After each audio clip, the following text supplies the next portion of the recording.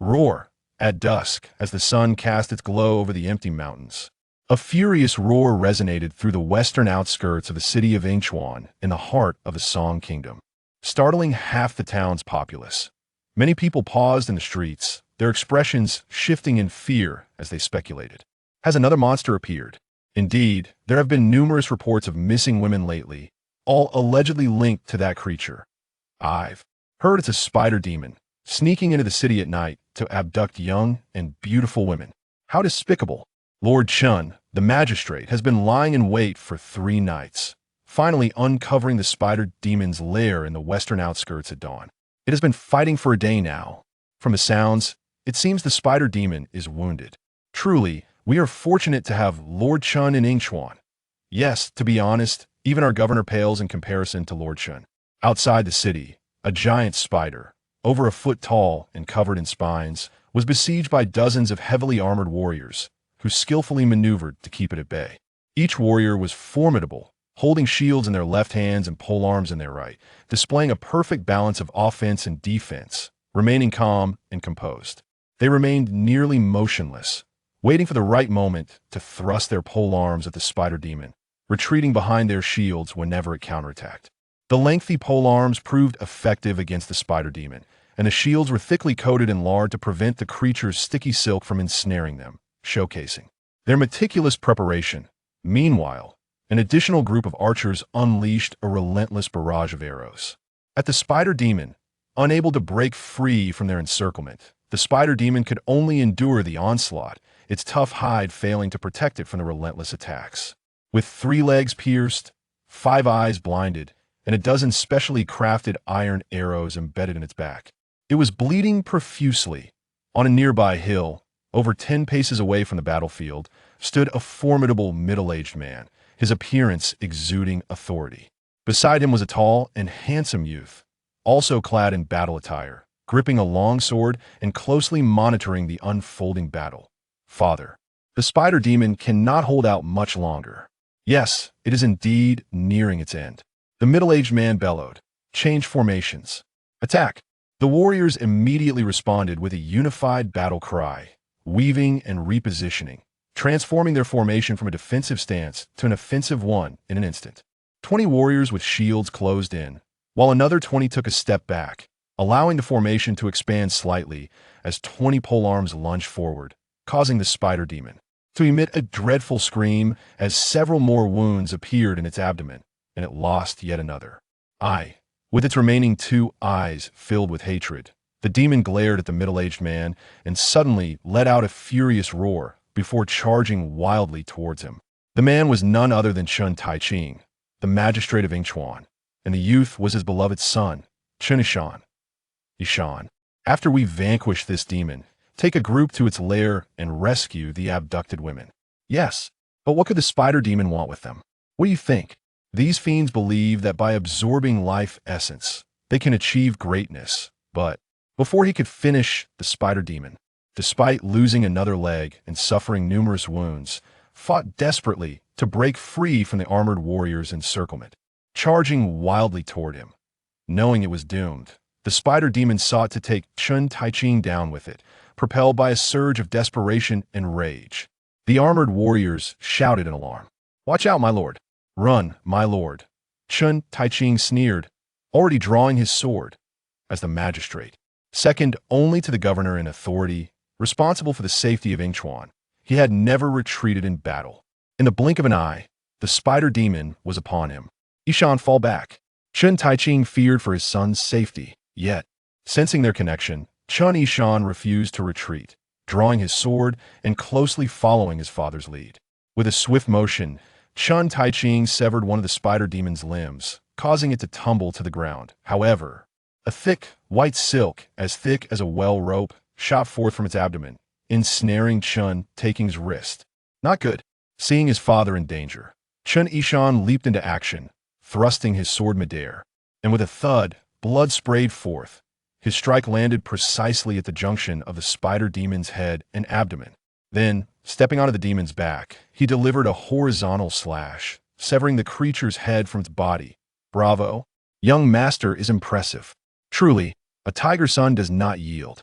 The warriors cheered, and Chen Taiching exhaled in relief, realizing how narrowly he had escaped.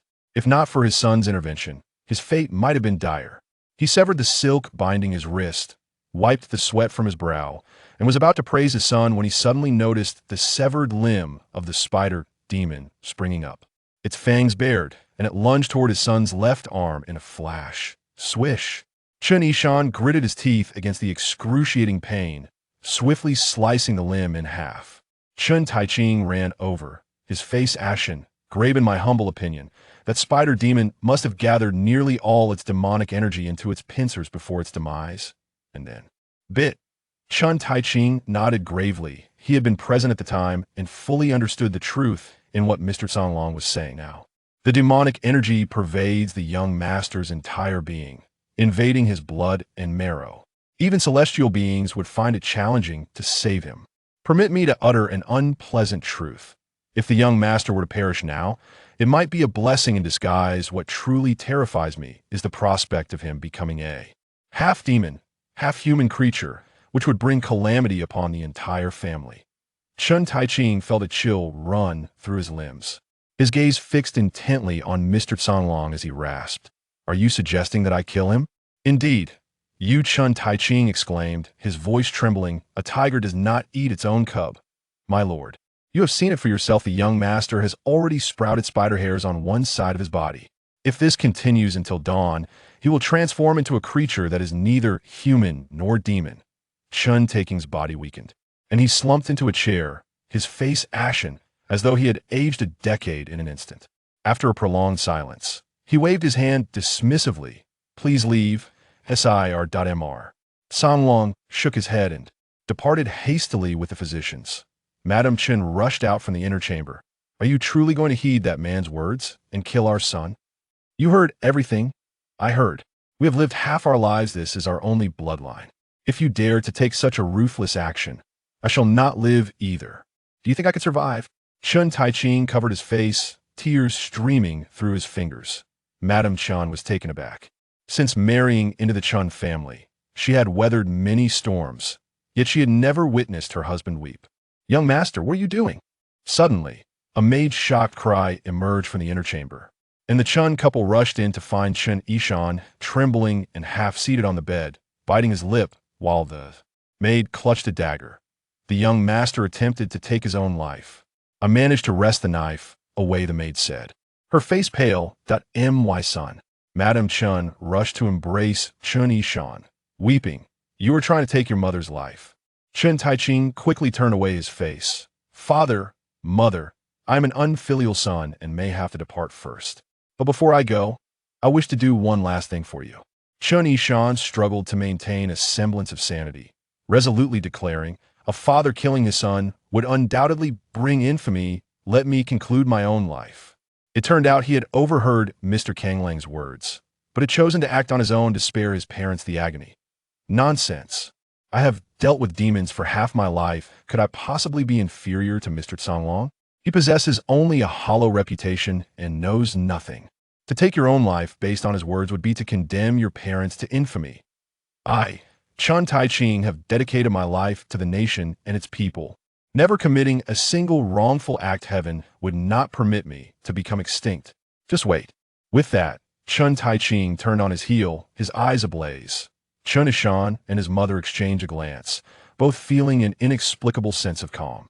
If father asked him to wait, surely he must have a plan. My son, take good care of yourself, and do not act rashly. Your father will surely find a way. Chen Yishan, however, could no longer hold on. The cold had numbed his entire body, and he no longer felt any itch. His consciousness faded gradually, and he collapsed, losing consciousness. Madame Chen cried a few more times, instructing the maid to remove all sharp objects from the inner chamber. Then she remained vigil by her son's bedside, not daring to leave for a moment. Chen Taiching hurried to the rear courtyard, pushing open the door and swiftly entering the Chen ancestral hall.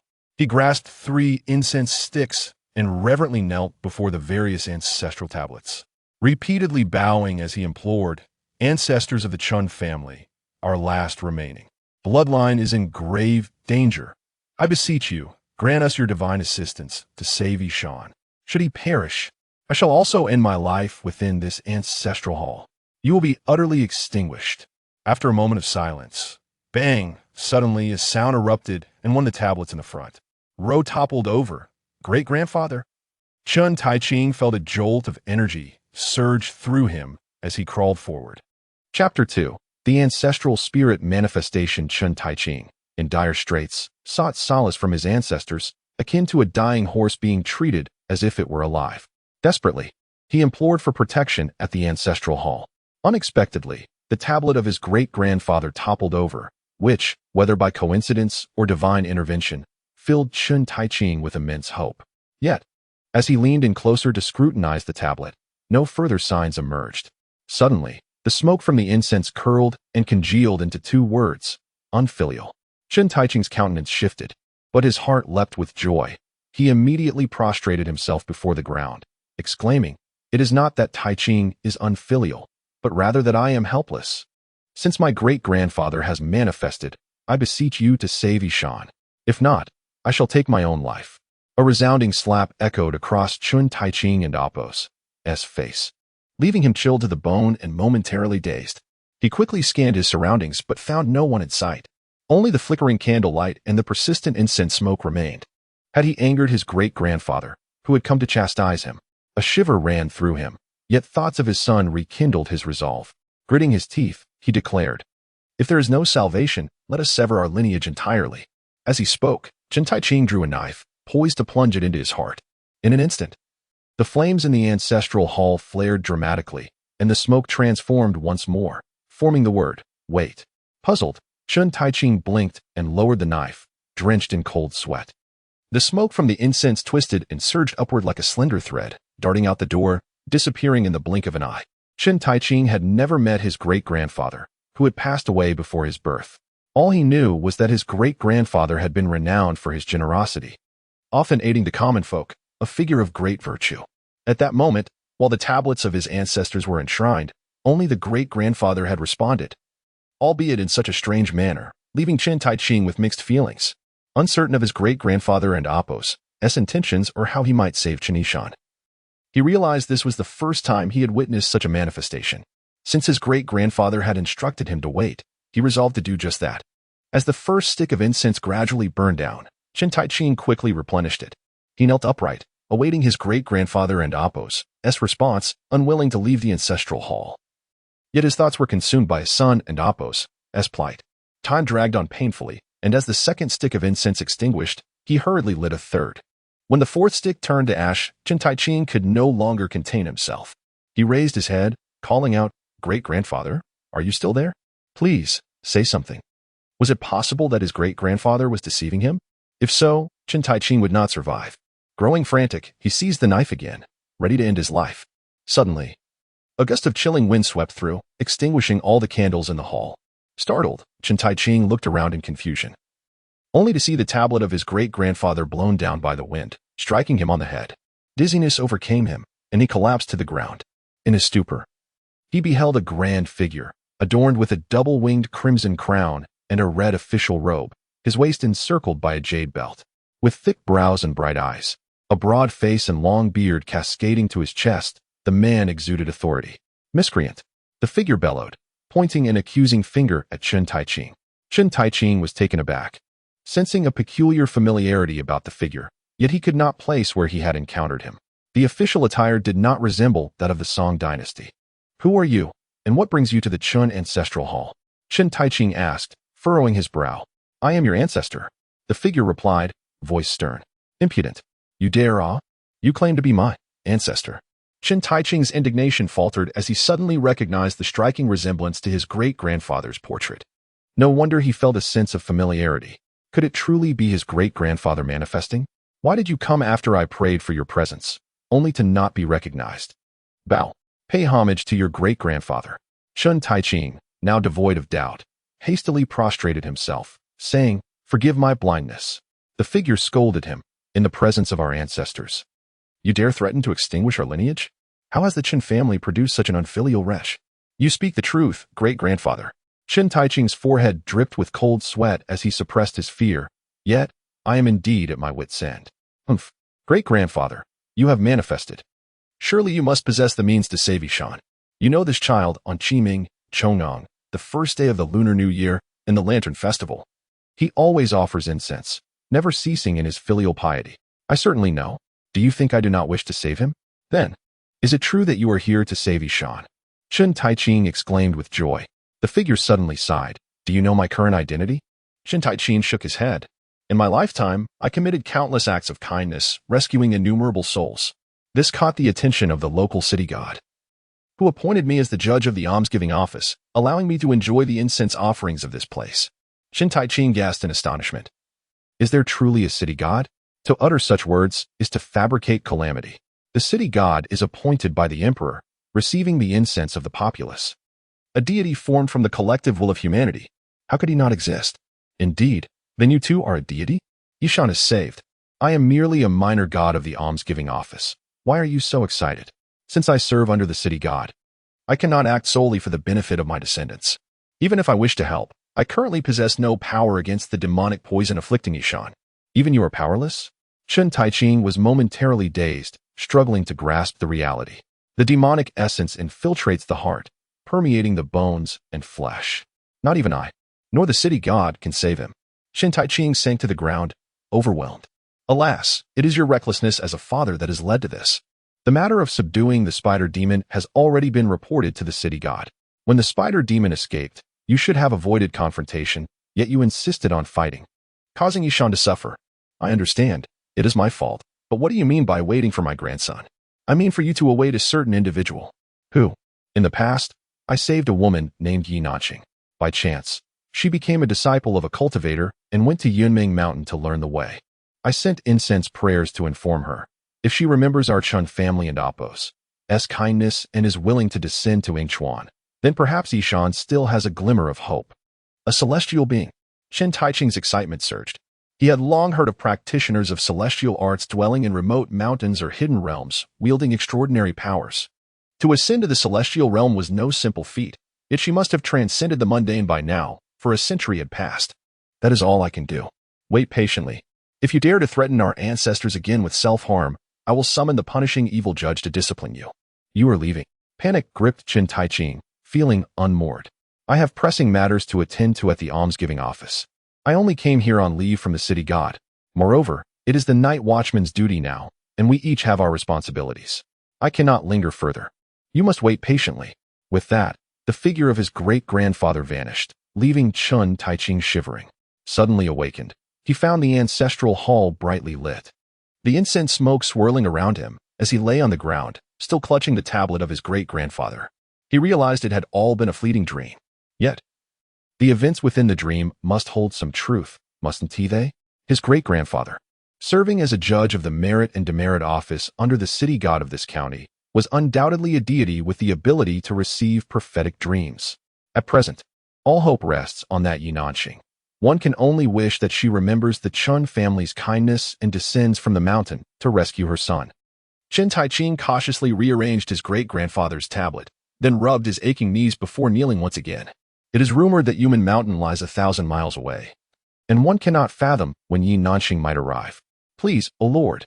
Just as Chen Taiqing was engulfed in worry, the steward of the household rushed in. His face alight with joy as he exclaimed from a distance, "A young lady has arrived outside, claiming to be the cultivator Yi Nanqing from Yumen Mountain. She knows of our young master's plight and has come down specifically to offer her assistance." Really? Chen Taiqing's heart swelled with a mix of surprise and delight as he hurriedly struggled to stand. Quickly, bring her in. No, I shall go to welcome her myself. Chapter 3. The unapproachable celestial maiden. As Chen Taiqing rushed to the gate, he beheld a graceful and strikingly beautiful young girl standing there, her long hair tied back, a sword in hand, clad in flowing black robes, exuding an aura of ethereal elegance that deterred him from gazing directly. You must be Lady Yi? Chen Taiqing hesitantly inquired, glancing around to find no one else but the girl, who appeared no older than 18 or 19. Despite his great-grandfather claiming she had practiced for a century, the girl, displaying evident impatience, replied coolly, "Is Chen Yishan your son?" "Yes. Take me to see him." "Of course. Please follow me, Lady Yi." Perhaps due to her cultivation of celestial arts, her youthful visage remained unblemished. Chen Taiqing had little time to ponder this as he hurriedly led Yi Nanqing towards the inner chamber. Lady Chen was already asleep by the bedside, and Chen Yishan had not yet awakened. However, it was apparent that dark bristles had sprouted on his neck and face, making him appear as a grotesque creature draped in human garments, a sight that was truly alarming. "My husband, who is this?" Lady Chen, roused by their footsteps, looked up to see her husband accompanied by a young and lovely maiden, and she could not help but inquire with a tone laced with suspicion. "This is Lady Yi, who has traveled a great distance to save Yishan." "Really?" Lady Chen exclaimed, joy radiating from her. "Thank you, Lady Yi. Thank you." Yi Nanqing barely glanced at Lady Chen, instead moving closer to Chen Yishan. Upon observing him, her delicate brows furrowed. "Lady Yi, my son is Chen Taiqing," began to speak. But Yi Nanqing waved her hand, silencing him. With a graceful motion, Yi Nanqing pinched Chen Yishan and Apos' jaw and forcefully opened his mouth, inserting a crimson pill. She then urged him to sit up, pressing one hand on his heavenly court and the other on his wind pool, channeling two streams of spiritual energy into him. Within moments, the dark aura enveloping Chen Yishan dissipated entirely and the sprouted bristles receded.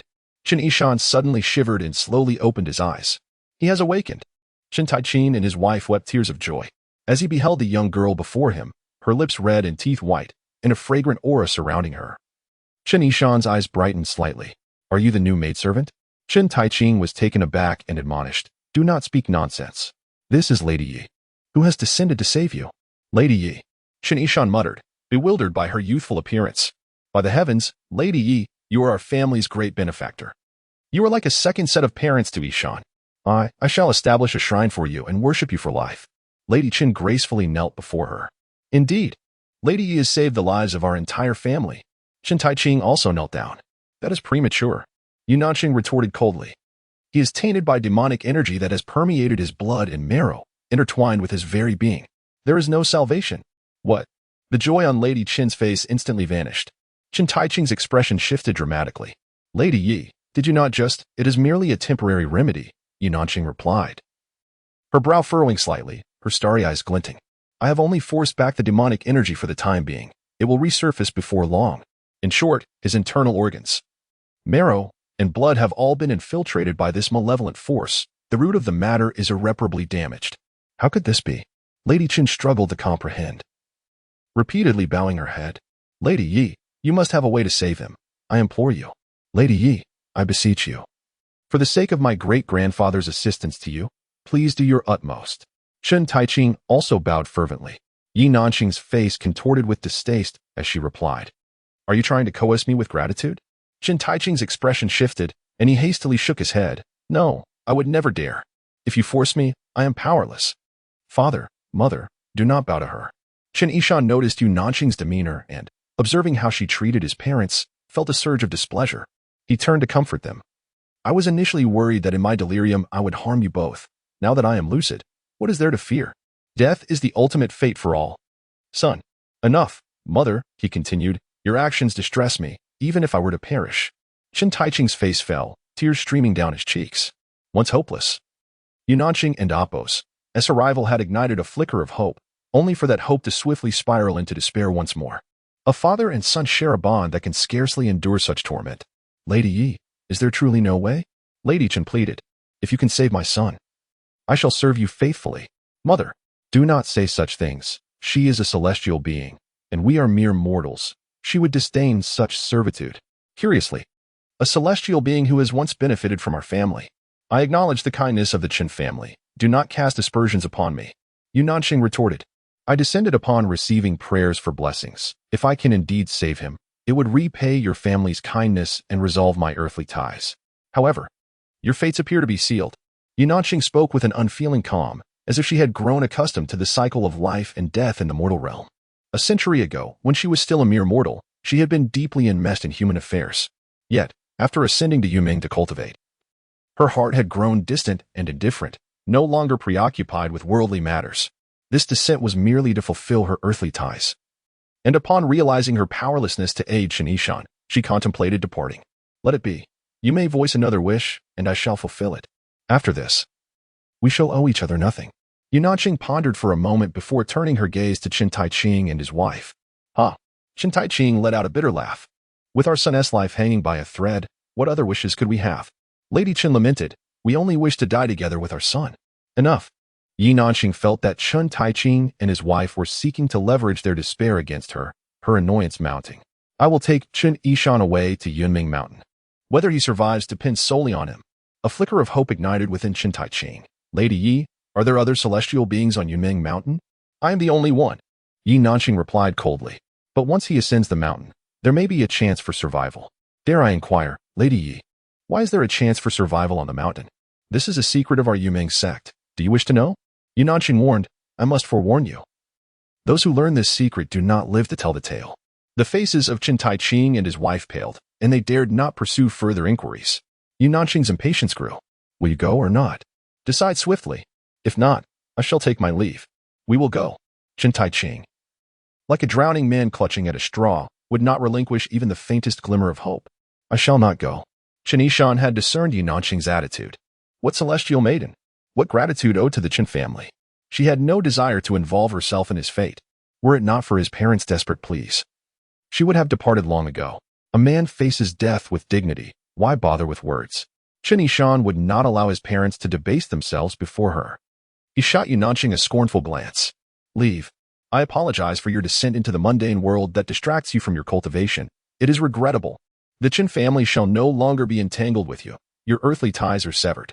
I wish you swift ascension and transformation into a true celestial being. Yi Nanxing cast a sidelong glance at Chen Yishan, fully aware of the mockery underlying his words.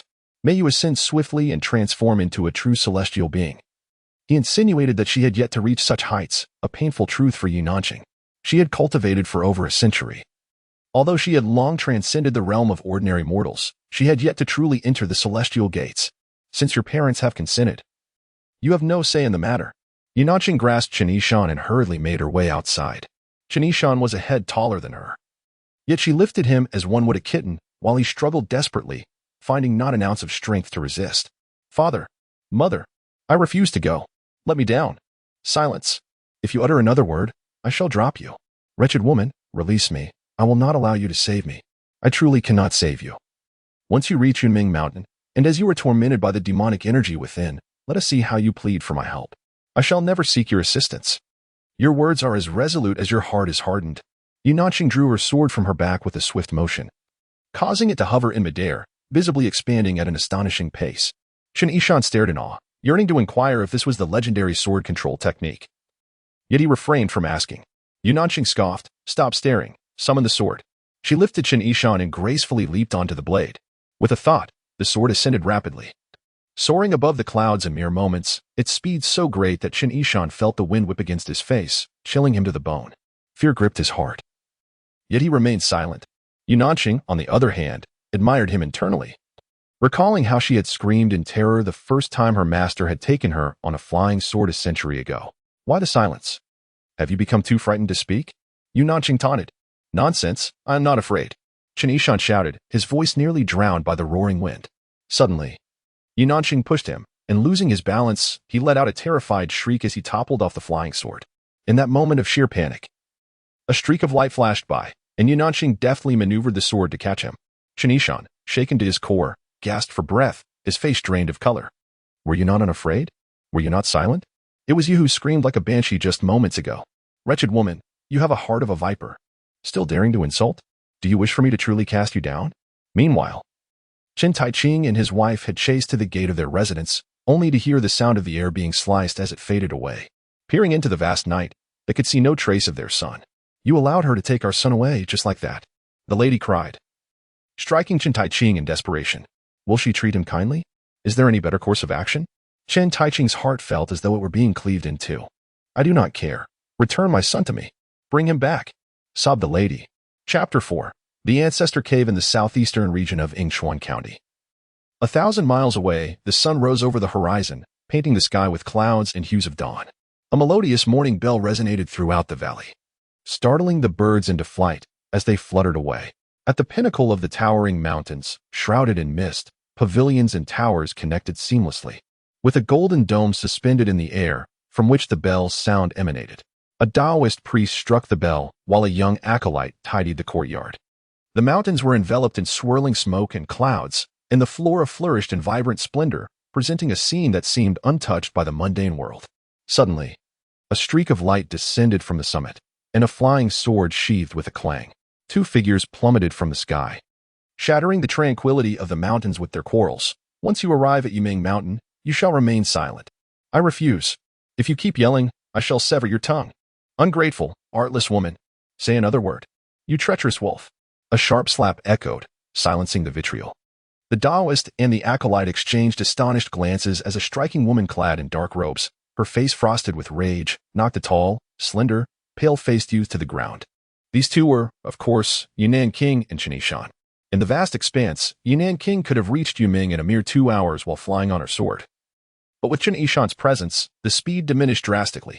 Even more troubling was Chen Yishan's incessant demands to be returned home, his defiance only inciting Yunnan King's irritation, which slowed her further. It was not until dawn that they finally returned. Initially, Yunnan King had attempted to intimidate Chen Yishan by momentarily pushing him off the sword only to catch him again, hoping to instill some humility. However, this only fueled his anger. Chen Yishan had always been one to resist authority, and rather than cowering, he lashed out with even greater fervor. Yunnan King contemplated truly kicking him off the sword, wishing to see him meet his demise, yet memories of the Chen family's past kindness restrained her fury. Once on solid ground, Chen Yishan continued to be insubordinate, and in a moment of exasperation, Yunnan King struck him, rendering him unconscious. At last, serenity enveloped the world. The bell-ringing Taoist and the sweeping acolyte rushed forward. The Taoist bowed respectfully, greeting Yunnan King, "Welcome back, immortal Yi." The acolyte knelt, bowing deeply, "Greetings, master." Yunnan King acknowledged in a rather indifferent tone, exuding an air of authority. The acolyte glanced at the unconscious Chen Yishan. "Master, this person is a wretch." Yunnan King's ire flared at the sight of Chen Yishan, who had disrupted her years of cultivated tranquility in a single night. If not for, she thought, she would have relished the opportunity to strangle him. She waved her hand and instructed the acolyte, "Take him to the Ancestor Cave." The acolyte hesitated. "The Ancestor Cave? But Master Sister is currently in seclusion. Yuqing's seclusion period has ended. She should be emerging now. Bring this wretch to her." "Understood." The acolyte grumbled under his breath about the unfairness of it all, begrudgingly approaching to seize Chen Yishan and lead him down from the golden dome. Beneath the dome, amidst layers of foliage, lay an inconspicuous cave. The stone door appeared seamlessly integrated with the mountainside, nearly invisible upon casual inspection. As the acolyte dragged Chen Yishan to the entrance, the stone door slowly opened, revealing a fair-skinned girl in a red robe stepping out. "Congratulations on finishing your retreat." "Master Sister." The acolyte beamed, bowing in greeting. "Junior brother, you're so eager to enter the cave? Waiting at the entrance before I've even emerged? What would you do if I had tea come out?" The girl, Yuqing, smirked, her sharp gaze landing on Chen Yishan. "And who might he be?" "Master Sister." "You misunderstand me," the acolyte thought bitterly, yet his face wore a smile. "I have no cultivation skills to enter the cave. And how would he dare to rush you out? It was Master who informed me of your emergence and instructed me to bring this person to enter." Yuqing's expression softened slightly. "Oh, is this person a new disciple of Master?" She scrutinized Chen Yishan, finding him handsome yet pale, and questioned whether Master would truly take on such a disciple. The acolyte shook his head. "He doesn't seem like a disciple of Master." Master referred to him as a wretch. "Yuqing." The acolyte continued, "I don't know what Master intends for him to do in the cave. Just do as Master instructed. There is no need for further discussion." Yuqing, perplexed, waved her hand. "I shall go see Master now. Farewell, Master Sister." Once Yuqing departed, the acolyte scoffed, contemplating her temper, which mirrored that of Master. Muttering under his breath, the acolyte dragged Chen Yishan inside. Given the acolyte's diminutive stature and Chen Yishan's height, the scene was comical and cumbersome. In the midst of their progress, the acolyte inadvertently struck Chen Yishan's head against a protruding rock, causing blood to flow freely. The pain jolted Chen Yishan awake. "Who are you?" Chen Yishan, unable to see Yunnan King, found himself confronted by the small acolyte. And with his tea refrained from displaying your noble temper. "Here, you are not a lord, nor am I your servant. Behave yourself, or I shall break your legs." With a cold laugh, Shui Yu swaggered out, casually closing the stone door behind her. Chen Yishan lay on the ground for quite some time before he finally rose. Utterly disheveled, pondering how he could not overpower that foul woman, and even a mere child bested him. The barrage of blows and insults from the other side left him feeling utterly humiliated. After a brief pause, he attempted to pull at the stone door, only to find it impossibly heavy. Gritting his teeth in frustration, He struggled in vain, his face flushed with anger. "Let me out." He pounded on the door. But silence met his cries. After shouting for what felt like an eternity, hoarse and breathless, he turned to examine the cave. It was narrow and empty, adorned with many hanging stalactites. A dimly lit perpetual lamp flickered softly, and a simple mat lay quietly on the ground. Apart from that, there was nothing else. That wretched woman has locked me in here, evidently intent on torturing me. No food, no drink. What a malicious intent.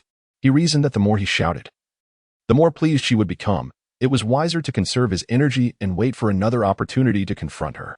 After all, if he could not defeat her physically, surely he could verbally chastise her? Ah, a gentleman speaks while a rogue resorts to violence.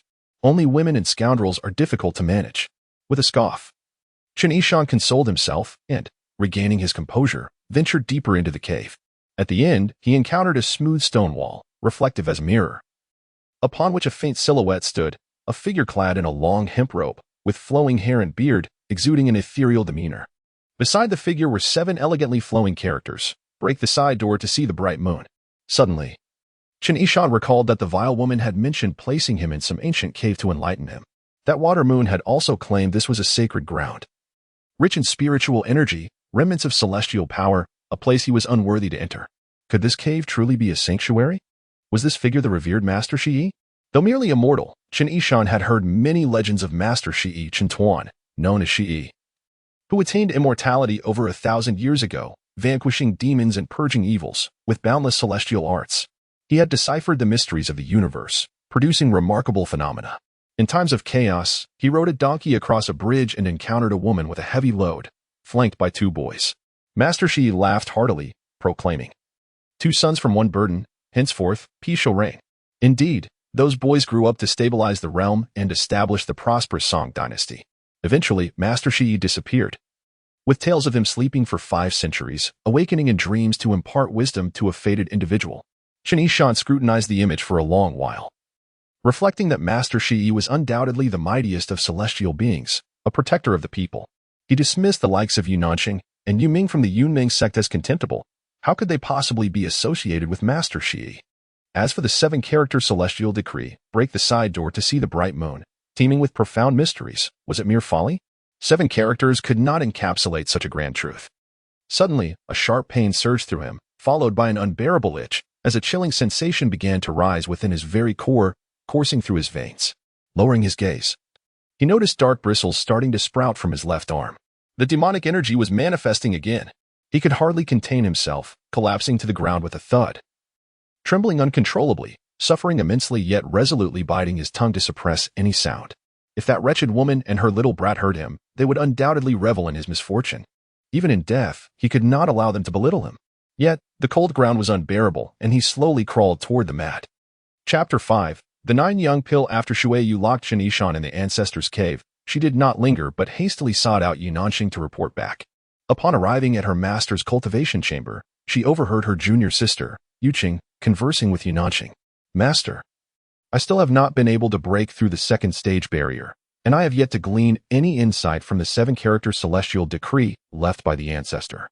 Yunanqing cast a glance at the young woman. Why the urgency? If it were so easy to break through, wouldn't there be throngs of immortals? As for the Ancestor's decree, I have spent over a century on Yumeng Mountain without comprehending its profound truths. You have only been practicing for a few years. Yes, I have been too hasty, Yuqing admitted.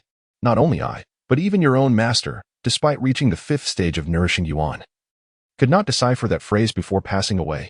My natural lifespan now dwindles to 20 years. If I cannot comprehend the Ancestor's decree within this time and fail to break through the 5th stage, then it shall be dust to dust. Nourishing yuan is the first realm of cultivation. Only upon entering this stage does one truly step into the realm of immortality.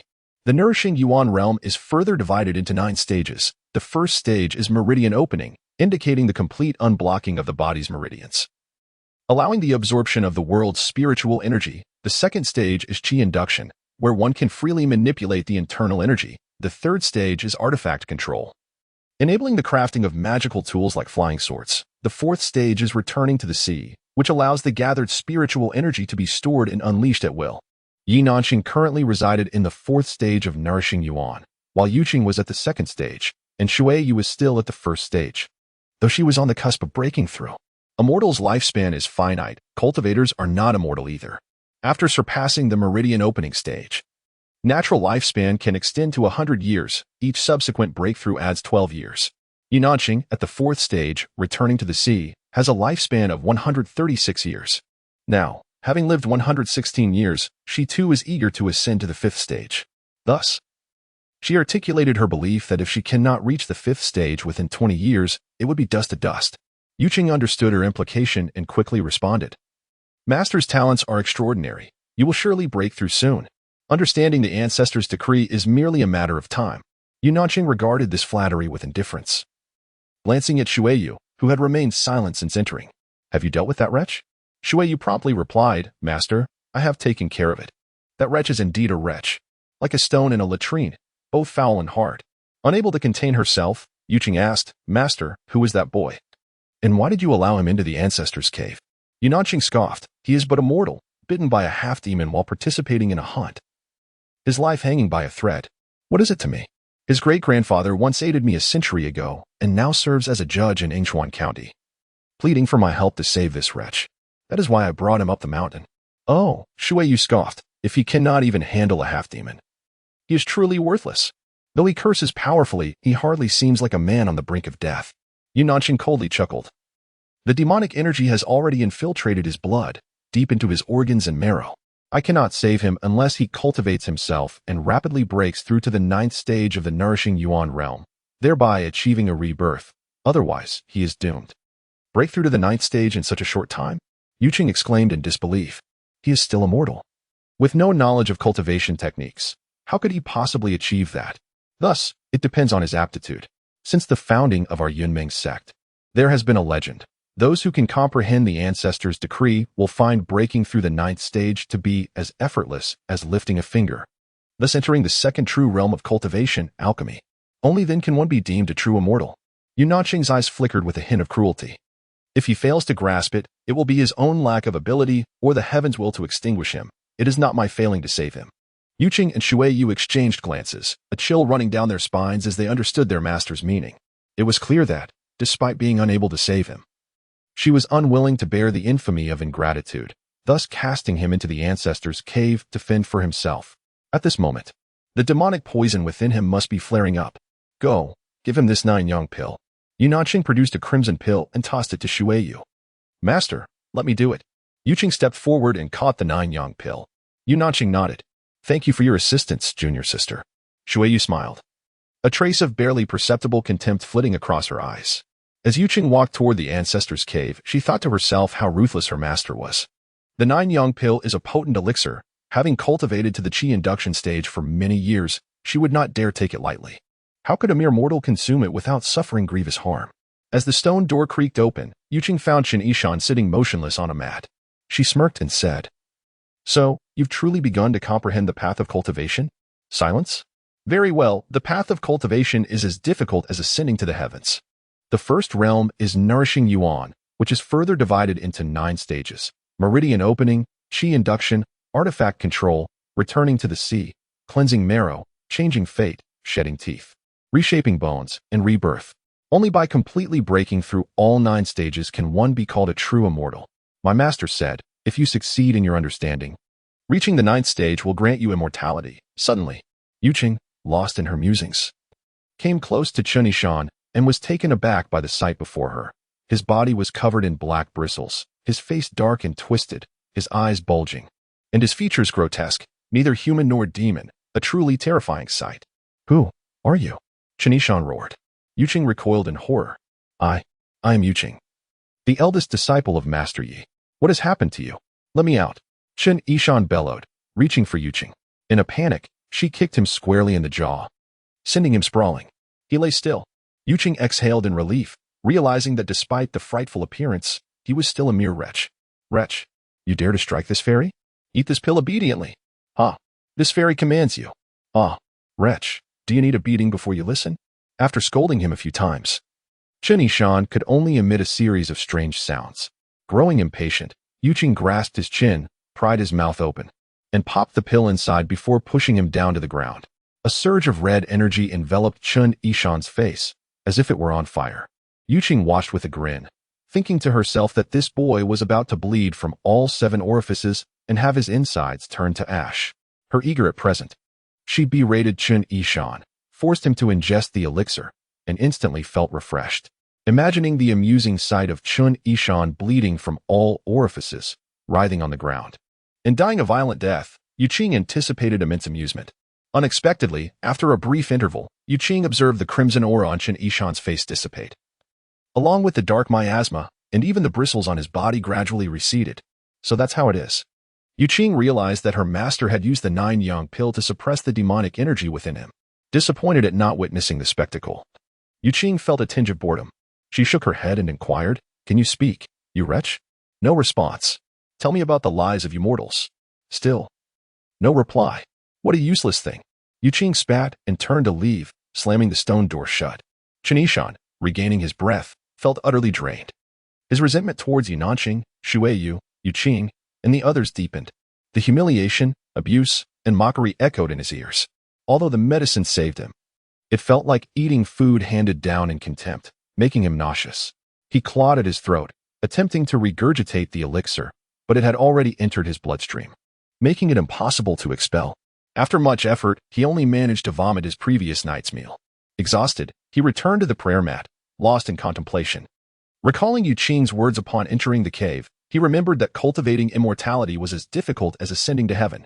The first realm, called Nourishing Yuan, was divided into 9 stages, and only by reaching the 9th stage could one survive. How is that possible? He wondered. I don't even know the methods of cultivation. How can I cultivate? Yunanqing is clearly mocking me. Damn, venomous woman. He cursed. How could my ancestors have been so blind as to save such an ungrateful wretch? Hundreds of miles away in Yingchuan County, within the magnificent city god temple on the 3rd floor, which was never open to the public. In a room with a reward goodness department sign, an elderly man sitting at his desk sneezed and rubbed his eyes. A blue-robed clerk beside him asked, "Judge, what's wrong? Did someone perhaps curse you? It seems someone is scolding me. Check the merit ledger and see if any mistakes have been made recently." Yes, Your Honor. Chapter 6. The Sister's Malice Master. That vile creature has indeed transformed into a half-demon, sprouting an unsightly coat of black fur. It is utterly repulsive. It even dared to attack me, but it was no match at all. Thanks to the potency of your 9-yang pill, I was able to suppress the demon energy within him. Such a wretched being, neither human nor demon, should not be allowed to tarnish the sanctity of our ancestral cave. Upon returning to report, Yuqing could not help but embellish the details of her encounter in the cave. Do not concern yourself with other matters. Yunanqing replied with an impassive expression. You need not visit him again. I shall instruct Shui Wei to deliver a pill to him each day. Yuqing was taken aback. Master, you painstakingly crafted those pills. Isn't it a waste to give him one daily? Yunanqing shot her a sidelong glance. How much can a life-saving grace be worth in 9-yang pills? Yuqing, skeptical, inquired, Master, isn't that wretched creature's family composed entirely of common folk? How could they possibly owe you any debt of gratitude? I too was once a mere mortal, Yunanqing replied, her brow furrowing as she reluctantly recalled events from a century ago. After a moment of silence, she spoke to her beloved disciple. I hail from the Song Kingdom. At the age of 16, I accompanied my father, a merchant, to the capital in search of a livelihood. Alas, he fell gravely ill along the way and could not recover. We spent all our savings at an inn in Yingchuan County and were subsequently turned out by the innkeeper. Left to sleep on the streets, utterly destitute. My father passed away shortly thereafter, and I soon fell ill as well, facing death at every turn. That vile creature's great-grandfather, Chen Yishan, was a benevolent man in Yingchuan County. He took me in out of kindness, summoned a physician to heal my ailments, and ultimately financed my father's burial. Such a significant act of kindness cannot be overlooked. Are there really such good people among mere mortals? Yuqing looked at Yunanqing in disbelief. That Chen Yishan couldn't possibly have had feelings for you. Yunanqing chuckled. Chen Yishan was not lecherous, nor did he harbor any ulterior motives towards me. Otherwise, he could not have served as the judge of good deeds. Yes, I understand. Yuqing blushed, casting a cautious glance at Yunanqing. Master, since that wretched creature is merely a common man, should we still send him food and water? Unnecessary. The 9-yang pill is sufficient to prolong his life. If we provide him with grains and water, he will inevitably soil the sacred grounds, tarnishing our holy site. Let him suffer hunger and thirst. As long as he remains alive, that suffices. A half-dead wretch merely clinging to life. Do we need to indulge his cravings? Indeed. Yuqing felt a twinge of sympathy for Chen Yishan and, after a long silence, softly asked, Master, do you think that wretched creature might comprehend the 7-character celestial mandate of our ancestor? Comprehend? Then he would be a rare genius in cultivation. Yunanqing scoffed. Our sect's rules have been passed down for centuries. Whoever can decipher the ancestor's 7-character mandate shall inherit the ancestor's teachings. Those of the Yunming sect must regard him as the master. If that wretched creature truly possesses such abilities, let him take the mantle of our sect's leader. I shall be his disciple, and you shall be his grand disciple. Haha. Yuqing forced a smile. Master speaks wisely. I worried too much. That wretched creature. A mere mortal with a worthless life. How could he possibly unravel the ancestral celestial mandate that even you cannot? However, I shall still deliver the 9 young pills to him. Yunanqing replied coldly, I have stated that Shuiwei will deliver the pills. You need not go. What have I done wrong? You have done nothing wrong. It is simply that you are too indolent and overly playful. I am not. Still defending yourself? Why are you so eager to deliver the 9 young pill to that wretched creature? Do not think I am unaware of your intentions. You are simply a playful spirit, seeking to amuse yourself at his expense. Disciple. Yunanqing's expression darkened as she suddenly spoke sternly. You are well aware of the rules of our sect. Only one person may govern the Yunming Gate at a time. Though Shuiwei is younger, his talents surpass yours, and his diligence exceeds your own. If this continues, he will surely surpass you one day. I am a woman, and so are you. That is why I have favored you. You have been allowed to enter the ancestral cave for meditation several times without permitting Shuiwei to enter, and he has harbored grievances about this. Are you not aware? Disciple understands. Master has always shown care. But what will you do when one day Shuiwei's cultivation surpasses yours? Yuqing forced a smile. He won't surpass me so easily. I believe it will not be long before he does. When I meet my end, do you think Shuiwei will tolerate you? With his temperament, he will either kill you or force you to become a furnace for his cultivation, feeding on your essence day and night. Disciple understands. Yuqing broke into a cold sweat and hurriedly took her leave. 3 consecutive days passed, and Chen Yishan's transformation into a demon occurred almost daily. Yunanqing did not visit him, always sending Shuiwei with the 9 yang pills instead. Chen Yishan's consciousness fluctuated between clarity and confusion. When he was unconscious, it was bearable. But once he regained his senses, the torment was unbearable. Had it not been for his resilient character, anyone else would have long since taken their life against the walls in despair. The ancestral cave was already shrouded in chill, and the confined space, devoid of daylight, was accompanied only by a dim, flickering candle. For the Yunming sect, it was a sacred ground, but for Chen Yishan, it was akin to a hell on earth. To make matters worse, Chen Yishan had no food or water, relying solely on the 9 yang pills to sustain his life. After several days, his face became gaunt, and he had lost considerable weight. His lips were chapped and peeling, and he felt as though his stomach had been hollowed out. He was on the brink of madness. That evening, Shuiwei arrived again with the pills. Chen Yishan's eyes burned with rage as he cursed, You've imprisoned me here without food or water. Are you trying to save me or torment me? If it's torture, I'd rather you just kill me outright. Shuiwei replied with a smile. If we provided you food and drink, would you then soil the sacred grounds? If you wish to survive, you must endure hardships, starve your body, and disrupt your desires. If you cannot grasp this simple principle, how can you expect to live? Fuming, Chen Yishan retorted, Tell your master that I do not wish for her to save me. Release me at once. Let me descend the mountain and fend for myself. I will not blame you. If you do not set me free, I will take my own life in this wretched cave. Shuiwei scoffed. If you wish to die, then die. No one will stop you. My master is compassionate. But she must repay the Chen family for their kindness. Otherwise, do you think you could remain here day after day? I am also burdened by the toll of wasting the 9 yang pills she painstakingly crafted. You squander one each day, which is a gross waste. Compassionate? Bah. You and your kind are nothing but a den of snakes and rats, heartless and ungrateful. What a joke. Only mere mortals concern themselves with humanity. How can cultivators be burdened by such emotions? How could beings like you ever aspire to transcend into immortality? Look at us. We are cultivators. While you are but a commoner, living well while you linger in a state of half-life, neither human nor demon, who do you think you can argue with? Shuiwei smiled brightly. I believe that if diligent practice cannot lead to immortality, then it is indeed the heavens that are blind. My master sends me daily to deliver pills to you, and you have no idea how much time you are wasting. Yet you dare to blame me? You are the ungrateful one. Without waiting for Chen Yishan to respond, Shui Wei elegantly waved her sleeve and left, sealing the stone door behind her. She could hear Chen Yishan's furious shouts and curses echoing in the cave, but she merely smiled coldly before hastening to the celestial peak to practice her cultivation. The Golden Summit is the highest peak of Cloud Dream Mountain, and the star observation platform is the pinnacle of the summit. At night, one often feels as though they could reach out and pluck the stars from the sky. This site, aside from the old ancestor cave and the training chamber of Yunaxing, is imbued with the most potent spiritual energy in the entire Cloud Dream Mountain, making it exceptionally conducive for cultivating celestial arts. On the star observation platform, there lies a naturally formed pool of crystal clear water, known as the Heavenly Pool.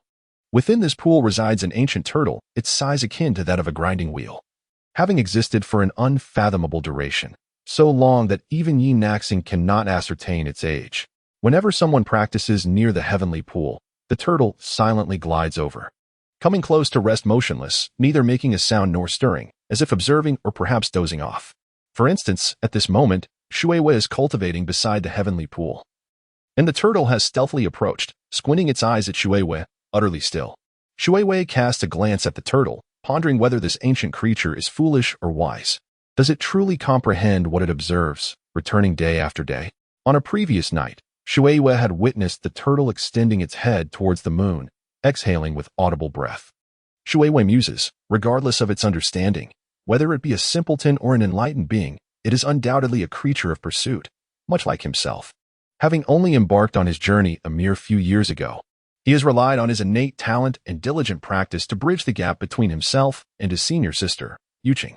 He now stands but a step away from attaining the second stage of nurturing essence, and once he catches up to Yuqing, he too will earn the right to enter the old ancestor cave for secluded cultivation.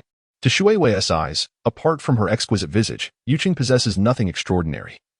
Her nature and talent pale in comparison to his own. Even their master, he believes, falls short of his prowess. Humph. It is merely favoritism on the master's part. Yuqing had entered the old ancestor cave during her meridian opening phase, yet when it comes to him, their master invokes the rules of the sect, claiming one must reach the essence-raising stage to gain entry. If only he could enter the old ancestor cave sooner and quietly meditate. Grasping the wisdom of the ancestor would surely become a matter of time. Shui Wei, you truly are diligent. A voice, laced with an icy tone, suddenly breaks his reverie, causing him to tremble involuntarily. He opens his eyes to find his senior sister Yuqing standing behind him, wearing a smile that is both knowing and mocking. As senior sister? What brings you here? Shui Wei stammers, hastily rising to present an amiable countenance. I too have come to cultivate. If I do not work harder, you will surpass me.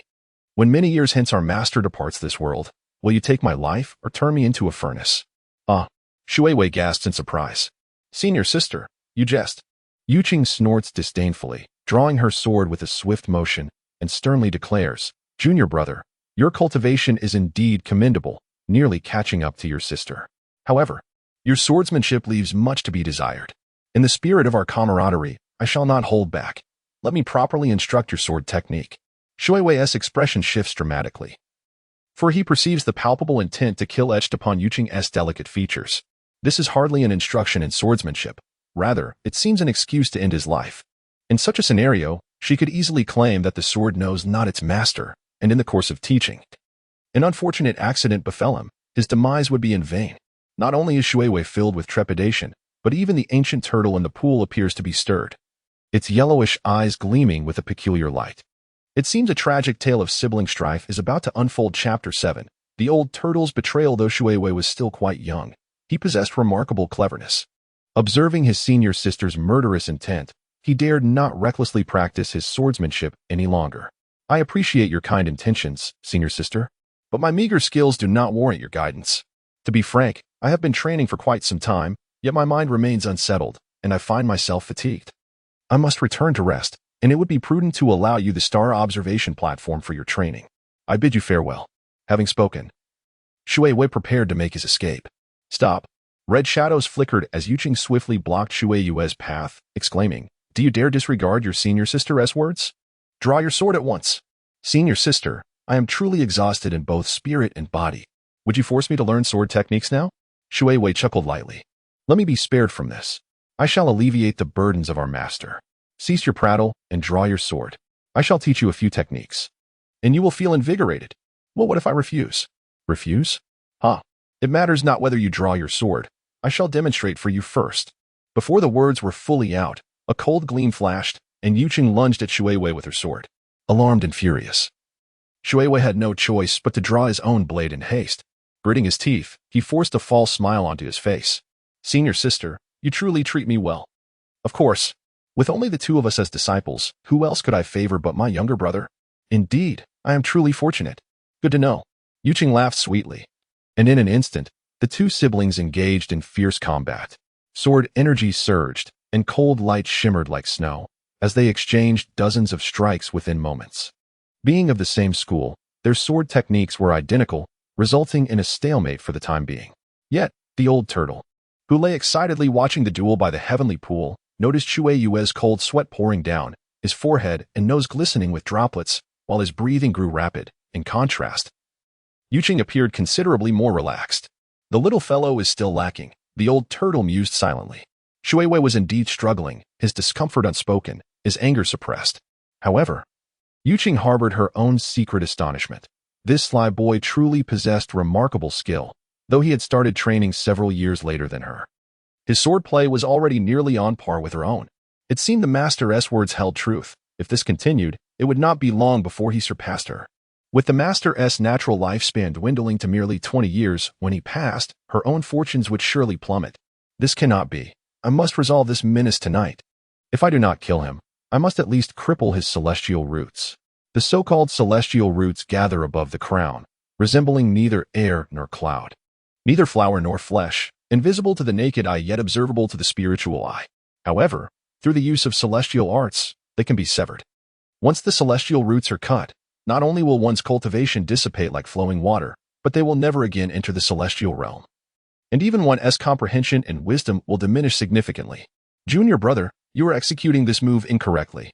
You should thrust like this. Your instruction is invaluable, senior sister.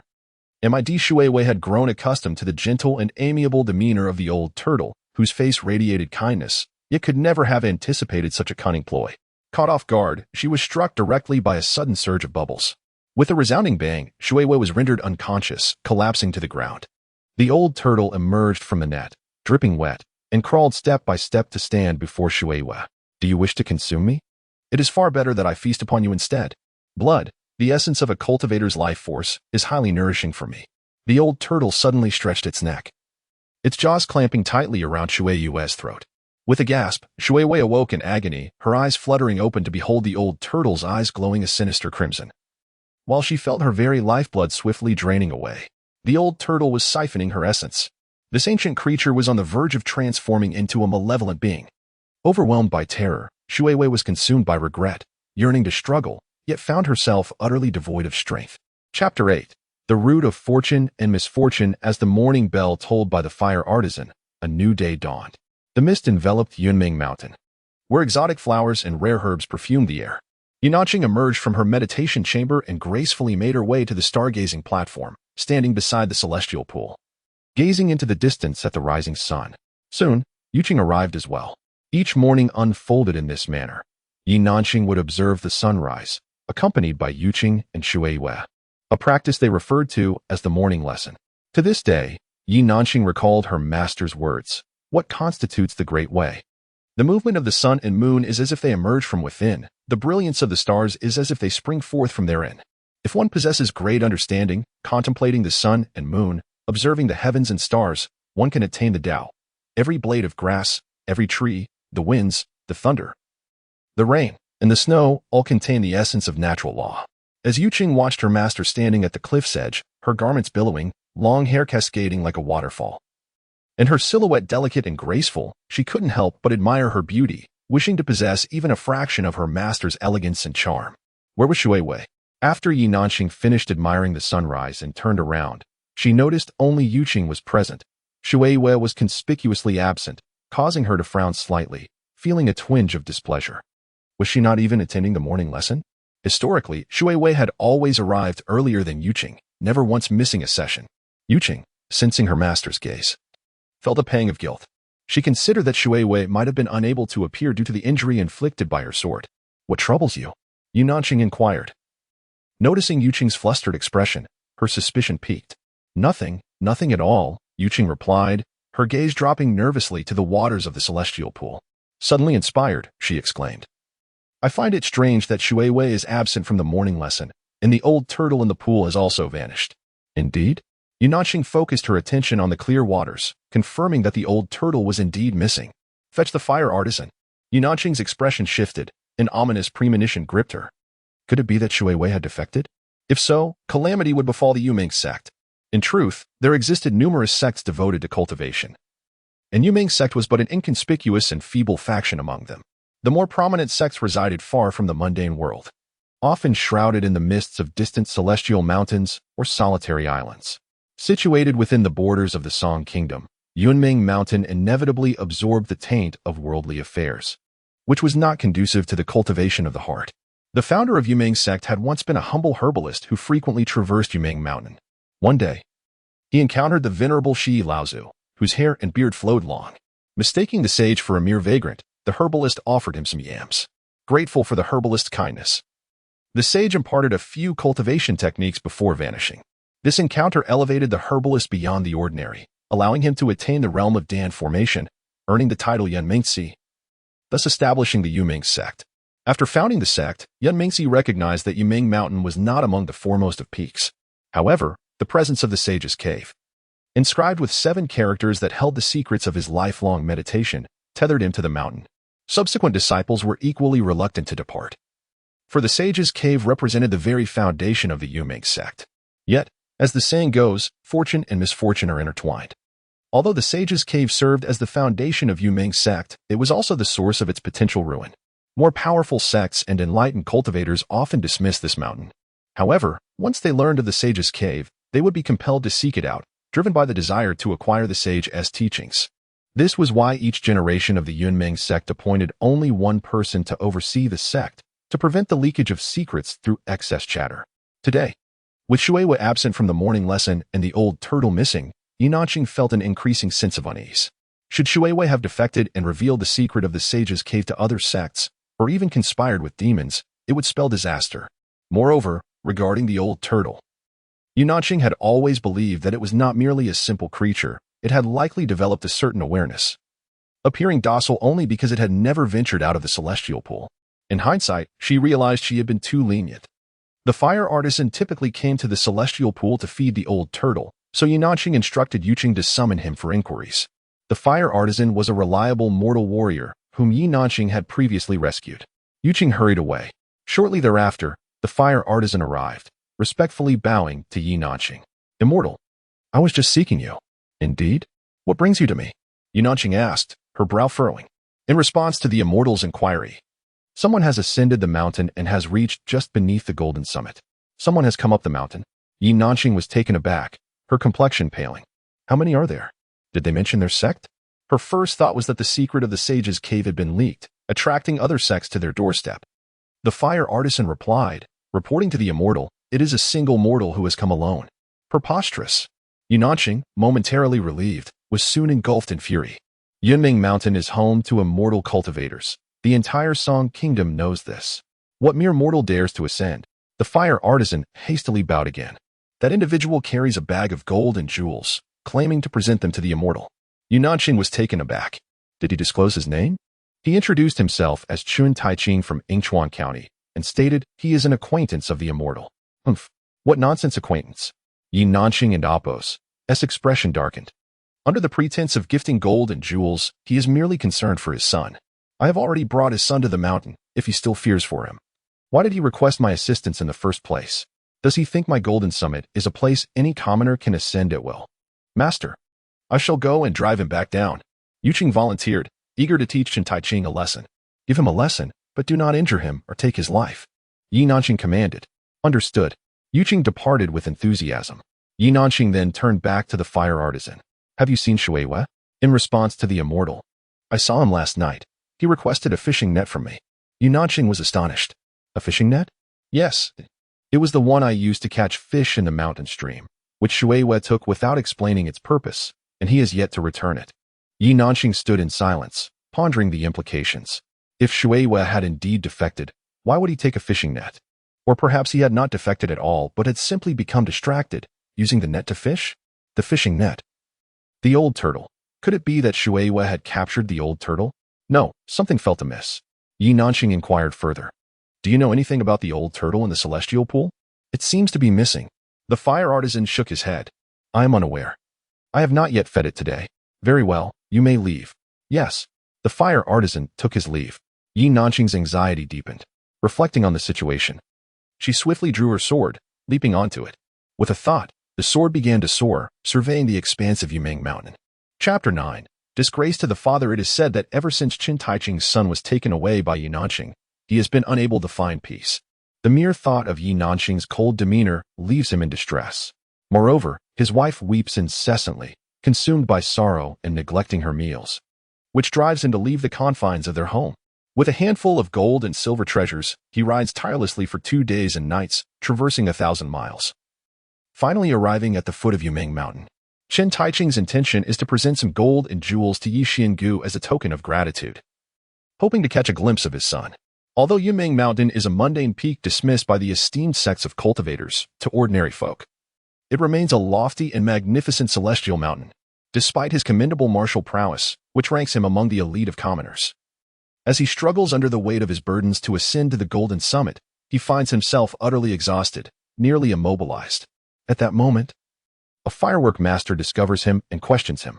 Chen Taiching explains his situation and requests the master to relay his message.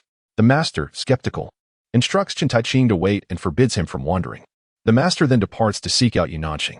With no strength left to move, Chen Taiching's legs feel as heavy as lead, and he can do nothing but slump down. Coincidentally, he finds himself resting just outside the stone door of the old ancestor's cave. Father and son are separated by a mere door, oblivious to each other's presence. Suddenly, a gust of wind rushes by, and a red figure darts forward.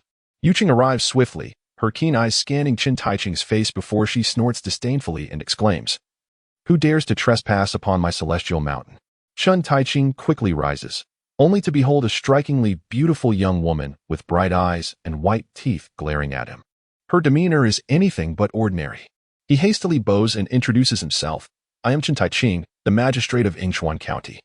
I traveled a great distance to present a humble gift to Yi Xiangu. I hope for your understanding in my audacity. May I ask for your name, fair maiden? I am Yuqing, the eldest disciple of Master Yi. Ah, greetings, Miss Yuqing. Chen Taiching raises his package. I bring some gold and jewelry as a modest gift for Yi Xiangu. Though it is a trifle, I hope you will graciously accept it. Yuqing dismissively replies, We have no interest in such trivial material possessions. You did not come here to offer gifts. You merely wish to see your son, do you not? Embarrassed, Chen Taiching replies, Miss Yuqing, considering the distance I have traveled and the sincerity of my intentions, may I at least see my son for a brief moment? With a cold laugh, Yuqing retorts, If you truly trust your son with my master, why then do you seek my master's assistance? Rest assured, I have complete confidence in him. Then I beseech you, let me see him. Chen Taiching urges, desperation creeping into his voice. Absolutely not. Yuqing's tone is unforgiving. Chen Taiching, undeterred, insists, Is this the attitude of Yi Xiangu? I demand to see her. And who do you think you are? A mere county magistrate, reeking of mundane filth? Do you think my master will entertain your presence? I command you to leave at once, lest you tarnish our sacred grounds. This is my master's decree. Chen Taiching's face flushes with shame and anger. Then when will my son recover? Yuqing retorts, He shall be well when he ascends to immortality. Chen Taiching is taken aback. Ascend to immortality? How long will that take? Yuqing bursts into laughter. Perhaps 50 or even 100 years, if he can survive that long. As the magistrate of Yingchuan County, once revered and respected, Chen Taiching now finds himself humiliated. After enduring the scrutiny of a firework master and now facing ridicule from this young girl, he feels utterly defeated. The thought of his son's safety drives him to swallow his pride, but hearing Yuqing's words ignites a fury within him. He can no longer contain his rage. He realizes that Yi Nanxing does not genuinely care for his son, and no one at Yunming Mountain will treat him kindly. Indeed, as mere mortals, he and his family are nothing more than ants in the eyes of the cultivators. With this realization, he concludes that it would be better to take his son home. Even if it means facing death, at least they would be buried together in their ancestral land. No longer able to maintain a civil demeanor, Chen Taiching casts aside the gold and jewels, shouting, Yishan, where are you? Your father has come to take you home. In truth, Chen Yishan has long been aware of his father's arrival. He heard the first words exchanged between Chen Taiqing and Yuqing from within the cave. Yet, he is on the brink of succumbing to the demonic energy, trembling uncontrollably with an icy chill permeating his bones, unable to move from his cushion. "Father, I want to go home," he stammers, his voice barely a whisper, muffled by the heavy stone door, rendering Chen Taiqing unable to hear him. Outside, Yuqing seethes. "In our secluded celestial mountain, you are not permitted to make such a racket." "Yishan, Yishan." Chen Taiqing tears his facade, ignoring Yuqing's admonitions, and continues to call out. In a swift motion, Yuqing draws her sword and harshly admonishes him. "Foolish wretch, if you dare to utter another word, I shall sever your tongue." Upon witnessing Yuqing draw her sword, Chen Taiqing is struck with shock and fury, and he angrily declares, with such arrogance, "How can you possess any compassion to save others? My son no longer requires your assistance. I will take him down the mountain myself." Yuqing laughs coldly. "Do you think Yumeng Mountain is your home? You believe you can come and go as you please?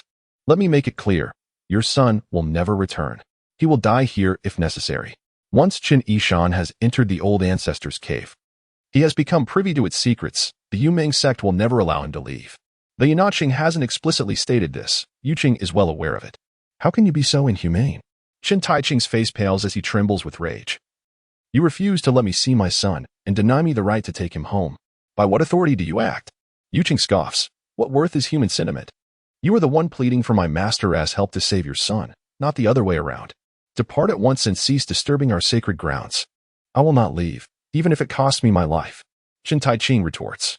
"Had it not been for my master's orders not to kill you, you would already be dead." Yuqing's sword quivers, and with a swift motion, she unleashes a pair of sword strikes. Chen Taiqing's robe tears, and 2 gashes appear on his arms, blood pouring forth. Stunned, Chen Taiqing realizes that the girl, from a distance, has effortlessly wounded him. Even with his martial skills, he couldn't evade her attack. The chasm between mortals and cultivators is indeed vast. "Will you leave or not?" Yuqing warns ominously. "If you do not depart, I shall shave your head and beard, leaving you a bald, bloodied spectacle to be discarded down the mountain." With a swish, her sword slices through his hairpin and headscarf, leaving his hair cascading freely. "You, a mere child, how can you be so cruel?" he exclaims.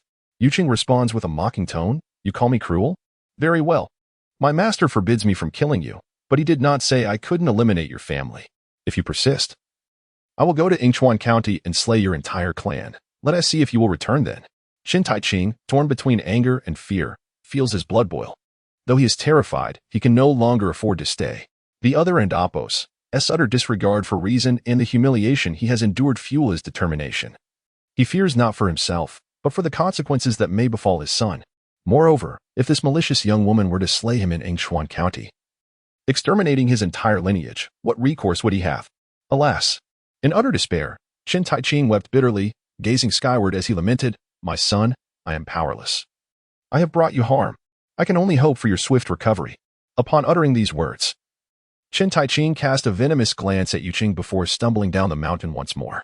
"Bah, a mere wastrel," Yuqing spat, sheathing her sword with a sense of satisfaction, though she felt a lingering desire for more excitement. Within the ancestral cave, Chen Yishan was consumed by rage, his eyes bloodshot, feeling as though his chest would burst. "Cursed wretches, I shall end your lives." He struggled fiercely, rising unsteadily from the mat, swaying as he attempted to rush toward the stone door. However, with barely a step taken, he collapsed once more. His legs had grown numb from the cold. Black, spiny tendrils erupted from his body in clusters, and his consciousness began to drift into chaos. He fought to keep his eyes open, refusing to succumb, directing his furious gaze at the ancestral statue upon the stone wall. Shi Ancestor, sacred realm of cultivation. In this confined space, devoid of sunlight and moonlight, where one cannot behold the flora, fauna, or even the stars and seas, where each meal is not of earthly fare, but merely the consumption of so-called elixirs. What manner of sanctum is this? Shi Ancestor, is this truly the place where you cultivated your immortality? With a roar of sheer indignation, he cried out. The stone wall mirrored his pupils, which, in despair, gradually widened, causing him to momentarily lose focus.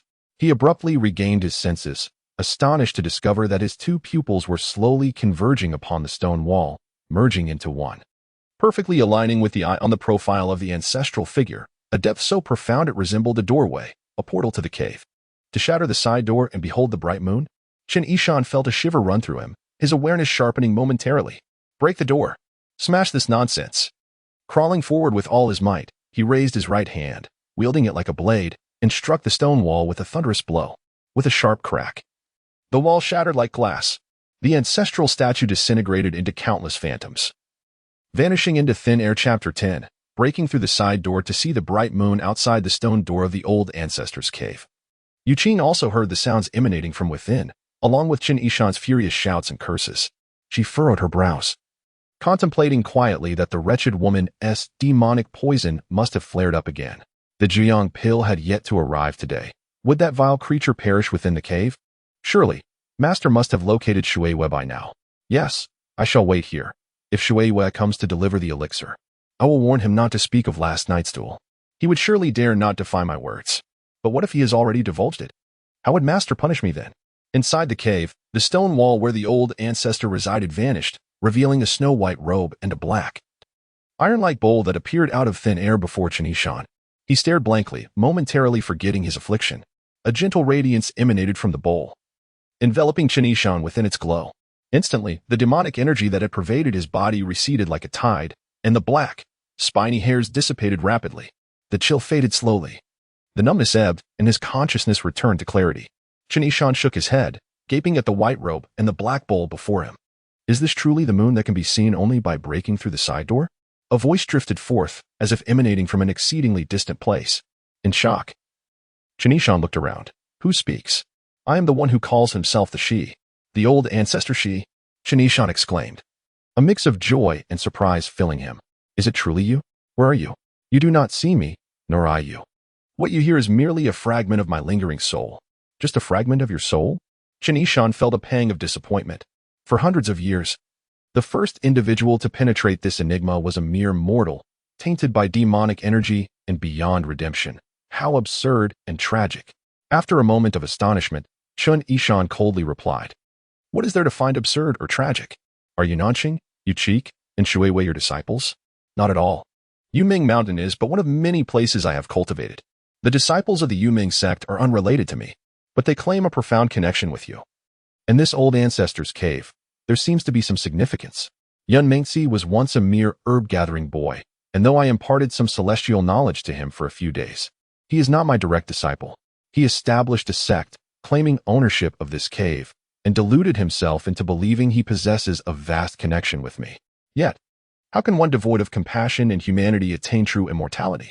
Originally, Chen Yishan believed Nanqing and the others were direct descendants of the old ancestor Shi, which had led to his discontent. Hearing this, he realized he had misunderstood. He respectfully said, you speak most correctly, old ancestor. Even we mere mortals understand the necessity of compassion and righteousness in our dealings, yet ye Nanqing and the others dismiss this. They even claim that cultivating immortality requires severing humanity and becoming heartless. Such nonsense. How can one claim to cultivate immortality while forsaking humanity? Excellent, excellent. With such awareness, your future achievements will be unparalleled by theirs. Chen Yishan forced a bitter smile, inwardly contemplating, what future could I possibly have? They have guarded this cave for hundreds of years, obsessively contemplating the phrase breaking through the side door to see the bright moon. Yet they fail to grasp the principle of no breaking, no standing. Filled with malice, they slaughter one another. How could they ever enter my realm of immortality? You are able to break through the stone wall, not solely by destiny, but also due to your own fortune. A mere mortal perceives more clearly and comprehensively than a cultivator. I shall bestow upon you the wisdom of insight suddenly. Chen Yishan felt an intense heat in his eyes, prompting him to shut them tightly. When he opened them again, everything in his field of vision seemed transformed. The cave, illuminated by candlelight, revealed its dark corners, and now he saw everything with astonishing clarity. In the air of the cave, wisps of pure, luminous energy swirled gently, leaving Chen Yishan astounded. What was that? Spiritual energy. In an instant, those energies surged toward him, flooding into his body through his mouth, nose, and every pore. Boom. A thunderous sound echoed in his mind as he felt his entire being boil with vitality. He could distinctly sense his blood accelerating, meridians expanding, and acupoints responding one after another, as if electrified. He was astonished to see the energies entering his body, enveloping and compressing strands of black energy, gradually flowing into his energy sea, forming a dark, viscous substance the size of a fingertip. An unprecedented sensation of clarity and refreshment washed over him, and Chen Yishan felt as if he had merged with the surrounding air, becoming one with it. Old Ancestor. What? I have utilized the remnants of my soul's power to channel the cave's spiritual energy to open your meridians.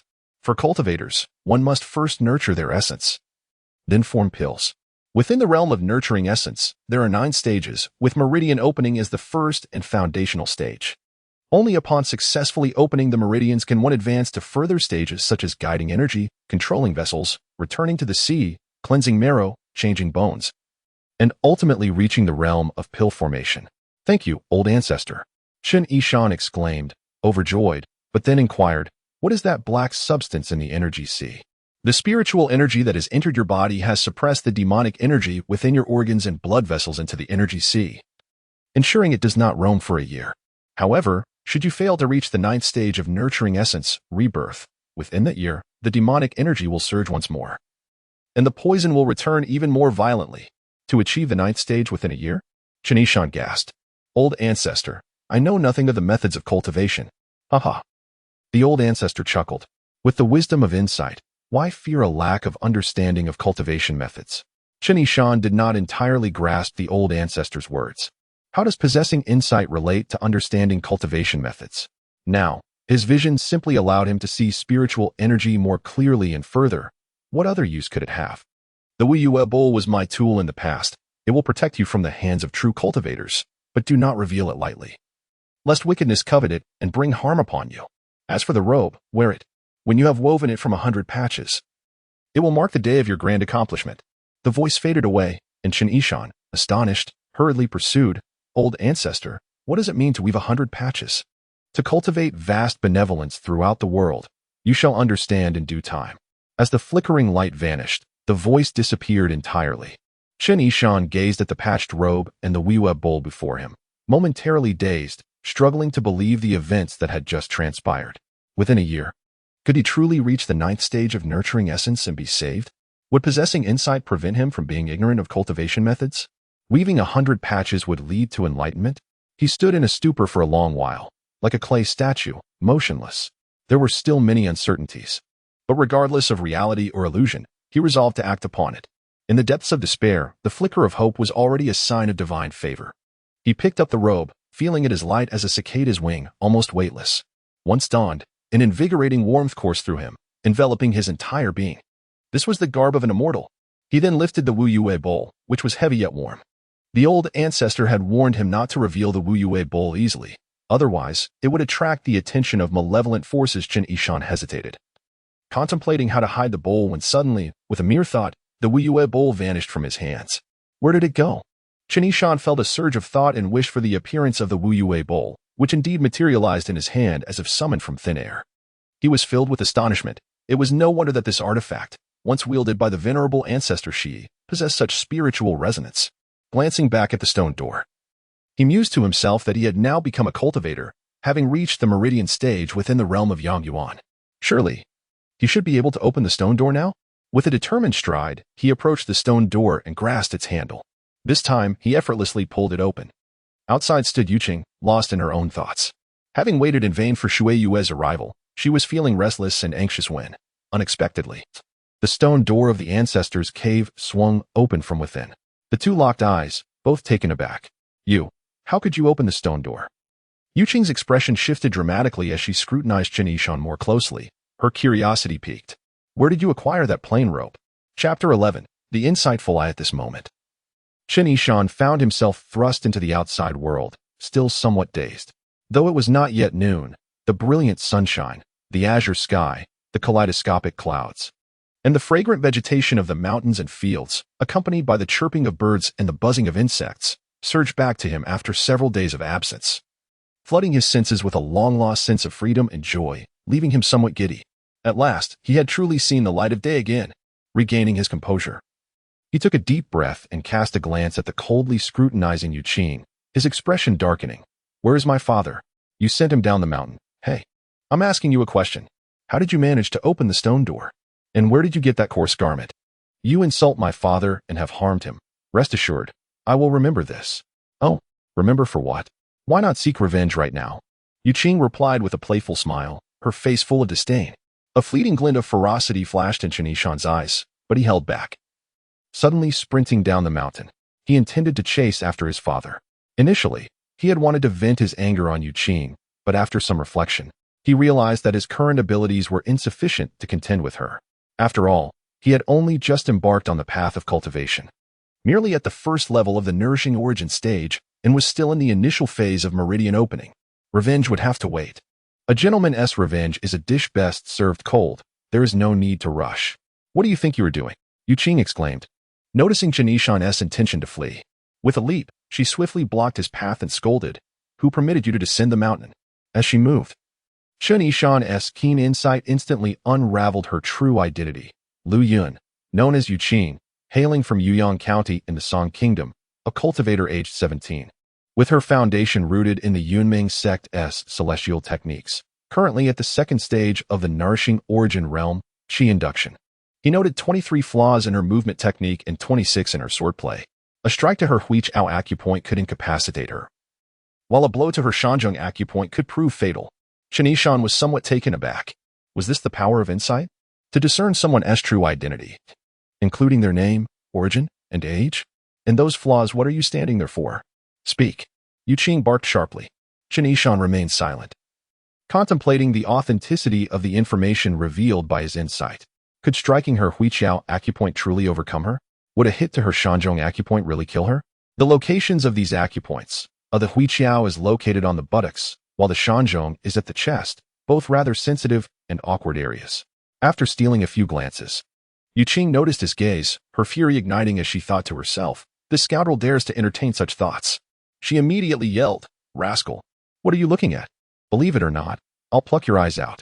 In a flash, Yu Qing moved like the wind, her fingers poised like hooks, darting toward Chen Yishan's eyes. Chen Yishan stood still, unable to react in time. However, the flaws in her technique magnified in his discerning gaze. 23 flaws were far too many. He sidestepped just in time, causing Yu Qing's the entanglements between them had not reached the depths of enmity that warranted murder. Having already vanquished his opponent and humiliated her, casting aside her treasured sword had provided a measure of satisfaction. At this moment, it was imperative to pursue his father. As Chen Yishan dashed down the mountain, Yu Qing's face flushed with a blend of shame and indignation. She bit her lip, took a moment to regulate her breathing, and with great effort, finally rose from the ground. Thankfully, Chen Yishan was merely at the channeling stage, with limited energy and scarcely any spiritual essence within him. Otherwise, that single grasp could have left her severely incapacitated. "That vile wretch dared to strike me there. I shall not forgive you," she muttered in self-reproach. Though she contemplated descending the mountain to pursue Chen Yishan and avenge the indignities suffered, a wave of trepidation washed over her. Previously, she had easily bested him. Yet in their recent encounter, he had effortlessly evaded her attack, leaving her energy blocked by his counter. Was it mere chance, or was there something more to it? It was baffling. He was but a mortal. How could he possibly surpass her? Moreover, Chen Yishan had managed to push open the stone door of the ancestor's cave and even appeared to know her true name, further deepening her confusion. The stone door bore celestial seals. While not exceedingly profound, it was insurmountable for one unacquainted with cultivation. Yu Qing's heart swelled with not only shame, but also fear and bewilderment. Could it be that this wretch had somehow grasped the ancestor's celestial intent? Impossible. Absolutely impossible, she murmured to herself, hastening into the ancestor's cave. Upon entering, she sensed something amiss. The atmosphere within the cave had grown unbearably murky. Previously, the ancestor's cave was rich in spiritual energy, offering a refreshingly cool and fragrant breath. Now, however, the air was foul, a repugnant mix of mildew and rot. Yu Qing furrowed her brows, muttering to herself, could that scoundrel have defiled this place? But upon reflection, she found it improbable. He lived beyond the realm of mortals, sustaining himself on the 9-sun pill, having never consumed water. Where would such waste come from? What could possibly be happening? Why was there not a trace of spiritual essence to be felt? Upon reaching the end of the cave, Yu Qing gasped in astonishment, her eyes widening in disbelief. The stone wall had been destroyed. Debris littered the ground, the statue of the ancestor was gone, and the 7-character celestial decree had vanished without a trace. With the destruction of the wall and the loss of the statue and decree, it was as if her spiritual roots had been severed, leaving no essence behind. Terrified and pale, Yu Qing finally regained her senses and fled wildly, rushing towards the golden peak. She must urgently inform Yinanqing. The sanctum of the Yunming sect had been obliterated. Chapter 12. The counter-grab. Yinanqing scoured the Yunming mountain, yet found neither Shuiwei nor the old turtle. Disheartened, she returned to the golden summit, her heart restless with anxiety. Suddenly, she saw Yuqing rushing towards her, her face as pale as a ghost, shouting in alarm, "Master, something terrible has happened." "What is it? Why are you in such a fluster? Is there no semblance of the senior sister's composure?" Yinanqing furrowed her brows, pondering that Yuqing merely sent Chen Taiqing down the mountain. What could possibly be amiss? Is Chen Taiqing not heeding your words? No, it's the stone wall where the ancestral statue resides. That wretched person has broken it. The celestial decree is lost, and the spiritual roots of the ancestral cave have been severed. What? Yinanqing felt her scalp tingle as if struck by lightning, her heart nearly leaping from her chest. Repeat that. She could hardly believe her ears, praying she had misheard Yuqing. The spiritual energy in the ancestral cave is entirely gone. Upon entering, a putrid stench of decay assaulted me. That scoundrel Chen Yishan has fled as well, Yuqing said, her voice quivering with tears. Yinanqing's vision blurred, and she swayed, nearly fainting. The reason the founder of the Yunming sect, Yung Mingxi, established the sect here was precisely due to the existence of the ancestral cave. The only hope of attaining the great immortal and comprehending the Tao lay within the mystery of the seven-character celestial decree. It could be said that as long as the cave existed, the sect thrived. Should it be destroyed, the sect would perish. Yinanqing could never have imagined that after centuries of heritage, the sacred ground of her sect would be ruined by her own hand. "Master!" Yuqing rushed forward to support Yinanqing. Slap! Yinanqing struck Yuqing away, pointing an accusatory finger and scolding, "That little thief destroyed the sacred ground, and you did nothing to stop him." "Master, I only discovered the destruction upon entering the cave. Then why did you let that despicable wretch escape? You, a cultivator at the Qi induction stage, could not stop a mere mortal?" Yinanqing's voice was a strained hiss, her expression contorted as if she would devour Yuqing whole. "Disciple wanted to capture him, but I don't know what happened. He grabbed me unexpectedly, right on my backside, and then my internal energy was obstructed, leaving me unable to move for some time." "He grabbed your backside?" Yinanqing was momentarily taken aback, but her expression quickly darkened. The Yunming sect's techniques had a flaw, the ring jump acupoint. Once attacked, the internal energy would be rendered ineffective in an instant. This secret was known only to the past leaders, and she had never divulged it to Yuqing or Shuiwei. There was no way that Chen Yishan, a mere mortal, could have known to strike Yuqing's rear. It must have been a lewd act, purely accidental. Suddenly, she noticed Yuqing was without her treasured sword, and her heart sank again. "Where is your sword?" "It was thrown into Yunming Marsh while I was immobilized by that scoundrel. Utterly useless." Yinanqing was beside herself with rage, pointing at Yuqing, trembling uncontrollably. "How could I have taken you, such a worthless disciple, as my senior apprentice? Where did Chen Yishan run off to?" "He went down the mountain to chase Chen Taiqing." Yinanqing's heart raced with uncertainty. At this time, his demonic poison should have flared up. "He appears to be just fine, which perplexes me as well. Enough talk, let us catch him and see what is truly happening." Yinanqing grasped Yuqing and sped outside. Her flying sword swiftly unsheathed, expanding in midair, as Yinanqing soared through the skies, racing down the mountain. Upon reaching the mountainside, Yinanqing's keen eyes spotted a figure sluggishly moving below. Draped in a coarse robe, the figure appeared weak and slow, heading downwards. "Master, that scoundrel is over there." Yuqing pointed and cursed upon seeing the figure. Yinanqing's heart stirred with suspicion. When did that wretch change his attire? However, she had no time to ponder such trivial matters. Swiftly maneuvering her flying sword, she landed in front of Chen Yishan, blocking his path. Chen Yishan was startled, looking up to see his nemesis, and they both glared at each other with palpable animosity. "You foul woman, still haunting me. You insolent wretch, do you wish for death?" They both hurled insults in unison. Chen Yishan's sharp gaze scrutinized her. "Yi Daniel, Taoist title Nanxing, from Jiangxia County, Song Kingdom, aged 116. A cultivator of the Yunming sect, at the 4th stage of the nourishing Yuan realm, with 27 flaws in your celestial techniques and 45 in your sword techniques. Striking your ring jump acupoint could render you." A peculiar smile slowly crept across Chen Yishan's face. "Yi Daniel, so that was your previous name." Though he had fewer flaws in his celestial techniques and swordplay than Yuqing, both master and disciple shared a common vulnerability.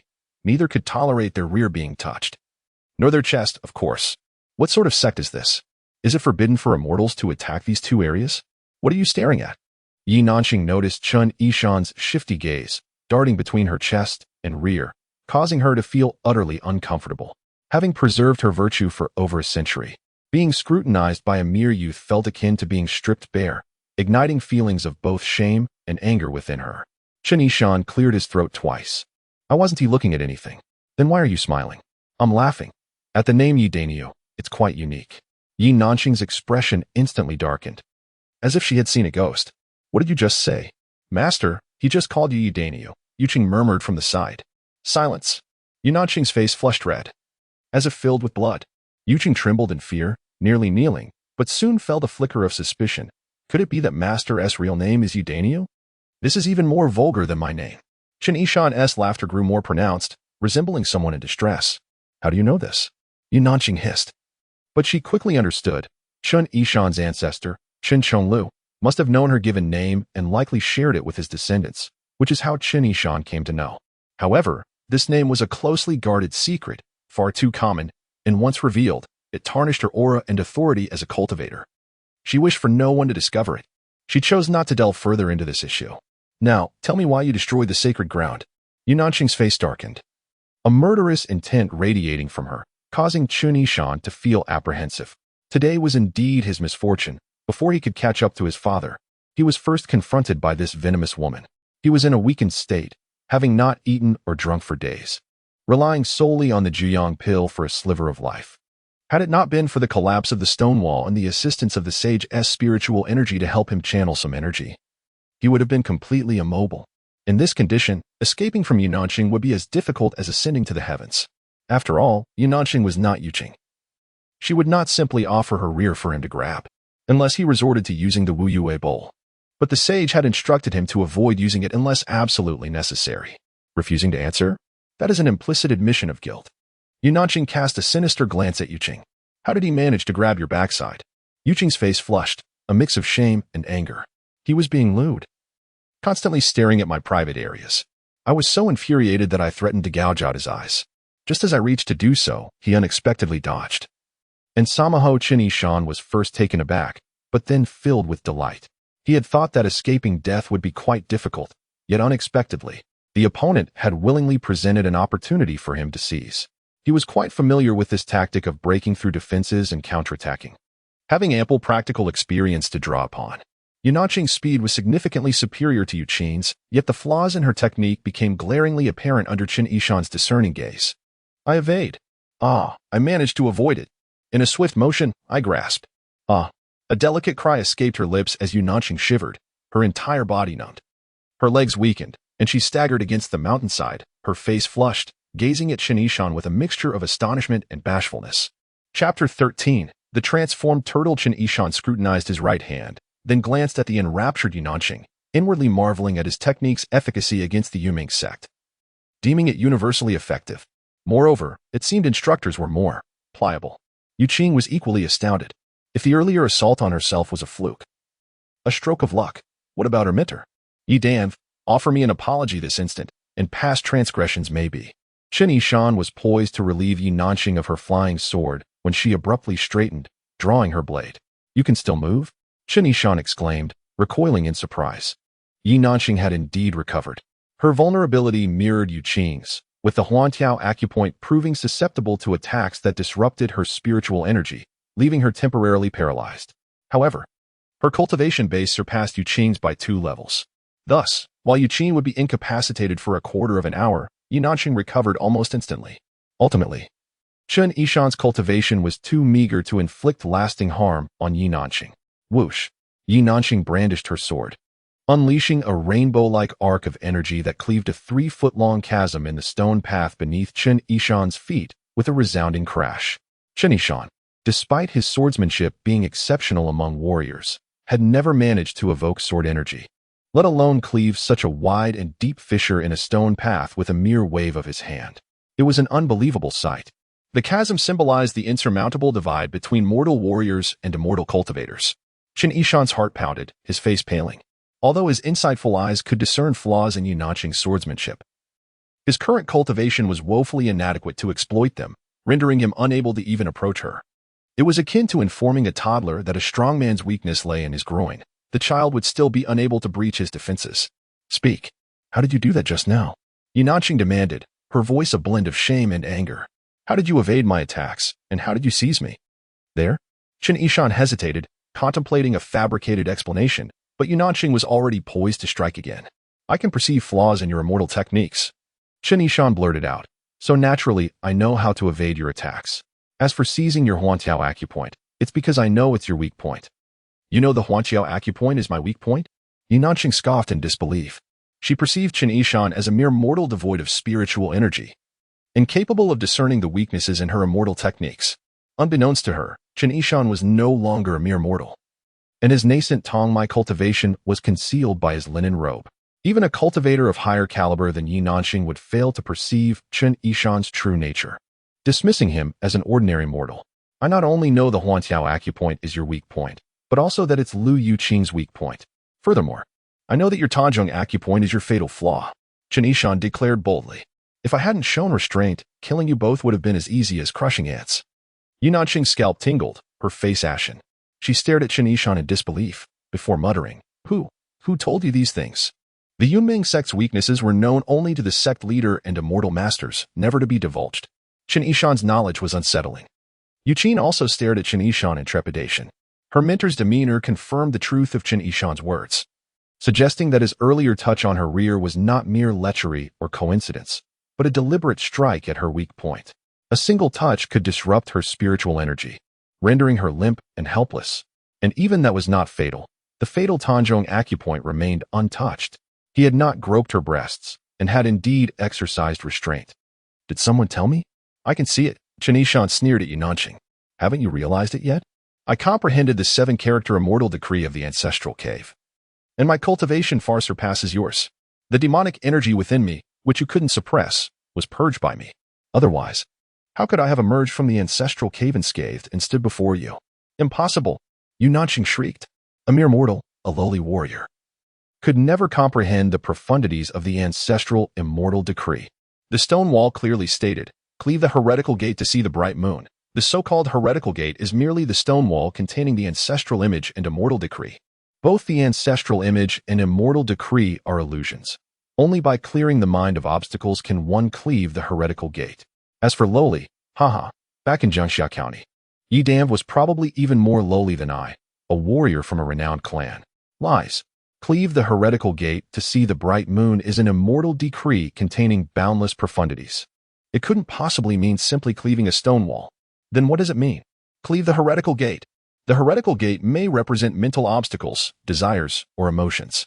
In any case, it's certainly not a stone wall. No, the heretical gate is just a door you couldn't bear to cleave, a stone wall you mistook for a treasure. You couldn't see through it, but I did. Whether you believe it or not, I, Chen Yishan, am now the heir to the legacy of the immortal Shi.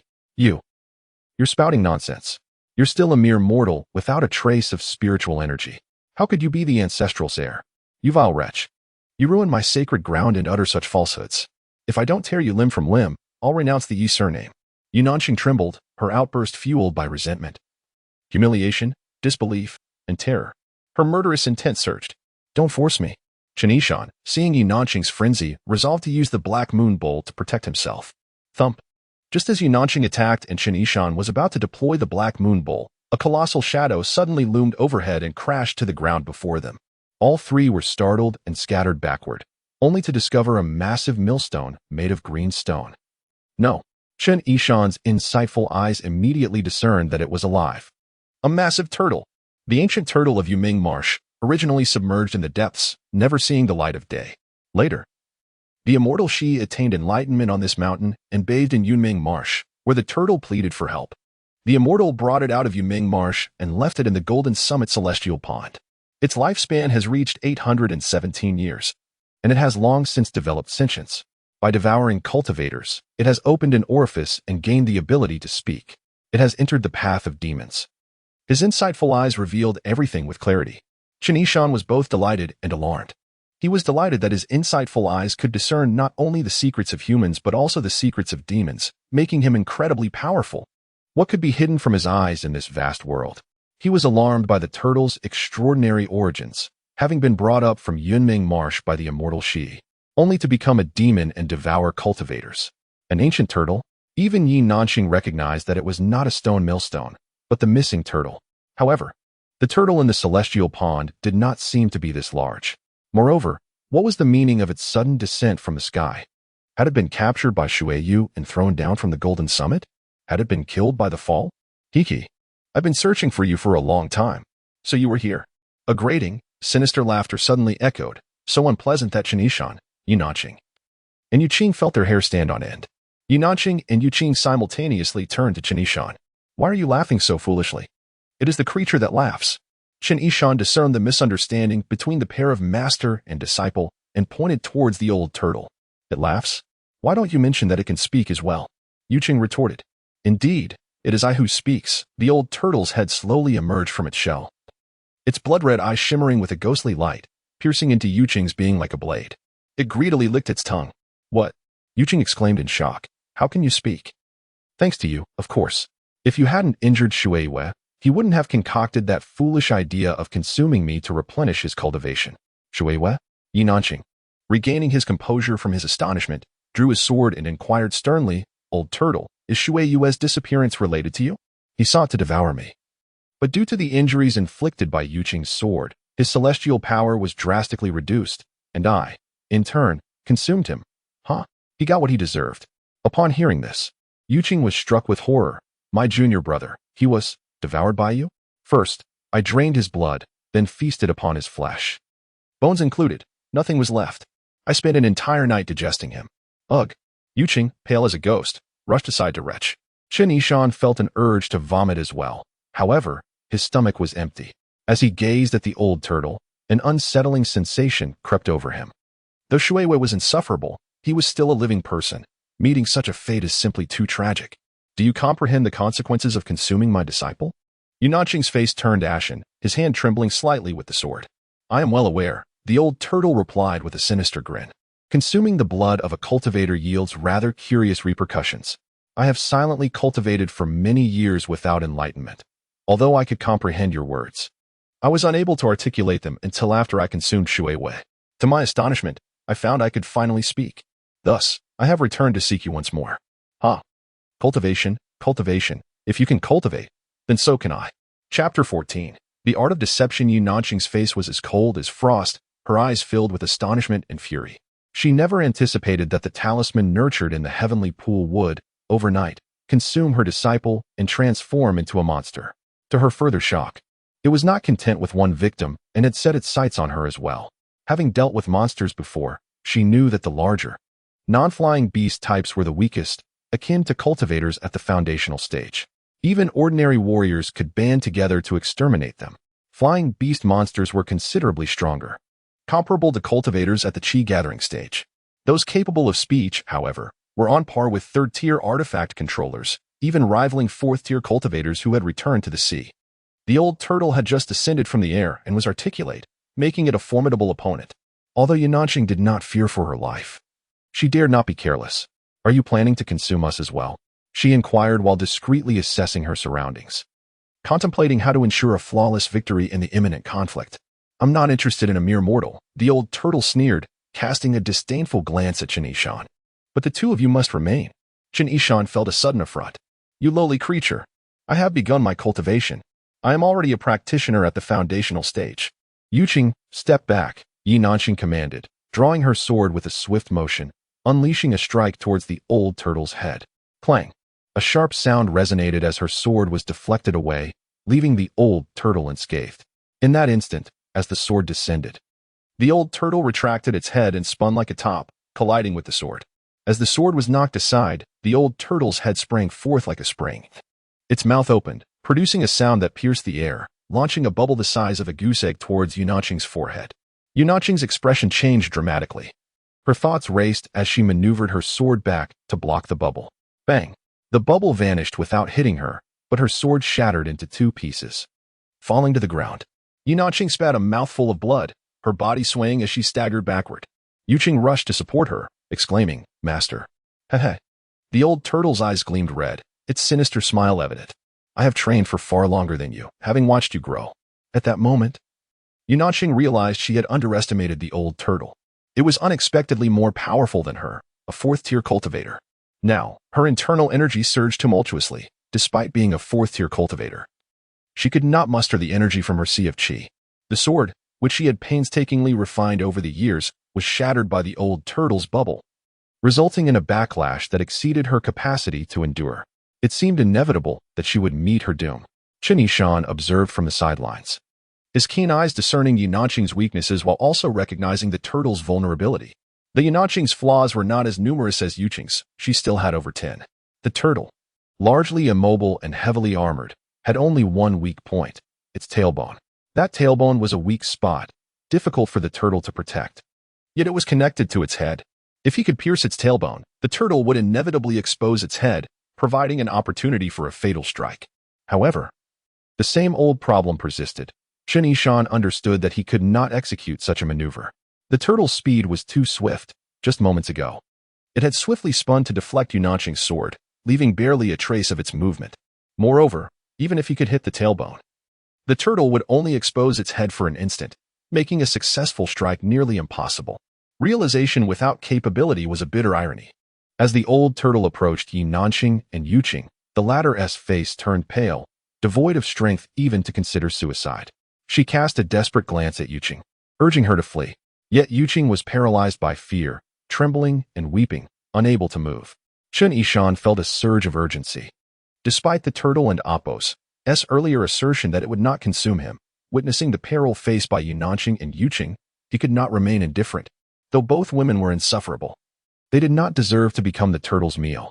Enough is enough. Did Master Shi bring you out of the dreaming marsh merely for you to feast on humans? A powerful shout suddenly shattered the tense atmosphere.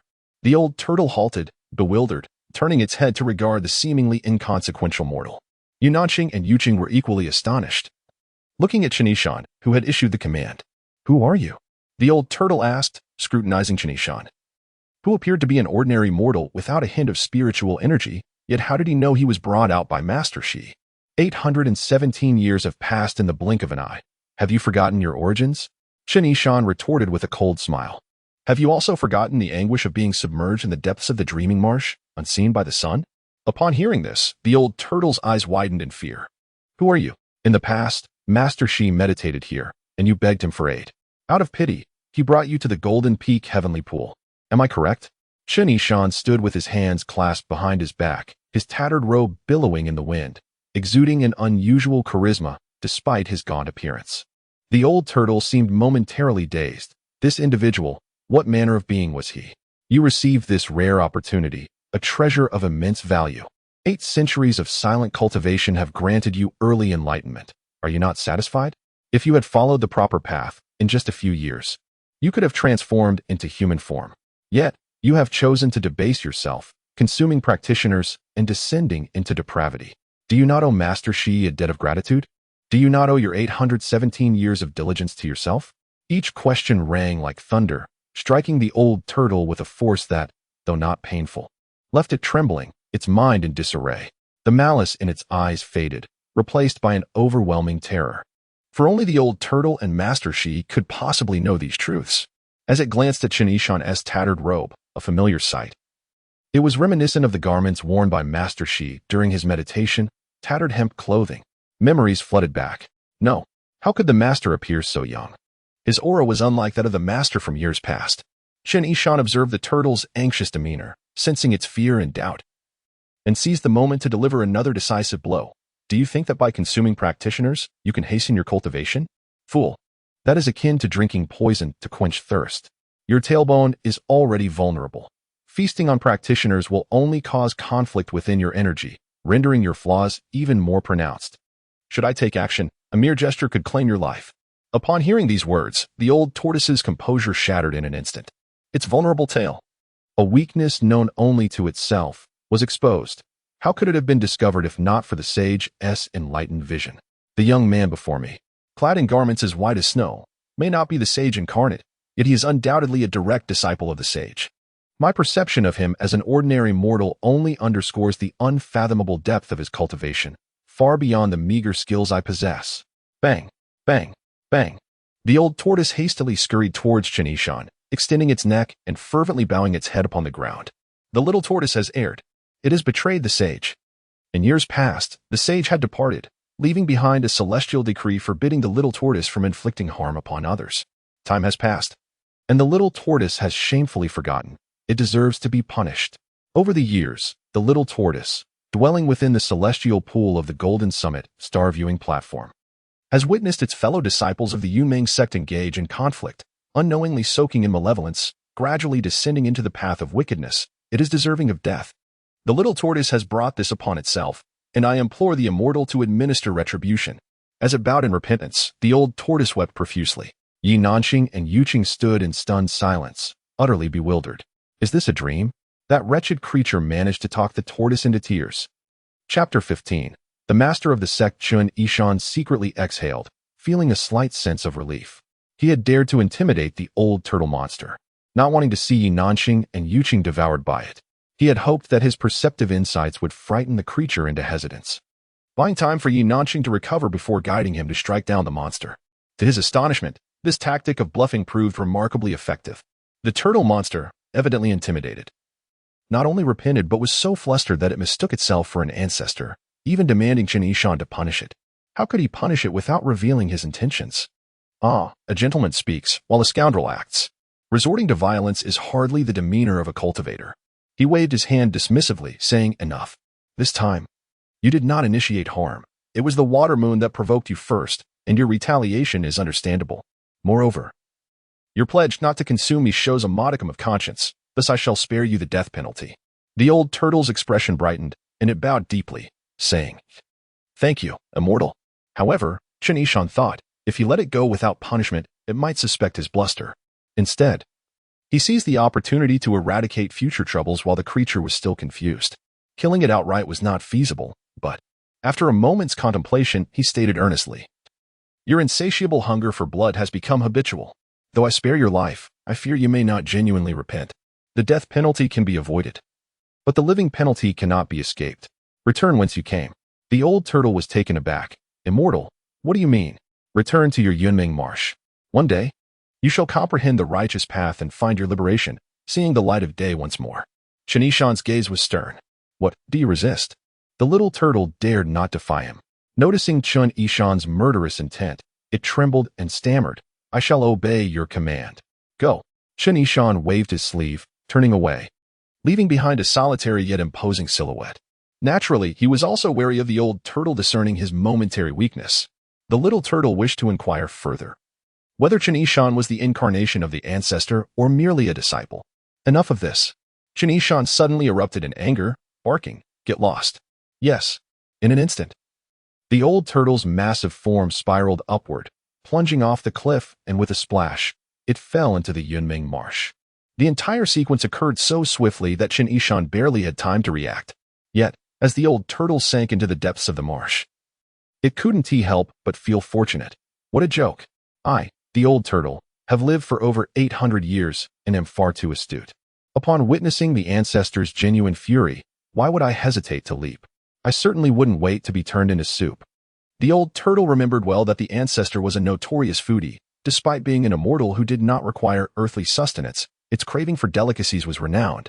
On the mountain, Chen Yishan completely relaxed, gazing at the gradually calming waters of the Yunmeng marsh, feeling as though everything that had transpired was merely a dream. The mountain breeze brushed past him, sending chills down his spine, and he suddenly realized that his clothes were soaked with cold sweat. What a close call. However, the outcome was ultimately favorable. To conquer without conflict is the pinnacle of martial prowess, and he had achieved just that. After all, before a monster fully transformed into a human, its intellect remained somewhat lacking. He rubbed his numb legs and twisted his stiff neck, preparing to depart. Turning around, he found Yi Nanxing and Yuqing gazing at him with a mixture of astonishment, reverence, and admiration. Chen Yishan was taken aback. "You too, master of the sect." Yi Nanxing suddenly pushed Yuqing's hand aside and, trembling, knelt before Chen Yishan, saying, "Disciple Yi Nanxing bows to the master of the sect." Yuqing quickly followed suit, bowing. "Disciple Yuqing bows to the master of the sect." Chen Yishan was rendered speechless. Did the people of Yunmeng Mountain and the old turtle both have a penchant for bowing? What on earth is the title master of the sect? After narrowly escaping a harrowing ordeal, Yi Nanxing finally understood. The youth she had tormented had not lied. He had indeed comprehended the seven-character immortal edict and received the transmission of the teachings from the venerable ancestor. The inexplicably appearing robe of coarse cloth he wore was likely a symbol of the ancestor's transmission. Otherwise, how could he possibly know the vulnerabilities and critical flaws of the Yunming sect's techniques? How could he have discerned the old turtle's secrets, pinpointing its weaknesses, and frightened the formidable old turtle into leaping into the Yunming marsh with just a few words? After all, that old turtle was currently invincible within Yunming Mountain. You call me the master of the sect? Chen Yishan stepped back a pace, guarded, and coldly asked, "What are you plotting? You are the one who has grasped the seven-character immortal edict. What? Was it not true before, but is now believed? Then you are our master of the sect. I do not comprehend. You may be unaware. But the tradition of the Yunming sect dictates that whoever comprehends the seven-character immortal edict and receives the transmission from the ancestor shall be the master of the sect." Yi Nanqing explained, lowering her head. "Since you have grasped the ancestor's edict, you are naturally our master of the sect." She felt a tumult of emotions, a sense of shame in having to submit at his feet, a deep disorientation from having lived over 100 years in vain, and a regret for not realizing how simple it truly was. Who would have thought that the key to breaking through the mystery was, quite literally, breaking the stone wall? The venerable ancestor had been rather casual, perhaps too casual. Since the inception of the Yunming sect, every successor had regarded the ancestor and Apos' cave as a sacred place.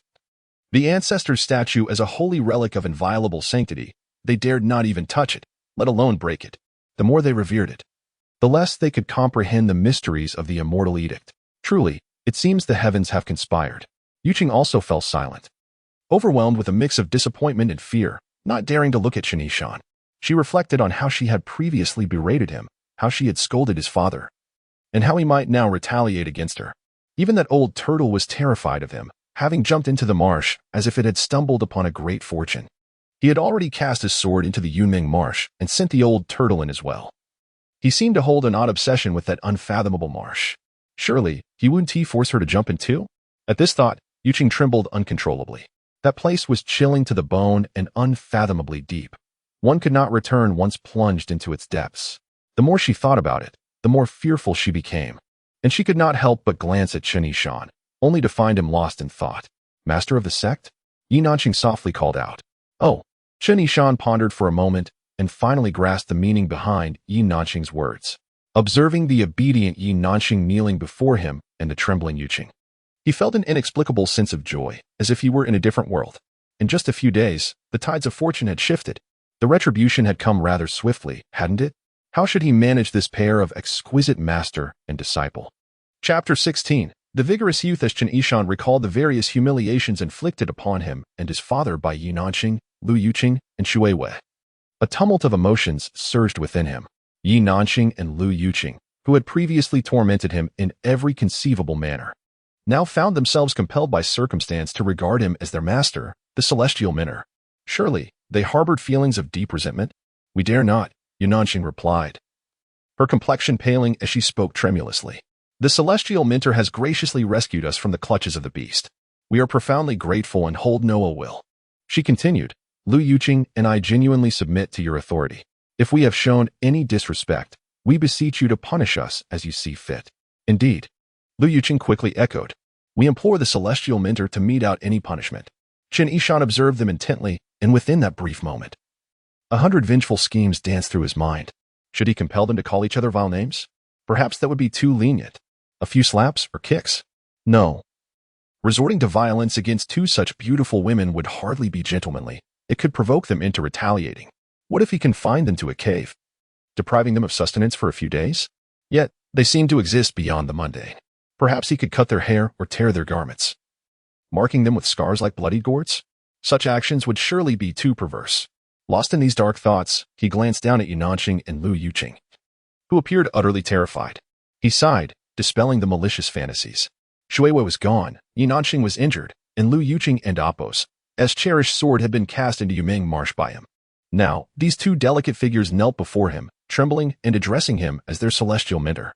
How could he punish them further?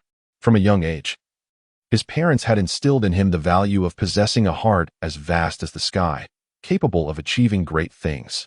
A petty spirit could only concern itself with trivial matters. Cultivating immortality was a monumental endeavor, How could a cultivator harbor a mindset of mere retribution? He shook his head and spoke. Had you not compelled me to enter the ancestral cave, I would not have experienced such fortuitous encounters. Were it not for your 9-yang pill, I might have perished long ago. Let us consider our debt settled. There is no need for punishment. Yi Nanxing stared at him in astonishment. Celestial mentor? She had not anticipated that Chen Yishan would so readily forgive her and Lu Yuqing. In her mind, this youth was akin to a stone in a cesspit, both foul and unyielding.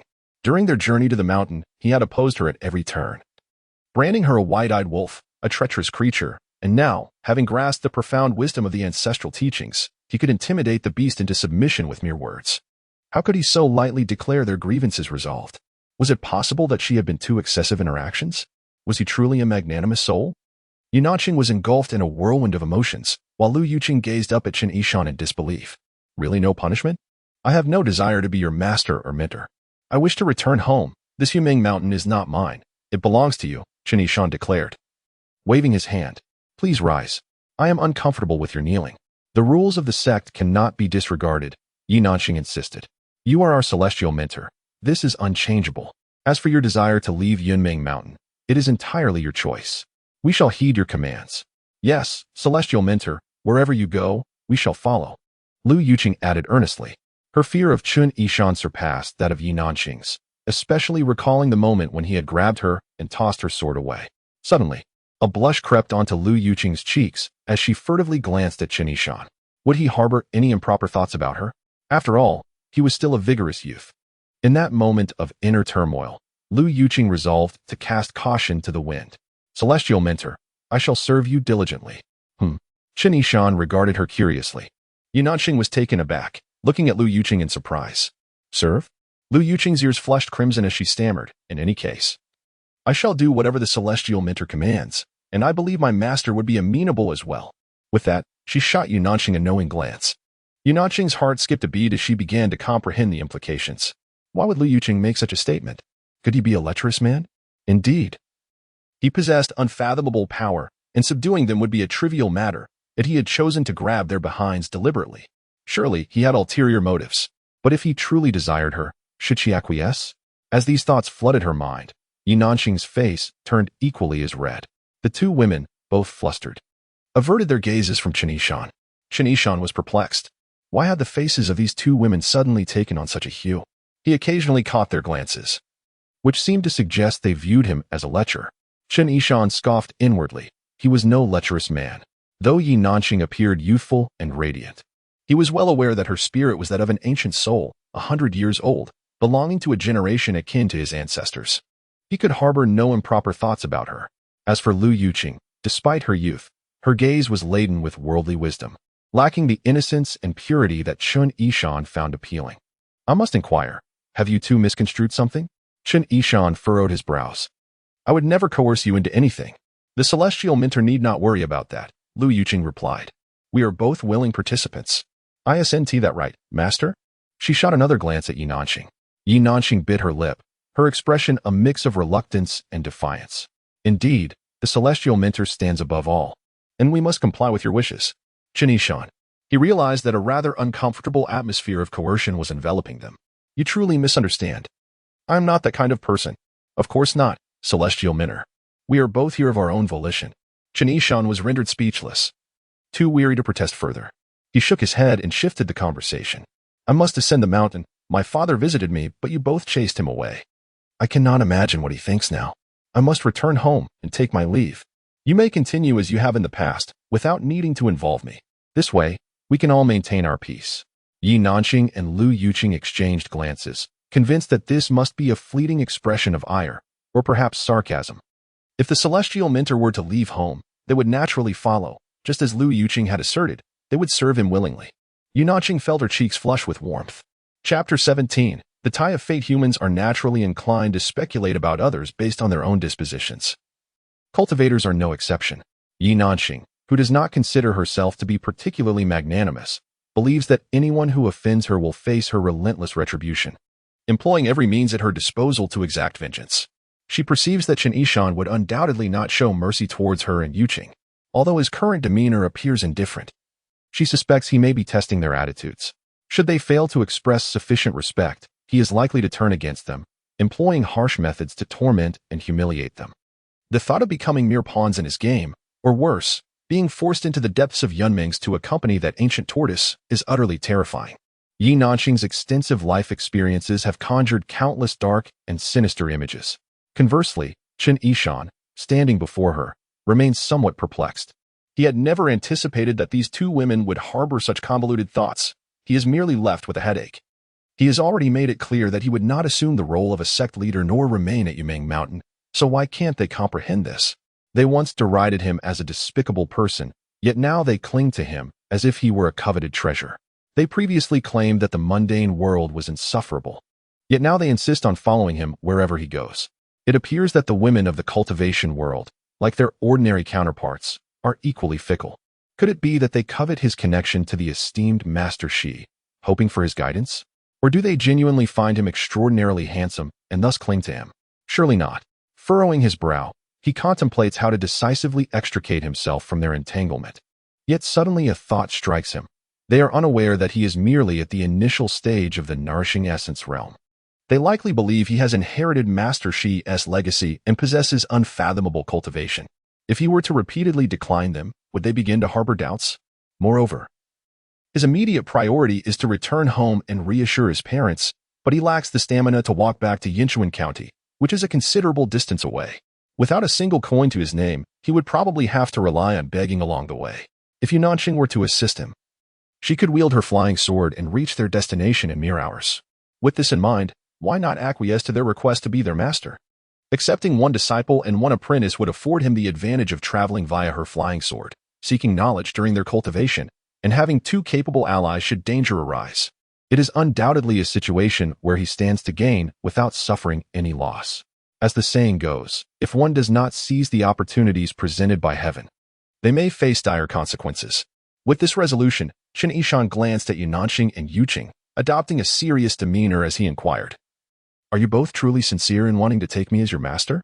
After exchanging glances, Yi Nanqing and Yuqing internally concluded that his earlier remarks were indeed a test of their resolve, and they were relieved to have passed. The two immediately raised their hands in oath, proclaiming in unison, "We wholeheartedly wish to honor Master Yishan as our master. Should we harbor any treachery, may we be punished by the celestial laws, our souls extinguished."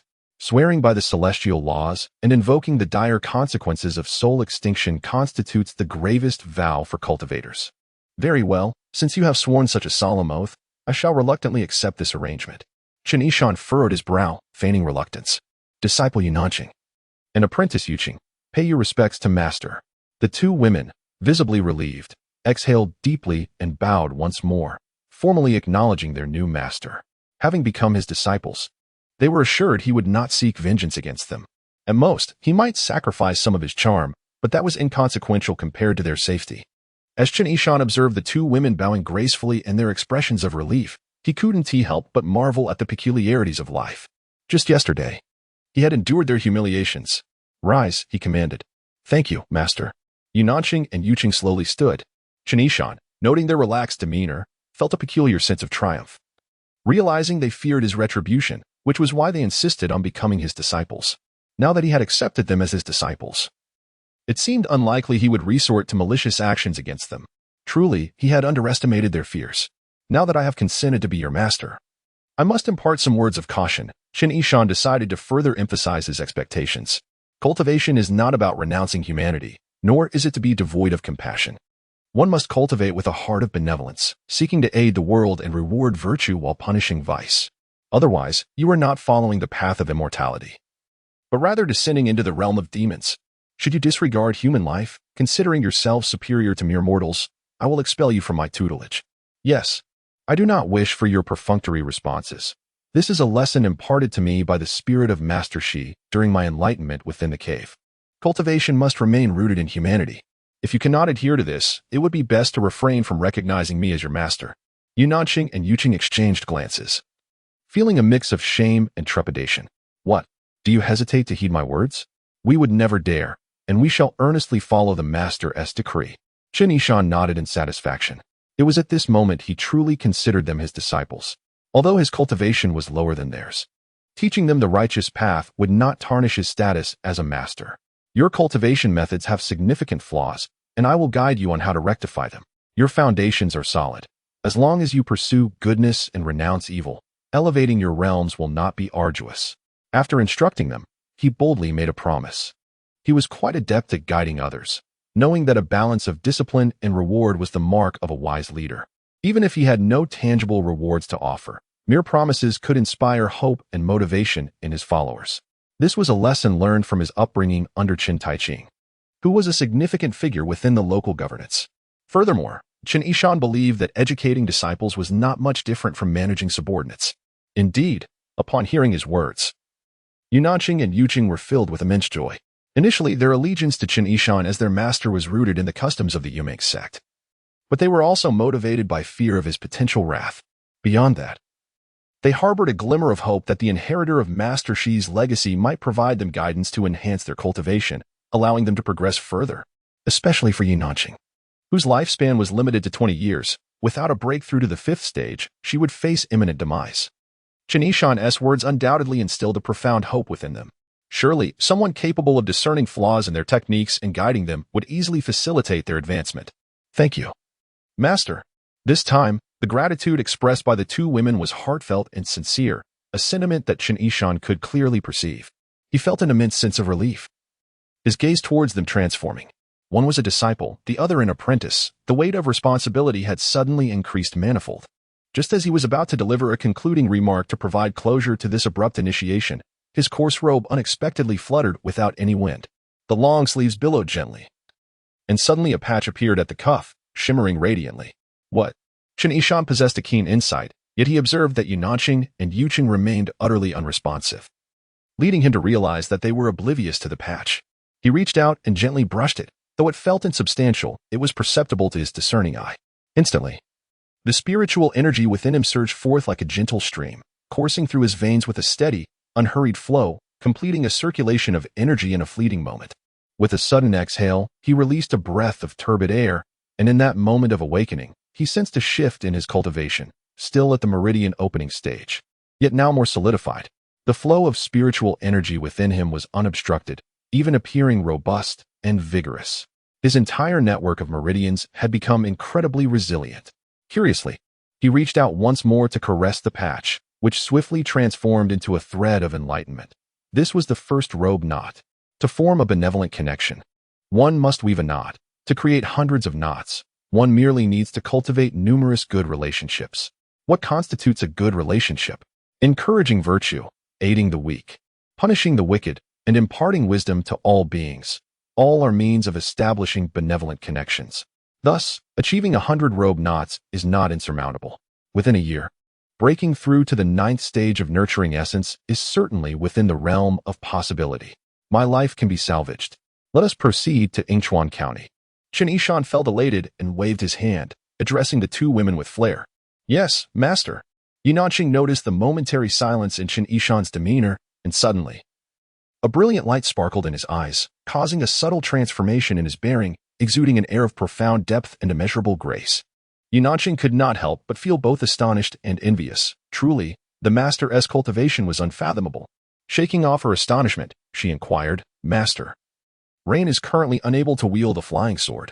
May I accompany her in flight? Certainly, Chen Yishan thought, amused that he would require her assistance in flight. Then I shall lead the way for the Master, she replied. Huh? Chen Yishan was taken aback, but before he could respond, Yunanqing had already unsheathed her flying sword, which expanded in the air. Without waiting for Chen Yishan to say anything further, she and Yuqing mounted the sword and soared into the sky, leaving behind only a faint silhouette that gradually faded among the clouds. Yunanqing, how could you? Chen Yishan was left dumbfounded. Why was I not taken along? I lack a flying sword and cannot fly either. I am merely a novice at the meridian opening stage. Is this how you serve me?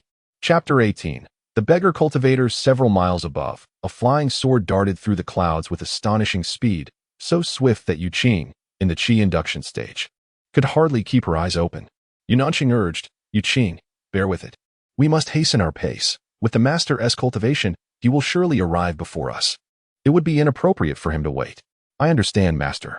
Please fly at your fastest. I am fine, she replied. Master, in your opinion, what level of cultivation does the sect master possess?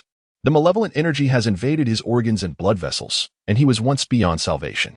Yet now, he appears unscathed and has not reacted to the 9-yang pill, indicating he has been reborn. His cultivation is at least in the 9th stage of the nourishing yuan realm transcendence. It is even possible that he has reached the 2nd tier of cultivation, Dan formation. I am uncertain whether it is the internal Dan stage, external Dan stage, or the mixed yuan stage. Yu Qing gasped in astonishment. Does that not mean he has achieved true immortality? Indeed, a cultivator in the nourishing yuan realm is merely a half-immortal, while one who has reached the Dan formation realm is considered a true immortal. The sect master is indeed a true immortal. How impressive! Yu Qing mused wistfully for a moment before inquiring, Master, do you think the sect master has any intentions towards us? Yu Nanqing hesitated. Yu Qing, filled with concern, remarked, We have been rather harsh towards him. Might he seek revenge?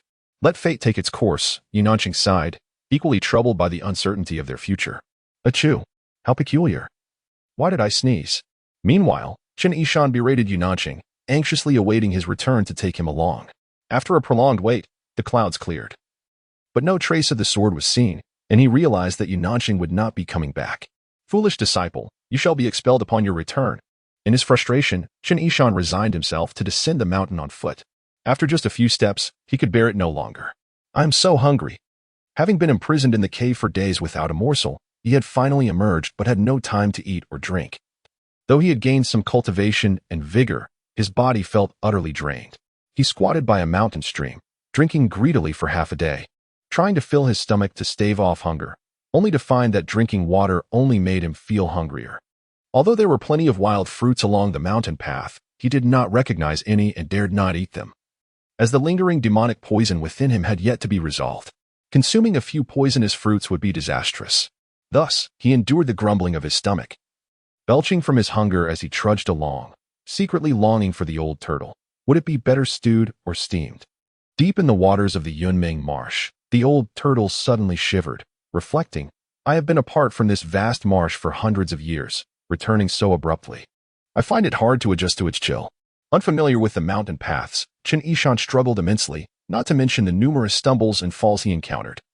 And he often found himself in situations where he had no path forward, forced to squeeze through thickets, ruining his shoes, tearing his pants, tangling his hair, and smudging his face.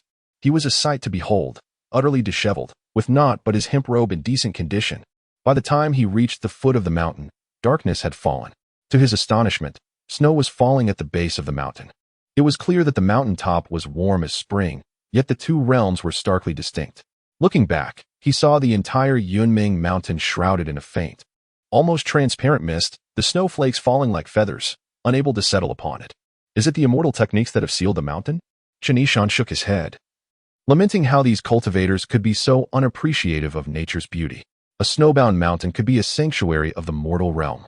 The landscape below was a pristine expanse, blanketed in ice and glistening in silver. Was that not beautiful? However, moments later, he regretted his thoughts. It is so cold.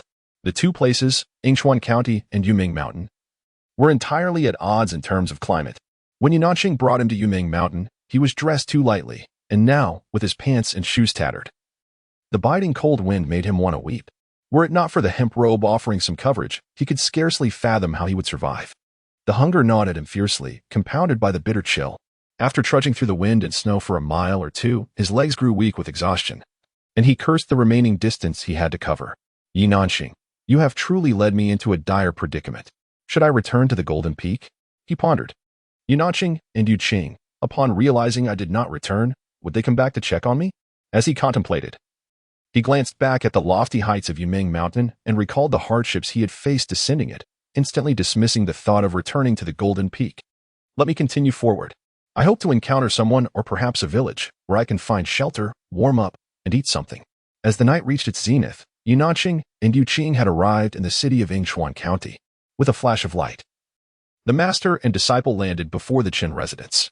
They exchanged glances at the tightly shut gates, both feeling hesitant. In the past, they would have effortlessly slipped through the walls, but now, they dared not. Master, should we knock? Yu Qing asked. The sect master should already be inside, right? Indeed. The sect master must be within. Yet the closed gates suggest he does not wish for our presence. Otherwise, he would have left the door ajar, Yu Nanqing speculated. trying to interpret Chen Yishan's intentions. The sect master likely desires to reunite with his family, to share in the joy of dispelling the demonic poison, and surely does not wish for us to intrude. You are right, master. Then let us wait outside until the sect master summons us. Agreed. Meanwhile, at the foot of Yiming Mountain, Chen Yishan was utterly exhausted. He could hardly move. Even a lowly cultivator would perish from hunger. Regret filled his heart. Had he known, he would have eaten his fill before descending. Surely, there would be food at the fire artisan and Apos' place, and perhaps warm clothing too. Suddenly, the sound of bells rang out. And in his near despair, Chen Yishan turned to see a pair of tall horses pulling a splendidly adorned carriage, creaking through the snow. The carriage was lavishly decorated. The heavy fabric covering the cabin exuded warmth, and the cotton curtains suggested comfort. On either side of the carriage, lanterns hung, each emblazoned with the character Su, illuminating the snow-covered ground. The driver was a robust young man in his 20s, wearing a brown short coat, with a rugged appearance that bore the demeanor of a warrior. Overjoyed, Chen Yishan waved enthusiastically. Brother, could you spare me a ride? The young man cracked his whip and shouted, where did this filthy beggar come from? Get lost. Chen Yishan was taken aback. After tumbling down the mountain and getting himself dirty, with disheveled hair and tattered shoes, he indeed looked like a beggar. In his moment of shock, the carriage had already moved on. Chen Yishan hurried after it, calling desperately, please. Before he could finish his plea, he collapsed into the snow. Utterly spent. Just before losing consciousness, a vague thought crossed his mind. I must be the first cultivator in this world to die from hunger and cold. Chapter 19. Human skin wrapped in snow stopped the carriage. A voice commanded as Chen Yishan collapsed. The carriage came to a halt. A middle-aged man with a long white beard, dressed in a purple robe, peeked out from inside, casting a glance at the unconscious Chen Yishan. My lord. He is merely a beggar, the driver said dismissively. The man in purple hesitated for a moment before responding, return and bring him aboard. The driver frowned, my lord. He is just a beggar, they are everywhere. Why should we concern ourselves? The purple-clad man glared, regardless of his status. He is still alive. What do you think I brought you along for? If you wish to cultivate virtue, you cannot turn a blind eye to someone in peril. I understand, my lord. The driver replied reluctantly as he turned the carriage around, retrieving Chen Yishan and bringing him inside. He and Apos' just a youth, dressed so lightly, lying in the snow overnight. He could freeze to death. The purple-clad man instructed, mix the rice balls with hot water and feed him. Yes. The driver complied, albeit begrudgingly. As the food warmed his stomach, a sense of comfort and fullness enveloped Chen Yishan, bringing him back to consciousness. Oh, the warmth of human sustenance is unparalleled. Cultivating immortality without food is devoid of joy, he murmured, his lips moving. What did you say? The purple-clad man leaned closer. Could I have another bowl? After consuming 3 large bowls, Chen Yishan felt satisfied, his belly round and full. He belched, a contented sound. Thank you. Thank you for saving me, he said, though his voice remained weak from overindulgence. The purple-clad man quickly leaned back. The smell is quite strong. Chen Yishan chuckled awkwardly. May I inquire your esteemed name? I shall repay your kindness in the future. The man waved dismissively. It was merely a small act. My surname is Su, and my given name is Tailai. Chen Yishan nodded. Mr. Tailai, I shall remember this and repay you well. You, a mere beggar, speak with such bravado. The driver sneered. Do you think my master is just anyone? He is the esteemed lord of Su family village in Hedong County, a family of nobility and wealth. How do you intend to repay him? Can you? Mind your tongue, Su Tailai reprimanded. Continue driving. The driver complied, exiting the carriage to urge the horses onward. Su Tailai turned to Chen Yishan. My servant hails from the countryside and speaks without restraint, but he has a good heart. Please do not take offense. Not at all. You are too kind, Chen Yishan replied with a smile, unbothered. Your manner of speech is quite refined. How did you end up in such dire straits? Su Tailai. Initially assuming Chen Yishan was a beggar, now recognized his courtesy and elegance, noting the brilliance in his eyes and the noble quality of his tattered clothing, suggesting he was no ordinary person. Chen Yishan sighed. It's a long story, one I hardly know where to begin. Let me gather my thoughts. As the carriage continued its journey, Chen Yishan pondered how to recount his experiences to Su Tailai, hoping to secure a ride and sustenance, as he could not truly beg on such a long journey. Suddenly, the driver let out a sigh and halted the carriage again. Su Chang, what is it? Su Tailai asked, furrowing his brow. Su Chang lifted the curtain, smiling as he pointed ahead. My lord, look over there. What is it? Su Tailai followed his gaze to a three-way intersection where a snow-laden old locust tree stood, beneath which stood a figure. Upon closer inspection, it appeared to be a woman. The moonlight illuminated the snow, revealing her exquisite beauty. She was slender, with cascading black hair and skin whiter than snow. Her small mouth was rosy and delicate. Clad in a light blue garment that appeared thin, trembling slightly in the cold, evoking a sense of pity. Su Chong could not help but murmur, "She is truly stunning." A rare beauty. Su Tailai silently admired her and, in a moment of distraction, swallowed hard. "Su Chong, I have always taught you to aid those in distress. Go and inquire if she is in need of assistance. Why is she standing alone in such inclement weather?" Su Chong, having anticipated this instruction, immediately urged the carriage closer and asked the woman, "Miss, on such a snowy night, why do you stand here alone? I am from another county, seeking relatives. But upon arrival, I found their home in disrepair, deserted, and empty. Now, having exhausted my funds and strength, I stand here, unsure of where to go," she replied, her voice sorrowful, tears streaming down her cheeks. Su Chong turned to Su Tailai, "My lord, this girl is quite pitiful. What shall we do?" "Now closer." Su Tailai found her beauty even more captivating and, unable to restrain himself, declared, "She will surely freeze to death standing there. We cannot abandon her. Explain my status and invite her to warm up in the carriage." Chen Yishan was also scrutinizing the woman, his keen eyes discerning something unusual. No flesh, no bone. Merely human skin wrapped in snow, a faint aura of demonic energy and unclaimed spirit. He gasped, realizing he had encountered a supernatural being so soon after descending the mountain. Su Chong continued to converse with the woman, "Fear not, we are no villains. My master is of a reputable family in Hedong County, and he has expressed his kindness in inviting you aboard to warm yourself. If you have nowhere to go, you may accompany us and be assured of sustenance." The woman hesitated, her face flushing. Before she nodded, "Then I am most grateful." Su Chang grinned, turning to Chen Yishan. "My lord, it's settled. She is willing to join us. However, the carriage is small, and this little beggar has eaten and drunk enough. It's time for him to move aside, lest she cannot board." Cold sweat trickled down Chen Yishan's forehead as he quickly interjected, "Su Zhuangshu. She must not enter the carriage." Su Tailai paused, while Su Chong impatiently retorted, "You filthy beggar, cease your chatter. Either move to the front with me or get out." Ignoring Su Chong, Chen Yishan lowered his voice to Su Tailai, "Su Zhuangshu, she is not human." Chapter 20. The Snow Master. Chen Yishan observed with piercing insight. The woman before him, despite possessing the guise of humanity, was engulfed in an aura of malevolence. Her eyes, stark and unflinching, betrayed a primal hunger for flesh. She was indeed a creature of the supernatural. Such beings often ensnare the unsuspecting with their enchanting allure. And the consequences of associating with one after boarding a carriage were all too predictable. Yet, Su Chong, who was seated close to Chen Yishan, overheard his words and reacted with indignation. "How can you say she is not human? You beggar are the true aberration. You simply wish to mooch off our hospitality." He then ordered, "Get out of here." Su Tailai furrowed his brow, having initially believed this young man to be of notable character, worthy of respect. However, he was taken aback by the venomous remarks, particularly after being saved from peril. It was unreasonable to accuse the young lady of being less than human. "Brother, one ought to exhibit a degree of decency," he said coldly. Chen Yishan was momentarily taken aback and implored, "Su Zhuangshu, please trust me. I mean you no harm. She is truly not human." Su Tailai, swayed by Chun's earnest demeanor, hesitated and turned his gaze back to the woman, who was indeed astonishingly beautiful. How could one doubt her humanity? The woman gazed back at him with a tender expression, her eyes shimmering like autumn waters. Su Tailai's heart raced, yearning to draw near. And he turned to Chen Yishan with a frosty countenance, declaring, "Our camaraderie has reached its conclusion. You should exit the carriage at once." But Chen Yishan began, only to be cut off by the woman, who cast a piercing glance at him, her eyes flashing crimson with an unsettling energy.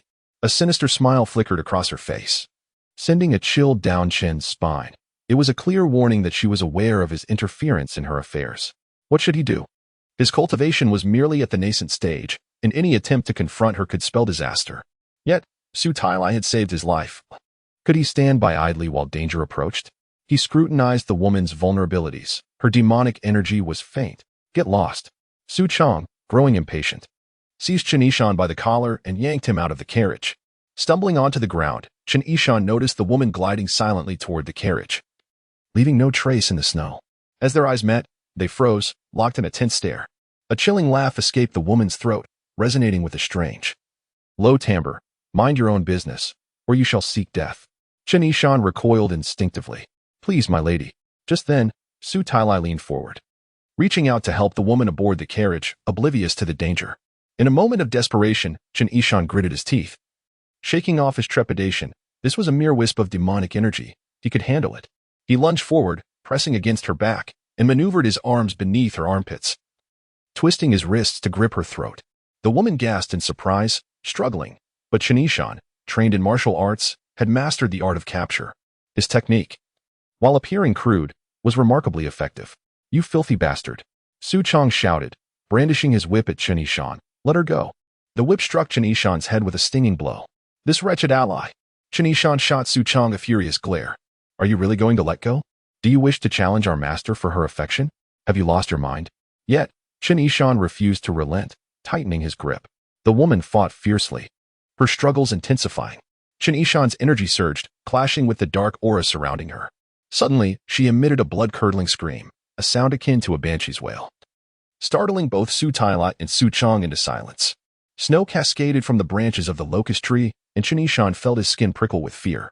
He sensed his own inadequacy and, just then, heard a sharp crack as the woman twisted her head back, her face contorted in a grotesque manner, prompting him to release his grip and stumble backward. I shall consume you, she shrieked, advancing upon him. Chen Yishan retreated, his legs trembling, and as he stumbled and fell, a cacophony of sounds accompanied his descent. The Snow Master will come for you. After a long silence, she fell silent, and the surroundings descended into an eerie stillness. Su Chong gaped, rubbing his eyes. What just happened? Su Tailai's face turned pale, paralyzed with fear. It was Chen Yishan who bravely approached, only to find the ground awash with icy water. The woman had withered into a desiccated husk, resembling a meticulously crafted mask of human skin. My heavens! Su Chong nearly toppled from the carriage in shock. Su Tailai, equally pale, stammered, Is she a demon? Chen Yishan exhaled a sigh of relief, brushing the snow from his robes. I told you, she is not human. This is merely a skin that has ensnared the innocent, a deceptive creature that bewitches with beauty. Oh, so she was a celestial being, Su Chong exclaimed, overwhelmed with regret for his earlier words. He rushed to kneel before Chen Yishan, bowing fervently. Su Tailai soon followed suit, kneeling beside him, repeatedly expressing gratitude. Thank you for saving us, celestial being. I was blind to your greatness and have offended you. Please forgive me. Chen Yishan quickly helped them to their feet. There is no need for such reverence. Rise, both of you. As they stood, exchanging glances, a shared realization dawned upon them. How could such a dignified celestial being be reduced to seeking scraps and rides? Surely, this was a deliberate act, a game played by the divine, who intervened when kindness was shown. Su Chong pondered further. Indeed, it was their master who had impressed the celestial being, providing sustenance and hospitality, thus earning her aid in their time of need. The thought filled him with self-reproach for his earlier remarks. In his remorse, Su Chong slapped his own face several times in frustration. What have I done? Chen Yishan, perplexed, asked, What is the meaning of this? It is self-punishment. Su Chong chuckled nervously to appease the celestial being's wrath. Celestial being, please, take a seat, Su Tailai urged, assisting Chen Yishan aboard, eager to extend his hospitality. Just as they exchanged pleasantries, a sudden, ominous howl filled the air, and a tempest of snow erupted around them. The ground was swiftly encased in ice, cracking ominously as the locust tree swayed violently, resembling a specter in the night. The horses panicked, thrashing about in fright. What is happening? Su Chong trembled in terror. Hurry, get in the carriage and leave this place. Chen Yishan sensed the impending danger. While the woman's energy had been faint, what of her master lurking in the shadows? API call failed with status code 429. Error. Code 429. Message. Resource has been exhausted, e.g. check quota. Status. Resource exhausted. Chapter 21. This monster is hard to soothe. Su Tailai, Su Chong, and Chen Yishan hastily clambered into the carriage, filling it to capacity. Su Chong turned to Chen Yishan. Master, shouldn't you be out there dealing with the monsters? He hesitated, unsure why the master had hidden away. Chen Yishan regarded Su Chong with a bemused expression. And why are you not outside driving the carriage? I said to leave quickly. What kind of driver hides inside? I dare not. Su Chong stammered.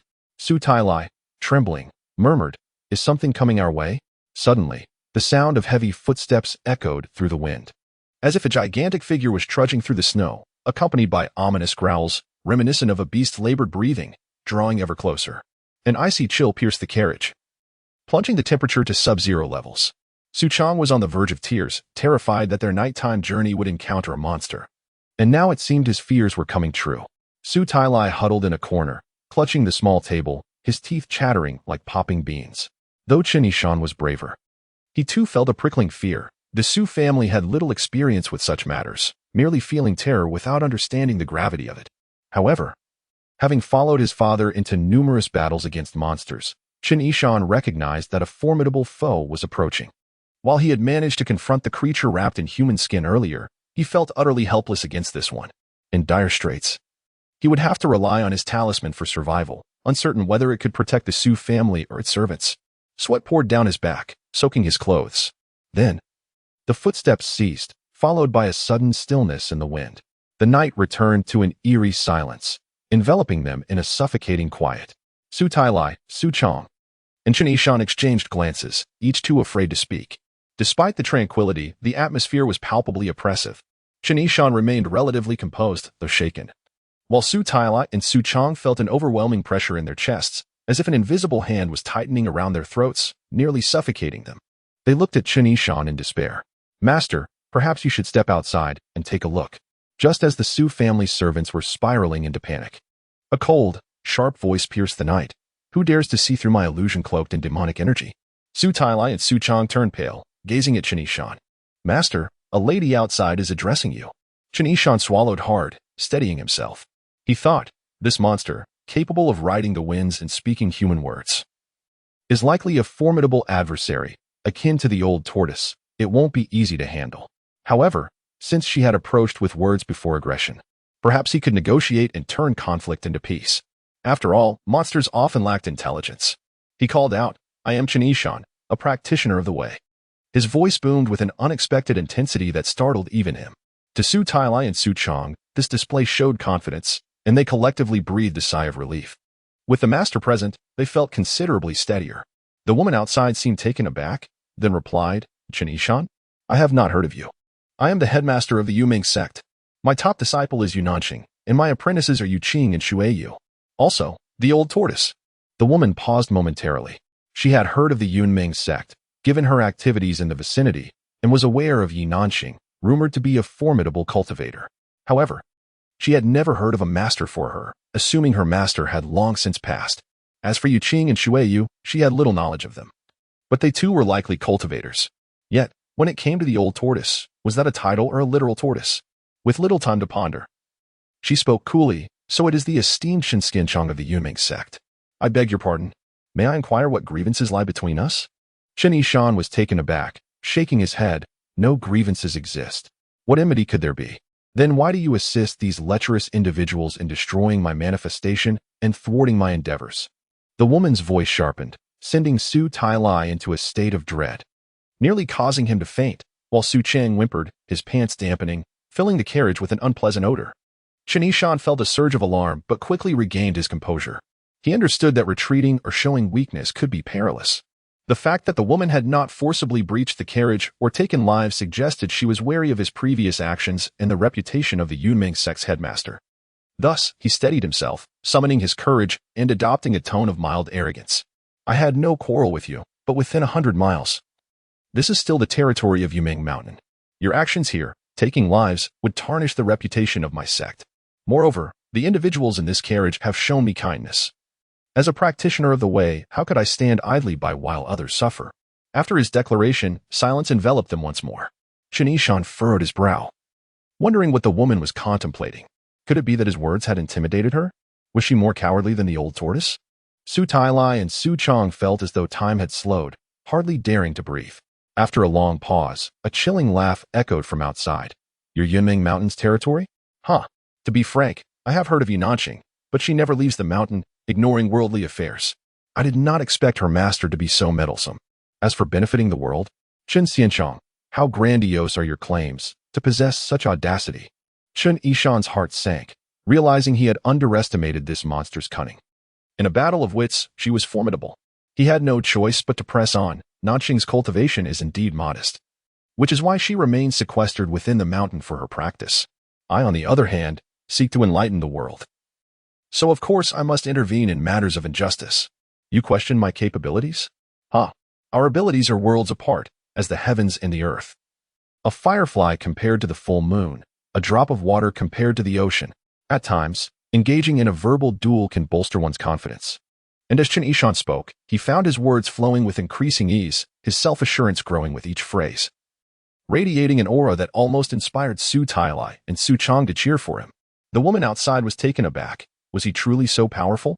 After a moment of contemplation, she replied, "You cultivate the way, and I too cultivate the way.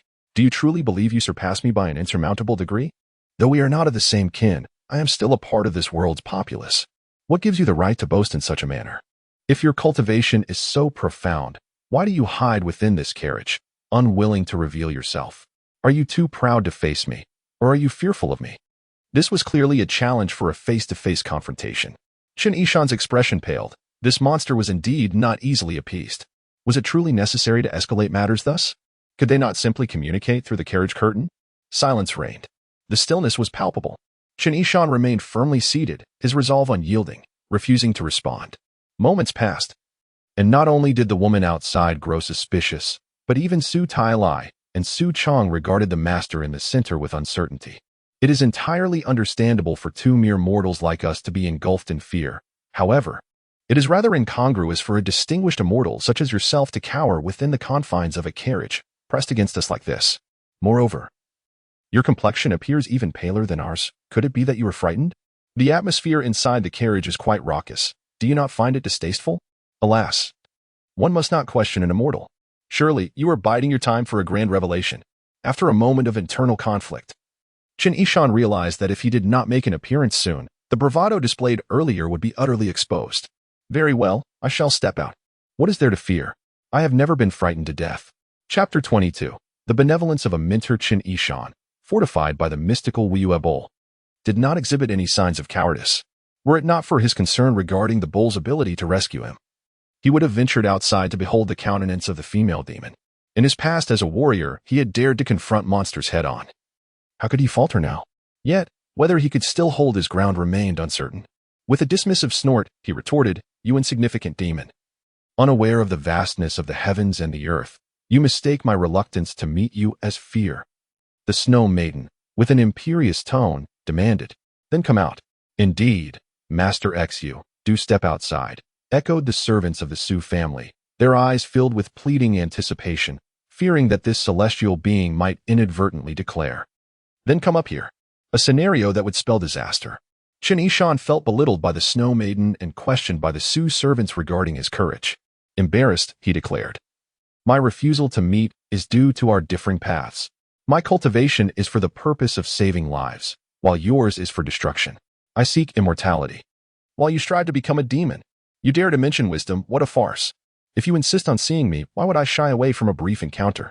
Resolute, he thrust aside the curtain of the carriage and leaped into the snow, standing firm as he focused on his adversary.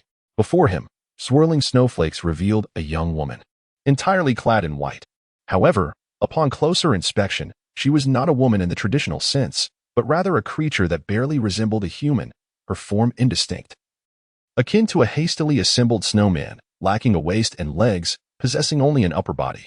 Her head, though somewhat normal, bore a face reminiscent of a silver plate, with indistinct features. Yet her eyes shone, round and bright, exuding a captivating clarity. What on earth is this? In his astonishment, Chen Yishan's discerning gaze sharpened, revealing her true identity. The snow maiden, hailing from the snowy highlands of the west, had garnered a spirit through the offerings of the snow people over 3 centuries, allowing her to articulate human speech but failing to fully attain a human form. Last winter, she had wandered into the realm of song, using demonic energy to don the guise of a beautiful woman, ensnaring strong men to consume their vital essence and enhance her powers. She had the potential to ascend to divinity, yet had fallen into the path of demons, her powers still weak. With her demonic energy concentrated solely in her eyes, her vulnerability lay within those very eyes, where infusing spiritual energy could lead to her demise. So this is her origin. A minor deity, embittered by her slow progress and cultivation, had traversed a song to entice men. Her weakness resided in her eyes, requiring a precise strike of spiritual energy. If he were to reach the chi guiding stage, he could easily exploit this weakness.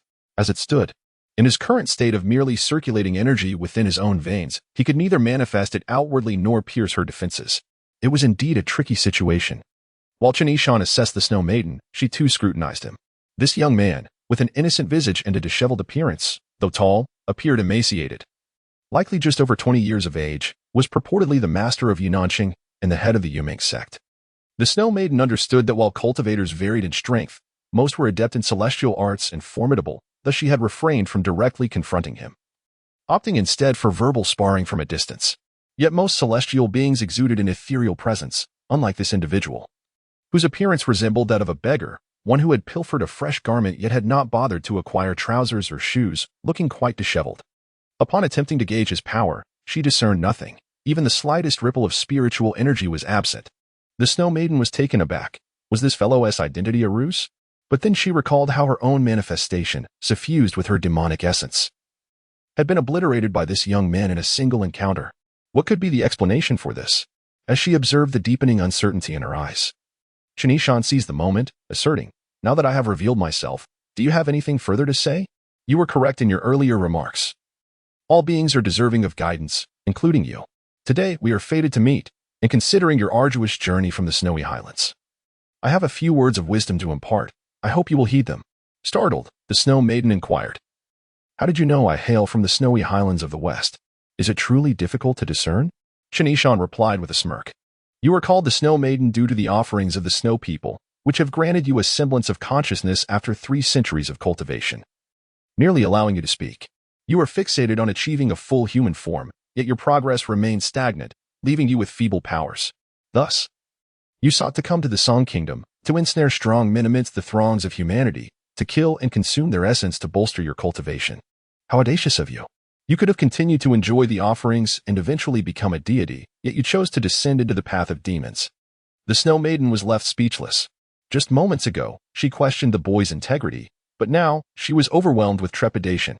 He seemed to possess an uncanny understanding of her situation, while she could not fathom his depth. The only explanation was that his cultivation far surpassed hers. Realizing this, the Snow Maiden dared not act recklessly. She immediately bowed in respect and said, "I was unaware of your profound cultivation, esteemed one. I apologize for my offense. Your words ring true. Had I remained in the snowy highlands, continuing to enjoy the offerings of the Snow People, I would have eventually attained a rightful place among the deities. Yet I grew impatient, believing the offerings too slow, leading me to traverse these lands. May I ask, esteemed one, what should I do now?" Upon hearing her concede and seek his counsel, Chen Yishan felt a wave of relief wash over him. It seemed that demons were indeed not the most astute of creatures. After a moment of consideration, he carefully crafted his response: to kill and consume lives, while it may accelerate your cultivation, is a path of wickedness that invites the wrath of heaven.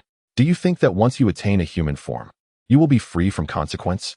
Let me be clear, even if I do not take you in, if you continue down this path, the moment you become human will coincide with the moment heaven punishes you. Heaven's punishment?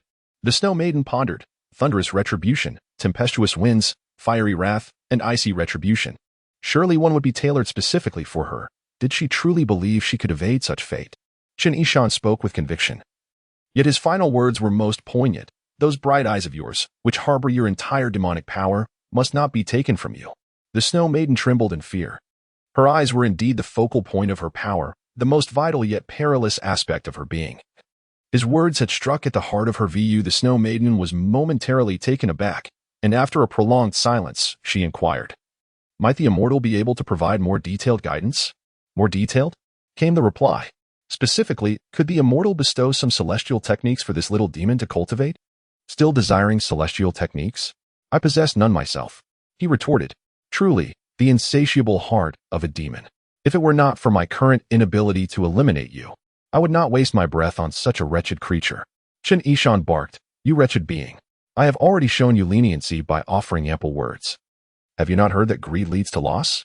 If you cannot grasp even this, then return to your snow river at once. Depart swiftly." Yes. The Snow Maiden, witnessing the immortal's fury, was taken aback and dared not ask further. She promptly bowed and respectfully declared, I am truly grateful for the immortal's guidance today, which I consider a debt of half a master.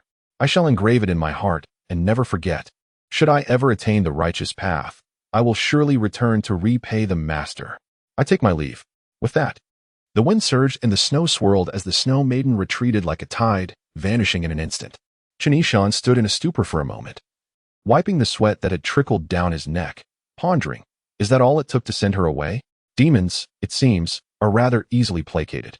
Chapter 23. The yearning for monsters. Su Tailai and Su Chong, the master and servant duo, were utterly convinced. They crawled out of the carriage, rolling to the ground, and knelt before Chen Yishan, bowing their heads like chicks pecking at grains. Thank you, immortal, for saving us once more. Your powers are truly boundless. Your divine abilities are extraordinary. Rise, rise. It was but a trifling effort, not worth mentioning, Chen Yishan replied with an air of calm, waving his sleeve in a gesture of humility. This demeanor left Su Tailai and Su Chong in awe. Their shoes were falling apart, their trousers bore large rips, and their hair had nearly transformed into a tangled mess. Yet there was an undeniable aura of ethereal grace about him. Such is the essence of true charisma. Previously, when Chen Yishan had squeezed into the carriage, the Su duo had harbored doubts about his prowess. However, they were now completely subjugated. Conjuring up a rational explanation, the immortal had entered the carriage merely out of disdain for the monster, for the disparity in strength rendered the creature insignificant. Indeed, upon the immortal's appearance, the monster fled without a fight, merely scolded away. Anyone who dared question his divinity would have the two Su's wrath to contend with. As for why the immortal hadn't eradicated the monster? Ridiculous. Hadn't he mentioned the importance of inclusivity and compassion? A life spent solely in conflict offers little future. That monster had already regarded the immortal as a teacher. By the way, immortal, do you still accept disciples? The gaze of the Su master and servant was filled with a fervent yearning, particularly as they stole glances at his thighs, causing Chen Yishan to instinctively take a step back, wary of their intense stares that seemed more frightful than the monster itself. Gentlemen, shall we continue on our journey? Chen Yishan cleared his throat. Indeed, we shall heed your command, immortal. The Su duo responded obediently. At this moment, dawn had broken. The carriage continued onward, the accumulated snow on the ground diminishing gradually, leading them out of the snowy wilderness, while the surrounding temperature began to warm slightly. It seemed the snow woman had departed, bringing a shift in the weather. Inside the carriage, Chen Yishan pondered deeply. Suddenly, an epiphany struck him, and in the flutter of his robe's sleeves, a patch appeared at the cuff. The second patch. Chen Yishan's spirits lifted. Had he truly formed another connection? The last time it occurred was when he rescued Yunanqing and Yuqing from the old turtle. This time, it was due to saving Su Tailai and Su Chong from the snow woman's clutches. Last time, Yunanqing and Yuqing had pledged allegiance to him as their master, and now, even the snow woman regarded him as a semi-master. It appears that forming connections isn't merely about saving lives. It also involves nurturing and guiding. Suddenly, Chen Yishan felt a jolt of energy. As if every pore of his being had opened wide, the wind surged through the carriage, swirling in an exhilarating dance.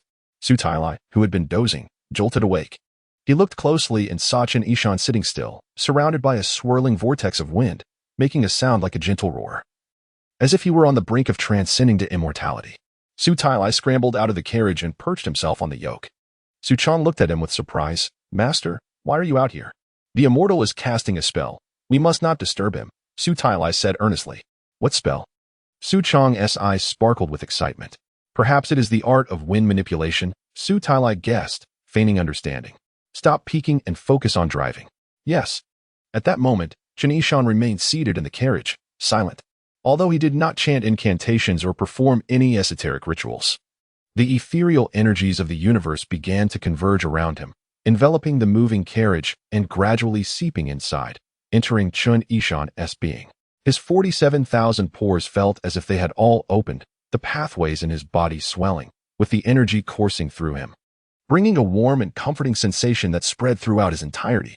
Not only did Chen Yishan revel in this exquisite comfort, but even Su Tailai and Su Chong, perched on the yoke, felt invigorated by the nourishing energy, blissfully oblivious to the biting cold, instead feeling remarkably refreshed.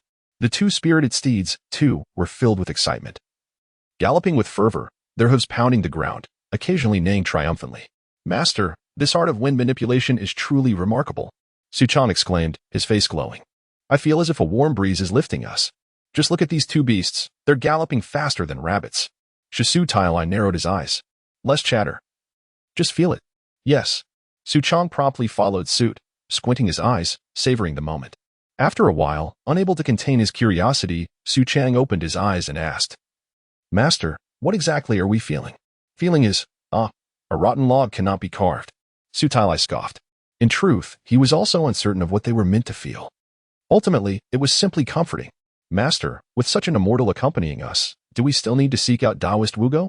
Su Tailai pondered aloud. Why would we need to seek him out? Su Chang blinked, lowering his voice. Surely the immortal has already perceived the calamity that has befallen our home. Remember when we first met him, he mentioned repaying a meal's worth of kindness? Su Tailai nodded. I recall, you foolishly scolded him right after he said that.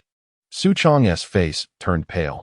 Master, one should never strike a person's face or expose their weaknesses. Look at your future.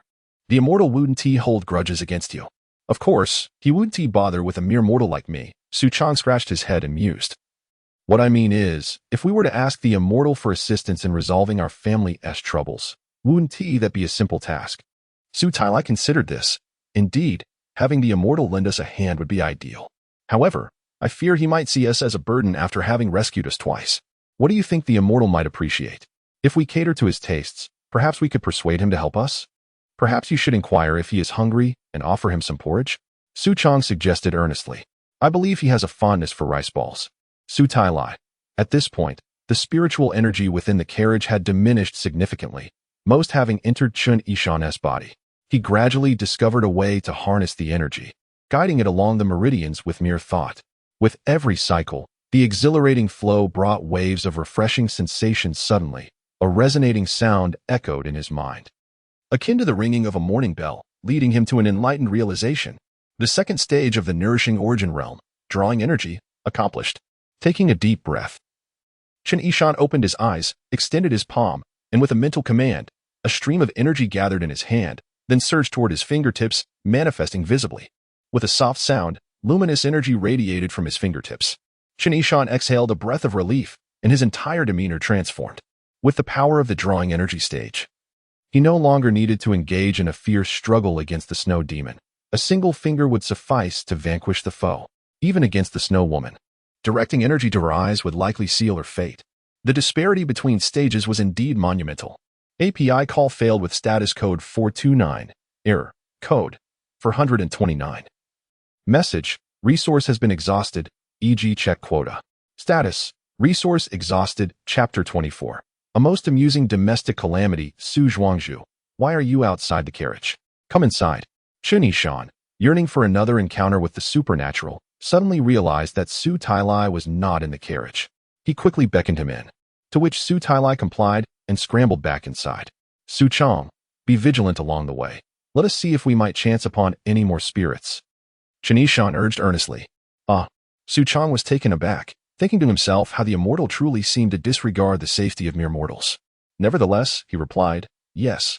As Su Tailai entered the carriage, he was struck dumb by the sight of Chen Yishan. What is it? Chen Yishan inquired.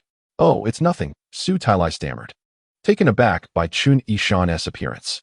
It had only been an hour since their last meeting, yet the immortal's face bore a faint blush, appearing plump and inviting, almost provoking an irresistible urge to pinch it. It was as if he had encountered something. Daring not to inquire further, he fidgeted with his fingers and awkwardly smiled. Have you rested well, immortal? Quite well, Chen Yishan replied with a smile. I apologize for disturbing Su Zhuangzhu on this journey. You surely have pressing matters to attend to. Please let me down when we reach a populated area. Su Tailai, feeling dejected, asked, are you preparing to leave? Indeed. Chen Yishan subtly expressed his desire to depart, though he secretly wished to linger for more of Su Tailai's company, savoring the food and experiences shared. It all depended on Su Tailai's perceptiveness. Immortal Su Tailai, discerning the underlying sentiment, felt a pang of reluctance. His eyes glistened slightly as he expressed, we have yet to fully immerse ourselves in each other's company, and you wish to depart? Every banquet must eventually end, Chen Yishan mused. A journey of 1,000 miles must culminate in a farewell. Once we have traveled 1,000 miles, we shall part ways, Su Tailai replied, disheartened, not fully grasping the weight of Chen Yishan's words. He wrestled internally with whether to disclose the calamities plaguing his home and how to request the immortals' help without seeming bothersome. Immortal, do you still partake in rice balls? The kind soaked in hot water? Su Tailai summoned his courage, opting to follow Su Chang's suggestion. Chen Yishan was taken aback, looking at Su Tailai peculiarly. No. I shall pass. I see Su Tailai felt a sense of loss, realizing that Su Chang's idea was indeed unreliable. What troubles you? Chen Yishan, having discerned Su Tailai's hesitance, decided to probe further. Is there something you require my assistance with? Well, Su Tailai hesitated. You, being immensely powerful, must have already perceived that I am in distress. My family is beset by calamity. My journey through the snow with Su Chang was, in fact, to seek a master to alleviate our troubles. Your family is in trouble? Chen Yishan's spirit surged, his eyes gleaming with excitement. If anything could bring him joy, it was the prospect of helping others in crisis. To save one person is to weave a thread of fate. If he could save daily, he would soon weave a tapestry of countless destinies. Su Tailai, observing Chen Yishan's exuberance, was left speechless. Why do you seem so pleased at my misfortune? Is this a cause for celebration? Have you considered my feelings? Ahem. Chen Yishan, realizing his demeanor was somewhat inappropriate, quickly composed himself. We have formed a bond, and I would not be so hasty as to ignore your plight. I cannot turn a blind eye to the calamity afflicting your family. Really? You can assist me? Su Tailai's spirits lifted, his eyes sparkling with hope. Chen Yishan nodded, solemnly declaring, yes, our fates are intertwined. Wonderful. On behalf of all at Su Family Village, I extend my deepest gratitude. Su Tailai exclaimed joyfully, his face aglow like that of a child with a beard of joy. Surely, I, Su, possess great virtue, for you honor me so. However, he continued hesitantly, I do have some personal matters to attend to. Would you accompany me home first, and after I resolve my affairs, we can address the issues at Su Family Village? One must be reasonable even in seeking favors. I imagine that at this moment, Yi Nanqing and Yu Qing have already returned to their home in Yingchuan County. Father must be home by now. Will there be any conflict? Su Tailai was surprised. Isn't your residence on Yunming Mountain? Chen Yishan snapped back to reality. Ah, I meant my earthly home. May I ask where your immortal abode is? Su Tailai inquired. In the prefecture of Yingchuan County, Chen Yishan replied. How splendid! Su Tailai exclaimed. Traveling to Yingchuan County will take us through Hedong County, which is my hometown. With your celestial abilities, alleviating my family's woes would be but a trifling task, and it shall not delay your journey home. Very well, Chen Yishan pondered, concluding that a slight delay would be inconsequential, as Yi Nanqing and Yu Qing were far too fearful of him to provoke his parents. Thus, he declared, then let us proceed to Hedong County. Su Chang, turn around. Su Tailai shouted, we are heading home.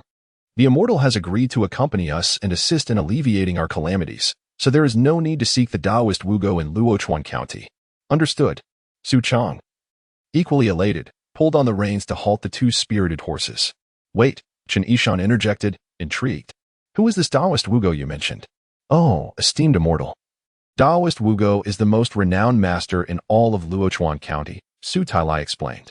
My family has been afflicted by a severe calamity, and we found ourselves unable to cope, seeking assistance from all quarters.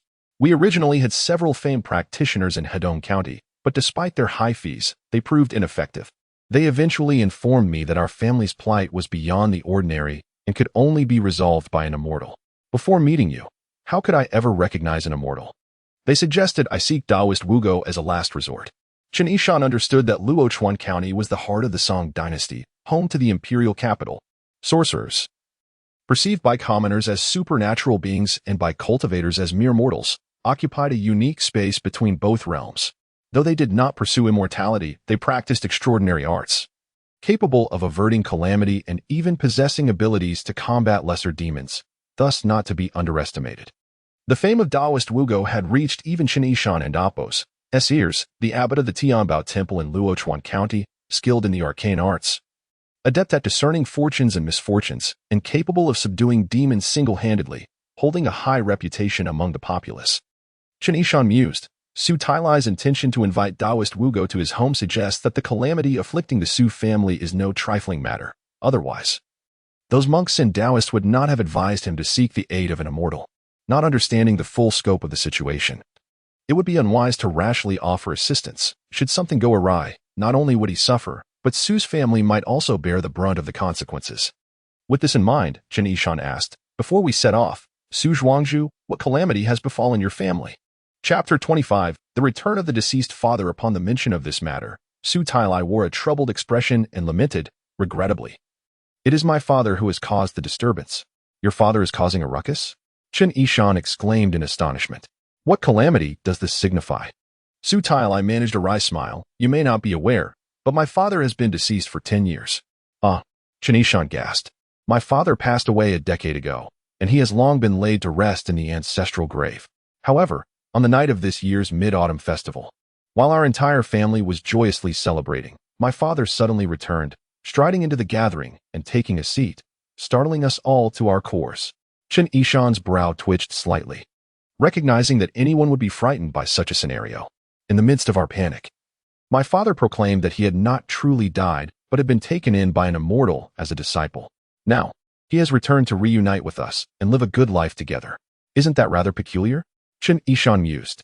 I, like you, found the situation suspicious at that time.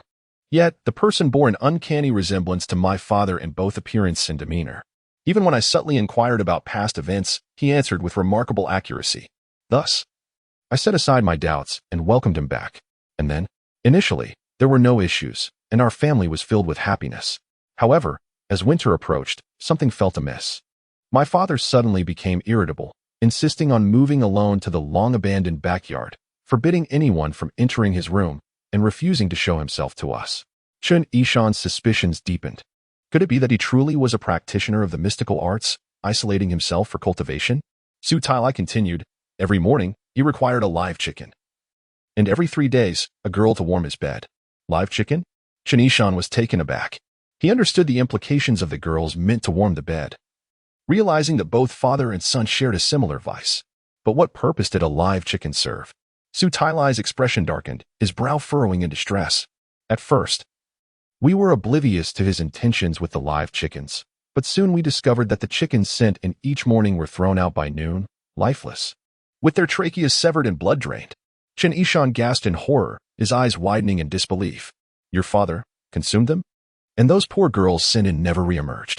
After a month, he expelled all 10 of them, and to our horror, each one was left in a state of delirium. Skin stretched over bones, as though they had been completely drained of vitality and all had gone mad. They were 10 living beings. Chen Yishan inhaled sharply, realizing that Su's father was a true aberration. At this point, we recognized that something was terribly wrong, Su Tailai confessed. Chen Yishan shot Su Tailai a penetrating glance, pondering how it took so long for him to notice the situation. One day, unable to bear it any longer, I dispatched a martial artist to investigate the backyard. However, that martial artist never returned, nor did the second one I sent. Our 2 most formidable guardians simply vanished without a trace. As Su Tailai recounted this, he shivered, his face pale with lingering dread. Chen Yishan was entranced, unable to contain his curiosity. And then, after these unsettling occurrences, how could I remain at ease? In Hedong County, I am regarded as a person of some stature, so I summoned numerous Taoist priests and monks to my home. Yet, 2 of them were gravely injured, 1 left crippled, and 3 emerged raving mad. My father, no. That impostor leapt onto the roof and vehemently warned all of us in the Su family that if we dared to act recklessly, we would all meet a fate without burial. Su Tailai finished, dabbing at his reddened eyes with his sleeve. Men seldom shed tears, yet this is a time of great fear, he murmured. Chen Yishan fell silent, contemplating the gravity of the situation. It was clear that Su's father was a malevolent entity, one that was both violent and deranged, and far from the likes of a mere monster. His transformation into human form indicated formidable powers that could not be easily contended with. What to do? Immortal. I clandestinely brought Su Chong away yesterday at noon, leaving my family and the estate trembling in fear. I cannot bear the worry. Shall we hasten back? Su Tailai implored, gazing earnestly at Chen Yishan. Chen Yishan swallowed hard, eager to confront this impostor of Su's father, to discern what kind of fiend he truly was. Yet, the disparity in their strength weighed heavily on his mind. If a conflict arose, while he might have the protection of the Wu Yu Bowl, the entire Su family could face dire consequences. After a moment of contemplation, he replied slowly, Su Zhuangzhu, I believe it would be wiser to have Taoist Wugo intervene in this matter. Indeed, Su Tailai nodded. I have only recently entered the realm of the immortals, and my cultivation is still quite shallow. Should I fail to subdue the entity in your home, the repercussions could be catastrophic. Losing my own life is trivial, but inciting the being's wrath could spell doom for your entire family. Su Tailai was taken aback. Ah, immortal? Are you jesting? This is no jest, Chen Yishan replied gravely. You refer to me as an immortal, and I accept this title with humility, yet I feel ashamed. Against lesser demons, my skills may suffice. However, against one who has transformed into human form, I truly have no chance of victory. Su Tailai stared blankly at Chen Yishan, and after a moment, his eyes suddenly sparkled with understanding. Ah, I see now. He had grasped the subtle implications of Chen Yishan's words. He was testing Su Tailai's sincerity. Immortal, I have faith in your abilities, Su Tailai declared earnestly, thumping his chest. Rest assured, I shall not seek the assistance of Taoist Wugo. Chen Yishan sighed. Bemused by Su Tailai's misguided interpretation, Su Chang turned the horses around and head home. Su Tailai commanded. Wait, Chen Yishan quickly interjected. What I said was the truth. Su Zhuangju, you should still invite Taoist Wugo. I shall not seek him. Su Tailai insisted resolutely. Chen Yishan chuckled in exasperation. Su Zhuangju. If you refuse to summon Taoist Wugo, then neither shall I go. What? Su Tailai found himself at a loss, unable to grasp Chen Yishan's intent. Have no fear. Su Zhuangju. I shall accompany you. Let us first invite Taoist Wugo and then proceed to Su's estate together. Upon our arrival, I shall take the lead in confronting that being. If the situation cannot be resolved, then we shall call upon Taoist Wugo for assistance. This approach is far more prudent. Do you not agree? Su Tailai's eyes gleamed with comprehension once more. Ah, I finally understand, immortal, you are speaking in reverse. You intend for Taoist Wugo to take the lead. Assessing his true prowess. Should he prove inadequate, only then will you step in. Chen Yishan was indeed imparting wisdom to the younger generation. After all, he had guided even the monster from last night. Yes, it must be so, Su Tailai declared, giving orders. Su Chang, continue to Luochuan County and summon Taoist Wugo. Yes, Su Chang replied, cracking the reins. The horses galloped forth once more. At last, Chen Yishan breathed a sigh of relief. How had this self-important man become the head of the family, with such a lack of insight? He must reflect deeply on why that potential demon impersonated his father and wreaked havoc in his home. Could he not fathom it? It is simply because you are foolish. Chapter 26. A dead end. Observing the relaxed demeanor of Chen Yishan, Su Tailai felt a swell of pride in his own perceptiveness. He cautiously gazed at Chen Yishan and, after a prolonged silence, could no longer contain himself. Immortal, do you truly have no intention of accepting me as your disciple? At my home, we have an abundance of rice balls. Chen Yishan fell silent for a moment. The idea of taking on a disciple was out of the question. And as for the rice balls, did he truly perceive me as a glutton? And only for rice balls, no less? In truth, I would not mind if there were some meat involved. Calmly, Chen Yishan replied, as for disciples, I already have grandchildren among my students and do not intend to recruit more in the near future. Su Tailai felt a wave of disappointment wash over him. It seemed he was not exceptional enough to stir the immortal's interest. Suddenly, a spark of realization ignited within him. He had noticed a particular phrase in the immortal's words, in the near future. Those two words were crucial. They signified that while there would be no recruitment at present, opportunities might arise in the future. Su Tailai vowed to continue his earnest efforts. Meanwhile, outside the carriage, Su Chang silently made a secret wish of his own.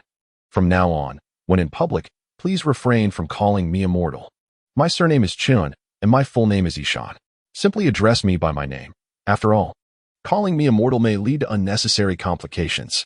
Understood. Shall we refer to you as Mr. Chen then? Chen Yishan nodded. That is acceptable. The servants of the Su family understood that the immortal preferred to avoid drawing attention. The presence of an immortal in the mundane world could indeed create significant commotion. Not an exaggeration to say that it could drive countless people into a frenzy. Su Chang harbored an additional thought. What ordinary mortals had the right to encounter an immortal? Only I, Su Chang, am worthy enough to show for the immortal. The carriage proceeded at a steady pace, though it needed to rest.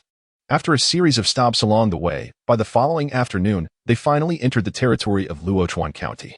All three were hungry, and upon passing a bustling town, they decided to pause. This town, named Yima Town, served as a vital thoroughfare connecting the north and south. Most traveling merchants would lodge here, resulting in a large-scale establishment with 6 main streets running north, south, east, and west, filled with inns, bathhouses, taverns, brothels, horse markets, blacksmith shops, banks, fabric stores, rice and flour shops, rouge shops, medical clinics, and pharmacies. A veritable cornucopia of commerce, rivaling that of most county towns. As Su Chang drove into the main street, A waiter hastened to greet them. "Welcome to Tongfu Inn, a century-old establishment. We serve exquisite dishes from north and south and have aged wines. We have both private rooms and common areas, and are lovely singers, if they aren't pleasing to the eyes. They charge nothing. If the songs are unpleasant, we compensate you." Amused, Su Chong could not help but laugh and scold in my ears. "I have never encountered someone as loquacious as you. Come here and take the reins." "Yes." The waiter, eyes crinkling in delight, took the reins while glancing at Su Chong assisting Su Tailai alight from the carriage. Upon seeing Su Tailai's noble appearance and fine attire, the waiter quickly deduced that he was a man of means. However, upon observing the second individual who descended from the carriage, his shoes worn, trousers tattered, and hair seemingly unwashed for days, the waiter was momentarily taken aback. Was this a beggar being escorted in the carriage? Yet, he quickly regained his composure and cheerfully asked, "Are the three esteemed guests here to rest or to lodge?" Su Tailai looked to Chen Yishan for a decision, and Chen Yishan inquired, "How far is it to Tianbao Temple from here?" The waiter, keenly observing their demeanor, noted the peculiarity that the well-dressed individual sought the beggar's opinion. Su Tailai replied, "It seems the distance to Tianbao Temple isn't too far. I had been to Luochuan County a few years ago and remember the route." The waiter interjected, "Are you three esteemed guests planning to visit Tianbao Temple, presided over by Taoist Wugo?" Chen Yishan nodded. The waiter continued, "Then you must stay at our Tongfu Inn tonight." Su Tailai frowned. "Why is that?" "I recall the journey isn't far." The waiter smiled apologetically. "It seems you haven't passed through Yima Town in recent months, have you?" Su Tailai replied, "And what of it?" The waiter leaned closer, speaking in a conspiratorial tone. "The route to Tianbao Temple passes through Phoenix Ridge, which has been rather unsettled in recent months. It would be wise for you three esteemed guests to stay the night and set off at dawn." Chen Yishan, eager to return home and find Taoist Wugo to resolve the troubles of the Su family, was impatient to continue. Upon hearing Su Tailai's comment about the proximity to Tianbao Temple, he dismissed the waiter's words and suggested to Su Tailai, "Su Zhuangzhu, let us grab a bite to eat, rest briefly, feed the horses some hay, and then continue our journey." "Yes, Mr. Chen," Su Tailai replied respectfully. "Esteemed guests, you truly cannot travel the night roads of Phoenix Ridge." The waiter insisted urgently. Su Chong, displeased, retorted, "What is so dangerous about the night roads? I have encountered many like you. You simply wish to keep us here." He added defiantly, "We are not ordinary travelers. We shall traverse any difficult path. We will not stay." "Ridiculous. To be guarded by an immortal, what do we have to fear?" Su Chong scoffed, dismissing the waiter's warnings. The waiter, feeling slighted, led the three into the inn, calling out, "Three guests who refused to stay." Chen Yishan could not help but chuckle, saying, "Do not take offense, young man. Although we will not stay, we shall certainly indulge in your offerings. Right, Su Zhuangzhu?" Sensing the aroma of food and wine, his appetite stirred. Su Tailai smiled indeed. "Bring us the finest spread you have, and the best wine as well. Feed my two horses the best fodder." He then tossed a silver coin to the waiter, saying, "Here, use this." The waiter beamed, "Certainly. I assure you, the wine, dishes, and fodder will all be of the highest quality. However, I must remind you, the night roads of Phoenix Ridge are truly perilous. It has been widely reported that there are creatures that devour men whole." "Enough." Su Chong, now irritated, snapped. "You're just trying to scare us. Hurry with the food and drink, and then feed the horses. And if you prattle on again, return my coin." The waiter shot Su Chong a glance, covering his mouth to stifle a laugh as he departed. "That young man is nothing but a fearmonger." Su Chong grumbled. "Had I known, I would not have come to this inn. You should refrain from such words.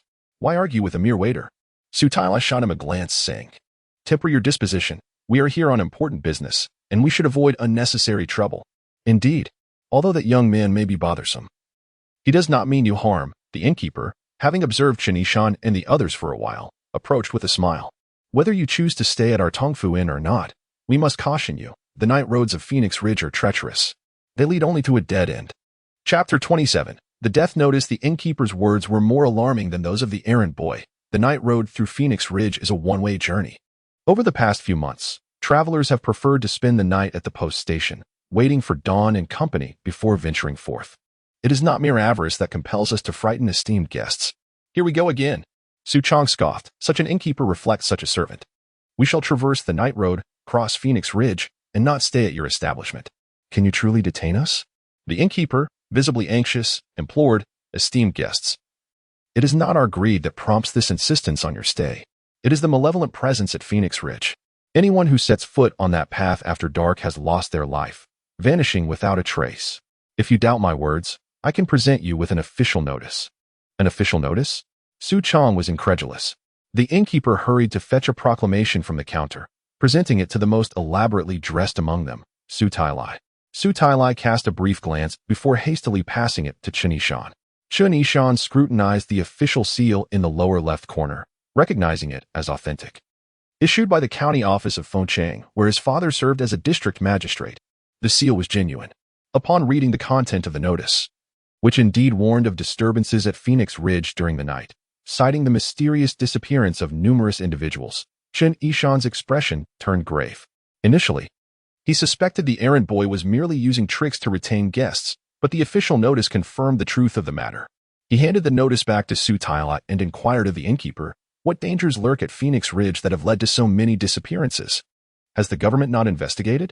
Some claim it is wild beasts attacking, while others speak of malevolent spirits. The authorities have dispatched officials to investigate, yet during the day, there are no signs of trouble. However, once night falls, those who enter the mountains do not return. It is indeed sinister. Su Chong, unable to decipher the notice due to his illiteracy, pounded the table and declared, whatever the danger, we are not afraid. The innkeeper paused, sizing Su Chong up with a hint of disdain. A mere coachman exhibiting such bravado? He turned his attention to Su Tailai, who was observing Chen Yishan, more cautious and methodical in his demeanor than Su Chong. Chen Yishan remained composed, intrigued to uncover the mystery surrounding Phoenix Ridge. After all, he was counting on solving this enigma for his own gain. If indeed there were wild beasts or spirits causing harm, he would seize the opportunity to eradicate the threat, benefiting the populace and himself alike. However, he remained cautious. If the malevolent force was a spirit, reckless action could be perilous. At the very least, he could not involve Su Chong and the others in such a venture. Is there no one to attend to the guests in this inn? Chen Yishan pondered when suddenly, a loud voice called out, and the innkeeper rushed over, beaming, I apologize for the lack of attention. We have many patrons at this moment. Would you esteemed guests prefer a meal or lodging? Chen Yishan glanced over and saw a group of 4 young individuals, both men and women, clad in sturdy attire and equipped with an array of weapons, swords, spears, bows, and ropes. They exuded an air of confidence and vigor. Even the lone female among them radiated spirited determination. In the realm of song, where the founding emperor rode across the land to establish peace, martial prowess was admired. And many skilled fighters roamed the countryside, often referred to as wanderers. Among them were those employed by the government, organized into martial units. Chen Yishan mused, are these 4 wanderers or government warriors? Just a bite, exclaimed a tall, lean man among them. Slice us 10 jin of cooked meat and bring 4 pots of wine. Just keep the buns coming, no need to count. Yes, yes, the innkeeper replied, eager to please, as he instructed his staff to prepare the food and drink while quietly asking, are you esteemed guests traveling by night? Will you pass through Phoenix Ridge? The tall man shot a sidelong glance, his tone unfriendly. What concern is it of yours? Forgive me, esteemed guest, I merely wish to ensure your safety. Phoenix Ridge is not safe at night. There are sinister forces at work, as per the official notice advising travelers against night journeys. Before the innkeeper could finish, the tall man burst into laughter. We are headed straight for Phoenix Ridge. If it were peaceful at night, we wouldn't bother coming. The innkeeper was taken aback, esteemed guests. Who might you be? We are warriors under the command of Governor Ming of Luochuan. With such disturbances in your county, it falls upon our jurisdiction to intervene. Brother Wu. Enough, chided a young woman among them. The tall man raised an eyebrow. What is it? Ayan asked you to hold your tongue. Just do as she says. The most robust among them, a burly man with a dark complexion, shot a warning glance at the tall man. All right, if Big Brother Tian says so. I shall remain silent, the tall man chuckled. Seeing this, the innkeeper recognized the group was not to be trifled with and discreetly withdrew. As the meat and wine arrived, the rotund man among them exclaimed, let us enjoy our feast. I'm starving. Brother Tian, he turned to the burly man. Let's dig in. Tian frowned. Lu, use your chopsticks. You don't mind the grime, but we do. All right, chopsticks it is. Lu smirked. Big Brother is just too particular. Yun, let me serve you some meat, he continued. The 4 then proceeded to feast heartily, consuming large quantities of meat and drink, including the young woman named Yun, each devouring a significant share within moments. Their drinking was equally impressive, as they filled their bowls to the brim and downed them in one go. leaving even the innkeeper astonished, as Su Tailai and Su Chang watched in rapt attention. "Master, these fellows seem rather unruly," Su Chang muttered, "with their boisterous eating and drinking. Not to mention the hierarchy among them, they don't appear to be government officials. Do you think they could be bandits?" "Silence," Su Tailai hissed, "mind your words. If they truly are bandits, they might silence you first." Su Chang chuckled awkwardly, refraining from further comment. Meanwhile, Chen Yishan remained contemplative, his gaze fixed on the four. Pondering, could these individuals be, "Hey, you filthy brat, why do you keep staring at our sister Ayun?" The tall, lean man, surnamed Wu, suddenly turned. His gaze fierce as he glared at Chen Yishan, warning, "You've got shifty eyes, you don't seem like a good person. Keep staring." And all chapter 28, the four great masters. Chen Yishan was taken aback. "Huh? What do you mean, huh? I am referring to you." The tall, lean man pointed a finger and scolded, "A toad aspires to eat swan meat, dressed like a beggar, and yet dares to gaze upon our Ayun. My apologies. My apologies." Chen Yishan, caught up in his thoughts, did not anticipate causing trouble. He immediately turned crimson, clasped his hands in apology, and turned away. "You scoundrel," Su Chang, however, was furious, rising to defend his master, only to be halted by Chen Yishan. "Hey, what's wrong with me?" The tall, lean man surnamed Wu acted particularly brazenly, seemingly eager to provoke conflict. Seeing Su Chang ready to stir up trouble but restrained by Chen Yishan, he smirked derisively. "You little rascal were just discussing us as highway robbers, right? Come here, and let me enlighten you on what we truly do." Su Chang, known for his fiery temper, was ready to explode upon hearing this. Chen Yishan casually remarked, "If you get beaten, I won't intervene." Immediately, Su Chang sat back down, muttering, "Umph. A magnanimous person doesn't stoop to the level of petty folk. I won't engage with them." Meanwhile, Ayun also reproached the tall, lean man, Wu urged, "Could you not cause trouble all the time? It's not that I want to create a ruckus, it's just that those three individuals are peculiar. Look. Two neatly dressed people accompany a filthy one, Isin and Apos. T, that strange? That does not concern us," Ayun replied.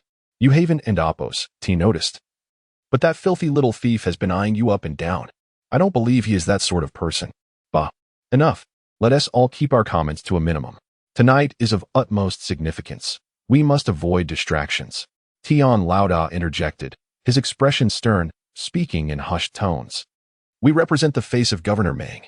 Any slip-up is unacceptable. Everyone must eat well, rest adequately, and be in high spirits tonight. We must ensure a victorious start." "You worry too much," the tall, lean man surnamed Wu chuckled. "The four of us rank among the top 10 in the martial world of song. Before we were employed by the Luochuan County government, we were already renowned heroes. Now, as the four great masters of Luochuan County, we can sweep through the world together without issue." Tian Lauda retorted coldly, "There are always greater beings beyond the horizon. Caution is paramount." Lu Laosan laughed, "Rest assured, boss. Everything will be fine. You should heed Brother Tian's advice. After all, we do not yet know what adversaries we may face tonight," Ayun said, her brows slightly furrowed. "The county office is filled with incompetent fools who cannot manage even trivial matters. Why listen to them?" Wu scoffed. "Whether they be leopards, tigers, or bears, whether they are spirits or monsters, we will show them what we are made of tonight." Though their voices were low, Chen Yishan heard them clearly. After entering the Qi induction phase, his physical abilities had significantly enhanced, and his hearing was now far superior to that of ordinary folk. As he listened to the four discuss, a glimmer of realization brightened his eyes. It seemed his guesses were indeed correct. Back in Yingchuan County, he often accompanied his father, fighting alongside a group of warriors, hunting man-eating beasts, capturing notorious bandits, and exterminating malevolent creatures. He could be considered a member of the warrior group under the jurisdiction of the Song government. He remembered the names, origins, weapons, and even personality traits of the top martial artists in Song, especially those ranked among the top 10. These individuals were once his idols. The four before him comprised Tian Lauda, a taciturn man wielding twin halberds, undoubtedly the famed flying halberd Tianqing. The tall, lean man with a spear was surnamed Wu, known for his loquaciousness and arrogance. Likely the renowned sharpshooter Wu Yang. The short, stout man with a dagger, always grinning, was surely the smiling dagger Lu Xing. As for the girl named Ayun, with her exquisite looks and gentle temperament, it was easy to deduce, among the top 10 martial artists in Song, there was only one woman, Lu Yun Sword Lin Meiyun. From childhood, Chen Yishan had absorbed countless tales of the martial world, holding deep admiration and respect for those top martial artists. often lamenting that Yingchuan County could not attract even one to guard it, frequently urging his father to recruit renowned heroes from the Jianghu. Who would have thought he would encounter 4 of them today? Even though he had begun his cultivation journey, far surpassing ordinary mortals, his heart still brimmed with excitement. Otherwise, he would not have stared at them for so long. He contemplated. These 4 individuals are undoubtedly top-tier martial artists, their skills formidable, comparable to the 40 warriors under his father's command, sufficient to deal with common mountain beasts and weaker demons. But should they encounter something more powerful, they would be in grave danger. They risk their lives for the common folk. I cannot remain an idle observer. In essence, I am a warrior of Yingchuan County, and they are warriors of Luochuan County. We are comrades in arms. Su Zhuangzhu, I have thought it over. There is no rush to continue our journey. It would be best for us to stay at this inn tonight. Chen Yishan resolved, turning to Su Tailai. How about we rest for the night and set off tomorrow morning? Upon hearing this, Su Tailai's expression brightened. As you wish, Mr. Chen. Su Chong wanted to inquire further, but was silenced by a glare from Su Tailai. Su Tailai had once been a person of great stature, but after his family suffered misfortune, he became cautious and prudent. The encounter with the Snow Maiden left him still haunted. He understood that there existed countless entities capable of harm and death in this world. Even the head of a wealthy family was merely a drop in the ocean, insignificant in the grand scheme. Even with an immortal by his side, he had to be careful. If he could avoid risk, it was best to do so.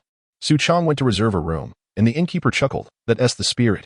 Listening to advice leads to a full meal, and besides, it's for your own good. What do you know? Su Chong sneered. Our Mr. Chen is. Never mind. Why should I bother explaining to a mere innkeeper? The innkeeper retorted. You, a mere carriage driver, and I, a mere innkeeper?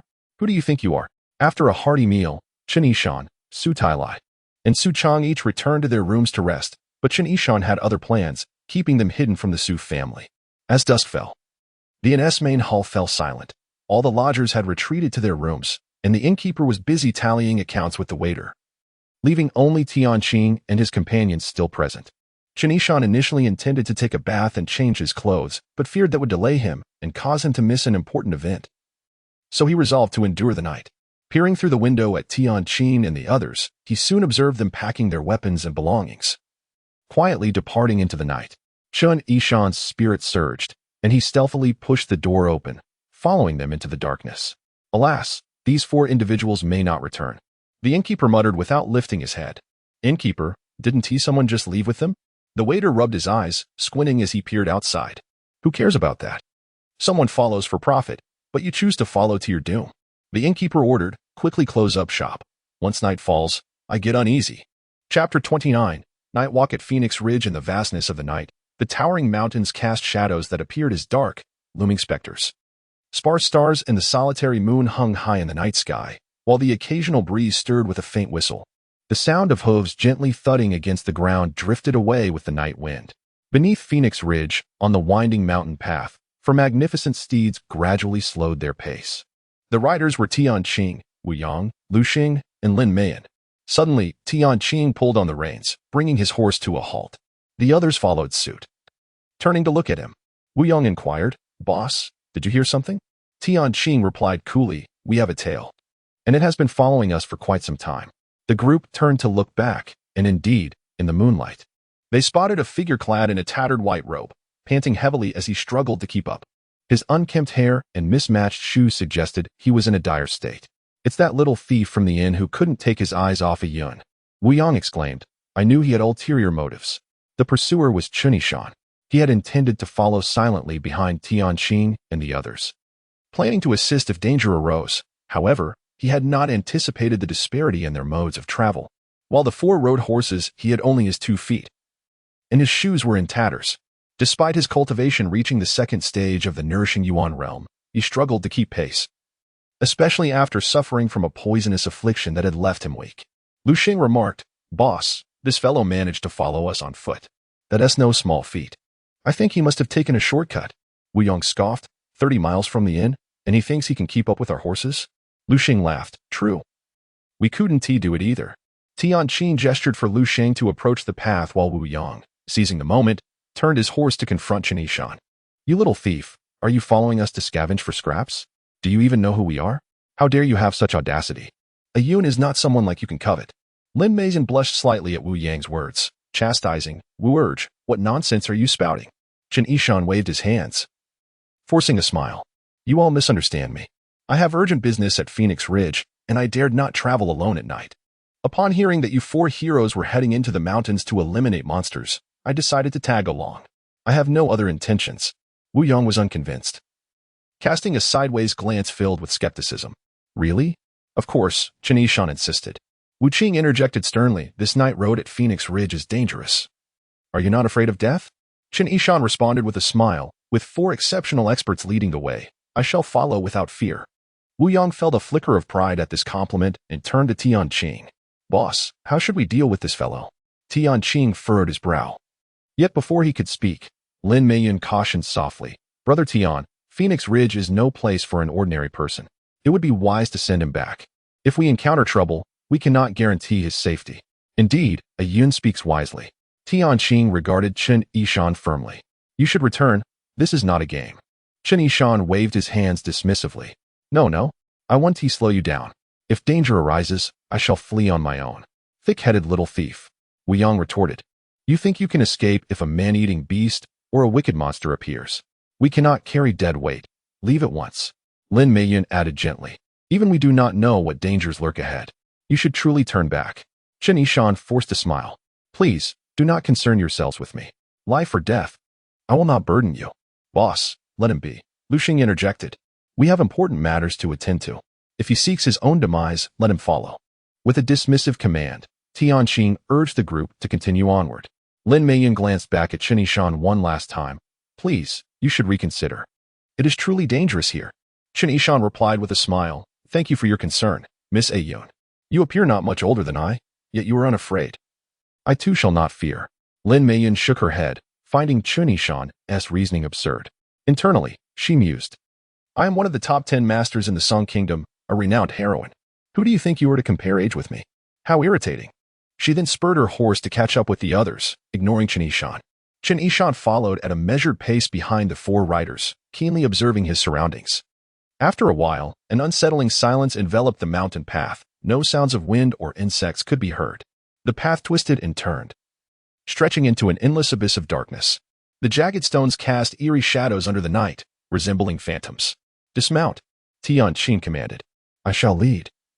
Lu Xing and Wu Yong take flanking positions, weapons ready, traps at hand. Ayun, stay behind and prepare your bow, remain vigilant.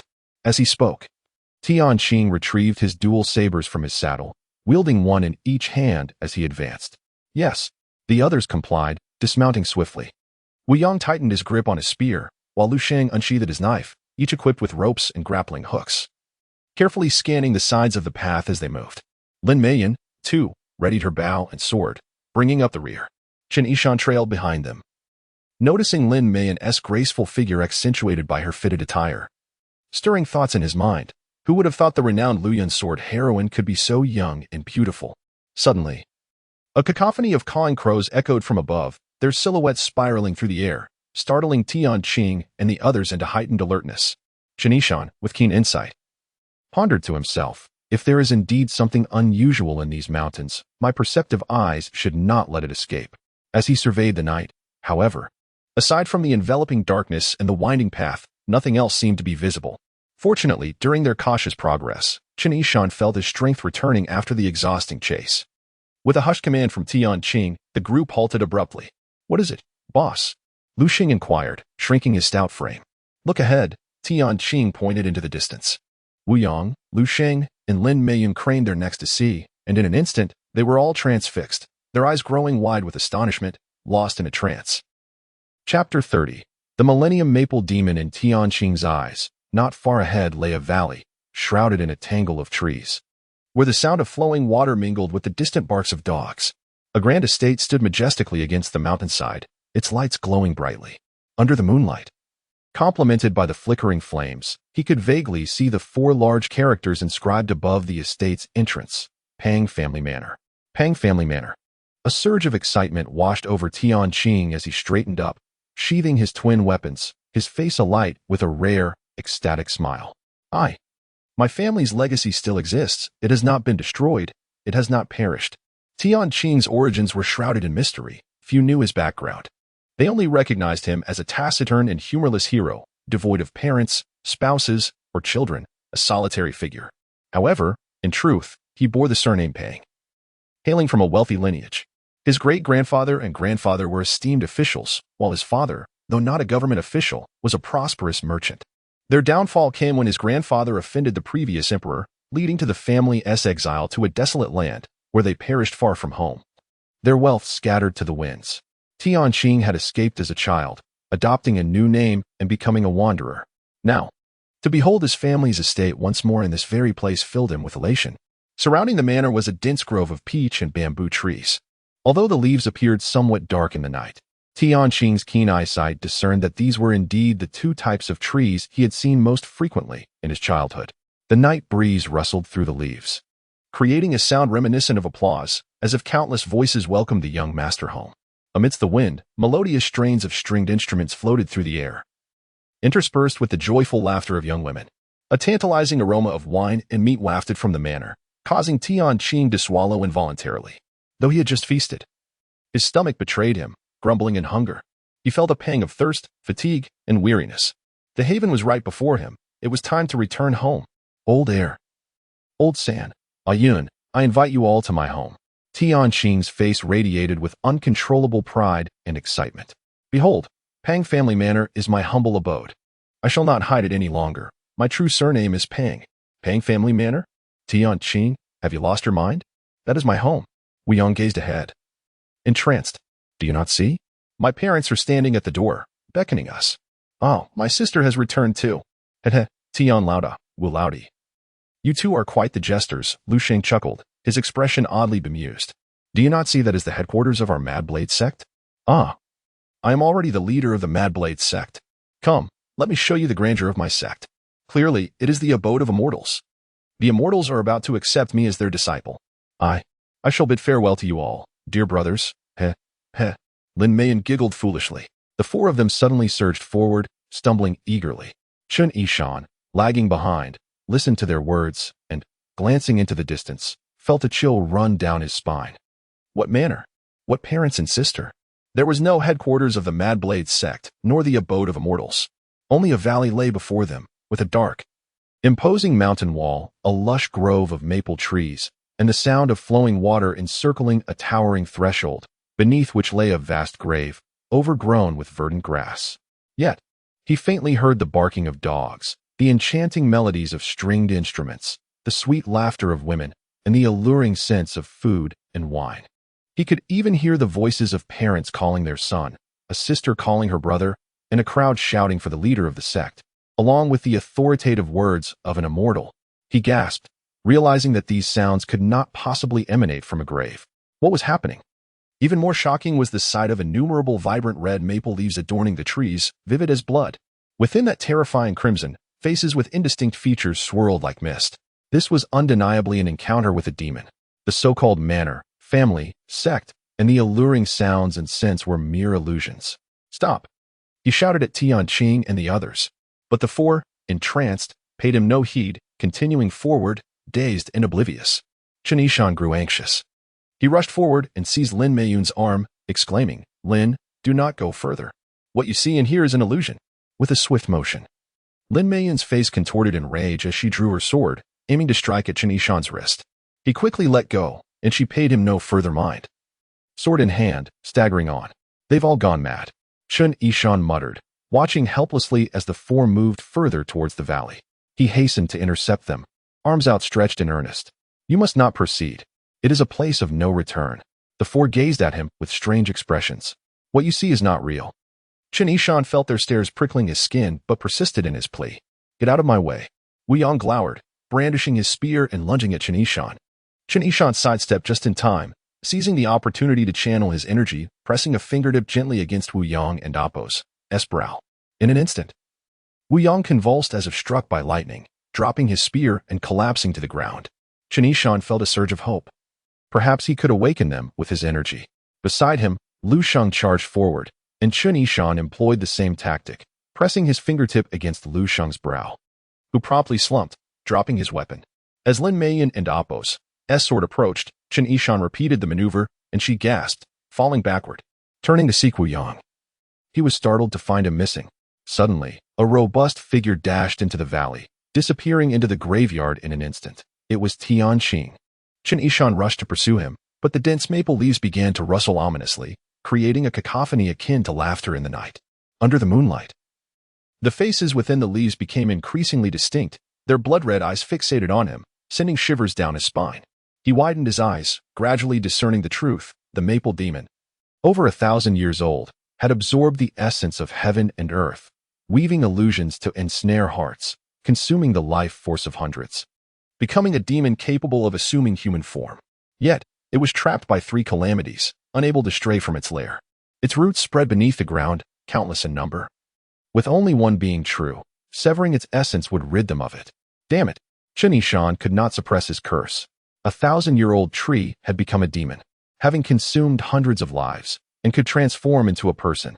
The challenge was monumental. The only means of vanquishing it was to sever its ancient roots.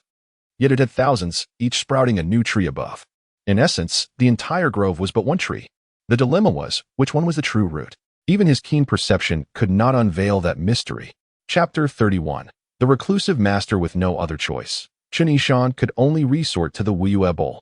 Gritting his teeth, he summoned the Wuyue bowl into his palm, preparing to rush into the valley to rescue Tianqing.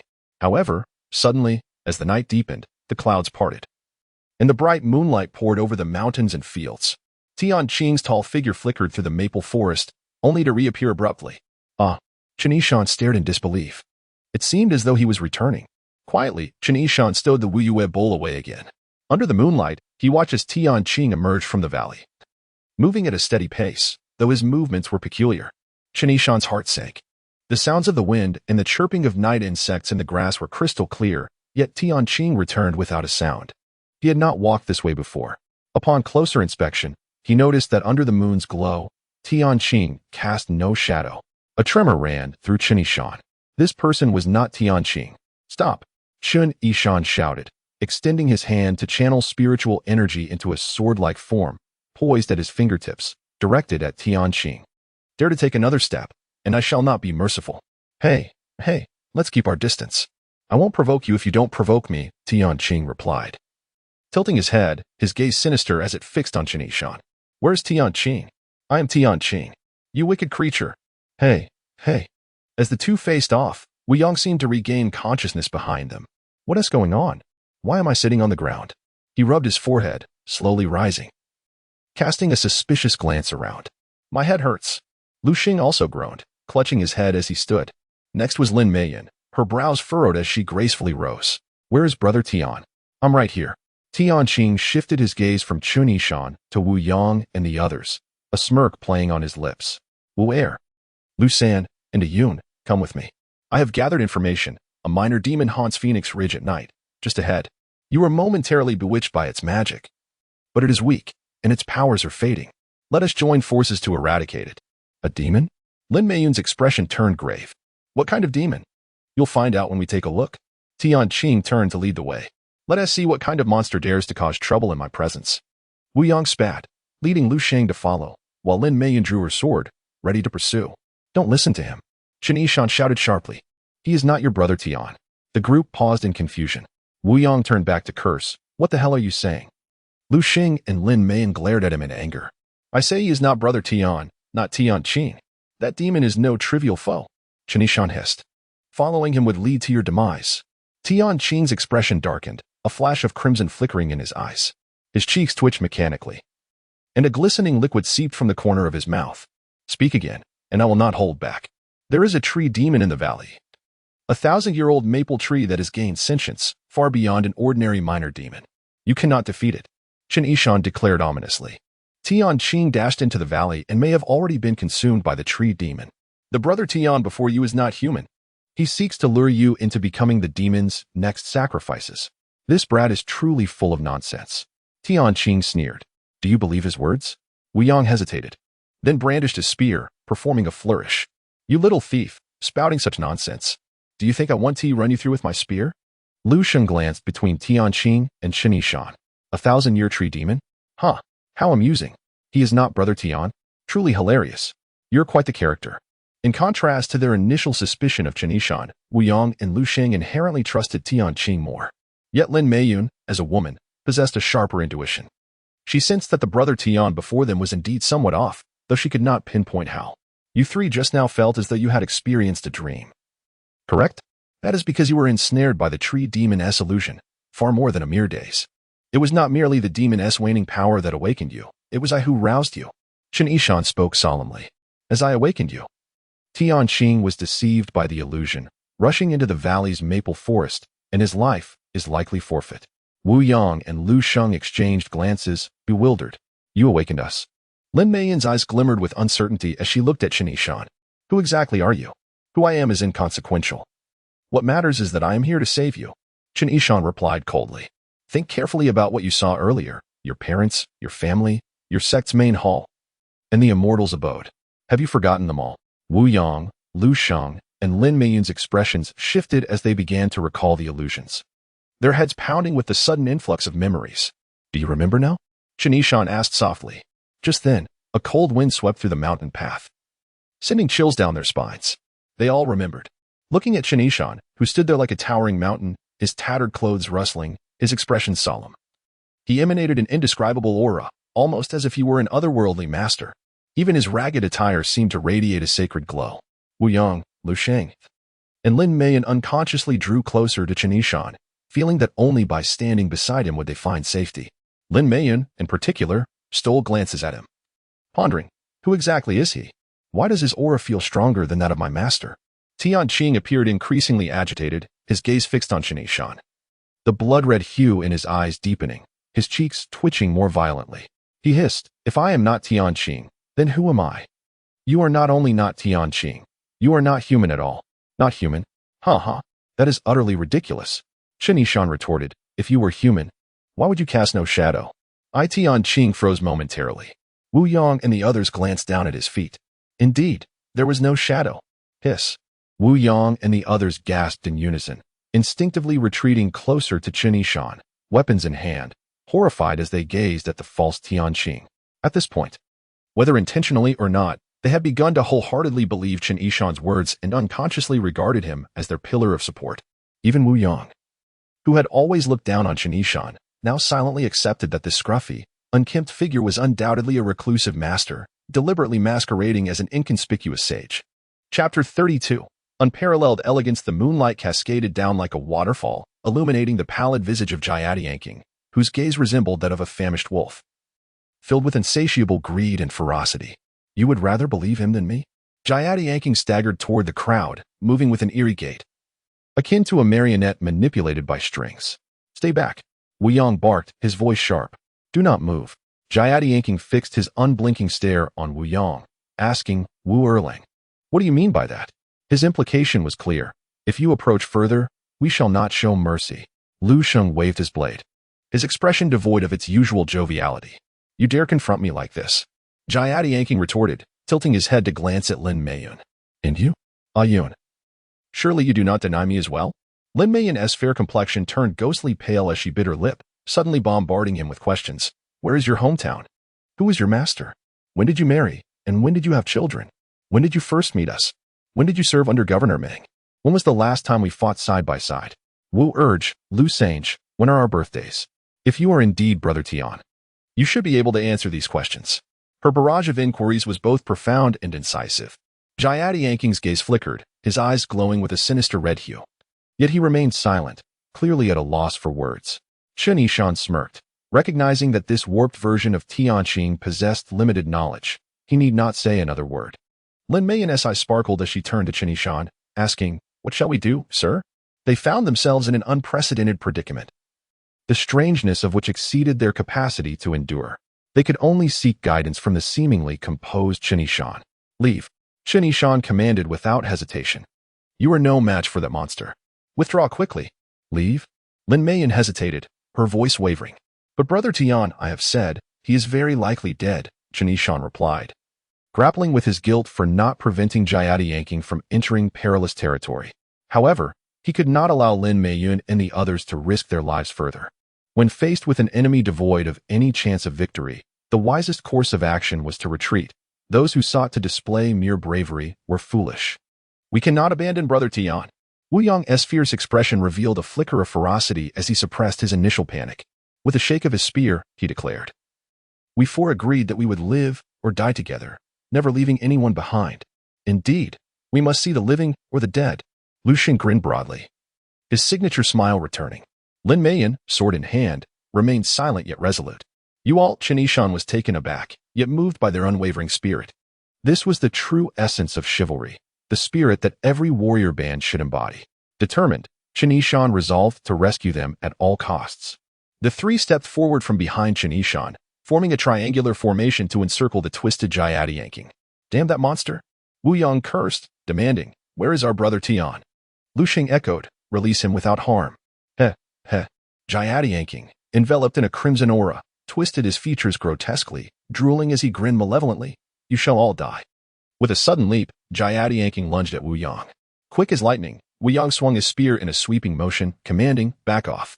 Jayati yanking glided silently aside, evading the attack, while Lu Xing struck with his blade, unleashing a powerful slash. Jayati yanking shrank back, slipping away like a specter. Whoosh! Lin Meiyan sprang into action. Her movements fluid and graceful as she propelled herself forward, resembling a swift arrow. With a flick of her wrist, she unleashed a flurry of sword strikes, each a streak of light aimed directly at Jayati yanking's chest. What splendid swordsmanship! Chen Yishan could not help but admire silently. Truly, Lin Meiyan was the renowned sword heroine of Luoyang, her beauty complemented by her elegance and skill, a marvel not merely for show but for substance. As Jayati yanking began to falter, Wu Yang shouted, "Strike!" His spear swept through the air with tremendous force, colliding squarely with Jayati yanking's face. With a resounding thud, Jayati yanking was flung backward, crashing to the ground. Chen Yishan observed in admiration as Wu Yang, Lu Xing, and Lin Meiyan, renowned as the top three warriors of the Song dynasty, showcased their exceptional synergy and formidable power. Their prowess was far beyond what he had initially estimated. Even more astonishing was the minimal number of flaws in their technique. In the realm of mortal martial arts, they undoubtedly deserved their reputation as peak experts. Lu Xing advanced swiftly, placing his foot on Jayati yanking's shoulder, spitting, "What manner of creature are you?" As he restrained Jayati yanking, Chen Yishan urgently cautioned, "Do not get too close. Kill him directly." Having experienced the deadly poison of the monster firsthand, he understood the necessity of maintaining distance. If one had the opportunity to eliminate the threat, it must be done swiftly and thoroughly, without a moment's hesitation. "Eh?" Lu Xing exclaimed, surprised. "Why is he so light?" Before he could finish, a sickening crack echoed as Jayati yanking's head spun around 180 degrees, his face mere inches from Lu Xing's. "My heavens!" Lu Xing recoiled in shock, but to his horror, Jayati yanking's arms twisted around him, locking him in a vice-like grip. Chen Yishan's expression shifted, realizing the danger. "This is bad. Let go of him, you scoundrel!" Wu Yang yelled, thrusting his spear forward, while Lin Meiyan approached from the side.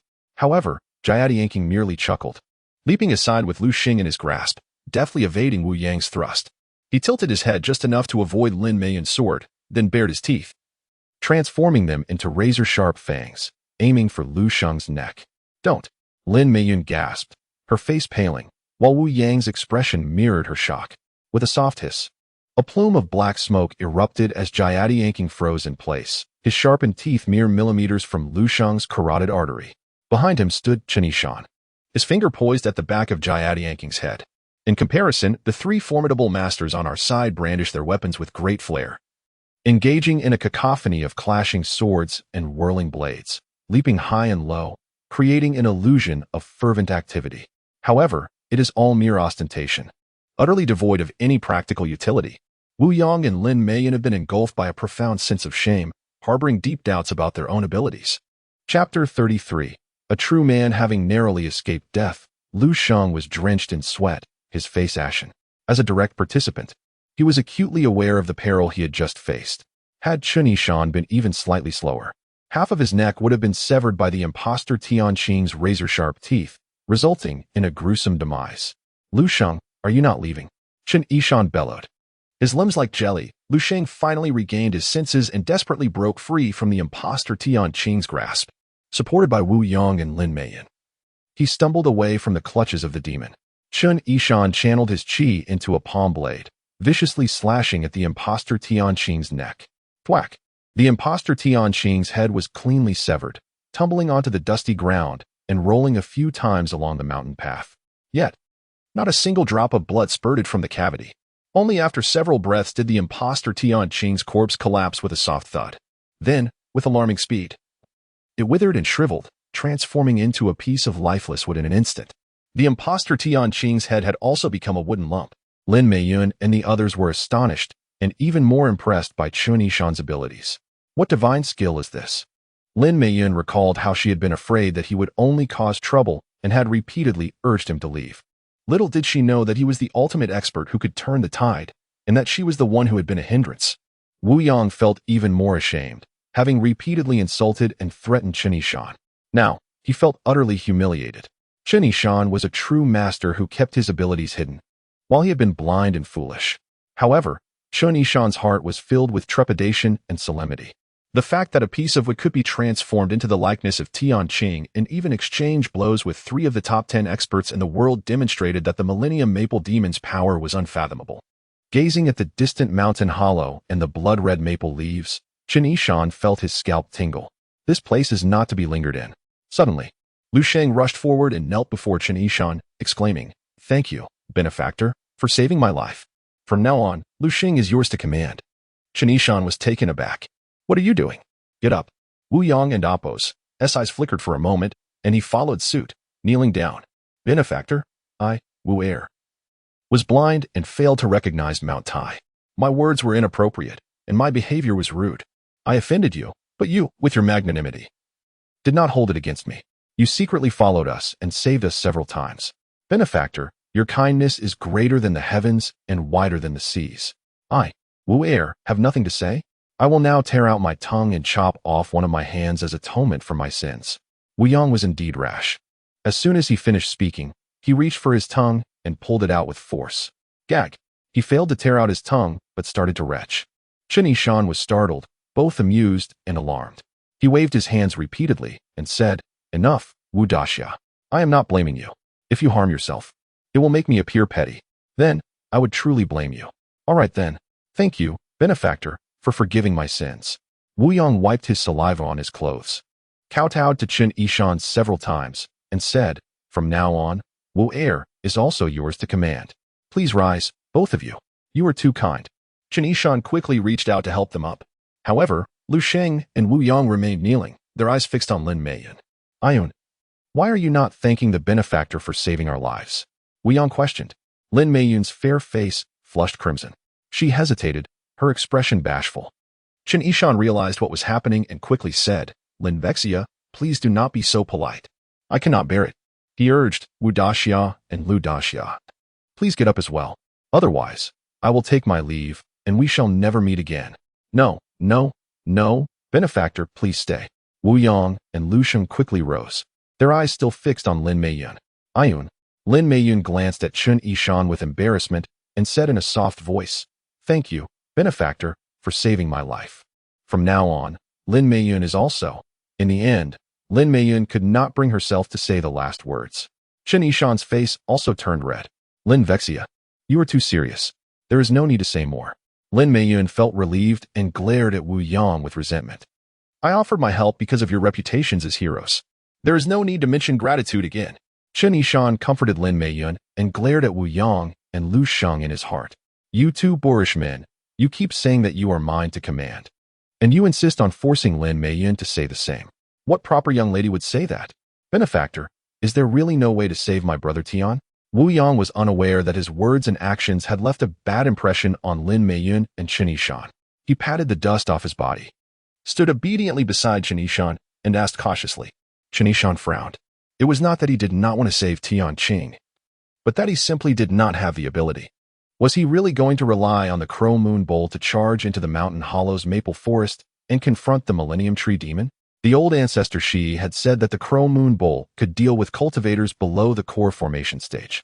The Millennium Tree Demon's demonic power was still unknown. If it was more powerful than a core formation stage cultivator, wouldn't he be courting death? Saving people required acting within one's capabilities. Otherwise, it would be reckless. Therefore, he shook his head and said in a deep voice, "This place is not to be lingered in. Let's leave quickly and then think of a way." Wu Yong was still unwilling to give up. But my brother Tian is Shu. Chen Yishan suddenly noticed a dramatic change in the maple forest in the mountain hollow. The lush forest receded like a tide, leaving only one tree in the blink of an eye. A single, towering maple tree that blotted out the sky. Each maple leaf on the tree was as large as a fan. Human faces, as if painted, appeared on the maple leaves. A dense, bloody aura enveloped the entire mountain hollow. As the night wind blew, the maple tree's small branches swayed gently, and the faces on the maple leaves moved, displaying various expressions. Some seemed to be smiling, some seemed to be crying, some were in extreme pain, and some were infinitely malevolent. In his 2 lifetimes, Chen Yishan had never seen such a large maple tree, let alone such a terrifying one. Run! Chen Yishan shouted, pushing Wu Yong and Lu Xing forward. They stumbled forward. Lin Meiyun hesitated, her beautiful eyes wide. Chen Yishan grabbed her hand without explanation and ran. The 4 steeds that Tian Qing and the others had ridden were still waiting for their masters on the mountain path. Chen Yishan pulled Lin Meiyun along as he ran towards the horses. Lin Meiyun did not dare to break free from Chen Yishan's hand. She could feel that the benefactor's palm was full of sweat and as cold as ice. His running speed was astonishingly fast, even with her superb lightness skill. She was far inferior. It was laughable that she had previously thought that he had taken a shortcut to catch up with her group on horseback. In fact, his movement technique was faster than a galloping horse. You get on the horse first. As Lin Meiyun was lost in thought, Chen Yishan had pulled her to the horse. Second brother Wu and third brother Lu, Lin Meiyun turned around and saw that Wu Yong and Lu Sheng were still far away, and she could not help but worry. I'll go bring them back. I'll wait for them and the benefactor to return together. What time is it? Why are you still saying such things? Chen Yishan was extremely anxious and did not bother to say more. He immediately put his arm around Lin Meiyun's waist, lifted her up, and placed her on the horse's back. Lin Meiyun exclaimed softly, her face flushed. Chen Yishan slapped the horse's rump forcefully, and Lin Meiyun's horse immediately galloped down the mountain path. She turned back to look at Chen Yishan and saw that he had already turned back to run towards the lagging Wu Yong and Lu Sheng. Benefactor. A strange feeling finally welled up in Lin Meiyun's heart. This is a true man, a true hero, a true champion. Chapter 34. Advancing and retreating with the benefactor. When Chen Yishan returned to the side of Wu Yong and Lu Sheng, he found them still anxiously glancing around. Especially Wu Yong, who was muttering, "Third brother, are we really going to abandon old Tian? This is not the time for impetuousness." Chen Yishan seized one of them and shouted, "If we don't leave now, we'll find ourselves without a burial place." Wu Yong and Lu Sheng were then hastily pulled along by Chen Yishan. By heavens! Wu Yong gasped, "Benefactor, what martial arts do you practice?" Lu Sheng was equally awestruck, inwardly cursing himself for considering himself among the world's top 10 masters. Compared to Chen Yishan, he felt utterly insignificant. This benefactor was someone he would follow without hesitation from now on. Chen Yishan dismounted and admonished them, "I'll say it once more, if you don't leave, you will die? Value your own lives. As long as the Green Mountains remain, one need not worry about firewood. I can save you once, but not every time. I am leaving now, whether you follow is up to you." With that, he mounted Tian Qing's horse, cracked the whip, and the horse neighed, galloping away. Wu Yong gritted his teeth and said to Lu Sheng, "Our lives belong to the benefactor, so we must heed his words and leave first.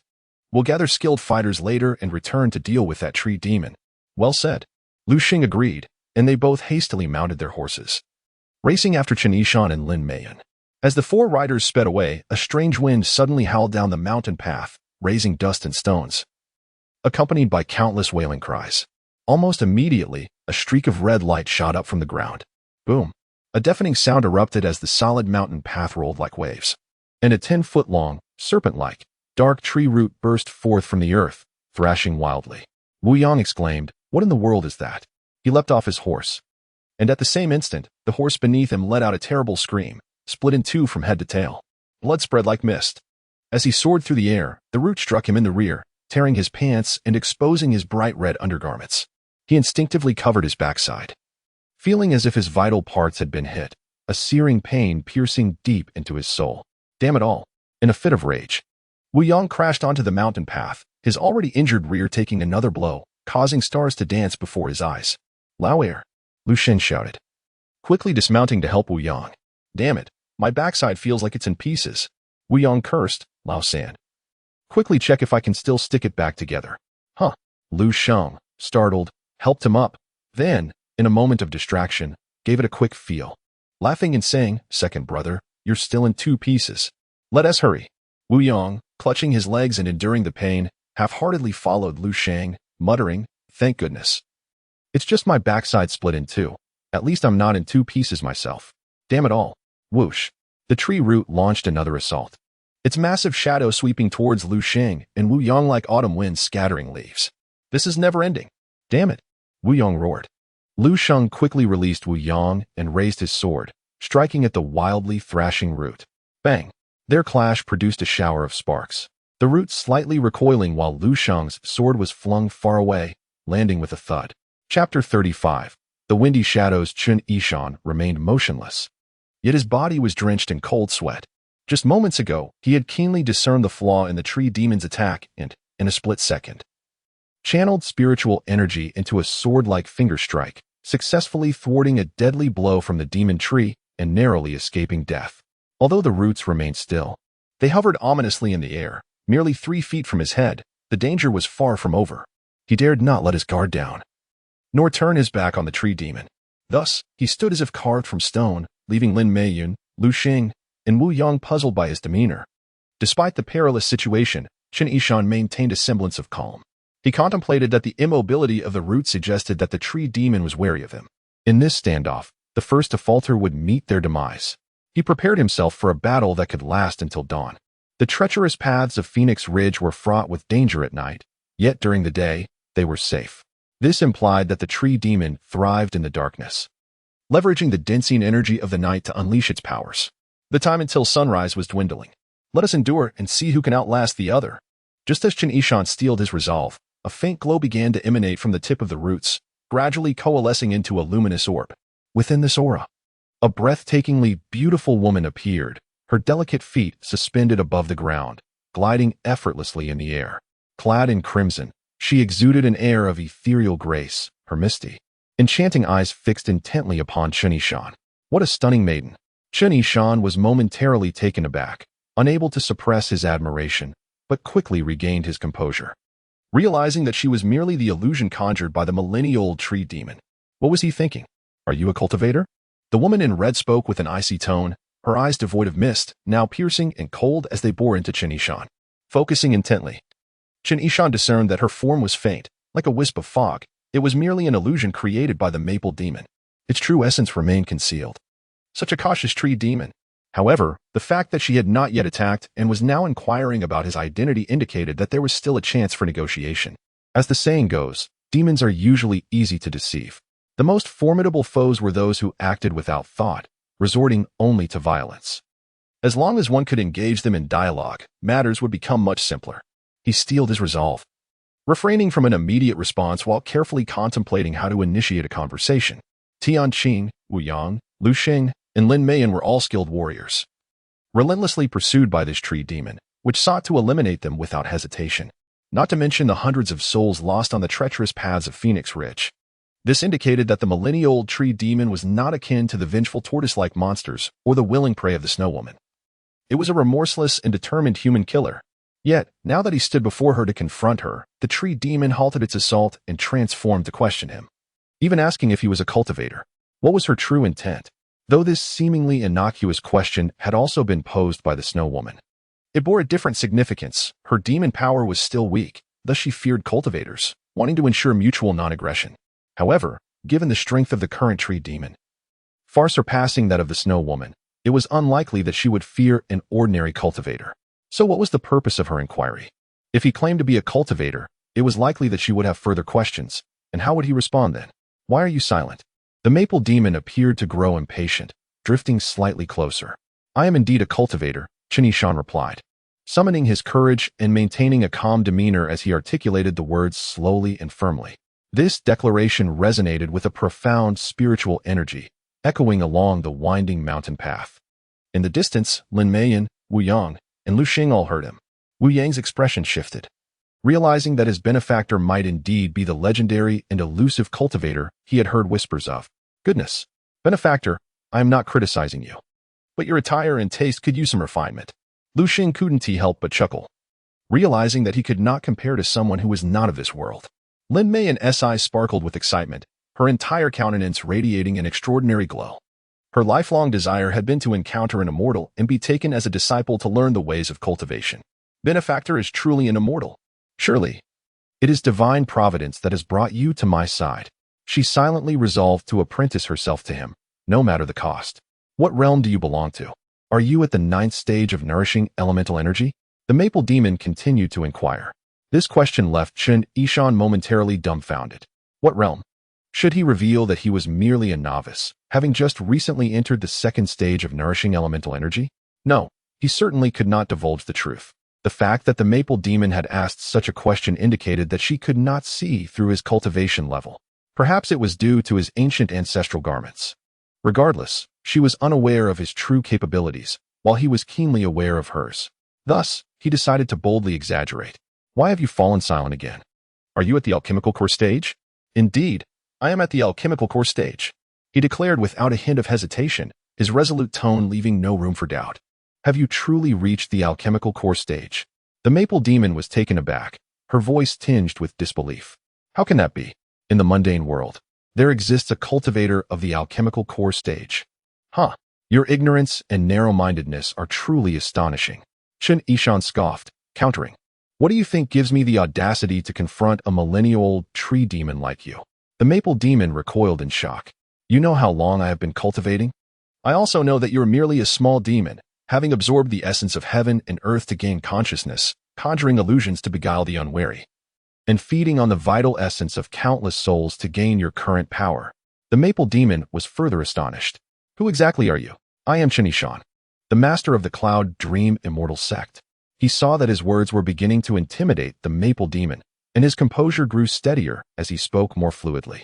Who I am is of little importance. What matters is the path you choose moving forward. Though you have taken on human form, have you not yet passed through the 3 calamities? You wouldn't dare stray far from your birthplace, would you? The multitude of maple trees you conjured in this hollow are merely a disguise to conceal the vast roots hidden beneath the earth, are they not? TSK. You must guard your soul root carefully. Otherwise, should it be severed, your 1,000 years of cultivation will be for naught. The maple demon's exquisite countenance drained of color. As if struck by terror, her once fierce expression, now a mask of bewilderment, rendered utterly speechless. Do not question how I know, for I can see through all of you, Chen Yishan stated casually, as if discussing trivial matters. You have mastered the external vision technique. The maple demon finally lost her composure, her eyes wide with shock and fear. She understood that when a cultivator reached the stage of nourishing elemental energy and transformation, they could perceive their own internal organs and blood vessels, identifying deficiencies in their cultivation foundation. However, upon reaching the alchemical core stage, they gained the ability to see through the foundations of others' cultivation. Certainly, the external vision immortal technique proves ineffective against those whose cultivation surpasses its user. Chen Yishan remained unaware of the intricacies of the external vision immortal technique. Yet upon observing the astonished demeanor of the maple demon, he nodded in agreement. Is it truly astonishing? It is merely one of my modest accomplishments, he remarked with nonchalance. Do you understand the implications of the external vision immortal technique? It signifies that your illusions hold no sway over me, and that discerning the singular genuine root among your myriad false ones is as effortless as a mere flick of the wrist. I wonder, would you care to test this? The silhouette of the tree demon quivered slightly, retreating imperceptibly by half a step. I am known as Feng Shuai. Previously, I was unaware of your esteemed presence, Chen Shenzhen, and acted rashly. I humbly ask for your forgiveness. Chapter 36. Guiding the lost strength serves as the most objective measure of superiority and inferiority. Upon hearing that Chen Yishan had cultivated the external vision technique, unquestionably reaching the pinnacle of the Dan formation realm, the maple demon promptly reined in her haughty demeanor and introduced herself with deference. Forgiveness? Chen Yishan inwardly exhaled in relief, yet his expression grew increasingly solemn, his tone chilling. What of the hundreds of innocent travelers who perished at your hands? What sins have they committed? Are you, esteemed immortal, seeking justice for those souls? The maple demon's gaze flickered momentarily, her scrutiny of Chen Yishan intensifying. A being of the pinnacle Dan formation realm, yet garbed in tattered trousers and worn shoes, with unkempt hair and devoid of any celestial sword or artifact. Could it truly be that an immortal appeared thus? A sly smile gradually crept across her face. I have heard that cultivators must sever their emotions and desires to attain the path of immortality. Yet, if one clings too tightly, how can one nurture their Dao heart? The immortal does not regard the myriad beings as mere fodder. Instead, you choose to intervene on behalf of unrelated mortals? Is it not a distraction from your cultivation? Chen Yishan internally cursed. This tree demon is becoming suspicious. He regretted his verbosity. Their conversation had been progressing well, and the maple demon had already begun to fear him. Yet, a single excessive reproach had betrayed him. Indeed, the majority of cultivators in this world actively sever ties with the mundane, remaining indifferent to worldly matters. Their temperaments cold and detached like Yunanqing or Yuqing. Which cultivator would idly concern themselves with the plight of common folk? Only deities who protect living beings might possess such leisure. As the maple demon's gaze grew profound, her expression oscillating between amusement and inquiry, Chen Yishan forced himself to suppress his rising panic, transforming his dread into a sardonic laugh. Ha! A mere tree demon, too timid to even relocate her nest, dares to impart wisdom on my cultivation. The paths of immortality are countless. I have merely chosen compassion, with benevolence nurturing my Dao heart. Why should I fear the incessant disturbances of the mundane world? To be frank, I intend to address the injustices of the world and forge countless connections to validate the great Dao. Compassion as a path, nurturing the Dao heart with goodwill. Thus undeterred by worldly troubles, the maple demon found herself momentarily stunned by his words, murmuring, addressing the injustices of the world and forging countless connections to validate the great Dao? Chen Yishan was taken aback, pondering why this tree demon echoed his sentiments. She raised her gaze, fixating on him. Immortal, do you mean to say that the great Dao is multifaceted, yet one need not be confined to a singular path? As long as one discovers their own way and steadfastly pursues it, they too may reach the same destination? Indeed. Chen Yishan suddenly realized the maple demon must be encountering a bottleneck in her cultivation, fearing the tribulations of the three calamities, thus hesitating to uproot herself. She was at a loss for how to proceed in her cultivation and had found inspiration in his words. This might also explain her inquiry about his status as a cultivator and what realm he had attained. She sought to learn from him. This cunning female demon. So, you intend to use my path of immortality to remedy your shortcomings? To transplant my Dao heart into yours? Understanding her intentions, Chen Yishan swiftly reorganized his thoughts. Shaking his head in lament, your aspirations, though admirable, are regrettably futile. You are steeped in bloodshed, your heart heavy with malice, and your sins profound. It is unlikely you shall succeed. The immortal perceives clearly. Although I have taken lives, I do not indulge in indiscriminate slaughter. The maple demon smiled gently. Continuing, I adhere to 3 rules. No killing in daylight, no harming the elderly, the weak, or women and children, and no violence against those devoid of desire. Those who perished at my hands were all greedy men, their insatiable appetites leading them to their doom. They roamed under the sun, living contrary to the natural order, and fell into endless desires, be it for power, wealth, fame, beauty, or longevity. Truly, they deserved their fates. Chen Yishan fell silent, contemplating for a long while. It seemed the demon's actions possessed a certain logic. Yet, what man is not greedy? In the vigor of youth, even if one does not covet power or wealth, they inevitably long for beauty. What of Tianqing? Chen Yishan wished to disengage from further entanglement with the maple demon. After all, the more he spoke, the more he risked revealing himself. He raised his head and asked, is he alive or dead? The maple demon replied softly, he lives. After dawn, I shall use his flesh and blood to nourish my roots and his soul to enhance my demonic power. Chen Yishan's heart sank. Hand him over. The maple demon arched an eyebrow. On what grounds? Chen Yishan responded coldly. If you wish to cultivate compassion and nourish your heart with goodwill, let it begin at this moment. The maple demon's enchanting face froze for a moment before she spoke. Immortal, your display of power tonight leaves much to be desired, and to demand a life based on a mere utterance is quite difficult for me to acquiesce. Chen Yishan and Appo's heart raced, and he asked sternly, what do you mean? Do you intend to force my hand against you? Not at all. The maple demon's expression shifted, revealing her apprehension towards Chen Yishan's external vision technique, compounded by her inability to gauge his strength. She dared not incite his wrath completely. After a slight smile, she continued softly, I am self-aware. In terms of current demonic strength, I would surely be defeated by you, immortal. However, should it come to a life and death struggle, I possess the advantage of my domain. Coupled with the natural imbalance of yin and yang, the outcome of a battle to the death remains uncertain, Do you not agree, immortal Chen? Her words were indeed formidable.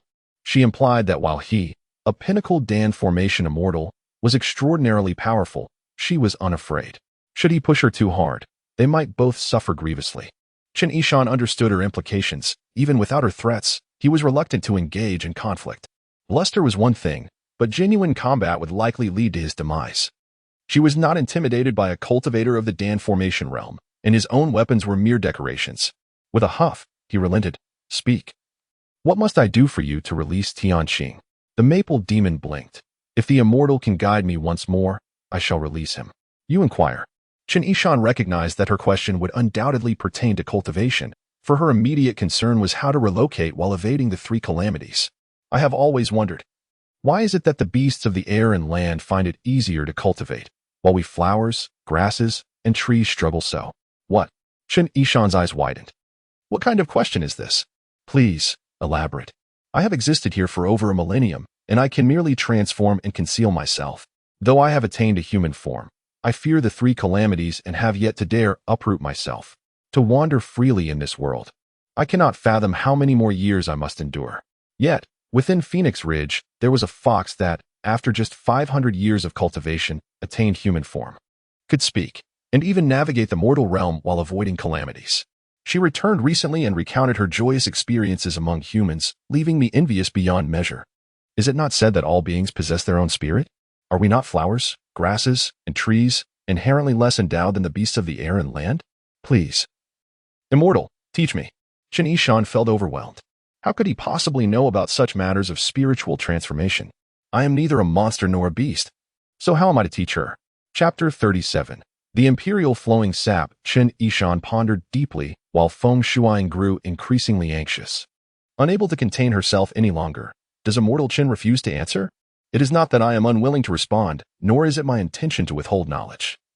He began slowly. It is simply that this question is too elementary. Given your level of cultivation, such doubts should not persist. Elementary? Feng Shuang was momentarily taken aback, feeling a flicker of irritation at Chen Yishan's implied mockery. Yet, her spirits soared shortly thereafter. Simplicity suggested that the immortal possessed the answer. If he were to divulge it, it would undoubtedly benefit her cultivation immensely. For over a millennium, she had been ensnared in this place, unable to shift her roots and relocate. The essence of the land, the water, earth, and rocks had been nearly exhausted by her relentless absorption, leaving no nourishment behind. Were it not for this dire situation, she would not have resorted to the perilous act of slaughtering lives to sustain her demonic form and powers. After all, such actions were an affront to the natural order and would eventually invite disaster. Yet, if she could not break through this bottleneck in a few years, the essence of this valley would be entirely depleted, forcing her to uproot herself and confront the unpredictable tribulations of heaven. If she were fortunate enough to evade them, it would be one matter. However, what if she could not? During her long existence on Phoenix Ridge, she had witnessed the tragic fate of a pine demon that attempted to relocate its roots. That pine had thrived for 13 centuries, having attained demonhood and was renowned as the 18 Lords. As her predecessor in cultivation, it had met its demise on the very day it attempted to move. Struck down by a thunderous bolt from the heavens, instantly reduced to ashes.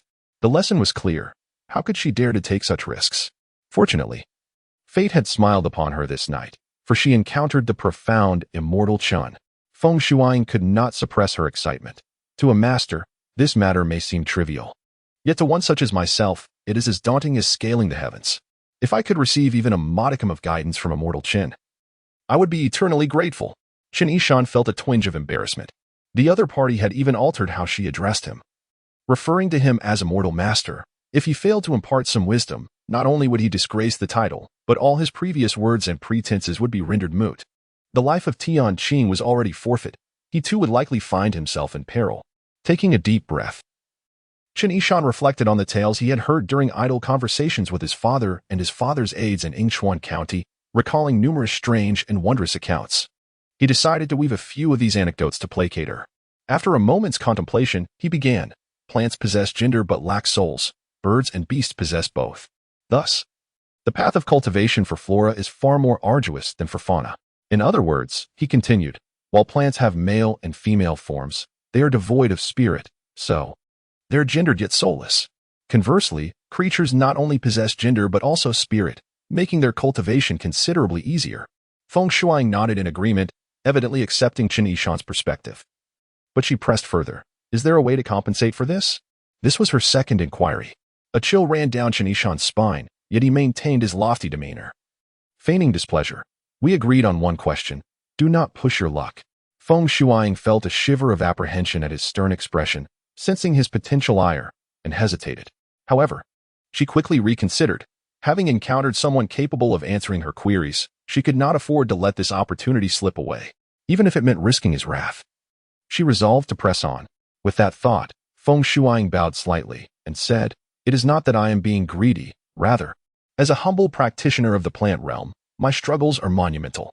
I earnestly hope for your compassion, immortal master, and implore you to bestow your teachings upon me." I would be immensely grateful. Seeing her earnest demeanor, Chen Yishan realized that if he did not offer something of substance, she would not leave him in peace. Fortunately, he had prepared for this conversation. Are you familiar with the imperial flowing sap? He asked gravely. Feng Shuang shook her head. I am unaware of it. Chen Yishan scoffed.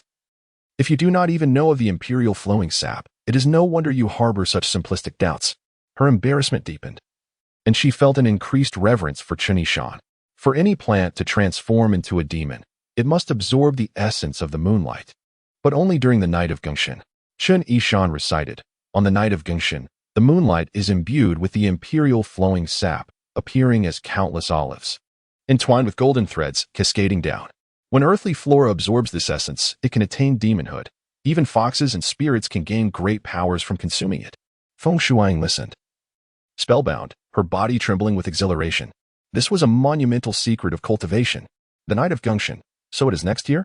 Feigning profundity, Chen Yishan replied. You ask questions you already know the answers to.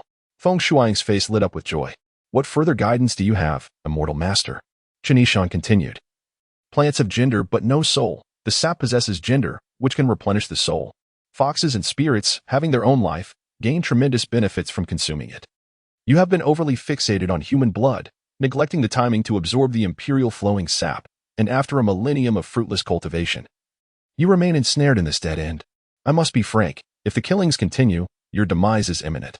Even if the heavens do not unleash calamities upon you, you will fall victim to your own reckless practices. Feng Shuang was elated yet terrified, reflecting, I am fortunate I did not act against him earlier. Indeed, true masters conceal their depth. Such confidential cultivation secrets, had he not revealed them, I would never have known. At that moment, Feng Shuang bowed deeply, expressing her gratitude. Your words have illuminated my path, immortal. Rest assured, I shall never again harm lives. Once again, her address transformed, shifting from immortal master to immortal. Chen Yishan sighed in relief. It seemed his counsel had satisfied her, ensuring his own safety. Very well, he praised. In time, you shall understand. I would never wish you harm. Feng Shuang pondered for a long while, internalizing Chen Yishan's words before she gazed at him and said, Immortal, I thank you for imparting so much wisdom. Should I truly manage to escape this place next year and evade the 3 calamities, I will gladly take you as my master. Chen Yishan did not confirm this, replying, Return now and return Tianqing to me. Do not engage in further acts of violence. That alone would suffice to honor my revelations. With a tinkling laugh, she replied, As the sun rises, I shall take my leave. Tianqing will follow shortly, and I shall present a 1,000-year-old leaf of Jingsheng as a token of gratitude for your enlightenment. In an instant, the air shimmered with her lilting laughter, and she transformed into a wisp of smoke, vanishing without a trace. The dark, immense roots of the tree receded into the earth, and the path quickly returned to its original state. A single translucent red maple leaf gently descended onto Chen Yishan's shoulder. Chapter 38.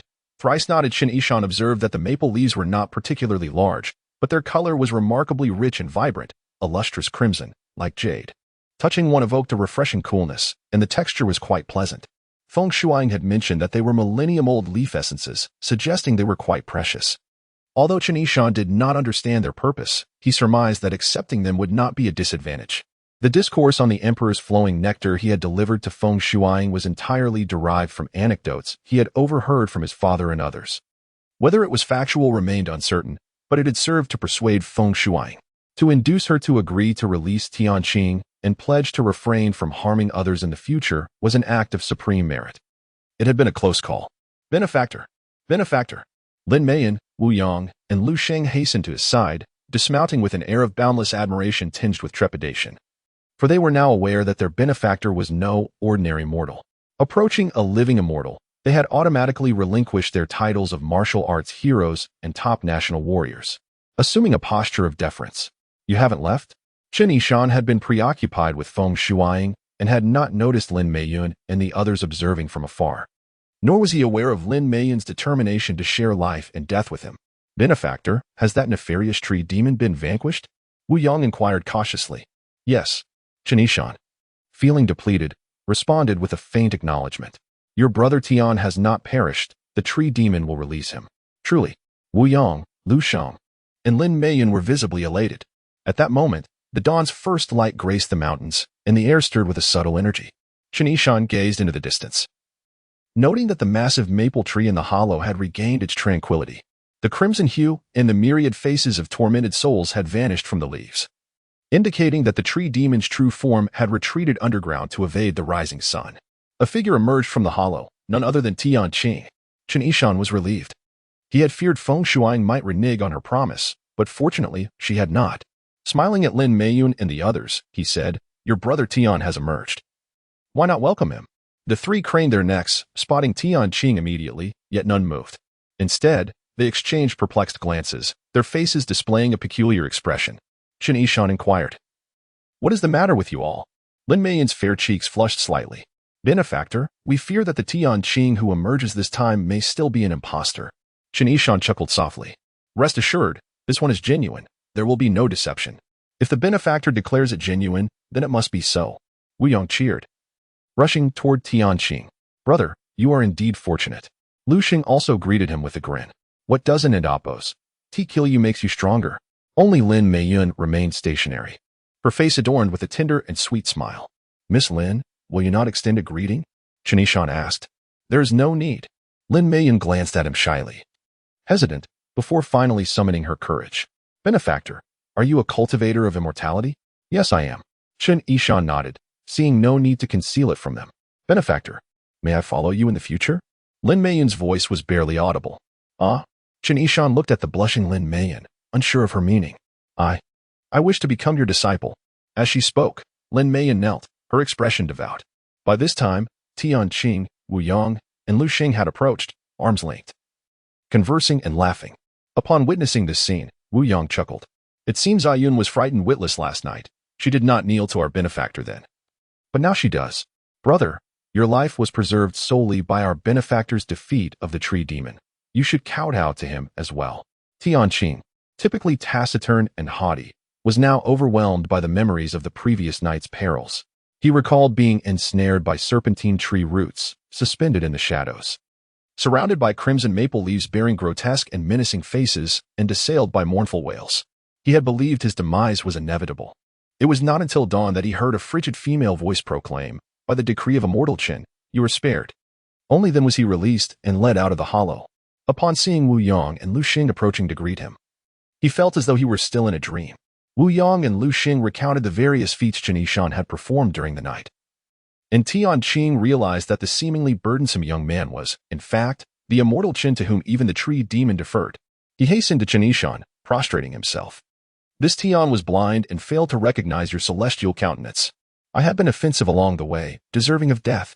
Benefactor repeatedly offered warnings, which I disregarded, resulting in this catastrophe.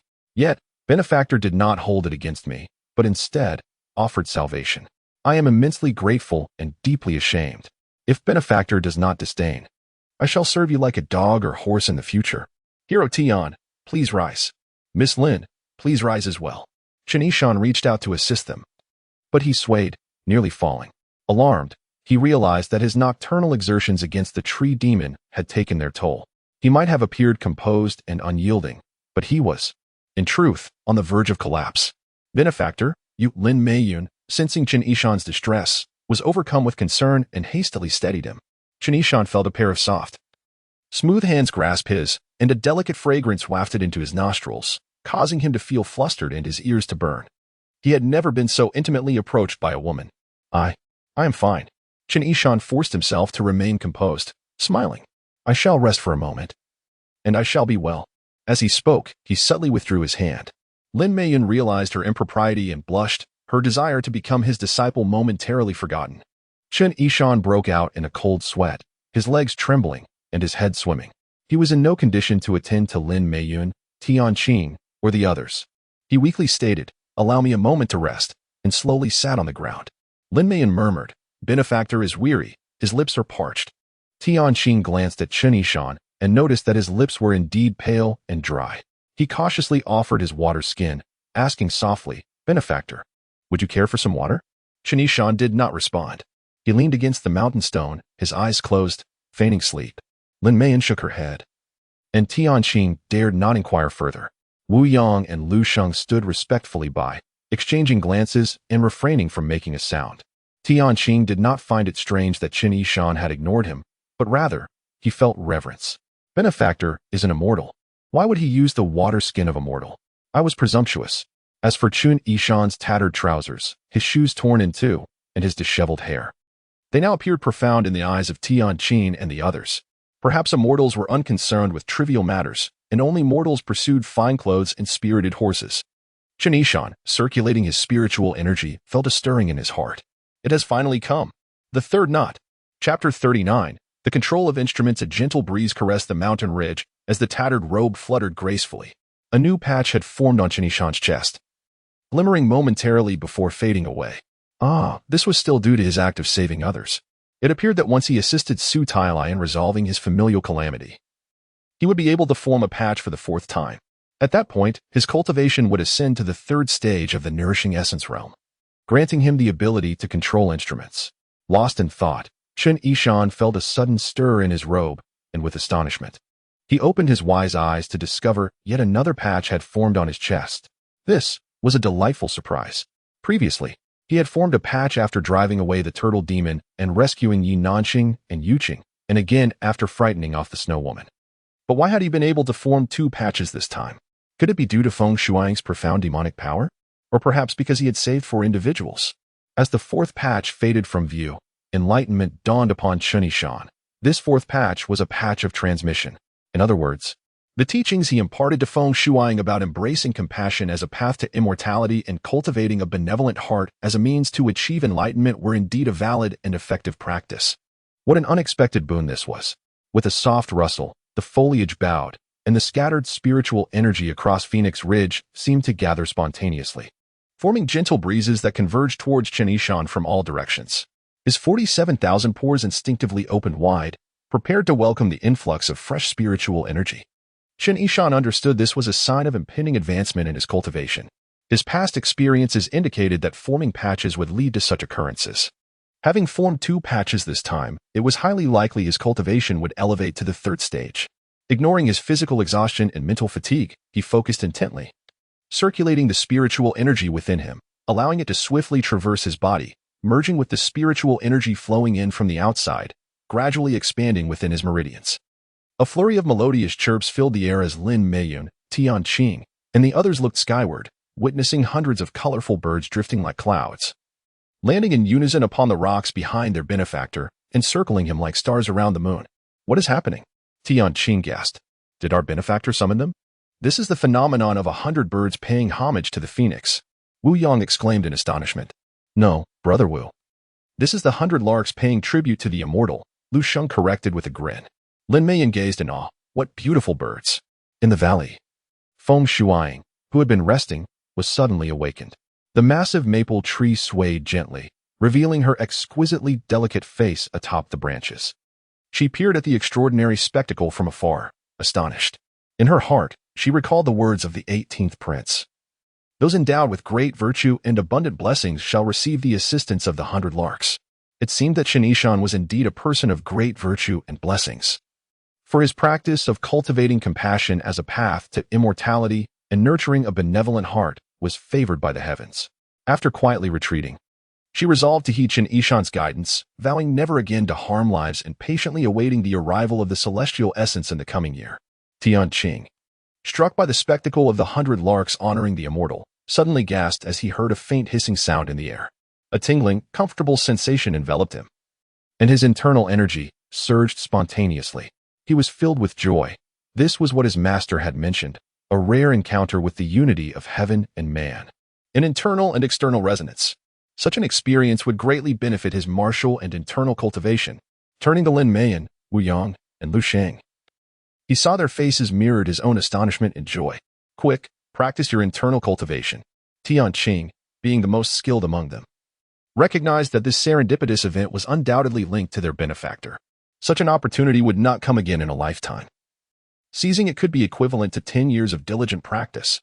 He promptly assumed a meditative posture, focusing on his internal energy, while Lin Meiyan, Wu Yang, and Lu Xing hastily followed suit, each immersing themselves in their practices, unwilling to squander this extraordinary chance. At that moment, the entire mountain path fell silent. All 5 of them, including Chen Yishan, sat still and silent. Hundreds of colorful birds gathered around Chen Yishan, reveling in the joy brought by the swirling spiritual energy. Among them, one beautiful blue-feathered bird, with sparkling eyes, opened its beak and began to breathe rhythmically. Time passed unnoticed until the sun reached its zenith. Chen Yishan suddenly opened his eyes, glancing at his palm, where a swirling vortex, composed of gathered spiritual energy, had appeared. A sudden gust of wind arose, swirling around Chen Yishan, causing his robes to flutter dramatically. Lin Meiyan, Tian Qing, and the others, having completed a full cycle of their internal practice, were awakened by the fierce wind, feeling a significant enhancement in their martial prowess, their hearts brimming with elation. Their eager gazes turned towards Chen Yishan, akin to pilgrims beholding their saint, yearning to kneel in gratitude for the miraculous experience he had bestowed upon them. However, Chen Yishan seemed oblivious to their presence. Instead, he extended his right hand, effortlessly gliding over the ground, where dozens of pebbles instantly levitated. With a swift motion, he sent them flying toward the opposite cliff, each pebble embedding itself and leaving a line of densely packed holes. With his left hand, he picked up a withered branch, infusing it with spiritual energy, and casually tossed it into the air. With a whoosh, the branch expanded in the wind, transforming into a massive log that twirled gracefully in the air, seemingly awaiting someone to step upon it. A subtle smile graced Chen Yishan's face. He knew he had attained the 3rd stage of the nourishing essence realm, control of instruments. As the wind subsided and the howling ceased, the log descended, reverting to its original form. The 100 birds chirped and took flight, dispersing into the sky. Chen Yishan stood radiant and invigorated. Lin Meiyan, Tian Qing, and the others transitioned from excitement to astonishment, their eyes wide as they gazed at the withered branch on the ground. Moments later, they turned in disbelief towards the terrifying row of holes in the cliff, engulfed in deep fear, unable to extricate themselves. Was this the chasm that separated immortals from mortals, transforming decay into wonder? With a mere branch, he could conjure a giant log capable of flight? With effortless precision, he had propelled dozens of pebbles, exhibiting such terrifying destructive power. In comparison, the skills of the foremost concealed weapon master in the Song Kingdom seemed trivial. What divine magic was this? How foolish they had been to rejoice over their recent progress in internal cultivation, having never seen such wonders. What a humbling experience. Chapter 40. Apprenticeship. Chen Yishan comfortably stretched his limbs and shoulders, pondering that using a withered branch as a flying tool was inadequate, as its spiritual energy dissipated too quickly, and the material could not withstand high altitude, high-speed flight. It seemed he would have to forge a flying sword in the future. Once the sword was completed, traveling would become much more convenient. However, he needed to learn the specific methods of forging a flying sword from Yinanqing. That old lady must be growing impatient waiting for him in Angshuan County. Turning his head, he noticed Lin Meiyan, Tian Qing, and 2 others staring at him as though they had seen a ghost. He could not help but ask, "For esteemed heroes, what is the matter with you?" "Oh, benefactor. Have you rested well?" The 4 snapped out of their astonishment, returning to a respectful demeanor. Lin Meiyan covertly gazed at Chen Yishan's face, suddenly realizing that she had not seen his features clearly the previous night. In truth, he was exceptionally handsome, with sword-like eyebrows and starry eyes, a composed brilliance, a face with distinct angles, and perfectly proportioned features. Even with his disheveled long hair, his striking appearance was undeniable. Moreover, Lin Meiyan discovered he was surprisingly youthful. Recalling what he had said the night before, "You don't look much older than me," she felt an inexplicable sense of annoyance. Was her age comparable to that of a dog? "Lin Heroine, were you jesting when you expressed your desire to take me as your master?" As she was lost in thought, Chen Yishan suddenly looked at her with a radiant gaze. "In fact, I have heard of your reputation, Lin Heroine. And you are my senior. How could I possibly be your master?" Hearing the words, I have heard of you since I was very young, and you are my senior. Lin Meiyan mumbled Chen Yishan's phrases, as if she heard a crisp sound echoing from her chest, a sound of her heart shattering. Benefactor, you are a celestial being. Wu Yang. Observing Lin Meiyun's dazed expression, chimed in, Yun has long wished to enter the immortal sect. You should take her as your disciple. She is exceptionally clever, with talent surpassing that of us older brothers. Lin Meiyun cast a grateful glance at Wu Er. Although he was usually rough and often used coarse language, he was, at heart, a kind person. Chen Yishan fell into contemplation. Cultivating immortality? Well, to be honest, I am not very knowledgeable about the methods of cultivation. However, I do have a disciple who understands some of it. Lin Meiyun and Appo's expression turned bleak. Benefactor, if you do not wish to accept me, you could just say so. Is this some kind of childish jest? How could you not know the methods of cultivation? Your disciple understands, yet as the master, you do not. Chen Yishan continued to ramble, explaining that all his disciples and grand disciples were women, and even a female snow demon regarded him as a half-master. Of course, I do not mean to imply anything negative about women, but with an entirely female congregation, as a young man, it feels somewhat inappropriate. Benefactor, we understand your predicament. Having too many women is indeed troublesome. Wu Yang exclaimed, patting his chest. As the saying goes, 3 women make a play. Since you already have a female disciple and a female grand disciple, adding one more makes 3 women. Thus, Yun is indeed unsuitable as your disciple.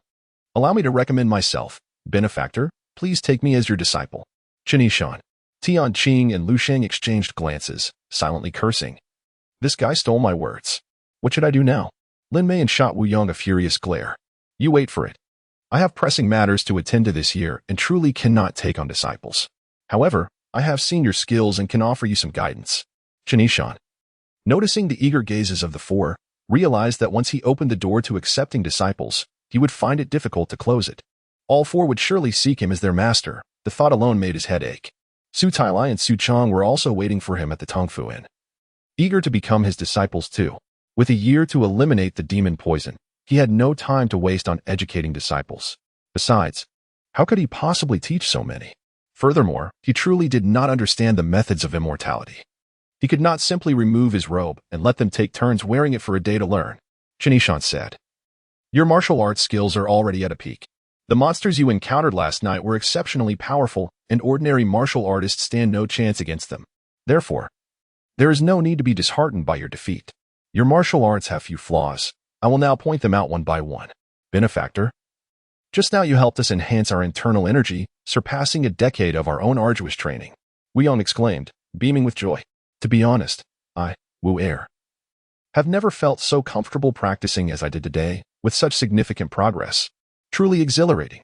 Regardless of whether you accept me as a disciple, I shall recognize you as my master for life. Once a master, forever a father. Cough, cough. Tian Qing interjected sternly. Wu Er, how can you possibly have a son older than you? Besides, you are a Wu. Benefactor's surname is Chen. Are you not afraid your ancestors would rise from their graves to reprimand you for wanting to be his son? Exactly. Lu Sheng echoed. Lin Meiyan scoffed. To speak so nonsensically while wanting to be Benefactor's disciple is truly lacking in self-awareness. Realizing he had incurred the ire of the group, Wu Yang felt regret and dared not speak further. Just then, Tian Qing turned to Chen Yishan, beaming with joy.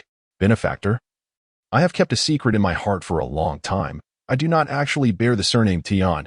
My original surname is Chen. I can restore my original name and join your sect. If you truly cannot accept disciples, then adopting me as a son would also suffice. Chen Yishan, Lin Meiyan, Lu Sheng. By heavens, Tian Laoda, you are outrageous. Wu Yang shouted. You are older than me. How could you have the face to say that? Moreover, your original surname is Pan, not Chen. When did you change your name? All right, esteemed heroes. Let us not jest any longer. Chen Yishan, both amused and exasperated, cut off the conversation and continued. Since you have all made significant progress in your internal energy, I will refrain from discussing that further. Let us talk about your martial skills instead. Lin Heroine, your swordsmanship is nearly impeccable. However, in the move cloud hair and flower face, your sword tip strikes from the hairline, and the angle is indeed surprising. Yet, if your opponent is too strong or sees through your move, they can easily counter and strike you.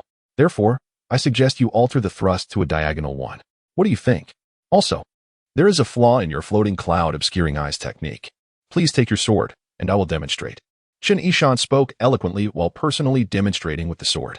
Lin Meiyun, however, was somewhat indifferent. She had always taken pride in her sect's swordsmanship, believing her skills to be the most exquisite in the world. How could she have imagined there would be so many flaws? Doubt crept into her mind. Could it be that Benefactor was mistaken? After all, he was a celestial being. Understanding celestial methods did not necessarily imply he comprehended mortal swordplay. Wait, this move. Benefactor's critique is indeed correct. Suddenly, she realized that the flaws he pointed out were, in fact, fatal. Was this the swordsmanship she had been diligently practicing? The more she listened, the more alarmed she became. The more she observed, the more frightened she felt. Having been gifted since childhood, her swordsmanship had long surpassed her master and even her master's master. Her understanding of swordplay was rare among the martial world's geniuses. Thus, with a bit of contemplation, she understood that Benefactor's earlier statements were all undeniably accurate. These flaws, which she had never even considered before, were now pointed out by Benefactor, and they turned out to be fatal weaknesses. The improvement method proposed by Chen Yishan is astonishingly impeccable. Amidst her exhilaration, Lin Meiyun found herself utterly enamored with Chen Yishan. My Benefactor, no matter the cost. I shall undoubtedly follow you. Chapter 41. The Blue Feather Sparrow Master Tian, your dual halberds are unparalleled in the martial world, truly a rarity to encounter an equal. However, there are a few flaws, only 10, to be precise. The first flaw is, Master Wu, your marksmanship is indeed extraordinary, yet it too bears few imperfections, merely 11. Observe this technique. Master Lu, your swordsmanship embodies the very essence of the craft, with only 13 weaknesses, such as this move. Not only Lin Meiyun but also Chen Yishan discerned the deficiencies in the martial arts of Tianqing, Wu Yang, and Lu Xingwu. Some were related to their weapons, others to their movements. In any case, he meticulously pointed them out and provided remedies. After all, an astute eye can identify both flaws and their rectifications, and the solutions proposed were undeniably impeccable. Fortunately, Lin Meiyun, Tianqing, and the other three possessed profound martial skills, being renowned heroes of the Jianghu and exceptional masters among the top 10 of the national martial arts. Their flaws were not excessive, totaling around 40. Nonetheless, Chen Yishan spoke for over an hour. Apart from Lin Meiyun being utterly captivated, Tianqing, Wu Yang, and Lu Xingwu were equally awestruck. Wu Yang exclaimed, "Thanks to the Benefactor's words, I realize I've been practicing my marksmanship like a mere jester. I, old Wu, shall never boast again. Brother Wu, the grand competition in the capital is approaching. Will you attend?" Lu Sheng asked with a cheerful smile, his face aglow. Of course. As long as we diligently practice according to the Benefactor's guidance, we shall certainly seize the top 4 positions in the martial world, Wu Yang declared, brimming with confidence. Those so-called unrivaled elders and fated princes will have to stand aside. Lu Sheng chuckled. Didn't brother Wu just say he would never boast again? This is not boasting. Wu Yang thumped his chest, asserting, this is merely stating the truth. Master Tian, do you think we can secure a top 4 finish? Tianqing, unable to contain his excitement, nodded emphatically, absolutely. Our internal strength has significantly improved, and the Benefactor has guided our martial skills, eliminating our flaws. Is there anyone in the world who could rival us? Lu Xing rubbed his chubby face, casually remarking, I am now more qualified than my master to lead the Mad Blade sect. However, I no longer covet that position. If I could follow the Benefactor, I would forego even the prestigious title of the Emperor's First Blade. These words echoed the sentiments of the four. The grand competition in the capital is a martial arts event held every 3 years within the Song Kingdom, where rankings among Jianghu masters are established. Titles such as the Emperor's First Blade, King of Spears, and Sword God are conferred through this event. Every martial artist regards this as a paramount affair. For in literature, there is no first. In martial arts, there is no second. Who among practitioners does not aspire to excel with blade, spear, and sword? Moreover, winning the Emperor's favor in this competition could pave the way to riches and family prominence, serving as the most direct route for a martial artist to bring glory to their ancestors, indeed, a step to the heavens. Yet now, these ambitions paled in comparison to the desire of Tianqing and the others to become disciples of the Benefactor, to follow him closely. Having seen the grand rivers, would a fish still yearn for the tranquil warmth of a pond? Having soared the vast skies, would a bird still long for the exquisite beauty of a gilded cage? With an immortal by their side, who would cling to the mundane pursuits of fame and fortune? Alas, the Benefactor does not accept disciples. How wonderful it would be to follow him. Chen Yishan observed the faces of the delighted yet self-reproaching crowd, his gaze suddenly lingering on Lin Meiyan's waist. He stole glances, reluctant to look away. Lin Meiyan felt the scrutiny, her heart racing with shyness, yet there was an inexplicable pride. Her waist was slender, like a delicate willow in the wind, especially accentuated by her fitted attire. She had not anticipated such thoughts from the benefactor. Indeed, at the inn, he had been watching her closely. Brother Wu had even suggested that the benefactor harbored ulterior motives. Could it be that his subsequent actions of following and rescuing her were driven by such feelings? Was his reluctance to accept her as a disciple perhaps due to the constraints of their relationship? But she was older than him. But immortals do not concern themselves with age. They are ageless, capable of preserving one's youth. The more she pondered, the more her thoughts became tangled, her heart racing as if it would leap from her chest. Lin, I must ask you for a favor. Chen Yishan finally spoke, his expression somewhat bashful. Yes, benefactor. Please speak. Lin Meiyan felt flustered, uncertain of what he would say next. Should she agree or politely defer before consenting? May I drink from your waters? Chen Yishan pointed to the deerskin water pouch at her waist. I am willing. What? Water? Yes, of course. Lin Meiyan's face flushed, the heat radiating from her cheeks to the nape of her neck. Meanwhile, Tianqing was filled with frustration. Benefactor, I asked you if you wanted water earlier, and you ignored me. I thought you didn't require a mere mortal's water pouch. Is the water in Yun's pouch sweeter than mine? How infuriating. As Chen Yishan took Lin Meiyun and Apos' water pouch, a melodious bird call suddenly echoed in the air, followed by a beautiful blue-feathered sparrow alighting before him, fluttering and chirping joyfully. Chen Yishan was somewhat astonished, uncertain of the blue-feathered sparrow's intentions. During his meditation, he had been oblivious to the myriad birds around him, let alone the one capable of cultivating its own practice. Though Lin Meiyun, Tianqing, and the others had witnessed the wondrous spectacle of birds gathering, they had been too dazzled by the kaleidoscope of colors to recognize that this blue-feathered sparrow was among them. Wu Yang remarked, "This phoenix ridge is truly uncanny. Even the birds are unafraid of humans. No wonder the trees can become mischievous spirits. I should tell the governor to set fire to this mountain." Absolutely not. Chen Yishan was taken aback, thinking Wu Yang a crude fool, fearing he might provoke a calamity. He quickly replied, "That tree spirit has promised me it will no longer harm anyone, and I have allowed it to quietly cultivate here until next year. If you set fire to the mountain and provoke it, the consequences could be unimaginable." Wu Yang chuckled sheepishly. "Benefactor, I was just joking. This mountain is vast, and many people live nearby. How could we possibly burn it?" Tianqing interjected, "Benefactor need not worry. He merely speaks thoughtlessly. I will keep an eye on him. He won't commit any foolish acts." Chen Yishan relaxed, then turned to observe the fluttering blue-feathered sparrow, feeling he had never seen such a bird before.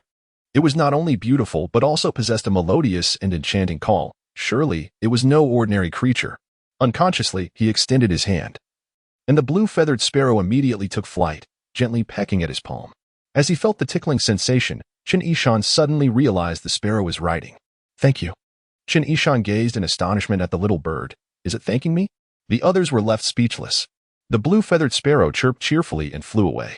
Wu Yang hastily drew his gun, exclaiming, "This bird has become a spirit. It will surely turn into a malevolent creature. We must eliminate it first." "Stop." Chen Yishan quickly intervened, watching the blue-feathered sparrow soar into the distance, smiling gently, "It will not bring harm." Chapter 42. Parting Chen Yishan had discerned that the little blue-feathered bird had gained enlightenment in the Tao of immortality purely due to him.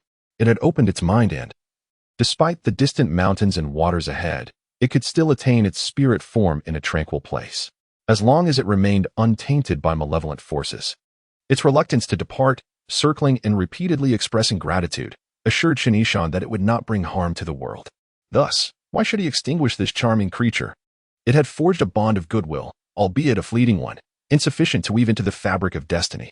With a sigh, Chen Yishan turned to Tianqing, Lin Meiyan, and the others, saying, "The matters here have been resolved, and it is time for me to return to the inn.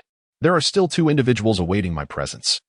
Lin Meiyun, filled with melancholy, inquired, "Is the benefactor truly leaving?" Chen Yishan replied, "I understand that your visit was commissioned by Lord Meng of Luochuan County, specifically to quell the disturbances on Phoenix Ridge. Since Feng Shuang has promised to cease harming others, you may return to report this. Let us part ways here." Upon hearing this, the 4 felt an overwhelming sense of reluctance. Words of farewell eluded them, and silence enveloped the moment. Tianqing bowed his head, his expression darker than usual, while Lu Sheng had long lost his characteristic smile. Even the usually loquacious Wu Yang merely rubbed his hands together.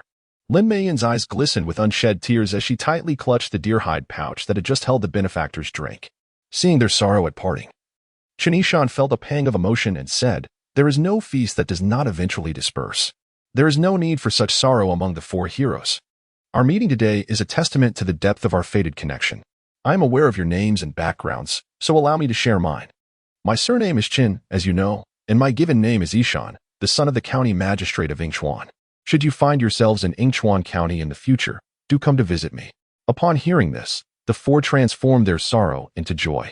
Wu Yang, ever the jester, remarked, "With such remarkable prowess, we thought you were a being born of the heavens, but it turns out you are also the offspring of parents, just like us. This makes you all the more relatable." Laughter erupted among them. The four resolved that upon returning to Lord Meng in Luochuan County to report, they would promptly take their leave and journey to Yingchuan County to seek out their benefactor, planning to settle there. After all, where in the world could they find work without serving the public? Tianqing approached his horse and said to Chen Yishan, "Benefactor, you must have quite a distance to travel back to the inn. Please take my horse for your convenience." "No need," Chen Yishan replied. "Strolling leisurely is also one of life's great pleasures." Noticing they had only 3 horses remaining in the lengthy journey back to Luochuan County, he declined Tianqing's offer. With a wave of his hand, he departed with an air of grace. In the blink of an eye, his figure vanished around the bend of the mountain path. Lin Meiyun could no longer contain herself and let her tears flow freely. Tianqing sighed, "Ayun, your eyes are truly shallow. Not just you. Even I feel like crying." Wu Yang sniffled, took a deep breath, and in a hoarse voice said, "He is an immortal. Despite our harsh words, he bore no malice. He followed us through the night to save our lives, subdued the tree demon without claiming credit, spoke kindly, helped us improve our internal cultivation, and even shared a drink with us. Good heavens, not even my master has treated me so well. My father passed away early, so I have never felt paternal love. What the benefactor has given us is indeed like a father's love. I must declare him my adoptive father." The somber atmosphere, initially heavy with sorrow, was lightened by Wu Yang's ramblings, leading Lin Meiyun, Tianqing, and Lu Sheng to laugh and scold him in unison. After a brief commotion, Tianqing remarked that it was getting late, and they should return home. Thus, Wu Yang and Lu Sheng shared a horse, while Lin Meiyun and Tianqing each rode their own, setting off back to Luochuan County to report to Lord Meng. Chen Yishan initially intended to return to the inn, fearing that Su Tailai and Su Chang might grow anxious. He hurried along the path but had scarcely traveled 3 or 4 miles when he heard the rumble of wheels and the sound of horses. In the distance, he saw a cloud of dust rise as a horse-drawn carriage sped forward. He thought perhaps it was the servants of the Su family. As the carriage drew nearer, he craned his neck to see Su Tailai and Su Chang both seated at the yoke, driving the horses along the mountain path. Chen Yishan stood by the roadside. Overhearing Su Tailai reprimanding Su Chang, "It's all your fault, you wretched cur. Your foul words are bound to provoke trouble. You must have offended the immortal, causing him to leave without a word." Su Chang defended himself, "Master, you are mistaken. Let us not dwell on past matters. Ignorance is no sin. Ever since I learned of the immortal's true identity, I have been as deferential as a grandson. How could I have dared to offend him? I suspect that the immortal found us bothersome, having saved us once and expecting us to be satisfied with that. There is no such principle in the world. If we wish to ask the immortal for assistance, we must offer some form of gratitude. Yet we are mere mortals, with nothing of value to give. Enough. You know nothing."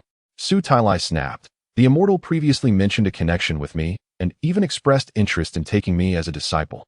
Master, you must still be dreaming." Su Chang retorted, "You truly are a fool, incapable of wise thought." The two continued their quarrel, failing to notice Chen Yishan standing by the path. Just as Chen Yishan prepared to make a grand entrance, Su Chang, oblivious, whipped the reins and galloped past him. A cloud of dust engulfed Chen Yishan, prompting him to silently curse the impertinent fellow. With a swift motion, he leapt onto the carriage. His martial arts training, though inferior to that of Tianqing and Lin Meiyun, had nonetheless progressed to the stage of controlling his energy. With an abundance of spiritual energy coursing through him, he felt light as a feather, making it effortless to keep pace with the carriage, soaring over obstacles with ease. When he landed, it was as silent as a whisper, akin to a celestial being alighting. Su Tailai was about to continue his admonishment of Su Chang when he caught a glimpse of a white figure descending gracefully from above. Startled by recent calamities at home and encounters with demons, he was already on edge. Without discerning what was descending, he instinctively screamed, "A ghost!" and prepared to leap from the carriage. Su Chang, equally alarmed, turned pale and followed suit. Chen Yishan, both amused and exasperated, quickly grabbed one of them, exclaiming, "It is I." The two stared in astonishment, and upon recognizing their benefactor, they were filled with surprise and joy, fearing they had misidentified him. They rubbed their eyes and looked again, confirming it was indeed Chen Yishan. Su Chang laughed heartily. "My esteemed immortal, you nearly frightened my master to death. He cried several times this morning upon realizing you were missing." "Nonsense. Mind your tongue." Su Tailai scolded, his face flushed. "I have always known the immortal to be a person of his word. How could he leave without saying goodbye? It's all your fault for being so alarmist." Yes, it was all my doing, and I was the one who cried," Su Chang chuckled. "But immortal, where on earth have you been? How did you just descend from the sky? You see, you nearly caused my master to jump off the cliff. I told him there are no ghosts during the day." "The master is still timid." Su Tailai's murderous gaze swept over, causing Su Chang to immediately fall silent. Chen Yishan stifled a chuckle and said, "The night roads of Phoenix Ridge are fraught with unrest. I came to investigate what mischief was afoot last night. I refrained from informing you both to spare you from worry." Su Tailai and Su Chang were momentarily stunned. "What creature is causing trouble?" "It is not a beast," Chen Yishan replied nonchalantly. "It is a tree demon that has cultivated for a millennium, having devoured hundreds of robust men, their flesh nourishing its roots, their souls enriching its power." "A millennium tree demon? It consumed hundreds of robust men?" Su Tailai and Su Chang felt a shiver run down their spines. An overwhelming urge to relieve themselves nearly rendering them helpless. After a struggle to restrain themselves, Su Tailai hesitantly asked, "Immortal, must we still pass through this place?" "Ah. The tree demon has been subdued by me and will no longer harm anyone. We may proceed without worry." Subdued. Both Su Tailai and his servant were once again struck with terror. After all, it was a millennium tree demon. "Immortal, how did you manage to subdue it?" Su Tailai could not contain his curiosity. "It is quite simple, really. I took a bit of action, exchanged a few words afterward, and it yielded." Uffed. Su Tailai and Su Chang nearly toppled from the carriage. This process seemed oddly familiar. The snow woman they encountered the other night was the same. Just a bit of action and a few words, and she too yielded. Could it be that all the demons in this world are so easily persuaded? No, certainly not. Persuasiveness depends upon the strength of the opponent. "Immortal, just how formidable are your abilities?" Su Tailai and Su Chang simultaneously pondered the unfathomable depths of the ocean, the vastness of the heavens, and the boundlessness of the cosmos. They exchanged glances, silently mourning, "Compared to the immortal, we are but inconsequential specks of dust." Chapter 43. The Immaculate Taoist. The cart creaked and groaned along the mountain path, with the hour approaching noon. I caught a whiff of meat and wine emanating from the cart. Did Master Su bring food from the inn? Chen Yishan had long felt his stomach rumbling, but hesitated to voice it. However, seeing Su Tailai and Su Chang lost in their astonishment and oblivious to the need for sustenance, he decided to nudge them forward. Oh, yes. Su Tailai awoke from his stupor, silently chiding himself for his lack of perception. He promptly exclaimed, "Esteemed Taoist, let us converse inside the carriage." The two men climbed into the carriage, and indeed, a sumptuous spread of food and drink awaited them on a small square table. The culinary prowess of the Tongfu Inn was commendable, and Chen Yishan, with his appetite piqued, laughed heartily. "Master Su, I apologize for the intrusion, but I am prepared to indulge. Please, esteemed Taoist." Su Tailai responded with delight, feeling honored that the Taoist would partake of his provisions, which signified a warm camaraderie. The issue with his false father at home would surely be resolved, for now, Su Tailai was filled with unwavering confidence in Chen Yishan's abilities, harboring no more doubts. After all, if a millennia-old tree spirit could be subdued with mere conversation, what was his so-called false father? Chen Yishan feasted and drank with abandon. Su Tailai instructed Su Chang to slow the cart to avoid jostling the esteemed Taoist during his meal. However, Chen Yishan consumed his food with remarkable swiftness, leaving nothing behind, and then politely excused himself to relieve himself. Su Tailai chuckled inwardly, realizing that even an exalted Taoist had the same needs as an ordinary person, and he too would seek relief among the roadside bushes. This revelation brought them closer, creating an unexpectedly familiar atmosphere. Little did he know that a cultivator only undergoes a transformation in their organs after passing through the realm of nourishing essence, rendering them different from common folk, as they no longer require grains or vegetables. Once Chen Yishan finished his business and turned to reboard the cart, he was startled by a sudden gust of wind behind him. Quickly, he turned to see a fleeting shadow rushing towards him. With keen insight, he discerned that the shadow was a Taoist in flight, astonishingly carrying a child on each shoulder. The speed of his movement made him appear almost ethereal. As the Taoist zipped past Chen Yishan, he was halted by the Su family's cart blocking the path. He set down the two children and cast a sweeping glance at Chen Yishan and the others. Who are these three? The Su family servants were taken aback upon noticing the newcomer. Chen Yishan scrutinized the Taoist closely. He appeared quite youthful, resembling a middle-aged man. He donned a flowing blue Taoist robe, with wide sleeves and fitted trousers, looking impeccably arranged. His square face was adorned with long brows and a flowing beard, and his gaze was piercing, exuding an air of authority. In stark contrast, Chen Yishan's attire seemed rather shabby. With discerning eyes, he gleaned details about the man. Fu Rua, male, 55 years of age, hailing from Nanhai County in the Song dynasty. He had begun his studies at Tianao Temple, diligently honing his craft for 3 decades, achieving notable success. Known as the Immaculate Taoist, he was revered as the great master of Tiantao, skilled in divination, adept in talismanic arts, familiar with the natural order, and knowledgeable in the complexities of yin and yang. Chen Yishan was inwardly astonished. What a fortuitous encounter. They had intended to seek the Immaculate Taoist at Tianao Temple and had unexpectedly crossed paths here, thus saving them a journey. However, he hadn't anticipated the remarkable prowess of the Immaculate Taoist. The speed at which he traveled was beyond what any ordinary person could achieve. It was evident that the Immaculate Taoist's abilities fell under the category of extraordinary arts, distinct from the means by which those of the nourishing essence realm travel, and different as well from the wind-riding techniques of the alchemical realm. Yet the effects were undeniably formidable. Chen Yishan contemplated that he would never be able to catch up to the Immaculate Taoist on foot. No wonder this esteemed figure was so renowned. Celebrated as the great master of Tiantao, and held in high regard across 36 counties in the Song dynasty, he had undoubtedly reached the pinnacle of what a mortal could achieve. As his gaze fell upon the Taoist and Apos' feet, Chen Yishan suddenly grasped the secret. Each of the Immaculate Taoist's feet was affixed with a yellow talisman, intricately inscribed with complex symbols. With his keen perception, he noted the unusual energy emanating from the talisman. He surmised that it was likely these talismans that enabled such swift movement. The art of talismans should not be underestimated. The two individuals previously carried by the Immaculate Taoist were young acolytes, appearing to be around 12 or 13 years of age, with innocent faces, clad in simple blue garments. One held a 3-foot-long 7-stars iron sword, while the other wielded a white-haired whisk, presumably the Taoist's magical tools. Each acolyte also bore a short iron sword at their back, likely their personal weapons. Su Tailai had only heard of the Immaculate Taoist's reputation and had yet to see him in person. Thus, he did not recognize that the figure before him was indeed the great master he sought. Noticing the Taoist's unwavering gaze upon the three of them, he clasped his hands politely and inquired, "Esteemed Taoist, may I ask what guidance you seek?" "Do not proceed any further," the Immaculate Taoist declared, his tone brooking no dissent. His expression stern. "I must conduct my affairs here. All idle folk must retreat, lest they invite misfortune." Chen Yishan felt a pang of apprehension, wondering if this great master of Tianao intended to confront Feng Shuai.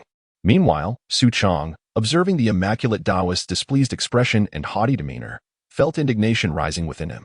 He could no longer contain his irritation at the Taoist and Apos' dismissive words and retorted, "Who do you think you are, old Taoist? Who are the idle folk? You are the ones who are out of place. Did you plant this mountain or grow these trees? Your business does not concern us. Why should we retreat?" Impudence. Silence. The Immaculate Taoist remained composed, but his two acolytes were incensed, rushing forward to scold Su Chang vehemently. "Watch your words, dog. This is our esteemed master. How dare you speak rudely to him? You may find yourself regretting it." The acolytes were sharp-tongued, flinging insults that left Su Chang momentarily bewildered. After a moment, he scoffed. "You two little brats, why not learn from the good instead of the bad? You are still green behind the ears, yet you act so grand. What of your master? He is not mine.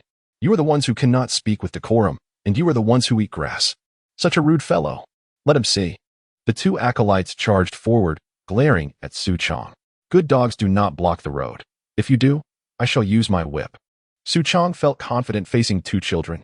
"Su Chang," Su Tailai admonished, "why argue with children? Have you forgotten my instructions? We still have a journey to complete." "Yes, master." Su Chong shot a glance at the immaculate Taoist, deliberately shoving past him, attempting to knock the Taoist over. Had he witnessed the Taoist's astonishing speed moments ago, he would never have dared to make such a move. In the next instant, however, he regretted his actions. Upon his forceful push, the immaculate Taoist merely sidestepped gracefully, lifting his foot slightly. Su Chong, unable to halt his momentum, stumbled and fell flat on his face with a resounding thud. "Old Taoist, how dare you harm me?" Su Chong exclaimed, flushed with embarrassment and anger. "Haha, fool. Serves you right." The acolytes chimed gleefully. Two young Taoist disciples clapped their hands in delight. Su Chong sprang to his feet, ready to engage in a brawl, but Su Tailai shouted sternly, "Su Chong, have you not caused enough trouble yet? Go and drive the carriage." Reluctantly, Su Chong suppressed his anger, maneuvered around the untainted Taoist, and proceeded to the carriage. "Esteemed guests, I assure you, I'm not jesting." The untainted Taoist interjected, stepping forward to obstruct the carriage's path. With a grave tone, he declared, "When I ascended the mountain, I dispatched my disciples to guard the entrance, sealing the roads below and prohibiting passage for both people and livestock. Perhaps you arrived early and were halted. But encountering me yields no different outcome. It is best you turn back the way you came." Chapter 44. The eccentric immortal. Upon hearing the words of Taoist Wugo, not only did Su Chong become enraged, but even Su Tailai, usually mild-mannered and averse to conflict, felt his temper flare. "We, the Su family, may disregard our own dignity. But what about the honor of Master Chen? This Taoist, you are utterly unreasonable." Su Tailai said coldly, "If you wish to act, we too have our own affairs. Why must we yield to you?" Wugo looked down upon them, stating, "Because I am engaged in a significant matter." Su Tailai scoffed, "Our concerns are matters of life and death. Are they not more important than a few hundred lives?" Taoist Wugo huffed, remarking, "The Phoenix Ridge is unsettled. The night road's treacherous, several hundreds have perished. I have come to avert calamity. What pressing matter could you possibly have that surpasses mine?" Chen Yishan had been listening quietly, unable to interject. He could not simply inform the Su family that this Taoist was the Wugo they were seeking, especially since he had previously claimed not to know Wugo. Nor could he tell Wugo to cease the argument, for he was still uncertain of what Wugo meant by doing business. However, as Wugo elaborated on his intentions, he felt it was time to speak. "Esteemed Taoist, there are no more troubles at Phoenix Ridge. May I inquire your esteemed title?" If Wugo would only reveal his identity, the dispute could be swiftly settled. However, Wugo dismissed him entirely, exclaiming, "Of course, there are no troubles during the day at Phoenix Ridge. It is the night that poses danger. I have come to restore peace both day and night." Chen Yishan, could you please disclose your title? Su Chong let out a derisive laugh. "If you wish to take advantage, just say so. Spare me your talk of averting calamity and restoring peace." I spit. "The Millennium Tree Demon at Phoenix Ridge has already been subdued by our esteemed Master Chen." The mention of the Millennium Tree Demon startled Wugo, who questioned, "Subdued by your Master Chen? Him?" Wugo's gaze shifted to Su Tailai. Noticing Su Tailai's respectable attire, Wugo mistakenly assumed he was the esteemed Master Chen, completely ignoring the disheveled Chen Yishan. "Are you blind?" Su Chong pointed arrogantly at Chen Yishan, declaring, "This venerable elder is our Master Chen. It is he who employed supreme celestial arts to subdue the Millennium Tree Demon." Wugo nearly spat blood in disbelief. Celestial airs? Venerable elder? Supreme celestial arts? Ridiculous. Wugo perceived Su Chong as either deranged or intentionally mocking him, pointing at a beggar and claiming he was an immortal. His face darkened as he retorted, "You truly speak without thought. Millennium Tree Demon? True immortals? Why not say you can grow flowers? I have no time for your nonsense. If you do not leave, I shall not be polite." Taoist, the Millennium Tree Demon has indeed been subdued. Chen Yishan interjected with a bitter smile. "She has promised me she would no longer harm anyone." Still mocking me. If you do not believe me, see this. Chen Yishan produced the Millennium Leaf Essence gifted by Feng Shuang, presenting it to Wugo. "This is the Millennium Leaf Essence given to me by that tree demon as a token of sincerity. You think a mere trinket can deceive me?" Wugo sneered without even glancing at it. "What Millennium Tree Demon? What Millennium Leaf Essence? Do you take me for a child of 3? Even if there were such a demon, how could someone like you possibly subdue it? You 3 are mere charlatans, harboring ill intentions.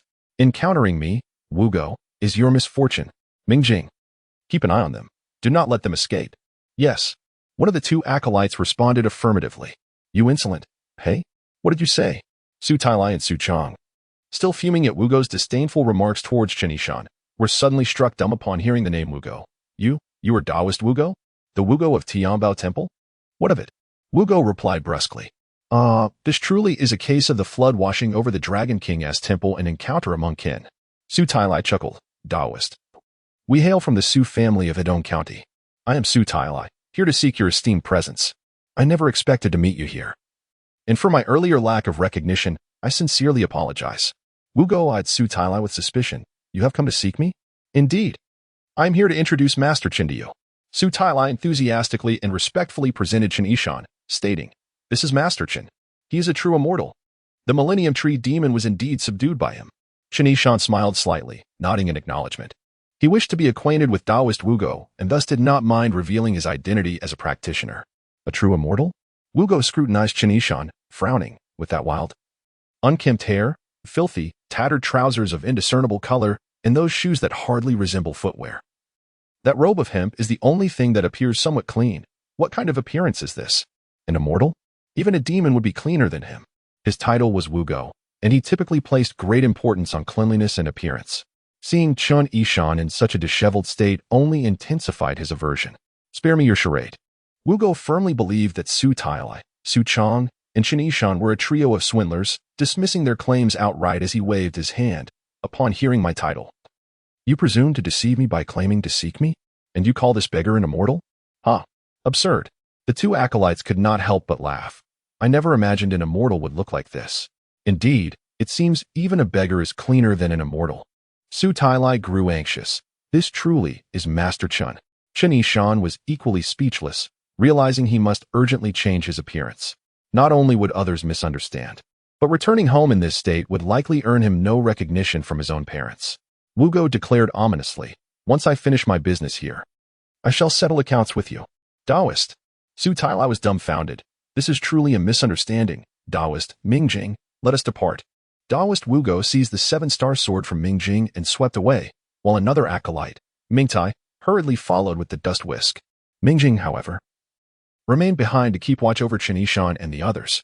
Taoist Wugo, wait. Chen Yishan attempted to intervene, but Mingjing drew the iron sword from behind.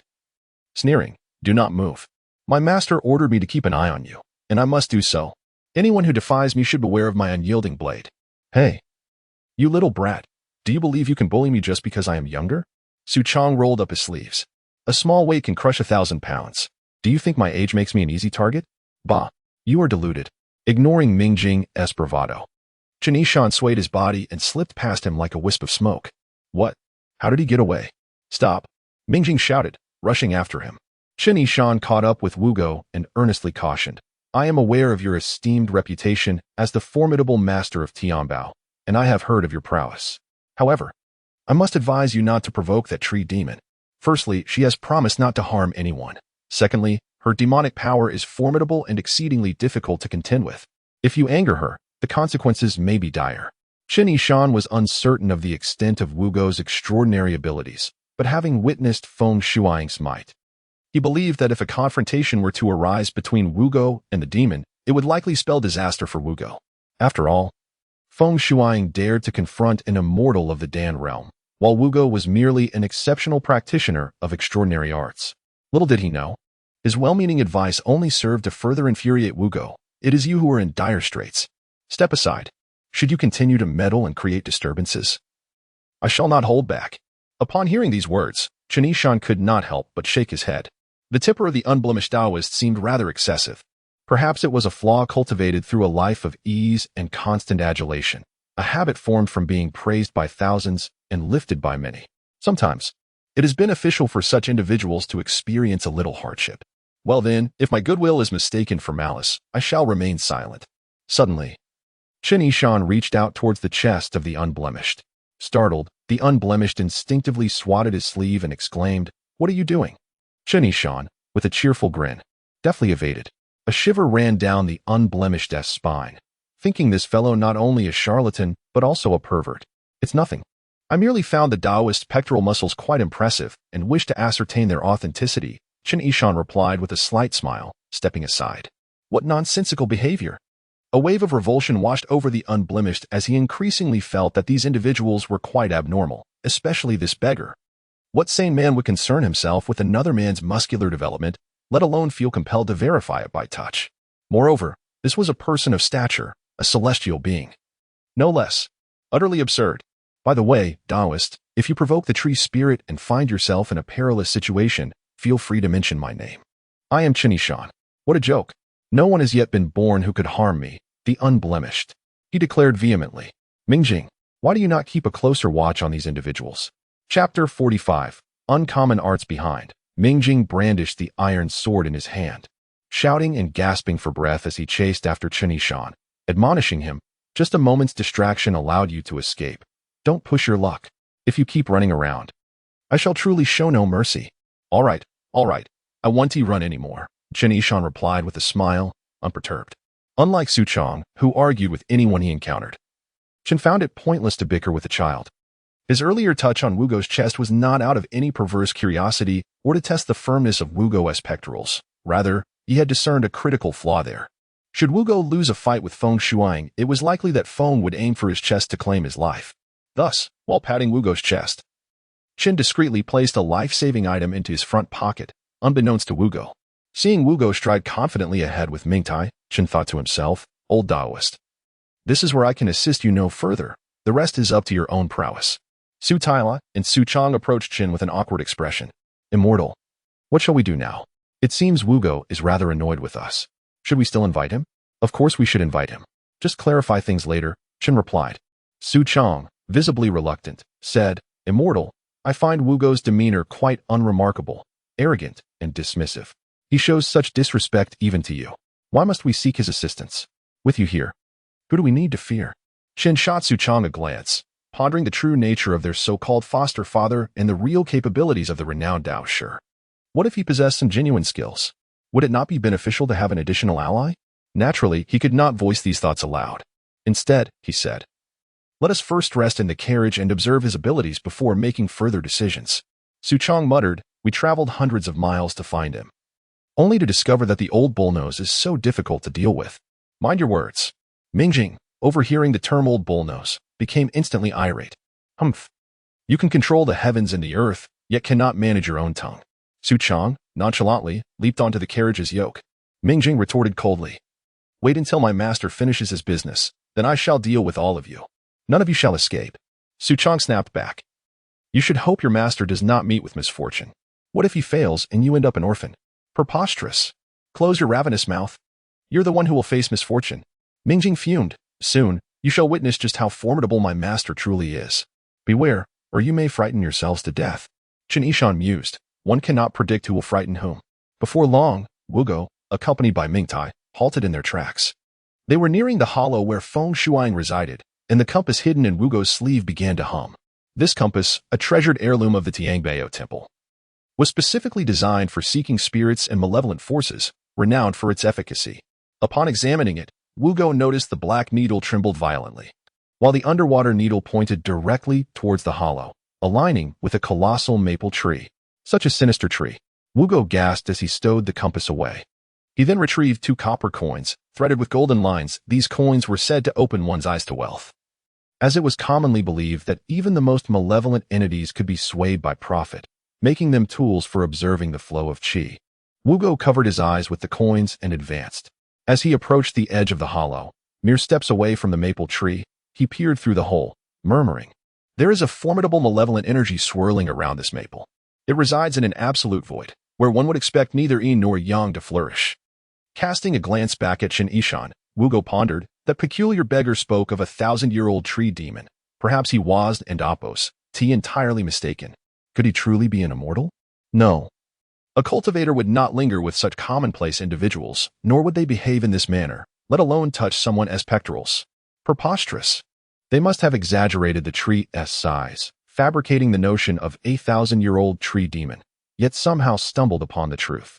Inside the carriage, Chen Yishan pulled aside the curtain, revealing his keen insight as he scrutinized Wugo's actions, reflecting, interesting, this Taoist indeed possesses remarkable skills. While he may not wield celestial arts, he can certainly uncover the true culprit. Mingtai gazed up at the towering maple tree, its massive form casting a shadow over the land, and could not help but exclaim, Master, has this maple tree become sentient? Wugo was inclined to affirm this but hesitated. recalling how Chen Yishan and the others had repeatedly referred to it as a 1,000-year-old tree demon, which he had dismissed, declaring his acceptance now would only serve to contradict himself. With a huff, he replied, "We cannot jump to conclusions. Let me investigate further." At that moment, the sun blazed overhead, casting warmth across the mountain, yet an inexplicable chill swept through, leaving Wugo and Mingtai feeling a sudden coldness. How strange. Could this malevolent energy truly obscure the sun? Wugo murmured. "Master, look," Mingtai exclaimed. "The maple tree appears to be moving. It has grown larger." "Nonsense." "Indeed." Wugo was taken aback and focused intently, watching as the maple tree unfurled like a blooming flower, its vibrant red leaves spreading wide, the undersides completely flipping to face the blazing sun. Glimmers of radiant sunlight fell upon the densely packed leaves, casting eerie white patterns. The branches of the maple, thick and shadowy, swayed gently, producing sounds reminiscent of waves crashing against rocks, or the applause of countless hands. A mist of grayish-white enveloped the area around the maple, shrouding the entire hollow as if it were a gigantic steamer. Wugo and Mingtai found themselves ensnared within it. Amidst the mist, sounds resembling laughter and weeping intertwined, drifting from the steamer. "Master, it truly is a tree demon." Mingtai's hair stood on end, trembling in fear, unable to articulate a coherent thought. "What are you afraid of? I am still here. We have faced malevolent beings before." Wugo chastised Mingtai, casting a wary glance around, though he too felt an unsettling anxiety. Yet, having proclaimed such bravado, how could he retreat now? Furthermore, backing down would only invite ridicule from that beggar and the two Su family members, which would be unbearable for his pride. "I have told you countless times, in my sect, the most vital thing is to uphold righteousness, with righteous spirit.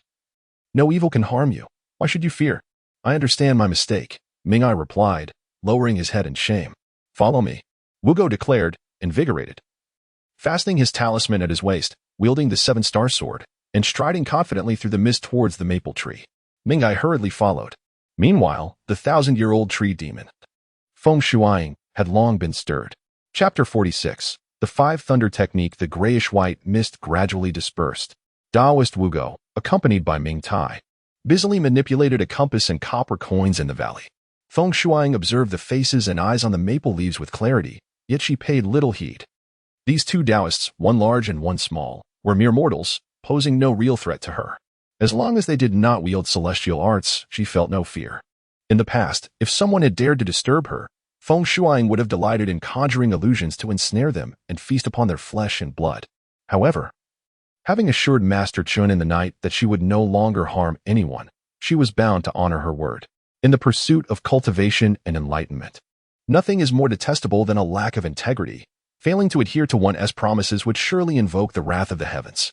Thus, Feng Shuang harbored no malicious intent today. She was engrossed in her own cultivation, relishing the sunlight's essence, meticulously tending to each leaf on the vast maple tree. Unbeknownst to her, a shabby figure lurked in a carriage parked on the distant mountain path, spying on her, none other than her Master Chen.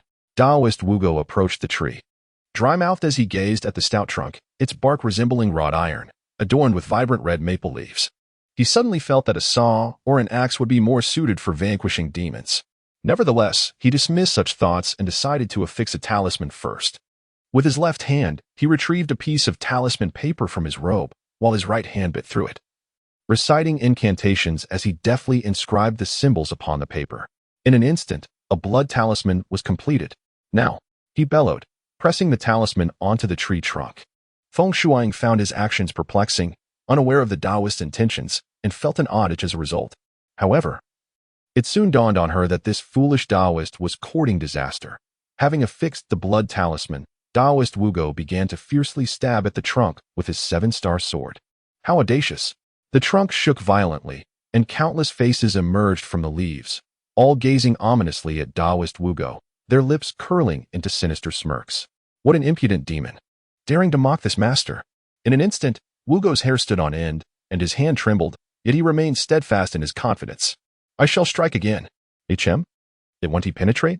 The seven-star sword and blood talisman appeared ineffective. Astonished, Taoist Wugo swiftly sheathed his sword, contemplating, "I must resort to my ultimate technique, the Five Thunder Technique." With a swish, he stepped back, grounding himself, his hands forming the thunder seals as he recited incantations. Gradually, beads of sweat began to form on his forehead, and wisps of white smoke started to rise from his hair. Mingtai, witnessing this, understood that his master was about to unleash a formidable spell and widened his eyes in excitement, rubbing his hands together. In the distance, Ming Jing couldn't contain his enthusiasm, boasting to Chen Yishan and others, "Look, my master is about to summon thunder. Listen closely, it will terrify you." Suddenly, with a flourish of his sleeve, Taoist Wugo sent forth 5 large talismans of red, yellow, black, white, and blue into the air. Swiftly, he waved his dust brush, and the talismans descended like shooting stars, marking the 5 cardinal directions, with the yellow talisman landing squarely on the maple tree. Chen Yishan stared blankly, contemplating the efficacy of the talismans against feng shuang when a thunderous crash resounded, and a bolt of lightning struck the maple tree with precision. A thick cloud of smoke billowed forth. Whether you are a 1,000-year tree demon or a 10,000-year tree demon, encountering this humble Taoist signifies your doom. Taoist Wugo gazed into the smoke, sneering. "Today, I shall sever your roots." Su Tailai and Su Chong felt their scalps tingle. This Taoist was indeed formidable. It was truly thunder. Ming Jing, brimming with pride, declared, "How about that? Did it dazzle your eyes?" "Indeed, quite impressive," Su Chong chuckled awkwardly. However, Chen Yishan's eyelids flickered, and he thought to himself, "This is bad." Just then, the ground began to tremble, and immense, dark roots, resembling serpents or dragons, surged forth from the earth like a tsunami. "Feng Shuang finally fell. Silence your impudent tongue, presumptuous Taoist." A radiant aura unfurled, and from within it, the exquisitely beautiful Feng Shuang gracefully descended. Chapter 47. Do not lose. Do not forget. The Taoist priest Wugo stood in astonishment, momentarily forgetting his pain and anger. "Is this the visage of the tree demon? How beautiful! You vile priest, I seek not to provoke you, yet you dare to challenge me. With mere mortal eyes and a tattered sword, do you think you can sever my roots? I might as well send you underground, where you can rummage through the countless roots and discern which is genuine." Feng Shuang sneered, her eyes filled with a murderous intent that spread like a crimson mist. Wugo's heart felt as if it were reduced to ashes. He could no longer sense his physical pain, for at that moment, the psychological blow he suffered was far more lethal. He had mastered arcane arts, reversed yin and yang, manipulated the 5 elements with ease, and even grasped the stars and moon. He was renowned throughout the Song Kingdom, known by all and sought after by the affluent and the powerful, even regarded as a distinguished guest by the royal family. He had vanquished many malevolent beings. Yet today, why was he so utterly defenseless against this seemingly insignificant tree demon? Had all the demons he encountered previously been so weak? Tears, scalding and bitter, streamed from the corners of Wugo's eyes. This was perhaps the most painful realization he had before facing death. He felt as though he were suffocating. Yet, suddenly, the constricting sensation around his neck eased, and he gasped for air, erupting into a fit of violent coughs. "Strange, are you weeping?" Feng Shuang inquired with keen interest. "You came to slay me, yet now you are sorrowful because you cannot prevail? Please, spare my 2 disciples," Wugo implored, his voice hoarse. "They are still young and know not of this world. It was I who brought them here." "You need not plead," she replied coldly. "I have my own principles. I do not slay the elderly, the weak, or women and children. These 2 young acolytes appear to be of tender years, so I shall grant them mercy. I have not killed during the day before, but you, foul priest, are simply insufferable and cannot be spared." As her words fell, a dark tendril shot forth from behind her, aimed directly at Wugo's chest. "Master!" The 2 acolytes cried in unison. Just as Wugo faced imminent demise, a soft sound echoed, and something fell from him to the ground. The tendril that had aimed for his chest came to an abrupt halt, then redirected downward, coiling around the fallen object. Wugo looked down to see what it was. A millennium leaf gel. Feng Shuang's expression shifted to one of shock as she stared at Wugo. "Where did you acquire this?" Wugo, who had resigned himself to death, felt a tremor of hope surge within him. This was the gift from that beggar. He had claimed it was a token from the Millennium Tree Demon. But how could it be with him? The beggar had brushed against his chest and remarked on the peculiar nature of his clothing. Was it then that he had placed the Millennium Leaf Jiao within? Indeed, Taoist. The beggar had said, "If you anger the tree demon and find yourself in peril, you may invoke my name. I am Chen Yishan." Wugo grasped at this lifeline, exclaiming, "It was given to me by Master Chen." "Master Chen."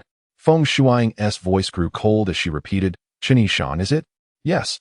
Yes." Wugo gasped, feeling a flicker of survival.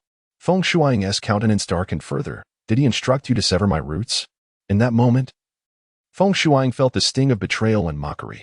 The Millennium Leaf Jiao, a gift from her to Chen Yishan, had inexplicably found its way to this vile priest, who had come to take her life. Chen Yishan, who had appeared so sage-like, had transformed into this despicable figure. If he were truly such a person, then what credence could be given to his words? No, it is not as it seems. Wugo sensed Feng Shuang's fury and hastily clarified. Master Chen repeatedly advised me against seeking trouble with you, but I did not heed his warnings. He likely anticipated that I would perish at your hands. Thus he secretly placed this treasure upon me. Master Chen also mentioned that in a moment of crisis, invoking his name might save my life. Ah, so that is the case. Feng Shuang's expression softened. After a long pause, she murmured, Master Chen truly possesses the gift of foresight. Wugo did not dare to breathe, consumed by regret. He had firmly believed that Chen Yishan and Su Tailai were charlatans, yet now he understood that they were not deceivers. It was he who had been blind, unable to recognize the true sage. The tendrils fully released their grip, and Feng Shuang spoke slowly. Since Master Chen does not wish for me to take your lives, I shall spare you.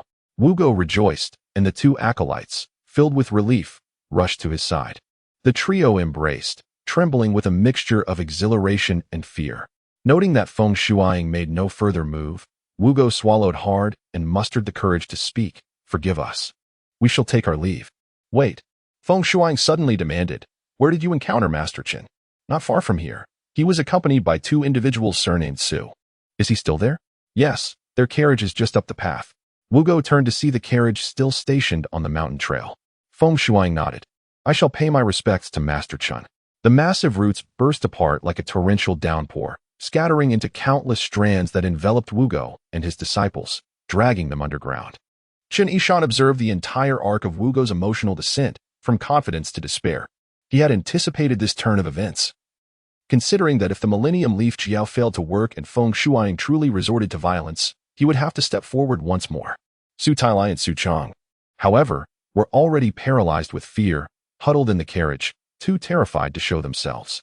As the enormous roots emerged from the mountainside like serpents, 3 large cocoons unfurled, revealing Wugo, whose arms were broken, alongside the 2 bloody disciples, who tumbled out.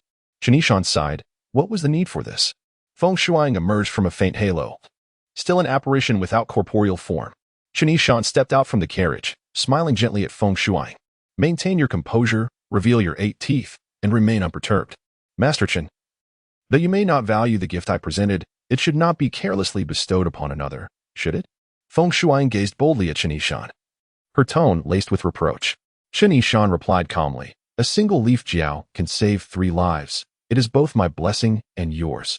Master, you implored me not to indiscriminately take lives. I have understood and will remember, yet if they come to kill me, can I not retaliate? It varies with the individual and depends on the heart. I do not comprehend. In the mountains, if wolves threaten human lives, is it right for humans to hunt and kill them? Yes. And if demons harm humans, is it right for humans to exterminate the demons? As Chen Yishan posed this question, sweat filled his palms. If Feng Shuang were to become enraged and retaliate, he would be left to face certain death. Yet, at this juncture, maintaining a commanding demeanor was his only recourse. Should she discover that he was not an unfathomably powerful sage, but merely an ascendant in the early stages of cultivation, his fate would be far worse. Feng Shuang pondered for a moment before nodding. I understand. They came to exterminate demons with righteous intent, not for personal gain. Therefore, I shall extend mercy where I can. Grasping this principle surpasses a decade of arduous cultivation. Chen Yishan chuckled softly, believing that one must first strike a blow before offering a sweet date. He said, cleansing the heart, fostering empathy, remember these 6 words, and you shall increasingly resemble a true human. Cultivate the heart first, then refine the form. When the heart is accomplished, the form will naturally follow.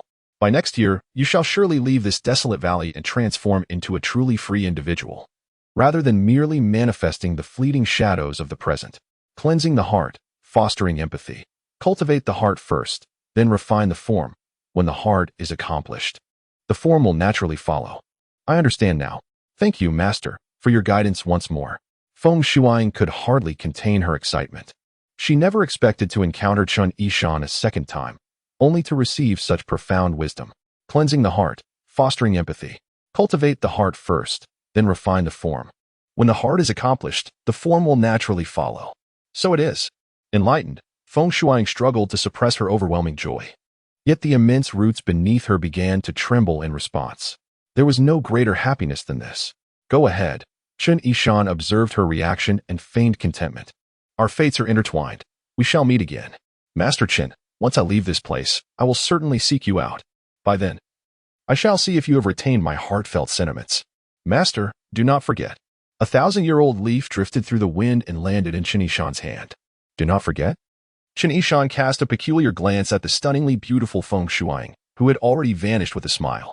The massive roots retreated like a whirlwind, and the mountain path returned to its original state. As the mountain breeze swept in, Chen Yishan, drenched in cold sweat, felt himself nearly collapse. Preserving his life had relied entirely on deception. Indeed, it was easy to fool monsters, especially those who could comprehend human speech and conjure their own thoughts. How delightful they were. Yet, whether Feng Shuang could truly uproot herself next year, and whether the empirical essence would prove useful remained uncertain. Clutching the ancient leaf, he silently hoped. Please, do not come looking for me. Chapter 48. The unmissable arcane arts. Chen Yishan rescued the 3 disciples of Wugo, initially expecting Mai to regain consciousness. However, to his astonishment, even after a considerable time had passed since Feng Shuang's departure, Mai remained unresponsive. Chen Yishan found himself perplexed. Could it be that his bond with Wugo was not profound enough? It was indeed peculiar, for even now, Wugo and his 2 disciples lay in a state of unconsciousness, likely unaware of their own salvation. Su family head, you may come out now. The monster has departed. Chen Yishan observed the carriage swaying uneasily, a chill creeping over him. Su Tailai and Su Chang remained huddled together inside, and it was fortunate that Chen Yishan understood their trembling was due to fear. Otherwise, one might mistakenly assume they were engaged in some unspeakable activity. Is it gone? Su Chang and Su Tailai cautiously emerged from the carriage. I thought I was going to die. Su Chang wiped the cold sweat from his brow. What has happened to Wugo Daoist? Su Tailai gazed at the 3 disciples of Wugo, lying motionless on the ground, and trembled. Have they been killed? Su Chang shuddered. Good heavens. Just moments ago, they were full of life, and now they are gone. Oh, heavens and earth, they are not dead. Chen Yishan shot a disapproving look at the pair of lively mischief makers. They have merely fainted. Their lives are unharmed. However, Wugo Daoist has sustained serious injuries. Both of his arms are broken. The 2 youngsters are much lighter. They only have superficial wounds. Su Chang, go fetch some branches nearby, but do not touch any maple trees. Su family head, may I borrow your belt? Both master and servant hurriedly complied. Chen Yishan knelt down to examine Wugo Daoist's injuries. They were purely fractures, which was manageable. Realigning broken bones was a task he had mastered through years of martial training, and his deft hands worked swiftly and efficiently. Nonetheless, the intense pain jolted Wugo awake, who let out a startled cry as if ensnared in a nightmare. No, all is well now. You are safe. Chen Yishan assured him while binding branches around his arms for support. These arms will require a period of rest. Wugo, as if awakening from a dream, stared blankly at Chen Yishan. The tree demon, where is it? It has departed. It is gone. It didn't kill me? What about my 2 disciples? They are alive. Su Chang interjected with a hint of irritation. If it weren't for our esteemed Chen Xianzhong, the 3 of you would have been finished long ago. Wugo fixed his gaze on Chen Yishan for a long moment before finally murmuring, thank you. Deeply. Chen Yishan responded nonchalantly, no need for formalities. The ability to express gratitude with sincerity suggested that Feng Shuang had imparted sufficient wisdom to him. Are you truly an immortal? Wugo scrutinized Chen Yishan closely, noticing for the first time that this beggar possessed strikingly handsome features, particularly his eyes, which shone brilliantly, almost startlingly. Of course, Su Chang scoffed. If our Chen Xianzhong were not an immortal, would the tree demon have been so obedient? Yes, that is indeed the case. I have been foolish, so foolish. Wugo struggled to bow before Chen Yishan, but was stopped by him. Your injuries are severe. Do not move around too much. Chen Yishan secured Wugo's arms with 2 neatly tied bows at the shoulders, completing his task. He stood back to admire his handiwork and nodded in satisfaction. It was both aesthetically pleasing and practical. Su Tailai and Su Chang could not suppress their laughter. The once imposing Wugo Daoist now sported a bow on each shoulder, resembling someone ready to take flight. Ahem. Chen Yishan kindly reminded Su's master and servant to manage their expressions. Su Chang quickly stifled his laughter, adopting a sigh instead. With Wugo Daoist in such a state, It will surely take months for him to recover. How can he assist us in this condition? Assist? Wugo's eyes gleamed momentarily. Are you truly in need of my help? Do you still think we are deceivers? Su Chang shook his head. We hardly seem like villains, do we? Wugo's face flushed as he said, with Chen Yishan here, what trouble is beyond remedy? Of course, if you command it, I shall brave fire and water without hesitation. In your current condition, how can you brave fire and water? Su Chang retorted, muttering to himself, you are quite the blusterer. Enough, Su Chang. Be respectful to the Taoist. Su Tailai reprimanded him before smiling at Wugo. Taoist, ignorance is no sin. We intruded upon you, and your skepticism is entirely justifiable. However, given your injuries, it would be prudent to seek a skilled physician for proper treatment. These external injuries are quite treatable, no need for a renowned physician. In my temple, I possess miraculous healing herbs. After realignment, applying them will yield results within a day or two. Is that so? Chen Yishan felt a surge of joy. If so, let us escort you back to Tianbao Temple, and then we shall make further plans. How could I impose upon you, esteemed immortal? Wugo shook his head. Can you still employ your swift movement technique? Chen Yishan inquired.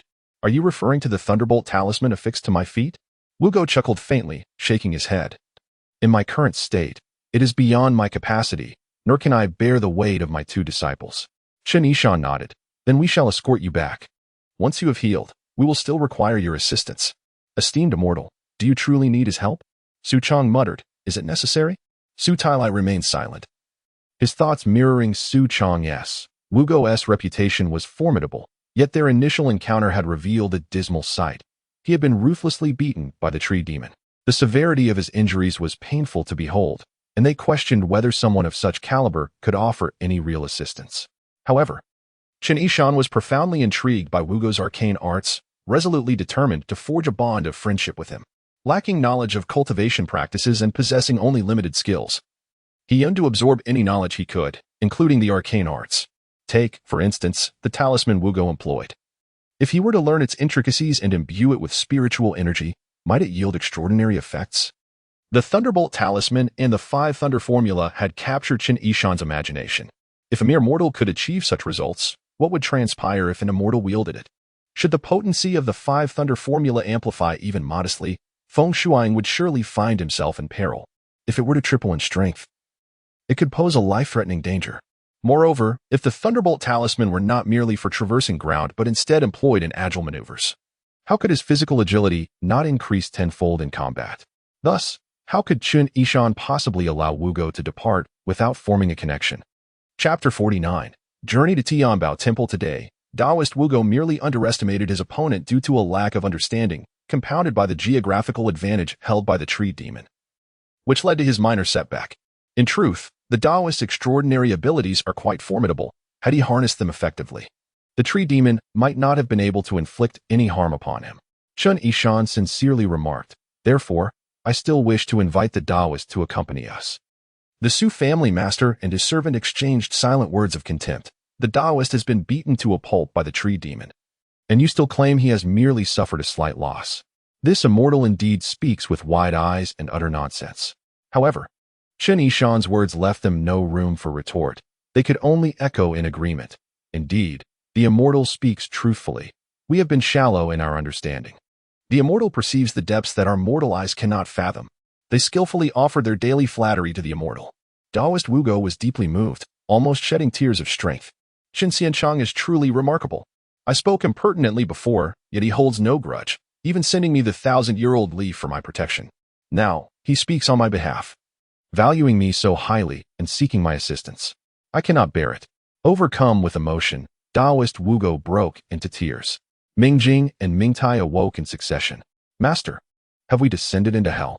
Indeed, we must have. Or how could such a formidable man as our master weep? How tragic. We are not wicked. How could we end up in hell? The tales of mythology are lies.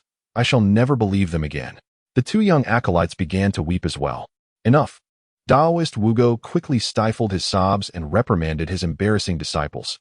Who says we have descended into hell? Chen Xianchang saved our lives. Kneel and express your gratitude. Is that true? The 2 acolytes exchanged bewildered glances, momentarily stunned. That beggar-like individual is truly an immortal? Hurry and show your gratitude. It will cost you nothing. Su Chang sneered. The little bull-nosed one knows nothing of the heavens and the earth, always boasting. Now, do you comprehend who the true formidable one is?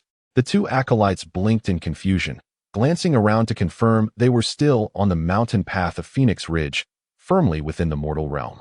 Under the resolute gaze of Taoist Wugo, they no longer harbored doubts and crawled over to Chen Yishan, bowing their heads in gratitude. Thank you, immortal, for your life-saving grace.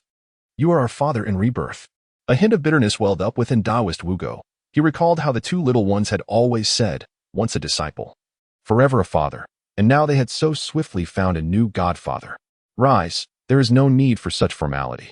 Chen Yishan waved his hand, stating, since the three of you are awake, we should hasten our journey. Taoist, you are injured. Please rest in the carriage. Mingtai, go find Mingri, Mingyue, and Mingxing, and tell them to stop guarding the entrance and return to the temple. Taoist Wugo instructed. Yes, master. Mingjing, you shall return with me. Yes, master. Chen Yishan reminded Mingtai. Do not speak of the 1,000-year tree demon, lest it attract unnecessary trouble. Yes, immortal. The two acolytes, now obedient, bore only minor external injuries, which did not impede their mobility.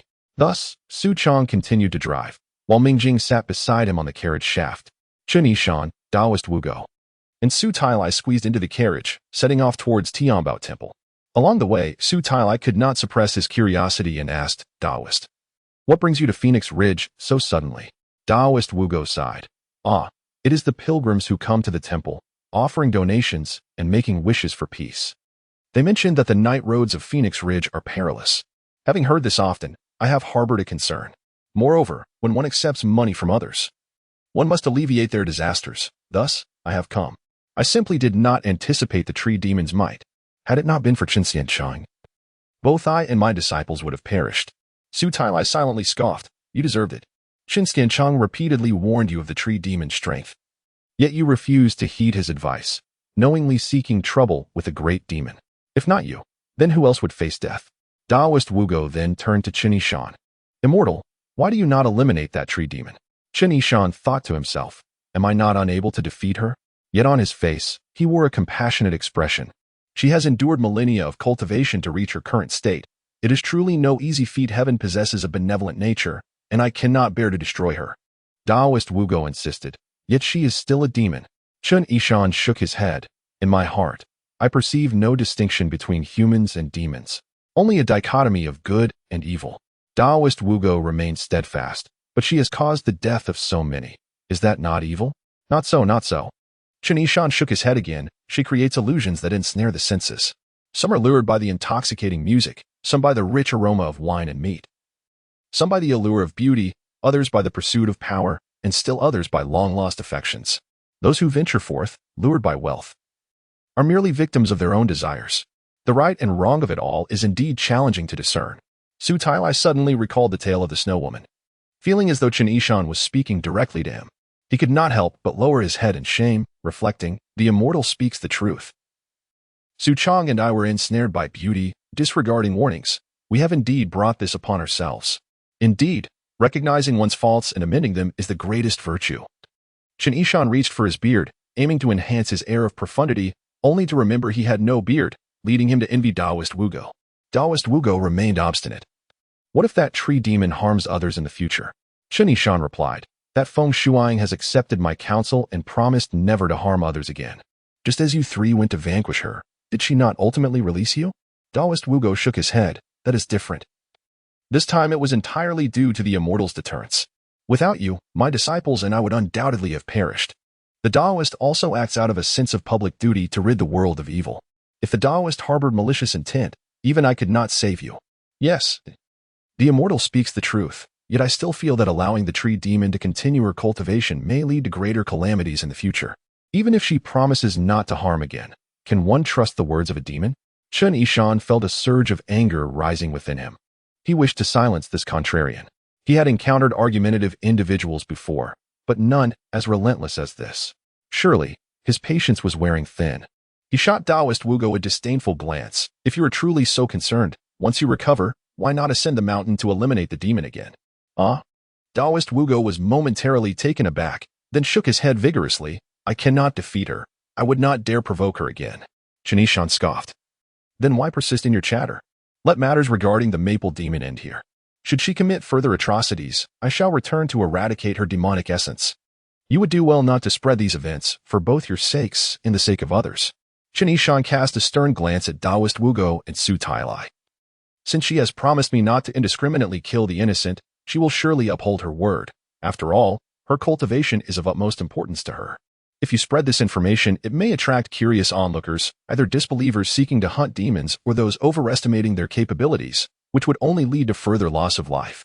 Yes, Taoist Wugo and Su Tailai, sensing the seriousness in Chen Yishan's demeanor, promptly agreed. Unbeknownst to them, the carriage had already exited Phoenix Ridge. The journey proceeding smoothly and peacefully. API call failed with status code 429, error, code, 429, message, resource has been exhausted, e.g. check quota. Status, resource exhausted, chapter 50. The emergence of the evil deity Chen Yishan lifted the door curtain, gazing into the distance at a mountain of modest elevation, yet strikingly majestic in its form.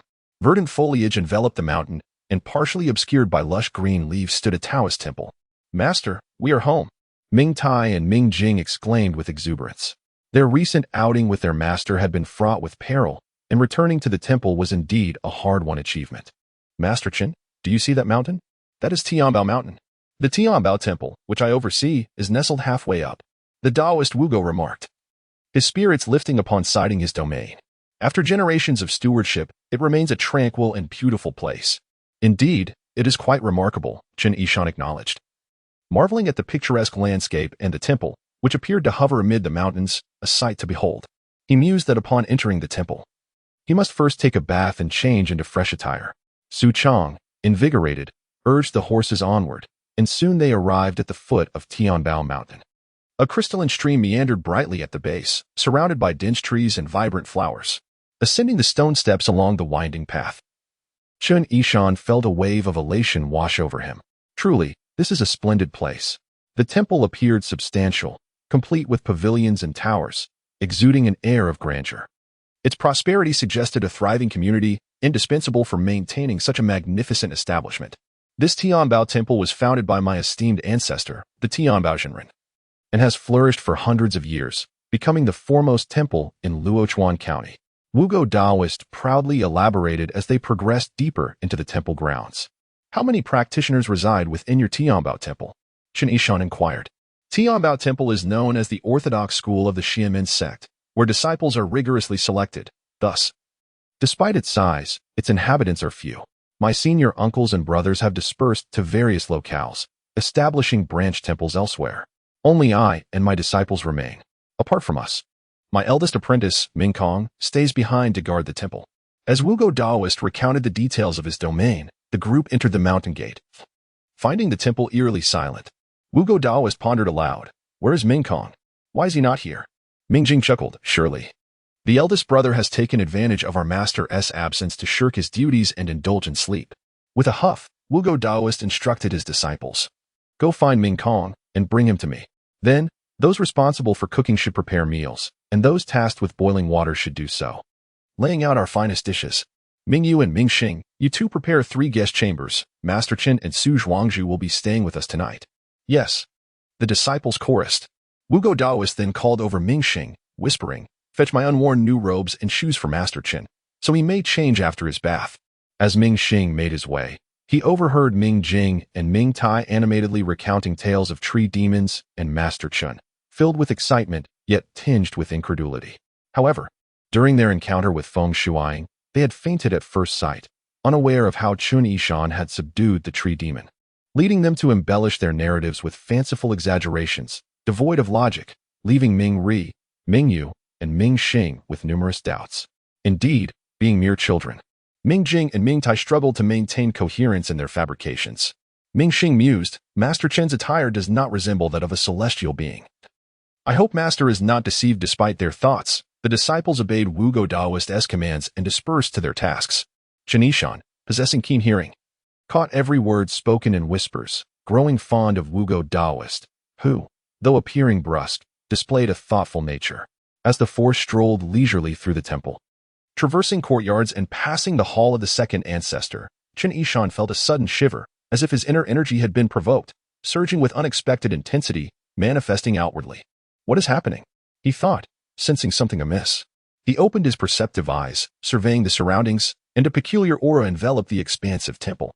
It was silent, perhaps too silent, lacking any hint of liveliness. Master, this way please, Wugo Daoist's voice interrupted Chen Yishan's contemplation. Following him deeper into the Tianbao temple, they observed their surroundings with careful scrutiny while Wugo Daoist detailed the temple's layout. Upon entering the mountain gate, they first passed the hall of the second ancestor, dedicated to his grandmaster and master, followed by the hall of the true immortal, housing the golden statue of the founder, and then the scripture hall. Su Tailai remarked, the layout of this Tianbao temple is quite impressive. Wugo Daoist, filled with pride, responded, indeed. The scale of this temple is unmatched even during the time of the venerable Tianbao Zhenren, and it is now the largest temple in the county, arguably the foremost in the Song Kingdom. Suddenly, a faint scent of blood wafted into Chen Yishan's nostrils. Alarmed, he furrowed his brow and halted, scanning his surroundings. Something feels off. We must be cautious. Wugo Daoist and Su's entourage exchanged puzzled glances. What troubles you, master? There is unrest within your temple, Chen Yishan murmured. Wugo Daoist was taken aback. What prompts such a statement? You mentioned your eldest disciple Ming Kong is guarding the temple. Yet there seems to be no sign of life here. Instead, there is a trace of blood. Blood? Wugo Daoist gasped. How could that be? It is faint. I only caught a whiff in passing, and it has since dissipated, Chen Yishan replied, shaking his head, pondering whether he was being overly suspicious. Better to be cautious than careless. Wugo Daoist shared his unease but struggled to articulate it, contemplating employing the yin-yang compass, yet found his arms restricted, rendering him helpless. Su's entourage exchanged glances. Master, shall we proceed? Indeed, Chen Yishan thought, surely I cannot be so unfortunate as to encounter monsters daily. This is Tianbao Temple. Though not a celestial abode, it is the orthodox sect of the Xianmen. Surely there can be no malevolent entities here. He smiled. This is the domain of the great Tianbao Zhenren, the foremost temple in Luochuan County. I trust all will be well. Wugo Daoist smiled wryly. Let us not jest any further. Please, follow me. Despite their reservations, Su's entourage felt reassured by Chen Yishan's presence and continued onward. Passing through a floral archway, they arrived at the grandest hall within Tianbao Temple. This hall, the Hall of the True Immortal, honored the temple's founding ancestor. Wugo Daoist explained. Chen Yishan, with his discerning gaze, immediately noticed a gold-plated statue of the immortal collapsed at the altar, the area in disarray, yet no trace of any person was visible. A faint black mist swirled ominously within, the aura of an evil deity, weak but unmistakable. The insights gleaned from his keen perception were limited. Yet they sent a chill down Chen Yishan's spine. How could there be an evil deity within Tianbao Temple? Regarding the practitioners of immortality, Chen Yishan possessed limited knowledge. However, he was well-versed in the divine. After all, deities are intimately connected to the lives of ordinary folk. The pantheon of gods, such as the city god, the earth god, the mountain god, and the river god, has been officially consecrated by successive central authorities through the establishment of temples and shrines in the mortal realm.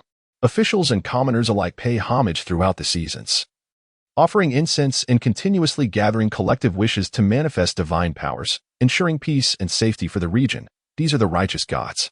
Conversely, the malevolent gods starkly contrast the righteous ones.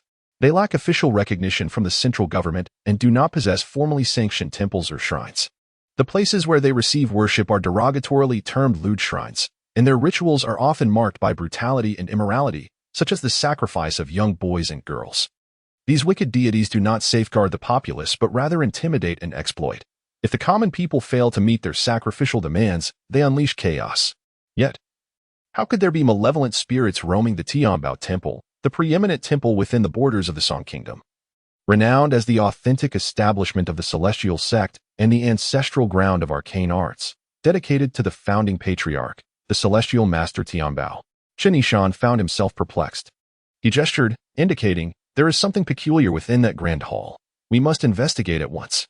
Chapter 51. The Divine Sealing Well with Utmost Caution. The crowd hurried towards the grand hall. Upon reaching the entrance, Daoist Wugo was momentarily taken aback. The once magnificent golden statue of the heavenly treasure true man lay in ruins, completely collapsed, its head shattered into pieces, incense scattered, leaving a scene of utter disarray. Who could have committed such an atrocity? Daoist Wugo trembled with rage, calling out loudly, Ming Kong! Ming Kong! Where on earth have you gone? Chen Yishan observed intently. The swirling black mist he had seen from afar had vanished, yet within the hall, an ominous chill still lingered. Wugo's shouting failed to summon Mingkong, but soon. Disciples such as Mingri and Mingwei rushed in after hearing the commotion, their faces a mixture of shock and fury upon witnessing the destruction of their revered ancestor statue. Who could be responsible for this? The disciples exclaimed indignantly. This is utterly outrageous. Go find your senior brother. Daoist Wugo barked at the disciples. You must bring him to me immediately. Once you locate him, I shall deal with him accordingly. We searched the back courtyard, the dormitory, the kitchen, the firewood room, the mill, and even the latrine, but did not find the senior brother. Then we shall search the back mountain. Yes. The disciples trembled as they set off. Su Tailai glanced at the silent Chen Yishan and then at the enraged Daoist Wugo, unable to restrain his curiosity. Daoist, who could have done this? I know not. Daoist Wugo replied, seething with indignation. The Heavenly Treasure Temple holds great prestige, with branches spread far and wide. Even with me overseeing this temple, no one has dared to cause trouble here. Yet, this time, I do not know which scoundrel has dared to desecrate our ancestor. Should I discover the identity of the perpetrator, I shall ensure they are utterly obliterated. Su Tailai attempted to calm him. Daoist, perhaps it would be wise to temper your anger for now. Let us find Mingkong and clarify matters before devising a plan. Daoist Wugo cursed Mingkong a few more times, then suddenly remembered the celestial figure was still present, feeling somewhat embarrassed. He quickly addressed Chen Yishan. I apologize for my rudeness. I hope I have not offended you. It is of no consequence. In truth, Chen Yishan felt a profound unease within. He sensed that a significant calamity had befallen the Heavenly Treasure Temple. A lurking danger concealed in the shadows. He himself seemed to be a harbinger of misfortune, bringing chaos wherever he went. Though Daoist Wugo was furious, he dared not neglect Chen Yishan.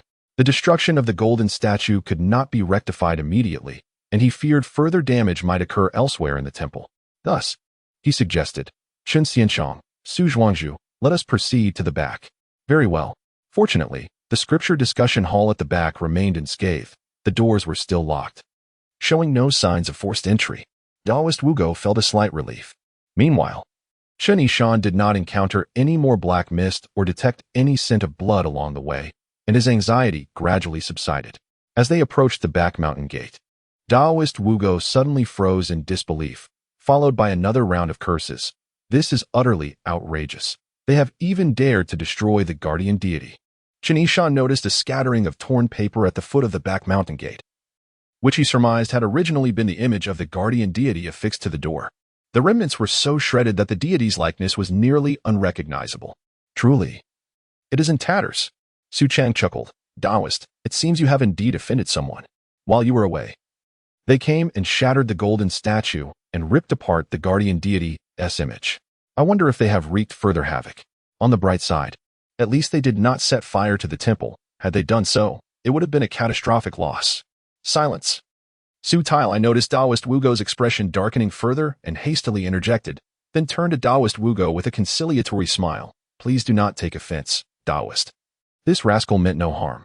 He was merely trying to comfort you, though he speaks rather foolishly. It is of no matter. Daoist Wugo's mood was exceedingly grim. Yet upon reflection, Su Chang's words did hold some merit. While it remained uncertain whom they had wronged to bring about such destruction, at least the adversary had not gone to the extreme. Had they set fire to the place, the consequences would have been unimaginable. Thus, with this thought, his spirits lifted somewhat. Exiting the gate, they were met with the sight of the back mountain, lush and vibrant, a scene of exquisite beauty. Atop the mountain stood an octagonal pavilion, elegantly crafted, which Daoist Wugo referred to as the highest point of the mountain, known as the moon-gazing pavilion. At the base of the mountain was a well, its hexagonal stone walls black as iron, covered by a millstone-sized capstone, beside which stood a stone tablet inscribed with 3 large characters, Sealing Sword Well. Sealing Sword Well? Chen Yishan exclaimed in astonishment. Does this well contain a sword? Returning to you. Skinchong, the well houses the Xianing sword, once wielded by our revered ancestor, the heavenly treasure true man Daoist Wugo explained in his lifetime. He traveled the rivers and lakes, vanquishing evil and upholding justice, having slain countless wrongdoers. Eventually, he took to the path of Taoism, and in reflection of his past slaughters, he vowed to seal his sword in this well, pledging never to take a life again. I see, Chen Yishan mused, deeply touched, and inquired, but where do you draw water from? For our needs, My disciples and I rely on the mountain spring. This well, even if unsealed, would be of no use for water, for it is a dry well. A dry well? Chen Yishan was taken aback, but I hear water flowing within. Perhaps Xianchang has misheard? My master claimed that since our ancestor sealed the sword, this well has been dry for centuries. Is that so? Chen Yishan, with his extraordinary hearing, distinctly perceived an undercurrent of movement within the well, yet Taoist Wugo's assertion of its dryness made him refrain from commenting further, although his anxiety resurfaced. Master! Master! Mingjing and Ming Ai came rushing down from the mountain, breathless as they reported. We searched the entire back mountain, but found no trace of senior brother. We had hoped he would inherit my teachings, yet he has proven utterly unreliable. With the temple in such disarray, he has vanished without a trace. That fool. Once I find him, I shall flay him alive. Taoist Wugo cursed vehemently. Master, could it be that senior brother has encountered danger and been abducted by a villain? Nonsense. He is no delicate maiden. What would a villain want with him? Perhaps someone attempted to rob us, and senior brother bravely resisted, resulting in his misfortune? More nonsense. What thief would dare wreak havoc in our temple? We are ascetics. What valuable possessions could we possibly have? Moreover, there is not a single drop of blood in the temple, nor any signs of a struggle. Senior brother is quite capable. How could he possibly have fallen victim? Then how could he have vanished without a trace? I suspect that rascal is merely off gallivanting. I have heard rumors that he has taken a fancy to a girl from Mingxi village. Humph. Master, which girl from Mingxi village has he taken a liking to? None of your business. I warn you both, do not emulate your senior brother. If you dare speak of this again, I shall break your legs. Tomorrow morning, you are to go to Mingxi village. If he is there, bring him back. Oh. Su Tailai discreetly tugged at Taoist Wugo's sleeve, pulling him aside to whisper, Taoist, you invited Qin Xiancheng to your temple. It would be remiss not to attend to him properly amidst your own concerns. The day is drawing to a close. The golden statue can be repaired later, and Minghong can be sought tomorrow. We cannot neglect Qin Xiancheng. Besides, is your arm no longer hurting? Do you not plan to apply any medicine? Indeed, indeed. Taoist Wugo realized the time was late, and quickly said, Qin Xiancheng, Su Zhuangzhu. I have been quite flustered and have acted disrespectfully. I believe Mingxing has prepared the bathing waters. Would you like to take a bath, Xianchang? That is precisely my intention. The conditions in the Taoist temple are rudimentary. Please forgive us, Celestial Master Chen. Chen Yishan smiled. You are too kind, Taoist Master. Tianbao Temple is already quite excellent. A smile graced Wugo's face as well. Celestial Master, please. Su Tailai and Su Chang accompanied Wugo to apply the medicine. The disciples were also very efficient. Mingxing and Mingwei swiftly arranged accommodation for Chen Yishan and the other two, heated water, and brought new Taoist ropes. Mingri and Minghai had already gone to tidy up the kitchen, wash fruits and vegetables, and prepare dinner. Chen Yishan discarded his dirty and smelly old clothes and jumped into the wooden tub for a thorough wash, cleaning himself for nearly 2 hours until the water cooled down. He then changed into the clothes Wugo had prepared for him, though he still wore the hemp robe. So comfortable! He sighed with heartfelt relief. He felt as though he had scrubbed off 3 layers of dirt. He felt light as a feather and fragrant. Indeed, since beginning his cultivation, his body had been changing day by day, his skin becoming delicate and smooth. Hey, Mingxing, do you think Celestial Master Chen is really a deity? Outside, Mingxing and Mingyue's hushed voices reached Chen Yishan's ears. Of course. Didn't you hear what Mingjing and Mingai said on the road? What did those 2 young whippersnappers know? Their stories were full of holes and contradictions. I don't think that's the case at all. Don't you think Celestial Master Chen is very ordinary? We can't find our eldest brother. Why doesn't he use his magic to help us look? And aren't immortals supposed to abstain from worldly food? Why does Celestial Master Chen still eat? And he was really dirty. He changed the water 3 times while bathing. Hush, third brother, be careful, the Celestial Master hears you. Chen Yishan had already heard them, and he felt both helpless and amused. Celestial Master Chen, Master has asked us to invite you to dinner, Mingxing said, knocking on the door outside. Chen Yishan replied, all right. The sound of Mingxing and Mingyue's footsteps gradually faded away, but their murmuring voices could still be heard. Mingxing, I have an idea. Let's test Celestial Master Chen. Third brother, what trick are you planning to play? Let's put some laxatives in his bowl and see if he gets diarrhea. Isn't that bad? What's bad about it? If he's an immortal, then eating it won't affect him. If he's not an immortal, then we'll expose him. Chen Yishan, you 2 little rascals, what have I ever done to offend you? Chapter 52, Medicinal Cuisine. Chen Yishan feigned ignorance, keen to observe the unfolding consequences of the children's mischief. He sauntered into the front courtyard, where Abbot Wugo, Su Tailai, and Su Chang were already seated. Upon noticing Chen Yishan's arrival, they promptly rose to greet him, but were abruptly struck dumb, each wearing an expression of utter astonishment. In the moonlight, Chen Yishan's sword-like eyebrows, starry eyes, rosy lips, and pearly white teeth were captivating. His slender frame was draped in the coarse linen robe, radiantly white, with the sash fluttering gently. Combined with his dark, lustrous hair cascading down his back like a waterfall, he appeared as a celestial being descended to earth. The immortal master is even more comely than a woman. Su Tailai mused inwardly, before hastily seeking absolution, wary of desecrating the immortal. Abbot Wugo murmured, "Immortal master." This, Su Chang even rubbed his eyes in disbelief. Chen Yishan, oblivious to their bewildered state, assumed his attire borrowed from Abbot Wugo was ill-fitting, though he personally deemed it acceptable. With a gentle smile, he remarked, "Apologies for the delay. I am grateful for the abbot's generous gift of clothing. It suits me quite well." "Not at all, immortal master. You are too kind. Please, take a seat." The others finally regained their composure, offering greetings and ushering him to a seat. Abbot Wugo then instructed his disciples, "Quickly, serve the immortal master some kanji." "Yes." Mingwei and Mingxing exchanged playful glances as they ladled the kanji, their antics not lost on Chen Yishan, who remained silent. "Abbot, how's your arm? It seems you can move it now." Thanks to the immortal master's adept bone-setting skills and Manor Lord Su's assistance with applying the poultice, it no longer aches and I can exert some force. Abbot Wugo demonstrated by lifting his bowl and chopsticks. Chen Yishan was taken aback, exclaiming, "It seems your medicine is truly a panacea for injuries. This formula was passed down by our ancestor, the celestial treasure true man. It is indeed efficacious." However, the maple demon did not strike with full force, likely out of respect for immortal master Chen, sparing my life. "You are too kind, Abbot. Immortal master, please savor this kanji. It is a medicinal cuisine prepared with herbs unique to Celestial Treasure Mountain." Abbot Wugo proclaimed enthusiastically. Mingwei and Mingxing held their breath, their faces alight with anticipation. Chen Yishan glanced at the brimming bowl of kanji before him and said with a smile, "Abbot, since I embarked on the path of cultivation, my appetite for mortal fare has diminished. I cannot consume so much. A spoonful will suffice." Su Tailai and Su Chang exchanged furtive glances, recalling the immortal master's voracious consumption of rice balls and his hearty enjoyment of wine and meat. "Oh, that was my oversight. Immortal master is certainly not one to indulge in worldly delicacies." Abbot Wugo promptly instructed Mingxing and Mingwei, "Serve immortal master Chen another bowl, with only a spoonful of kanji." Mingwei and Mingxing hesitated, then scrambled forward, vying for Chen Yishan's bowl. Chen Yishan swiftly retrieved it, smiling at them. "Do not waste this bowl of medicinal cuisine. Share it between yourselves. Immortal master, bestow this kanji upon me. I shall share it with my master." Su Chang eagerly snatched the bowl from his hands, swiftly pouring half into Su Tailai's bowl and keeping the other half for himself, inwardly gloating. "Hee, I used the bowl that immortal master Chen held.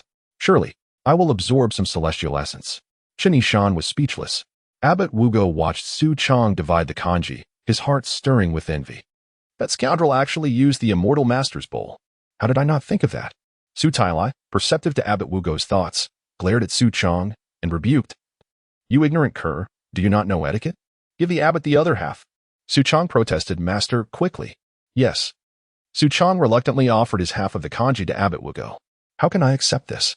Abbot Wugo beamed, feigning reluctance while eagerly reaching for the bowl imbued with celestial essence. Chen Yishan was speechless. "Abbot, you brought this upon yourself." Mingwei and Mingxing stood dumbfounded. "Master," Mingxing attempted to interject, but dared not speak plainly in Chen Yishan's presence, resorting to winking at Abbot Wugo, hoping he would grasp their meaning. "Why are you winking? Do you also desire this kanji? You are delusional." Abbot Wugo glared at them, jealously guarding the bowl imbued with celestial essence, fearful of it being snatched away. "Quickly, serve the immortal master more rice." "Oh, yes, yes." Mingxing wrung his hands anxiously. "Master, is your half bowl sufficient? Perhaps your disciple should consume it and serve you a fresh bowl? Insolence! Dare to vie with your master?" Abbot Wugo clutched the bowl possessively, as if guarding a precious treasure. Mingwei and Mingxing dared not speak further, their faces clouded with melancholy as they went to serve more rice. Chen Yishan accepted the newly served kanji, casting a glance at Mingwei and Mingxing, who appeared flustered. They each grabbed a bowl and chopsticks, fleeing as if escaping a calamity. Those two little brats, always shirking their duties, lacking any sense of propriety. Abbot Wugo muttered while devouring the kanji, urging Chen Yishan and Su Tailai, immortal master. Savor this dish. A unique from our region. Manor Lord Su, come. This dish is guaranteed to be novel to you. Immortal master, this wild herb is exquisite, capable of eliciting the taste of meat. The mountain delicacies stimulated Chen Yishan's appetite, his chopsticks never pausing. However, he dared not consume much of the medicinal congee. Despite having diverted the danger by relinquishing the bowl, lingering apprehension remained. Those brats, why have they not come to clear the dishes? Abbot Wugo, having eaten his fill, patted his stomach and grumbled at his disciples, before abruptly furrowing his brow, rising hastily, and cupping his fist, immortal master Chen, Manor Lord Su. This humble abbot, before he could finish his sentence, Abbot Wugo darted away like an arrow released from a bow. That old Taoist is far too impolite. Su Chang, harboring resentment over Abbot Wugo's pilfering of his celestial bowl, seized the opportunity to disparage him. Su Tailai also found it peculiar that Abbot Wugo had abandoned all decorum. He shook his head and said, Immortal master, please do not take offense. I believe Abbot Wugo is hiss. Mid-sentence, Su Tailai gasped, his face instantly breaking out in goosebumps. He leaped to his feet, legs clamped together, and dashed away with frantic steps. Su Chang stared blankly. Chen Yishan chuckled inwardly, surmising that Su Chang was fortunate in his foolishness. Just as Chen Yishan set down his chopsticks, he saw Abbot Wugo sauntering back. What happened, Abbot? He inquired knowingly. Nothing. I merely recalled, ouch. Abbot Wugo had barely settled back into his seat and uttered a complete sentence before exclaiming in alarm and fleeing as if his life depended on it. Then came Su Tailai, returning with a pallid face, only to flee in disarray moments later. Su Chang was utterly bewildered. Immortal master, what are the abbot and my manor lord doing? Chen Yishan shook his head. It is unspeakable. After 4 rounds, Abbot Wugo's legs trembled, and Su Tailai's face was ashen. The two exchanged experiences at the latrine door. Su Tailai said in a trembling voice, Abbot, there is something I hesitate to ask. Abbot Wugo nodded weakly. Manor Lord Su, please speak freely. Does your medicinal congee possess the miraculous effect of cleansing the intestines and stomach? It seems to yes. Is there any remedy to stem this tide? This, Manor Lord Su, please wait a moment while I seek out those brats. In the kitchen, Mingri, Mingjing, and Mingtai were enjoying their meal, while Mingyue and Mingxing huddled together in a corner, trembling with fear. Mingri expressed his surprise. 3rd junior brother, 4th junior brother. Why are you two not eating? They replied, we're not hungry. After a day of toil, you're not hungry? MMM. Well, once you finish, please tidy up the bowls and stove. All right. After Mingri, Mingjing, and Mingai left, Mingxing complained to Mingwei, 3rd senior brother, it was your outrageous idea, and now look. Master and that Su landlord must be utterly exhausted. Who knew it would turn out like this? It was Master who insisted on using that bowl. I suspect Elder Chen must have noticed something was amiss with that bowl. Yet you refused to believe in Elder Chen's capabilities. You initially agreed with my idea. Why are you now blaming me?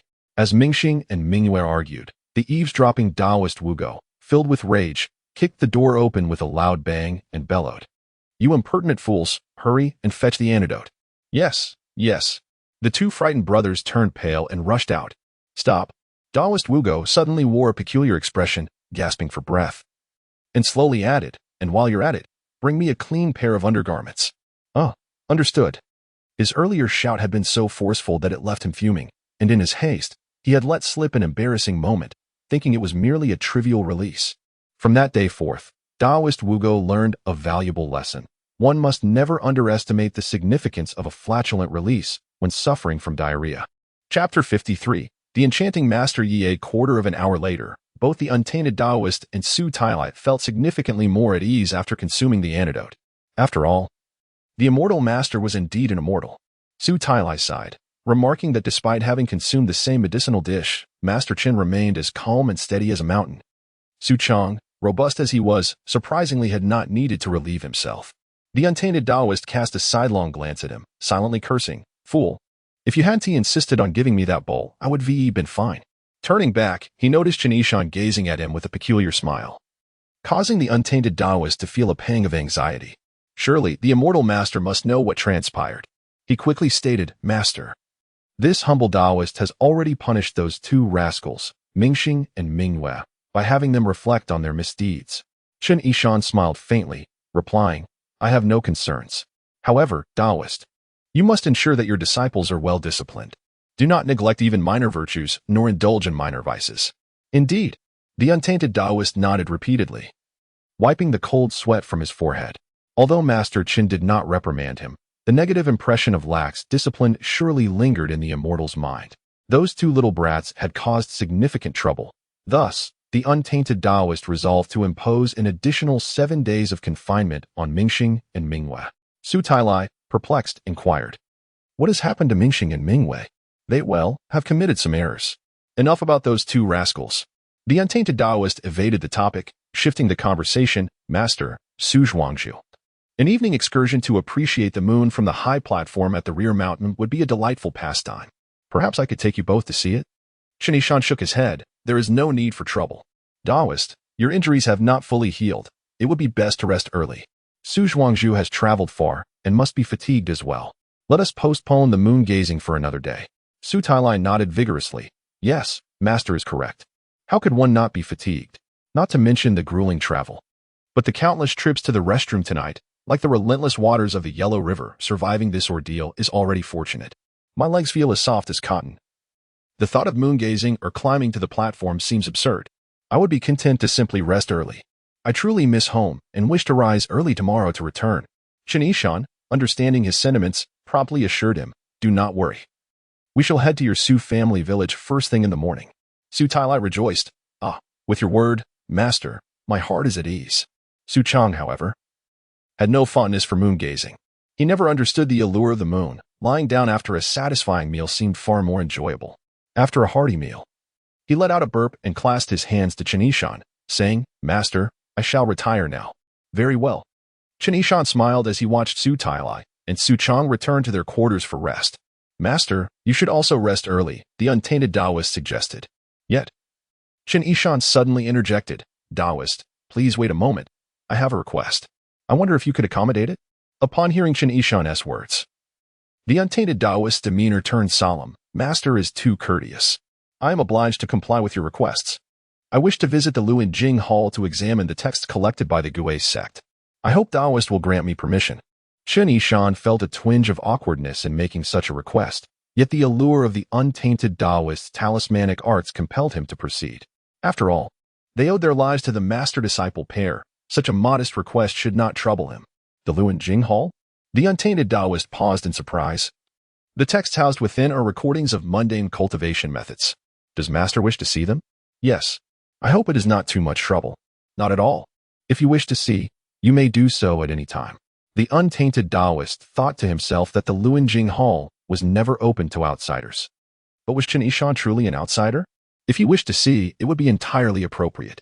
After all, without Chen Yishan, both he and Mingjing would have perished on Phoenix Ridge, and the Tiantao Temple would have faced closure. How could he deny such a request? Moreover, the Luan Jing Hall was closed to outsiders to prevent them from pilfering the temple's unique arts, yet those arts would hardly intrigue Chen Yishan. The immortal master must be feeling bored, seeking merely to peruse something of interest to pass the long night. "May I go see it now?" Chen Yishan inquired, his eagerness evident, though his demeanor remained calm, as though discussing mundane matters. "My schedule differs from yours. It is still early, and even if I were to sleep, I would not find rest. It would be better to peruse something intriguing to alleviate the long night." "Very well, I shall take you there now." The untainted Taoist thought to himself, the immortal master was indeed seeking distraction. Chen Yishan expressed his gratitude. "Thank you for your kindness." The Luan Jing Hall was far larger than Chen Yishan had envisioned. Comprised of 2 wooden stories, the walls were adorned with portraits of past masters of the Tiantao Temple. In the center of the ground floor stood a writing desk, equipped with ink, paper, and brushes, while scattered about were some cushions. The shelves, arranged in a labyrinthine fashion, overflowed with an array of texts in various materials, bundles of bamboo slips, stacks of woodblock printed books, as well as texts on animal hides and silk cloth. According to the untainted Taoist, these texts had been amassed over centuries by the successive leaders and disciples of the Tiantao Temple, resulting in a vast repository of knowledge. The contents encompass techniques for body movement, muscle and bone training, internal energy cultivation, combat skills, health preservation, alchemical methods, talismanic arts, as well as martial arts for various weapons, and theories of yin-yang and the 5 elements, among others. The sight was indeed awe-inspiring.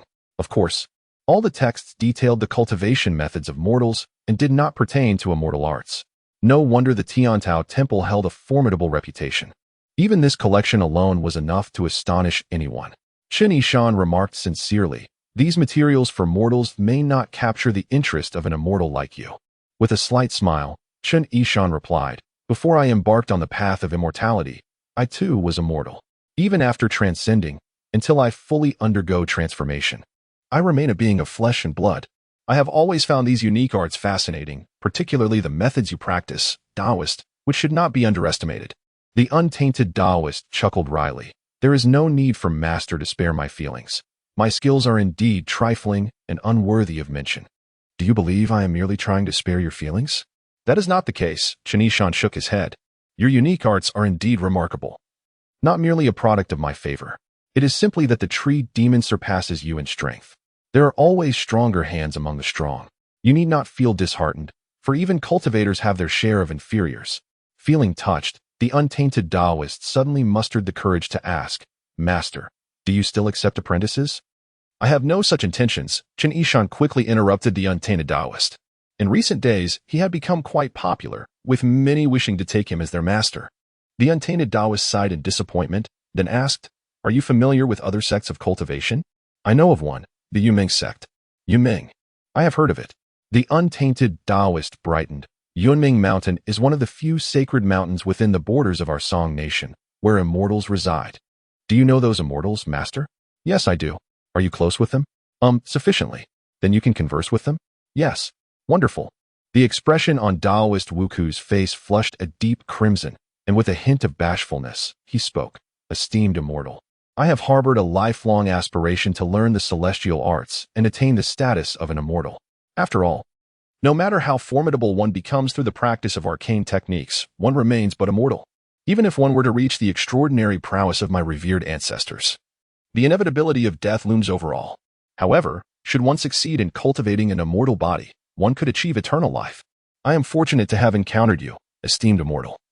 I had wished to become your disciple, yet alas, you do not accept students. I humbly dare to request that you might recommend me. If I could ascend to Yunming Mountain, I would dedicate my life to serving you, willing to endure any hardship without hesitation." "Well," Chen Yishan scratched his head, a wry smile crossing his lips. "If it burdens you, then let it be."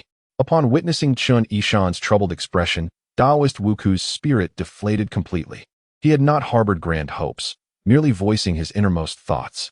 In his eyes, although Chen Yishan was formidable, he had not heard of him belonging to any established sect. He appeared to be a solitary cultivator, akin to those who practice unconventional arts among the common folk. In contrast, Yunming sect was a renowned and historically documented celestial sect. The illustrious Master Yi resided upon that mountain, a figure of unparalleled beauty and talent. Surely, Master Yi must surpass Chen Yishan in prowess. It seemed unlikely that Chen Yishan could present a recommendation before such a luminary. Chapter 54. The marvelous art of talismans. Chen Yishan appeared somewhat troubled as he remarked, "I could indeed have the previous sect leader of the Yunming sect, Master Yi Nanqing, take you as her disciple, really?" Taoist Wugo exclaimed, filled with excitement. "The enchanting Master Yi? The one who flies on a sword and travels 1,000 miles a day. Can it truly be done?" Chen Yishan looked bemused. "Flying on a sword and traveling 1,000 miles a day is one thing, but what do you mean by enchanting? Have you even heard of her, let alone seen her?" Taoist Wugo replied eagerly, "Master Yi is quite renowned. Although she is elusive and seldom seen, she once made an appearance in the imperial palace, creating quite a stir throughout the city. I was fortunate enough to witness that event." Chen Yishan raised an eyebrow in surprise. She appeared in the imperial palace? What was her purpose there? In his mind, Yi Nanqing was not one to seek the limelight. She held the mundane world in disdain and was particularly averse to human affairs.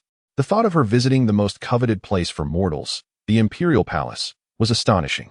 Taoist Wugo nodded vigorously. Indeed, it was because someone from the Yi family achieved the highest honor in the imperial examinations, reportedly a relative of Master Yi. Thus, Master Yi briefly showed her face to express her admiration. "Oh, and then what happened?" Taoist Wugo continued. "At that time, Master Yi soared through the air on her sword, looking down upon the world from the royal city.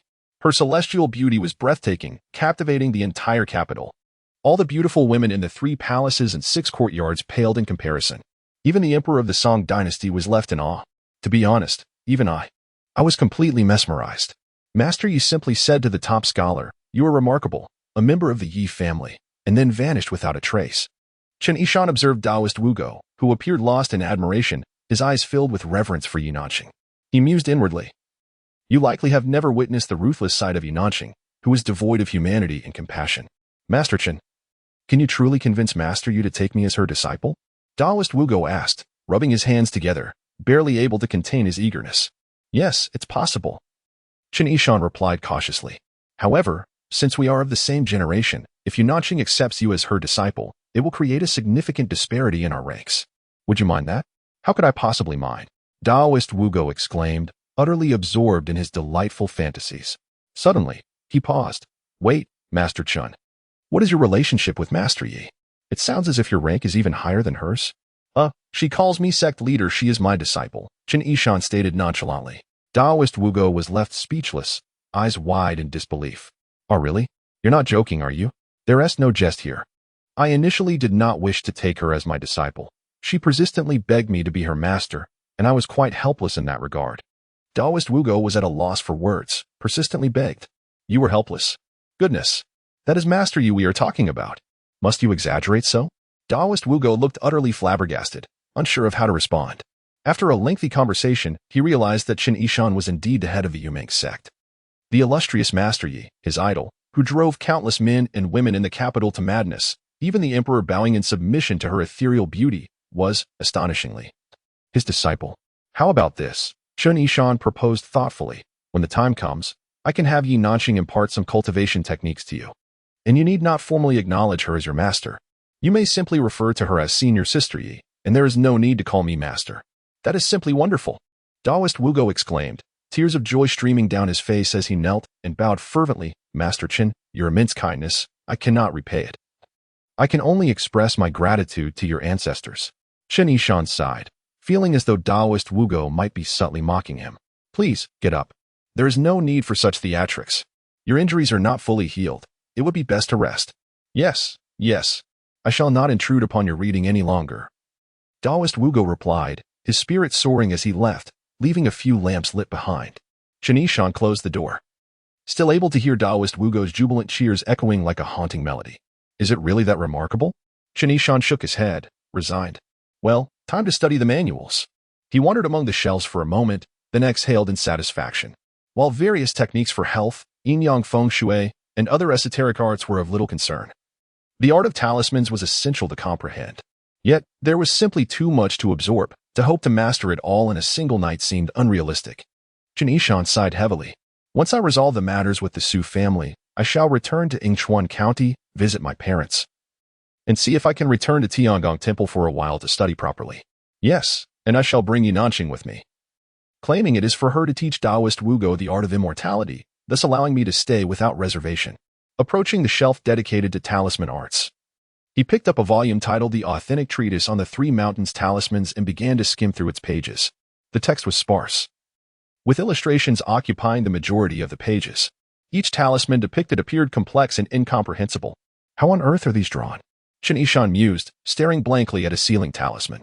The intricate designs were perplexing, and the accompanying incantations were incomprehensible. Was this even written language?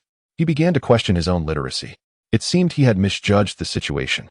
While this extraordinary art could be cultivated by ordinary folk, without a master to guide him, mere observation would yield little benefit. With a wry smile, he prepared to return the book to its place when suddenly, he noticed the talisman illustrations on the pages moving. It was as if an invisible hand was sketching the talismans, creating them from nothing in an instant. In shock, he quickly realized that it was the result of his keen insight. His unique vision had allowed him to see through the methods of drawing the talismans. Moreover, it seemed he had memorized them. He rushed to his writing desk, retrieved ink, paper, and brush, and attempted to replicate the talisman.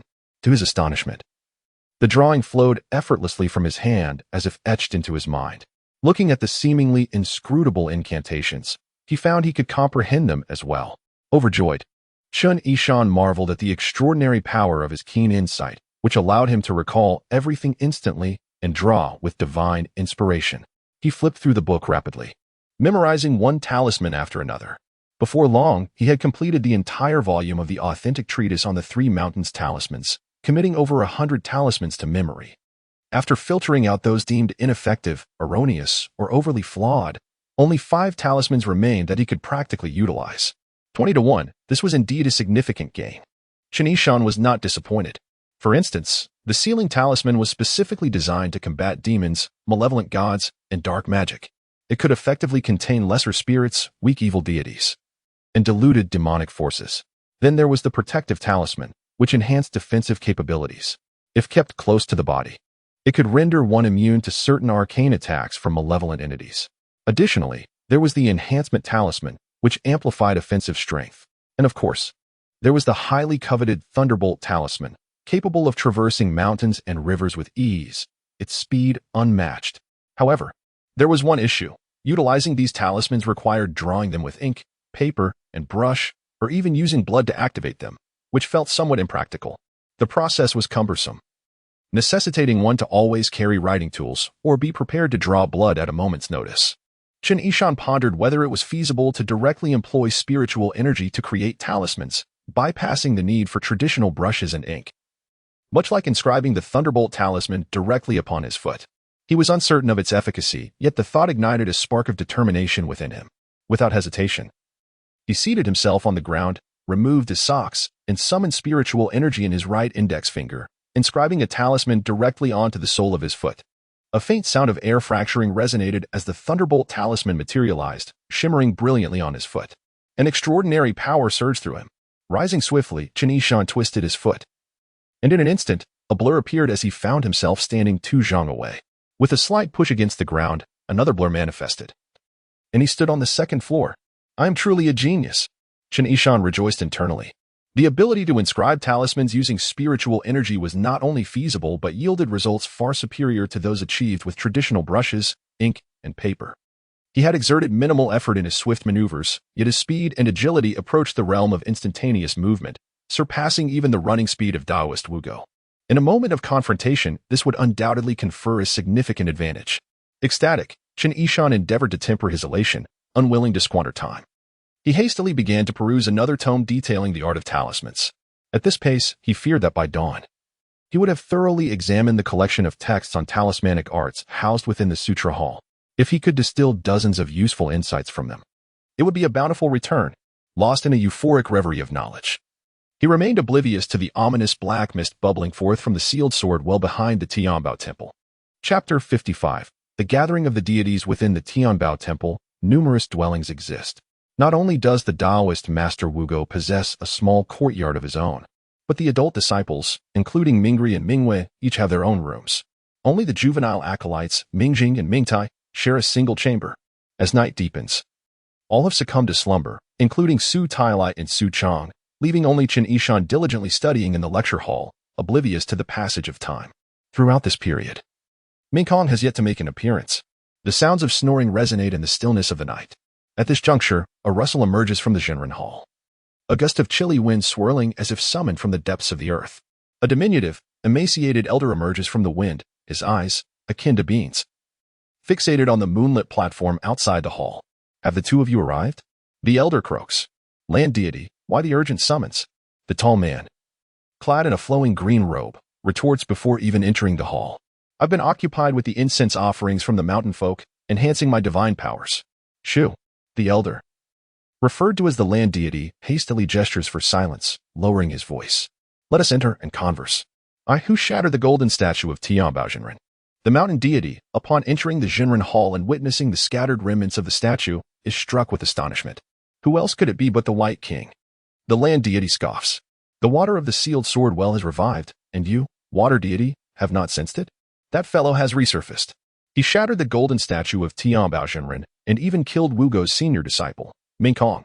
Otherwise, would I have summoned you in haste? The White King? How could he have emerged? The mountain deity exclaims in shock and fury. Land deity, it is your turn to watch over this year. And yet you have allowed such calamity to unfold. You shall bear the blame. It is not my doing. The land deity defends. It was Mingkong who opened the well and took the Xianing sword. As you well know, the White King remained subdued beneath the well primarily due to the seal of the Xianing sword.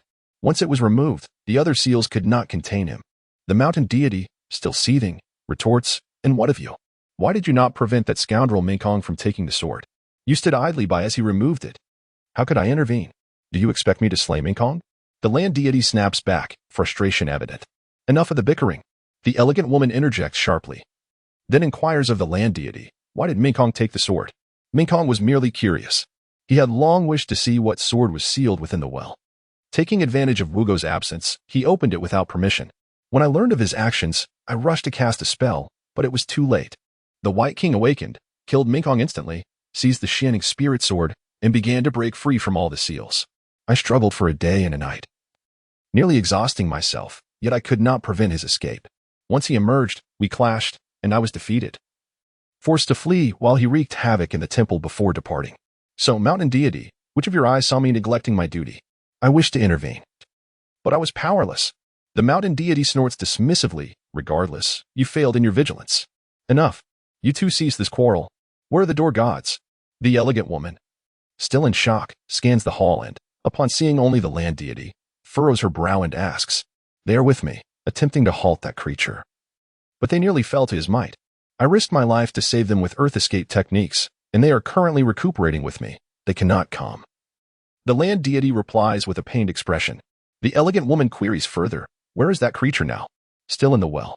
He has broken free from all the seals and fought with me and the door gods, sustaining considerable damage. He is likely hiding now to regain his strength.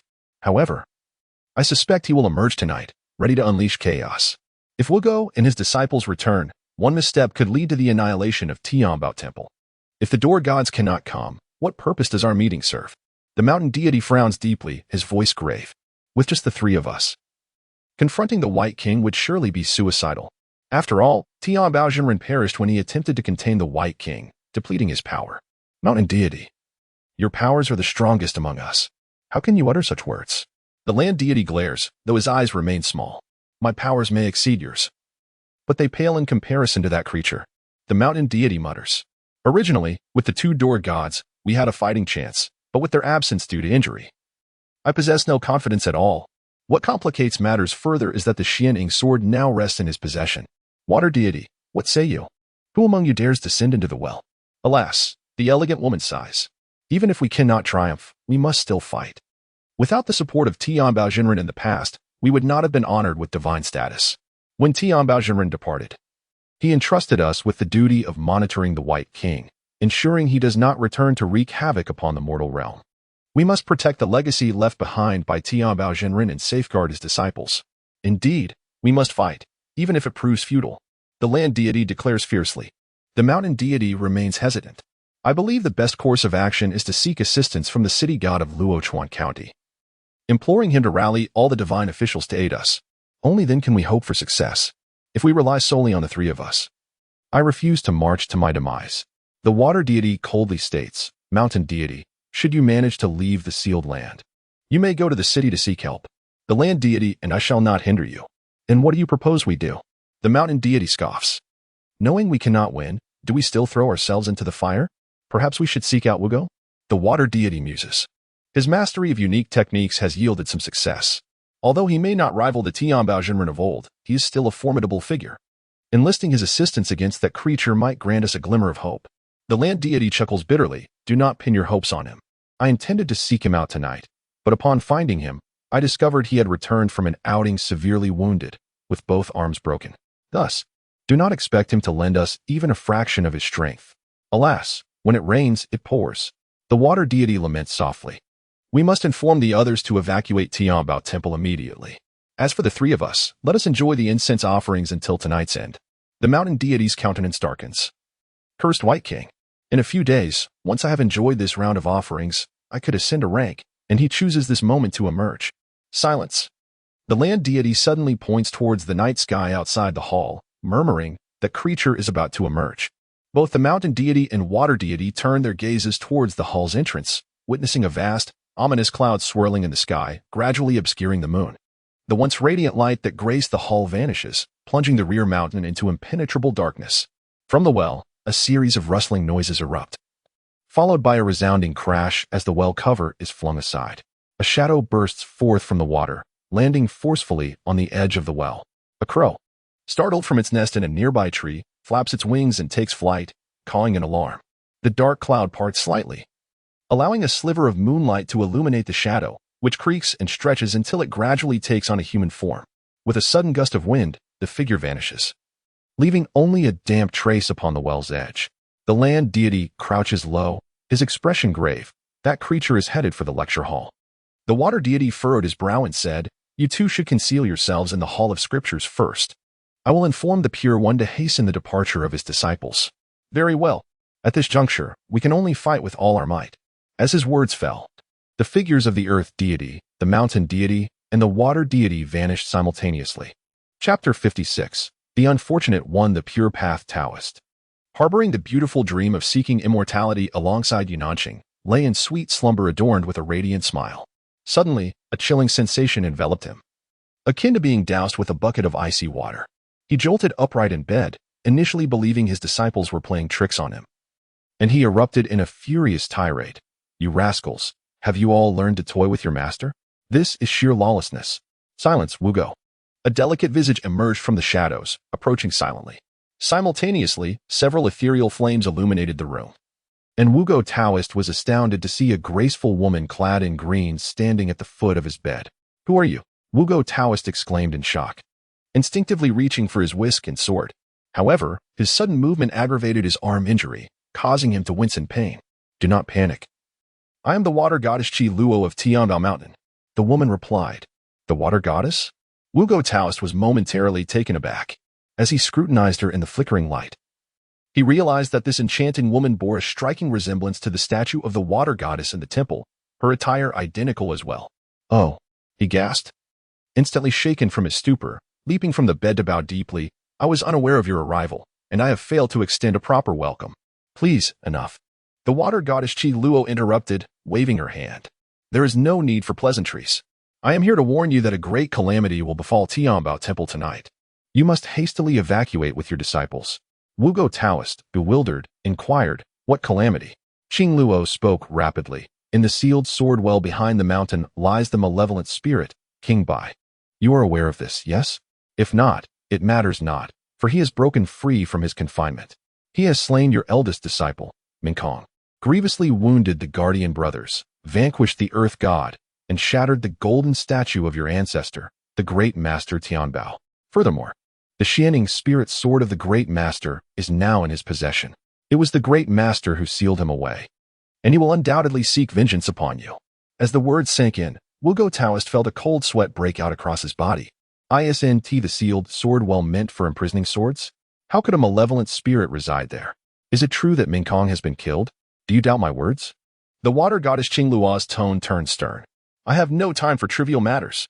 I can only tell you that King Bai is extraordinarily formidable, and we are no match for him. At this very moment, the mountain god and the earth god are laying ambushes. Once a confrontation ensues, we can only hope to delay him. If you do not flee swiftly, you may find it impossible to escape. Do you understand?" "I understand," Wugo Taoist replied, his heart racing. "Then I shall awaken my disciples immediately. Once you escape Tianbao Temple, make your way to the city of Luochuan, to the city god temple, and seek the great city god. Offer prayers and inform him of these events. Only the great city god may stand a chance against King Bai. Have you comprehended this?" "I have," Wugo Taoist said, his mind swirling with confusion from the water goddess Qingluo's words. His arms throbbed painfully, adding to his disarray. Finally managing to put on his shoes, he suddenly realized with a slap to his forehead, "What am I panicking for? Senior Chen is in the temple." But when he turned, he found the water goddess had vanished.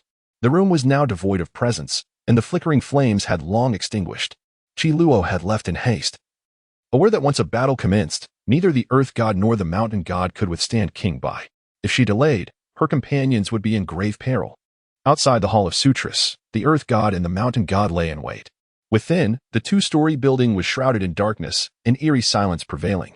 The mountain god murmured, "Earth god, what is that fellow doing at the Hall of Sutras?" "I do not know," the earth god replied, perplexed. "King Bai has a penchant for youthful boys. The Taoists at Tianbao Temple are nearly all untouched. Why would he not first visit the lodgings to cause mischief, rather than the Hall of Sutras?" The mountain god pondered this and asked, "Could there be young boys within the Hall of Sutras? That seems improbable." The earth god scoffed. "Perhaps being sealed for so long has warped his mind. He has come to the hall to read and cultivate virtue. At a time like this, you old fool jest?" The mountain god retorted, Let us hope that is indeed the case. Suddenly, the earth god's expression changed. Hush. He approaches. The two gods fell silent. Concealing themselves in the shadows, their gazes fixated on the entrance of the Hall of Sutras, where a damp figure flickered past. Inside, Chen Yishan awoke abruptly from his slumber.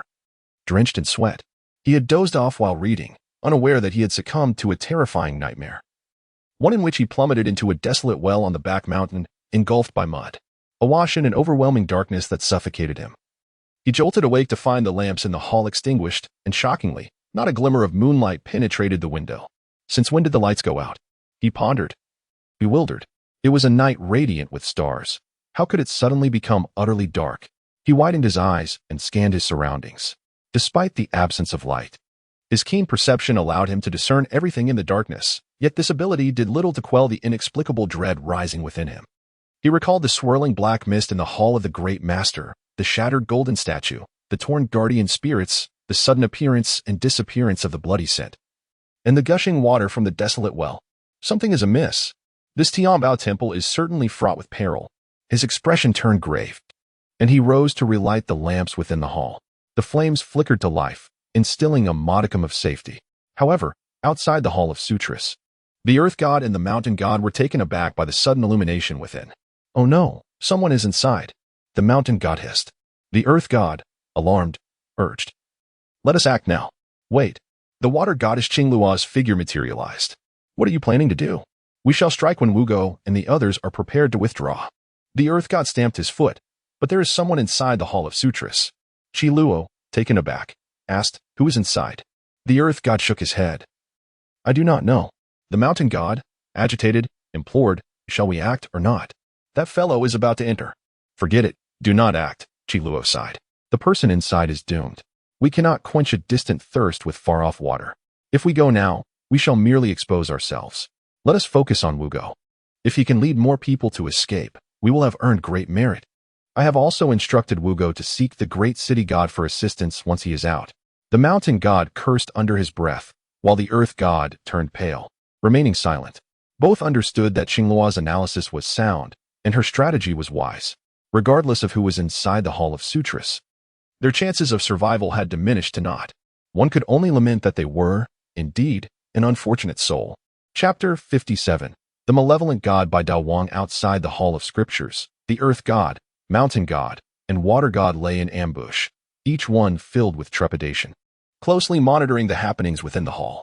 They were indeed concerned about the fate of those inside, yet their own limitations prevented them from taking risks. Thus, they had no choice but to sacrifice this unfortunate soul to buy time for others to escape. Suddenly, a light and lively sound of footsteps approached, startling the three deities as they pondered who might be wandering this way at such an hour. Looking in the direction of the sound, they beheld Taoist Wuku, his arms motionless, moving in an odd manner as he staggered toward the steps of the Hall of Scriptures, and he was all alone. The three deities were taken aback. What is this fool intending to do? The mountain god exclaimed, we lie in ambush here to buy him time, yet he comes to create chaos. Earth god, stop him. The water god Qingluo hissed softly. With gritted teeth, the earth god clapped his hands to the ground, invoking earth magic. Earth escape, shrink the distance. In an instant, he was but a breath away from Taoist Wuku. Reaching out, the earth god seized Wuku by the leg, hissing, you stay put. Who? Taoist Wuku jumped in shock, turning to see a short, bald old man clinging tightly to his leg, his face pale, while a tall, ugly man with a grim expression emerged behind him, glaring with malice. What are you doing here? Is that the malevolent god by Dao Wang? Taoist Wuku exclaimed instinctively too. I thought there was only one. Nonsense. The mountain god spat. I am the mountain god, and he is the earth god. At that moment, the water god Qingluo appeared, furious. Wuku, I told you to flee down the mountain quickly. Why did you not listen? What are you doing here? Dao Wang is nearby. Do you wish to court death? Hurry. Oh, water goddess. Upon seeing Qingluo, Taoist Wuku managed to calm his startled heart. Immediately plastering a smile on his face, I came to tell you not to worry about that malevolent god by Dao Wang, Chen, before he could finish his sentence. A blood-curdling scream erupted from within the Hall of Scriptures, chilling everyone to the bone. The three deities, along with Taoist Wuku, trembled in fear. Meanwhile, far away in the inn, Su Tailai, Su Chong, Ming Ri, Ming Yu, Ming Xing, Ming Tai, and Ming Jing were all jolted awake by that scream. opening their eyes in the dark and gazing uncertainly out the window.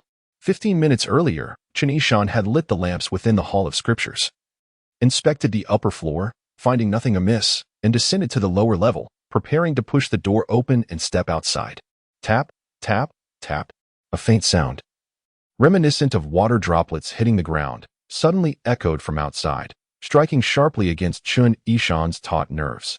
It was as if some peculiar entity was tapping on the steps outside the Hall of Scriptures. Tap, tap, tap. Is that the sound of footsteps?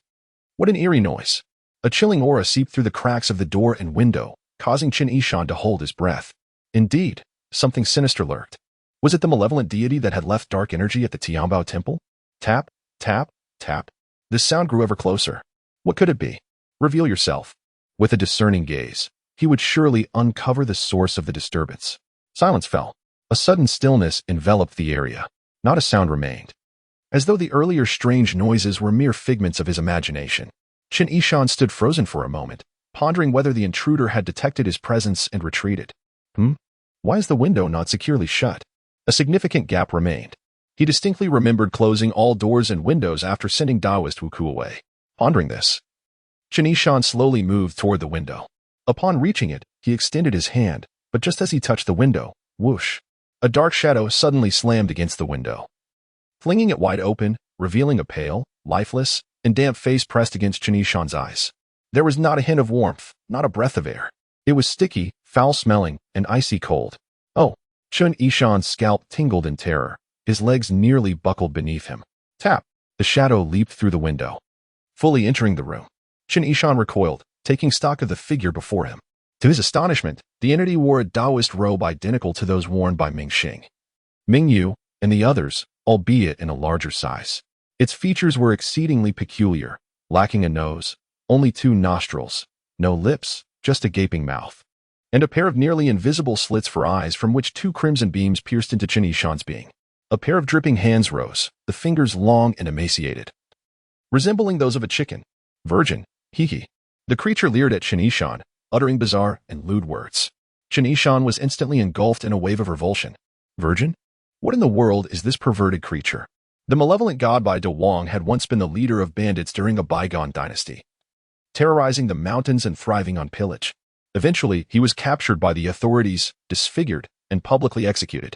After his death, his remains were collected by his followers, who built temples in his honor, offering sacrifices throughout the seasons. Over time, he gained a reputation for his supernatural powers, with temples proliferating and his followers expanding. After 7 centuries of worship, he transformed into a malevolent deity, demanding the sacrifice of virgins from the populace, inflicting harm upon the region. For centuries ago, he was sealed within a dry well by the Tianbao, alongside the mountain demon, water sprite, a monk, and 2 chivalrous figures, yet due to his formidable powers, he was not completely vanquished, rivaling the 5th tier of the Yangyuan realm. He feared the thunder of heaven and the fire of the earth. Hiss!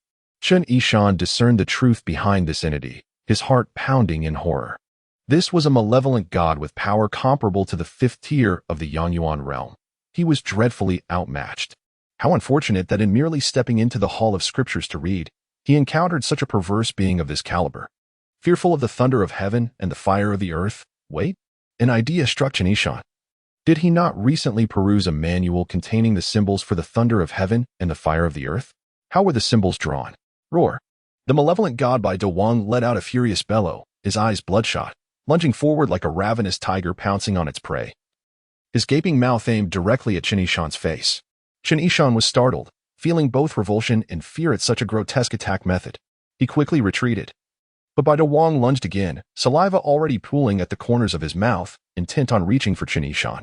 Chen Yishan felt his scalp tingle, his heart racing. He had already backed up against the wall, with nowhere left to retreat. He could only turn his face aside, wildly waving his hands in a futile attempt to ward off the approaching malevolent god. Get away. In the chaos, his right index finger inadvertently jabbed Bai Dawang's forehead. With a muffled pop, black smoke billowed forth, filling the room with in Chapter 58, the heavenly thunder talisman outside the Sutra Hall, the 3 deities, along with the immortal Taoist Wugo, and the slumbering Su Tailai, Su Chong, Ming Ri, and Ming Yu, were all startled by a piercing, sorrowful howl. The immortal Taoist Wugo exclaimed, "What is that sound?" The people inside the hall have met with misfortune, sighed the water deity Qing Luo, his expression darkening. He then gritted his teeth and pushed toward the immortal Taoist Wugo. We have delayed to buy you time, so we did not rescue him. You must flee at once. Wait, you mean the people in the hall have been harmed? The immortal Taoist Wugo was stricken with terror. No, it cannot be. That is Chen. Enough with your prattle. If you do not hurry and take your disciples away, you will regret it. The water deity Qi Luo was almost driven to the edge by the immortal Taoist's obliviousness to the gravity of the situation. Look, the earth god suddenly exclaimed, pointing ahead. The White King has emerged. And is that smoke rising from his head? What in the world is he up to? The mountain god asked, bewildered. With sharp eyes. The water deity Qi Luo caught sight of a figure dashing out behind the White King like lightning, shouting, Where do you think you're running off to? Then, the mountain god and the earth god also saw it. The people inside Haven Tea perished, and they are pursuing the White King to attack. The three deities were left in a state of shock. The one chasing was none other than Chen Yishan. The White King's face twisted in rage as he ran even faster. With a swift motion, Chen Yishan arrived at the White King's front, blocking his path with the speed of near teleportation. Roar! The White King bellowed, releasing a torrent of dense black mist from his mouth, which surged toward Chen Yishan ominously. Evil spirits, soul, devouring aura. The three deities gasped in horror. This black mist was the manifestation of the evil deity's followers' various greedy desires. A power that could obliterate the soul upon contact. Yet, the figure deftly sidestepped the White King's soul-devouring aura, darting behind him with astonishing agility and speed. Extending a finger, he summoned his spiritual energy and swiftly inscribed in the air, Heavenly Thunder Talisman, form. With a thunderous crack, several bolts of lightning coalesced in his palm and wove themselves into the air, a blinding brilliance enveloping the entire Tianbao temple in an instant. The three deities were once more left in a stupor, their minds blank. What kind of divine ability is this? Oh heavens!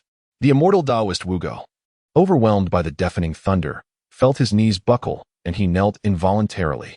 In the back courtyard, Ming Tai and Ming Jing clung to each other, trembling. Ming Ri, Ming Yu, and Ming Xing huddled under the covers, too terrified to show their faces, while Su Tailai fell from his bed, his scalp prickling with fear. And Su Chong next door had wet his pants in fright. 80 miles southeast of Tianbao Mountain, in Ruqing County under Luochuan. The night wanderer was wandering about when he suddenly heard a distant thunderclap, followed by flashes of lightning weaving across the sky above the Tianbao temple, lingering without end. He couldn't help but exclaim, is someone transcending tribulation in the Tianbao temple? Could it be that the immortal Taoist Wugo has broken through the bottleneck of becoming an immortal like the Tianbao master years ago? I must report this to the city god at once. Countless citizens within a 50-mile radius of Tianbao Mountain were jolted from their slumber. At the back mountain, in the Earth Temple, two imposing figures clad in armor helped each other out of the temple, gazing up at the thunder and lightning above, their faces filled with horror. Behind them, the terrified Earth goddess trembled, asking, Do the two gate gods know what this commotion is? My lord Earth God, he won't come to harm, will he? The brothers exchanged glances. Should we go take a look? Meanwhile, Chen Yishan, who had just expended nearly all his spiritual energy to draw the Heavenly Thunder Talisman, was equally astonished by its overwhelming effect. Is it really this powerful? Boom! With a resounding explosion. Although the White King had exerted all his strength to escape the thunder, half of his body was still struck. Aya! The anguished scream echoed through the night sky. The White King was no longer white. From head to toe, he was charred black, and his belly seemed to deflate, emitting a hissing sound as wisps of black mist seeped out. The accumulated greedy desires of his followers were beginning to leak out. It was a pitiful sight. After finishing his strike, Chen Yishan gracefully leaped back, standing elegantly on the steps in front of the Sutra Hall, leaning against the white jade railing, clad in snow-white robes. With long hair cascading like a waterfall, he stood tall and proud, his handsome features illuminated by the moonlight as he gazed at the charred White King. Letting out a soft chuckle, Oh, not running away now? Who are you? Ah, the White King, filled with rage and fear, drew a sword, trembling as he pointed it at Chen Yishan. In the moonlight, the sword gleamed coldly, its blade radiating a captivating azure light. The Shining Spirit Sword? The three deities recognized the weapon immediately. It was the most significant weapon used by the Tianbao master to seal the White King. An extraordinary artifact forged through 100 refinements, now possessing a form of sentience. Yet, they were more concerned about the question posed by the White King. You, in the snow-white robes, who exactly are you? I am the one who will annihilate you. Chen Yishan replied nonchalantly. We have no grievances, no enmity. Why must you pursue my utter destruction? Spare me, and I shall be eternally grateful. The White King stammered, his speech laden with an unusual awkwardness, as if he had long been out of practice in conversing. Evil Spirit White King, it seems the Tianba Master did not seal you thoroughly enough. Chen Yishan stood with his hands clasped behind his back, gazing down at the White King from the steps of the hall, coldly stating, You have committed numerous atrocities and still wish for mercy? Choose, will you sever your ties with heaven and earth, or shall I take matters into my own hands? Indeed. Chen Xianzhong. The immortal Taoist Wugo finally snapped back to reality from his profound shock, scrambling to his feet and exhaling in relief. I knew you would be safe. Just moments ago, the immortal Taoist Wugo had been greatly alarmed by the water deity Qingluo's claim that the people in the hall had perished. When Chen Yishan had pursued the White King, the immortal Taoist had been unable to discern who it was due to the swiftness of his movements. It wasn't until Chen Yishan unleashed the heavenly thunder talisman that the immortal Taoist was astounded beyond measure. Only now, as Chen Yishan stood firm and spoke again, did the immortal Taoist truly recognize him, and at last he felt reassured. Of course, the immortal would not come to harm. Only an immortal could possess such formidable power. Chen Xianzhong? The three deities turned their gazes toward the immortal Taoist Wugo, with the water deity Qi Luo incredulously asking, You mean that dashing young man is an immortal? Indeed, the immortal Taoist Wugo said with a hint of pride. That is why I came here, to inform you all that with Chen Xianzhong present, the evil spirit White King poses no threat. By the heavens! The mountain god gasped in delight. I can hardly believe there is an immortal willing to intervene in our affairs. The water deity Qingluo's face brightened with joy. No wonder he is so powerful. It turns out he wields immortal techniques. The earth god murmured, though with a tinge of doubt lingering in his heart. The recent thunder and lightning bore a resemblance to the heavenly thunder talisman used by the Tianba Master hundreds of years ago. Yet the power exhibited by Chen Xianzhong was incomparably greater than that of the Tianba Master back then. What are we still waiting for? The mountain god urged impatiently. The White King is already gravely injured. We need not trouble him further. Let us join forces. Chapter 59. The Assault of the Deities. The three deities were indeed impatient to unleash their wrath. As they swiftly approached King Bai, the mountain god led the charge, bellowing, Impudent evil god, cease your arrogance. Your mountain god has arrived. Chen Yishan was taken aback. He had not noticed the three divine beings until now. Suddenly, he found himself confronted by a graceful and ethereal woman, a short bald elder, and a tall, grotesque man, each wielding weapons and drawing closer with eager intent. What manner of beings are these? He took a step back, his discerning gaze sharpening. Ah, it is the water god, the earth god, and the mountain god. Protectors of the peace within a 50-mile radius of Tiangong Mountain. The water god was originally a spirit residing in the Ming Creek beneath Tiangong Mountain. The earth god a stout monk who had secluded himself in the mountain's rear for deep cultivation. And the mountain god a mountain spirit that had achieved enlightenment after wandering the hills. Centuries ago, they had banded together with the true immortal of Tiangong to subdue and seal King Bai, thus earning their divine titles. Notably, two chivalrous figures from Geqing had also participated in the earlier fray, later becoming gatekeepers. Now, forming a crescent around King Bai, the three deities bowed respectfully to Chen Yishan, expressing their apologies for not having welcomed him properly and thanking him for his assistance. Chen Yishan promptly returned the gesture, stating, Mountain god, water god, earth god, you are too kind. I have come to your sacred land and should have paid my respects to you first. What wrong have you committed? As for vanquishing this evil god, it is merely our duty to uphold righteousness. There is no need for gratitude. The three deities exchanged glances, pondering the depth of this Chen Xianzhong, who had discerned their identities upon merely meeting them. His humility and courtesy were refreshing, defying the common belief that immortals were aloof and difficult to approach. Chen Xianzhong, let us first eliminate the evil god. Then we shall converse further, declared the earth god, prioritizing the matter at hand. After dispatching King Bai, he was eager to engage Chen Yishan in conversation and cultivate a friendship. Agreed, Chen Yishan nodded. The deities charged once more, the mountain god shouting, King Bai, surrender at once. Mountain spirit, water sprite, and bald-headed old fool, begone. King Bai paid them no heed, brandishing the Xianing spirit sword and roaring towards Chen Yishan with malevolence. He understood that the only one capable of inflicting mortal harm upon him was this Chen Yishan. As for the mountain god, earth god, and water god, they were mere trifles he had dealt with centuries ago. Seeing King Bai charge towards him, Chen Yishan thought, this fool is truly oblivious to his fate. At this juncture, he dares to retaliate, and against the strongest opponent no less? Reckless. With focused intent, as King Bai approached, Chen Yishan deftly maneuvered, slipping behind him and swiftly inscribing a sealing talisman specifically designed to contain evil gods, which he pressed against King Bai's back. Zing. It was as if an electric current coursed through King Bai's entire being, causing him to shudder violently.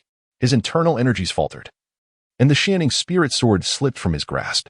Chen Yishan quickly snatched it up and retreated to a safe distance, leaving the ensuing battle to the three deities.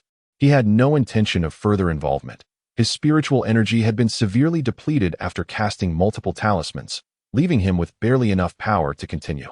Moreover, the three deities were eager to prove themselves, and he did not wish to overshadow their efforts. Cultivating good relationships with both mortals and deities alike was advantageous. Xianqiang, the unblemished Taoist, rushed towards Chen Yishan, eager to pay his respects. Something unexpected has emerged from the Taoist temple. I was unprepared. The water goddess mentioned it came from the sword sealing well on the back mountain.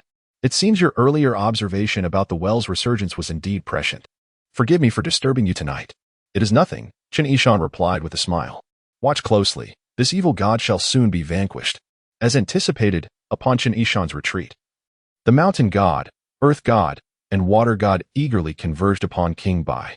The mountain whip, earth-subduing stake, and water-piercing spear all struck at King Bai simultaneously, unleashing a cacophony of light and sound around the temple. King Bai, already weakened by the damage from Chen Yishan's talismans, found himself unable to resist the onslaught of the three deities. Attempting to flee, he was thwarted by the talisman that had rendered his body rigid. Just as he almost broke free, the earth god's stake ensnared his feet, burying him deep within the ground. Bang! Ah! King Bai shrieked in agony as the mountain god's whip carved a deep gash into his flesh. In the throes of struggle and despairing cries, King Bai was pierced by the water goddess's spear. Finish him! Strike him down! Two more shouts rang out as Chen Yishan looked up to see two armored figures, wielding great swords and dual blades, charging towards King Bai. These were the two chivalrous figures from yesteryear, now transformed into deities. Though they had been resting to recover from their Chapter 60, the good sword this poignant battle among the deities, nay, this somewhat shameless brawl of many against one, concluded without suspense, as the White King was utterly overwhelmed, ultimately suffering a brutal beating at the hands of the five lesser gods, leading to his demise. After 7 centuries of malevolent existence, the once mighty evil deity barely seized the chance to break free from his confinement and escape the desolate well, only to be reduced to mere ashes overnight, dissipating into the ether. Chen Yishan silently reflected that had the White King not been so foolish as to seek out illicit encounters under the moonlight, attempting to invade the hall of discussions and audaciously kiss him, provoking his fierce resistance, he might not have met such a tragic end. He discerned that, had he not previously inflicted severe damage upon the White King with the earthly fiend fire talisman and the heavenly gang thunder talisman, the mountain god, the earth god, the water god, and those 2 injured gate gods would have stood no chance against the White King. 5 against 1, with one severely wounded, and they struggled for nearly an hour. The weakness of these deities was utterly unforeseen by Chen Yishan. He recalled how, in the Yingshan prefecture, every time he accompanied his father to vanquish demons alongside warriors, they would solemnly pay homage to the gods of earth, mountains, and waters for protection before setting off. This brought a smile to his face. It seemed these deities were adept at dealing with petty villains, yet utterly inept when confronted with formidable fiends, demons, or evil gods. Lost in thought, he was suddenly aware of the mountain god, earth god, water god, and the gate gods approaching him, their gazes intense and expressions exuberant. What could this mean? Chen Yishan felt a twinge of anxiety and instinctively concealed the shining spirit sword behind him. They wouldn't dare attempt to seize this sword, would they? He had grown quite fond of it. As a martial artist, well-versed in swordsmanship, he recognized its quality at first glance, upon acquiring it from the White King. He found it to be an exceptional weapon, perfect in material, weight, appearance, length, width, and sharpness. In a flick of his fingers, it sang with resonance, glistening under the moonlight like flowing water. A splendid sword. It was ideal for refining into a flying sword. Therefore, it must not be taken from him. No one could steal it. As the assembled gods halted 3 steps before him, forming an orderly row, silent as if awaiting his inspection, Chen Yishan was taken aback. Esteemed gods, what is the purpose of this? Only then did the gods respond, led by the earth god, bowing deeply in unison. We, the mountain god, earth god, water god, and gate gods of the Tianbao mountain domain, express our deepest gratitude for your assistance, immortal. So they do not seek to claim the treasured sword. Chen Yishan sighed in relief, smiling. Esteemed gods, you honor me too much. I am unworthy of such praise. You are indeed worthy. The earth god replied earnestly. Without your intervention, we would certainly have perished at the hands of the White King. With that, the gods bowed deeply once more. 1 bow, 2 bows, 3 bows. Chen Yishan hastily gestured. Enough, enough, esteemed gods. There is no need for such formality. The gods ceased their reverence. The exhilaration of their victory over the White King had subsided, and they understood the necessity of expressing gratitude and seeking favor from Chen Yishan, especially for the earth god, mountain god, and water god, who governed a mere 50-mile radius around Tianbao Mountain. Such an opportunity to connect with an immortal was rare. This night, if they could forge a bond with Chen Yishan, they might ascend from their humble status to that of county gods, or even greater. I owe you my life. Esteemed immortal, the earth god proclaimed fervently, and though I am but a lowly deity, I vow to serve you with utmost devotion. If you call upon me, I shall brave the fiercest fires and most treacherous paths. I echo that sentiment. The mountain god chimed in, his enthusiasm palpable. Us too, the gate gods. Not to be outdone, declared.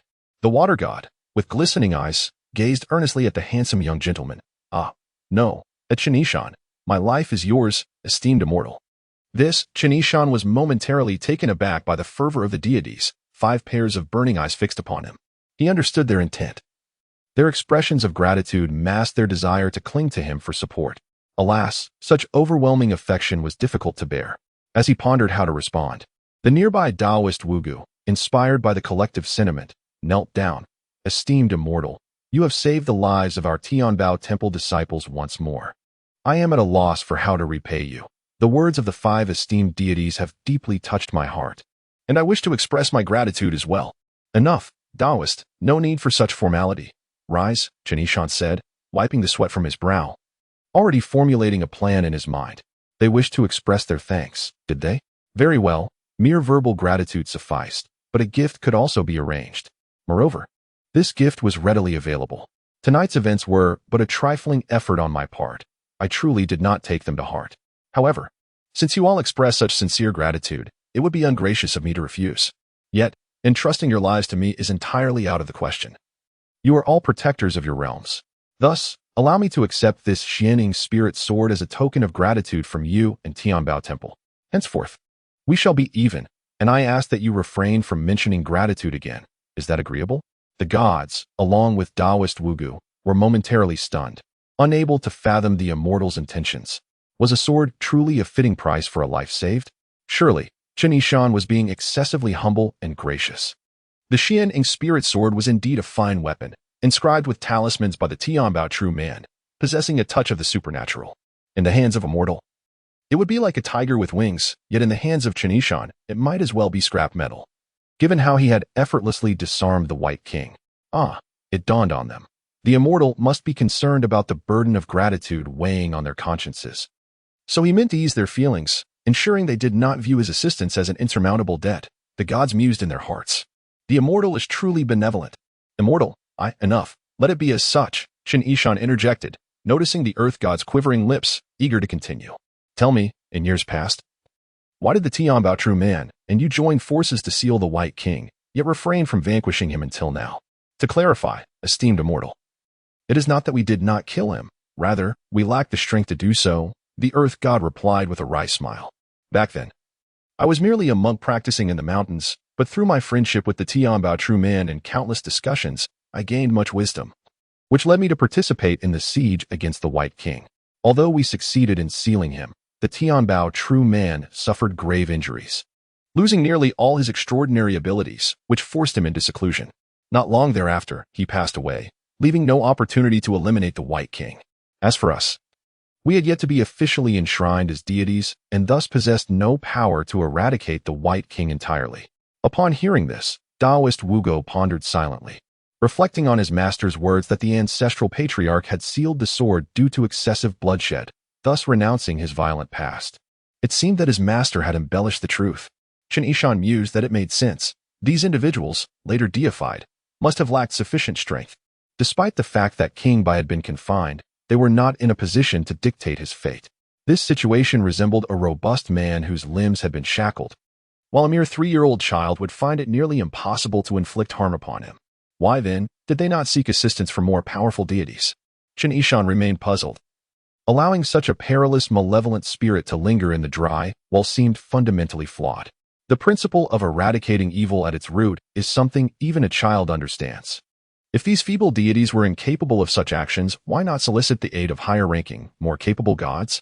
For instance, the local city god of Guqing County or even the grand city god of Luochuan County should possess the power to thoroughly eliminate King Bai. Chapter 61. The dignity of the city god. In response to Chen Yishan's inquiry, the earth god offered an awkward smile, casting a glance at his companions before turning back to Chen Yishan, saying, "The immortal is a transcendent being, not entangled in the mundane world. So it is natural that you cannot discern the intricacies of this matter. Truth be told, it boils down to issues of face." Issues of face? Chen Yishan was taken aback. Whose face are we discussing? The earth god scratched his bald head, hesitating as if burdened by unspoken troubles. However, confronted with the imposing presence of the venerable Chen, he ultimately decided to divulge, "You are no outsider, so it is permissible to share. Hundreds of years ago, the White King wreaked havoc near Tiangbao Mountain. Naturally, the city god of Guqing County was aware, yet he refrained from taking action against the White King, allowing him to enjoy the offerings of his followers for nearly 4 centuries, growing ever more powerful. Fundamentally, it is a matter of face." Chen Yishan furrowed his brow in confusion. What sort of face issue is this? This is clearly enabling treachery. It is a complicated tale, the earth god sighed. Initially, the White King's power was not so formidable, but the city god of the county was cautious, uncertain whether he could subdue the White King, and thus hesitated to act. Should he fail, the consequences would be dire. Not only would he risk his own life, but it would tarnish the reputation of the city god. The thought of a dignified city god being defeated by a bandit is hardly palatable. Consequently, the city god vacillated, allowing the White King to grow stronger, until ultimately, he dared not intervene at all. Chen Yishan scoffed. Such behavior from a city god is a gross dereliction of duty towards the people he governs. What of the city god of the prefecture? The city god of the prefecture holds a higher status and possesses greater divine abilities. However, there is no hierarchical relationship between him and the county city god. Each is responsible for their own domain, and unless the county city god seeks assistance, the prefectural city god will not intrude. Unaware of the dynamics among these deities, Chen Yishan expressed his surprise. Is there truly such a constraint? Indeed, the earth god continued. In the end, the White King was sealed by the joint efforts of the celestial master of Tiangbao and us. Imagine the feelings of the county city god upon witnessing this. Is he not displeased? Chen Yishan began to comprehend the situation. Indeed, he would be quite displeased. The earth god replied with a cold smile. At that time, we were but mortals skilled in esoteric arts, able to converse with deities. Yet what of the water god and the mountain god? You may inquire about their origins. The mountain god chuckled, in response to the immortal. I was merely a mountain spirit wandering Tiangbao Mountain, also known as a mountain goblin. The water god smiled gently. At that time, I was a water sprite dwelling in the mountain streams of Tiangbao. We were closer to being monsters than legitimate deities, and we were simply incensed by the White King's oppression. Later, having received the Celestial Master's kindness, we naturally sided with him. When the Celestial Master invited us to join forces against the White King, we could hardly refuse. We were merely 2 chivalrous figures in Guqing County. The Gate God brothers chimed in with a chuckle. Just ordinary folk with some martial skills. We had benefited from the Celestial Master during our travels, so we readily assisted him in his endeavors. At last, Chen Yishan comprehended the origins of these 5 deities. We, this motley crew, defeated the White King, whom the county city god had been unable to subdue for many years. Does this not equate to striking a blow to the city god's pride? His dignity cannot withstand such a blow. The earth god summarized. Thus, after we sealed the White King, he would not dare to eliminate him, for that would imply he was merely reaping the rewards of our efforts, a most humiliating situation. Chen Yishan scoffed. So, the county city god, rather than acknowledging your merits, resents you for causing him to lose face? Resentment is certain, the earth god acknowledged. Yet, he does not disregard our contributions. He maintains a clear distinction between reward and punishment. If he fails in this regard, his position as city god would be jeopardized. With a resigned smile, the earth god continued. He reported our merits to the grand city god of Luochuan County, who conveyed this to the prefectural governor, leading to an official commendation from the emperor of the Song dynasty. And the reward for such merits is to be conferred as deities? Chen Yishan inquired. Indeed. The earth god confirmed. The mountain spirit and water sprite were then bestowed as the rightful deities of the mountains and waters within a 50-mile radius of Tiangbao Mountain, permitted to establish temples and receive worship from the populace. After my death, I succeeded the previous earth god and was conferred as the new local deity. These two brothers were also appointed as gate deities. Thus, our contributions were not overlooked. Chen Yishan nodded thoughtfully. That seems reasonable. However, this means the county city god and the grand city god of the prefecture will be even less inclined to eliminate the White King. They still fear being accused of taking advantage of our labor, as this would jeopardize their dignity. Consequently, the White King remains sealed, never extinguished. Had it not been for Mingkong's troubles, the White King might have continued in confinement indefinitely. Your words hold true. The earth god smiled. Mingkong's misfortune was unexpected. We initially believed calamity was imminent. Yet fortune favored us, as the immortals' timely intervention resolved this lingering threat that had persisted for centuries. Not only we, but the populace within 50 miles of Tiangbao Mountain owe a debt of gratitude to the immortal. Well then, I fully understand now, Chen Yishan mused. What I thought was a simple matter is entangled in such complex intrigues. It seems that even among deities, harmony is not guaranteed. The deities chuckled knowingly. Some matters are better left unsaid. What of deities? Compared to mere mortals, their emotions are not diminished. Those of lower status aspire for higher positions. Those with scant offerings desire abundance. Those from small regions seek grandeur. Chen Yishan inquired further, by the way, since you have all been conferred as deities. What of the celestial master of Tiangbao? I noticed his statue in the Tiangbao temple, and he enjoys offerings as well. Surely he has ascended to divinity. Yet why did he not appear alongside you? From every perspective, this celestial master is indeed a formidable figure. A mere mortal, adept in esoteric arts, could gather mountain spirits and water sprites under his command, rallying a formidable monk and two wandering heroes to confront a malevolent spirit that even the county city god dared not provoke. His establishment of the Tiangbao Temple still stands as the foremost temple in Luochuan County, with branches spreading across the realm. And the secret texts within its halls represent the culmination of talismanic arts. Moreover, the mysterious Xian Ying spirit sword, which he has honed into an unparalleled weapon. He is truly an extraordinary individual. What, then, could be his achievements compared to those of the other newly conferred deities? Chen Yishan was filled with curiosity. Chapter 62. The soul-sealing talisman. To Chen Yishan's surprise, upon inquiring about the whereabouts of the celestial master Tianbao, the expression of the earth god suddenly darkened. And after a moment of hesitation, he slowly replied, the celestial master Tianbao cannot be sealed as a deity. Chen Yishan was taken aback. Why is that? The one with the greatest contributions has not been rewarded, while those with lesser accomplishments have all become gods. Such reasoning seems unfathomable. The earth god explained. It is because the celestial master Tianbao, during his lifetime, was deeply obsessed with the cultivation of esoteric arts, ultimately attempting to transform the extraordinary into the celestial. I warned him that this endeavor would be difficult to achieve, but he stubbornly refused to heed my advice, and in the end, he indeed failed. His soul became incomplete, rendering him unable to enjoy incense offerings and to refine his divine form after death. Transforming the extraordinary into the celestial? Chen Yishan was momentarily stunned. What path does that entail? The earth god continued. In my earlier years, I heard him speak of certain principles. In brief, he believed that mortals could only attain immortality through the cultivation of celestial techniques, first transforming the physical body, undergoing a rebirth, and then refining the soul to achieve the primordial spirit. Only through the cultivation of both the inner and outer aspects could one hope to ascend to immortality. I cannot ascertain the correctness of his ideas, but they seem rather fanciful. Indeed, that is somewhat accurate. Cultivating immortality does require a complete transformation, Chen Yishan acknowledged. The earth god lamented, however, the celestial master Tianbao wished to forego celestial techniques, solely relying on esoteric arts to refine his physical body, hoping to achieve a similar transformation, and then to alter his soul with esoteric arts. This is, quite frankly, a fanciful notion. Ultimately, his methods failed, and they harmed his soul. Otherwise, when sealing the great king Bai, he would not have sustained such severe injuries, leading to his premature demise. Taoist Wugo was taken aback, contemplating. I initially thought myself to be rather foolish, yet it seems the ancestral master was even more so. Such whimsical ideas, he dared to conceive and act upon them. Chen Yishan felt a stirring in his heart, secretly admiring. The celestial master Tianbao was indeed a remarkable individual, regardless of anything else. His audacity to challenge the constraints of cultivation and his innovative spirit are worthy of admiration. Furthermore, his concepts appear to hold some validity.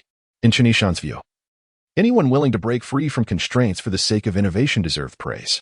For instance, he had replaced traditional brush and ink with spiritual energy to draw talismans, resulting not only in success, but in a potency that allowed him to defeat a malevolent deity stronger than himself.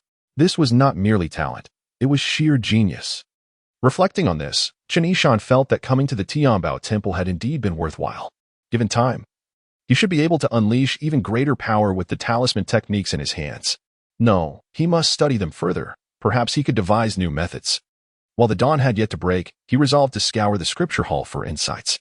Having entered a treasure trove, he sought to return laden with knowledge. Thank you, Earth God, for revealing these truths. I am most grateful. He slightly cupped his hands. Esteemed deities, I believe you have matters to attend to. Your courtesy is appreciated. The Earth God, being astute, immediately recognized Chen Yishan's intent to see them off and tactfully replied, It is indeed late, and we have other matters to address. We shall take our leave. Esteemed immortal, you have worked hard tonight. Do take care of your health and rest early. Chen Yishan nodded. Yes, esteemed deities. You too have worked diligently. Until we meet again. The deities exchanged their thanks once more before reluctantly departing. Taoist, you should return as well. Take a moment to rest. Dawn is approaching, and we must set off for Zhujiazwang. Chen Yishan glanced at the lingering Taoist Wugo with suspicion, wondering if he harbored intentions regarding the shining spirit sword. Fortunately, Taoist Wugo did not mention the sword. Instead, he expressed concern. Esteemed immortal, will you not return to rest? You have not slept since daybreak. Chen Yishan replied. I will rest, but not return to my lodgings. I will merely adjust myself here in the scripture hall. Taoist Wugo then took his leave. Very well, I shall take my leave now. Watching Taoist Wugo depart, Chen Yishan turned back into the scripture hall. Time was of the essence. He focused on recording the talismans, reviewing both right and wrong, intending to delve deeper into their study later on. As he flipped through the texts, he lost track of time, and before he knew it, over half an hour had passed. He had thoroughly reviewed all the scriptures on talisman techniques in the scripture hall and memorized the various talismans contained within. Satisfied, he stretched his limbs, rubbed his slightly weary eyes, and moved about to relieve his muscles. The night had indeed been exhausting. However, it was well worth the effort. Now, it is time to return to my lodgings and rest for a while. He shook his hands and was about to retrieve the shining spirit sword when suddenly, he sensed a gust of wind sweeping through the doors and windows. Instantly, the shelves in the room began to rattle. Another sealing ceremony? He felt a surge of joy. Previous experiences with sealing had endowed him with a sense of foresight. Clearly, his efforts against the great King Bai and his connections with the deities had borne fruit. Pages, bamboo slips, and silks, stirred by the wind, coalesced into strands of spiritual energy, converging toward Chen Yishan. This energy permeated his pores, flowed through his meridians, and traversed his entire being. A crystal-clear patch materialized on the shoulder sleeve of his hemp robe. The exhaustion from the all-night study of talisman techniques and the exertion against the great King Bai vanished in an instant. Not only was the expended spiritual energy replenished, but it also surged beyond its previous limits. His limbs felt languid, yet were invigorated by the influx of spiritual energy, leaving him in a state of utter comfort. Chen Yishan exhaled deeply, pondering that, barring any unforeseen circumstances, when the next sealing ceremony occurred, his cultivation would likely reach the 4th stage of the nurturing essence realm, returning to the sea. The 9th stage, rebirth, was drawing ever closer. At this rate, it seemed that within a year, he would break through the nurturing essence realm, enter the Dan formation stage, and completely expel the demonic poison from his body. Content.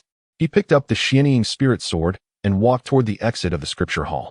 Upon exiting the hall and descending the steps, he glanced up to see the bright moon gradually retreating across the sky. While the sun had yet to rise, the rays of light were already filtering through the clouds. As the shining spirit sword basked in the harmonious glow of the sun and moon, the sealing talisman engraved on the hilt suddenly shimmered as if it had come to life, rippling like water. What? Chen Yishan was taken aback by the phenomenon surrounding the sword and focused intently on the sealing talisman. There were 12 varieties in total, categorized into divine sealing, evil sealing, demonic sealing, monstrous sealing, blood sealing, force sealing, chi sealing, and soul sealing. This was a talisman specifically designed to target the soul. Known as the soul sealing talisman, he had thought it was intended for the great king Bai. Upon closer inspection, he noticed that the talisman was enveloped in a dense layer of azure energy, within which a small, ethereal sword, about the length of a thumb, darted left and right. Unable to escape the confines of the azure energy, a chill crept over him, causing him to shudder involuntarily. He murmured, "I had assumed the sealing talisman inscribed on the hilt was specifically crafted by the celestial master Tianbao to seal the great king Bai. But it seems that is not the case." Suddenly, a thought struck him. Could it be that this talisman is not meant to seal the great king Bai, but rather the small sword within this azure energy? Chapter 63. The evil soul within the sword. Upon discerning the entity ensnared by the soul-sealing talisman, Chen Yishan comprehended that the peculiarities of the Chen spirit sword might far exceed his expectations. The soul-sealing talisman, without a doubt, was designed to confine souls and similar entities. The intensity of the azure aura signified the talisman's potency. A denser aura indicated a stronger seal, and conversely, a more formidable entity being restrained. Thus, the diminutive, ink-black, ethereal sword shrouded in azure mist was likely a manifestation of some spirit. Moreover, the richness of the azure hue suggested that this spirit was exceptionally powerful. Yet, the question lingered: whose spirit was it? And why had it been sealed by the esteemed Master Tianbao? Shrouded by the azure mist created by the soul-sealing talisman, Chen Yishan could not discern the true nature of the ethereal sword. Should he destroy the soul-sealing talisman? That seemed rather reckless. Master Tianbao had deliberately sealed the sword and cast it into a desolate well, imparting a decree to future disciples of the Tianbao temple forbidding the opening of the well. Clearly, this indicated a profound regard for the spirit being confined. While it would be simple for Chen Yishan to obliterate the soul-sealing talisman, it would be a tad disrespectful to Master Tianbao. The man had passed on, yet exuded an air of profound wisdom. Having learned the art of talismans from him and acquiring the Chen spirit sword, it would be unwise to harbor no sense of reverence. Nevertheless, if he failed to uncover the essence of the ethereal sword, wielding the Chen spirit sword would leave him with an unsettling conscience. Chen Yishan fell into contemplation. The earth deity had emphatically stated that the Chen spirit sword was intentionally left by Master Tianbao in the desolate well to seal the White King, and that it was the most crucial component of the sealing process. It was only due to Ming Kong's impulsive actions in opening the well and disturbing the Chen spirit sword that the White King had resurfaced. Therefore, was this ethereal sword actually the spirit of the White King? Could it be that the entity vanquished by himself and the deities was merely the corporeal form of the White King? Yet, Taoist Wugo had claimed that Master Tianbao, in his later years, regretted his excessive slaughters, which led him to seal his weapon. Could it be that this ethereal sword contained the spirit of Master Tianbao himself? No. The earth deity had mentioned that Master Tianbao, in his quest for transcendence, had irreparably damaged his own spirit, making it unlikely for him to seal it within the sword. Moreover, Master Tianbao was merely immortal. The separation of soul and body signified death, and at the time of sealing the sword, he was evidently still alive. The more Chen Yishan pondered, the more perplexed he became. After a moment of reflection, he resolved, to uncover the truth, he must investigate further. He hastily made his way toward the back mountain. The sealing well had been breached. The stone cover, as large as a grinding stone, lay askew on the ground. Chen Yishan lifted it and focused his gaze, discovering a faintly etched circle of densely packed talismans on the inner side of the stone cover. It was discernibly an evil sealing talisman, specifically designed to combat malevolent deities.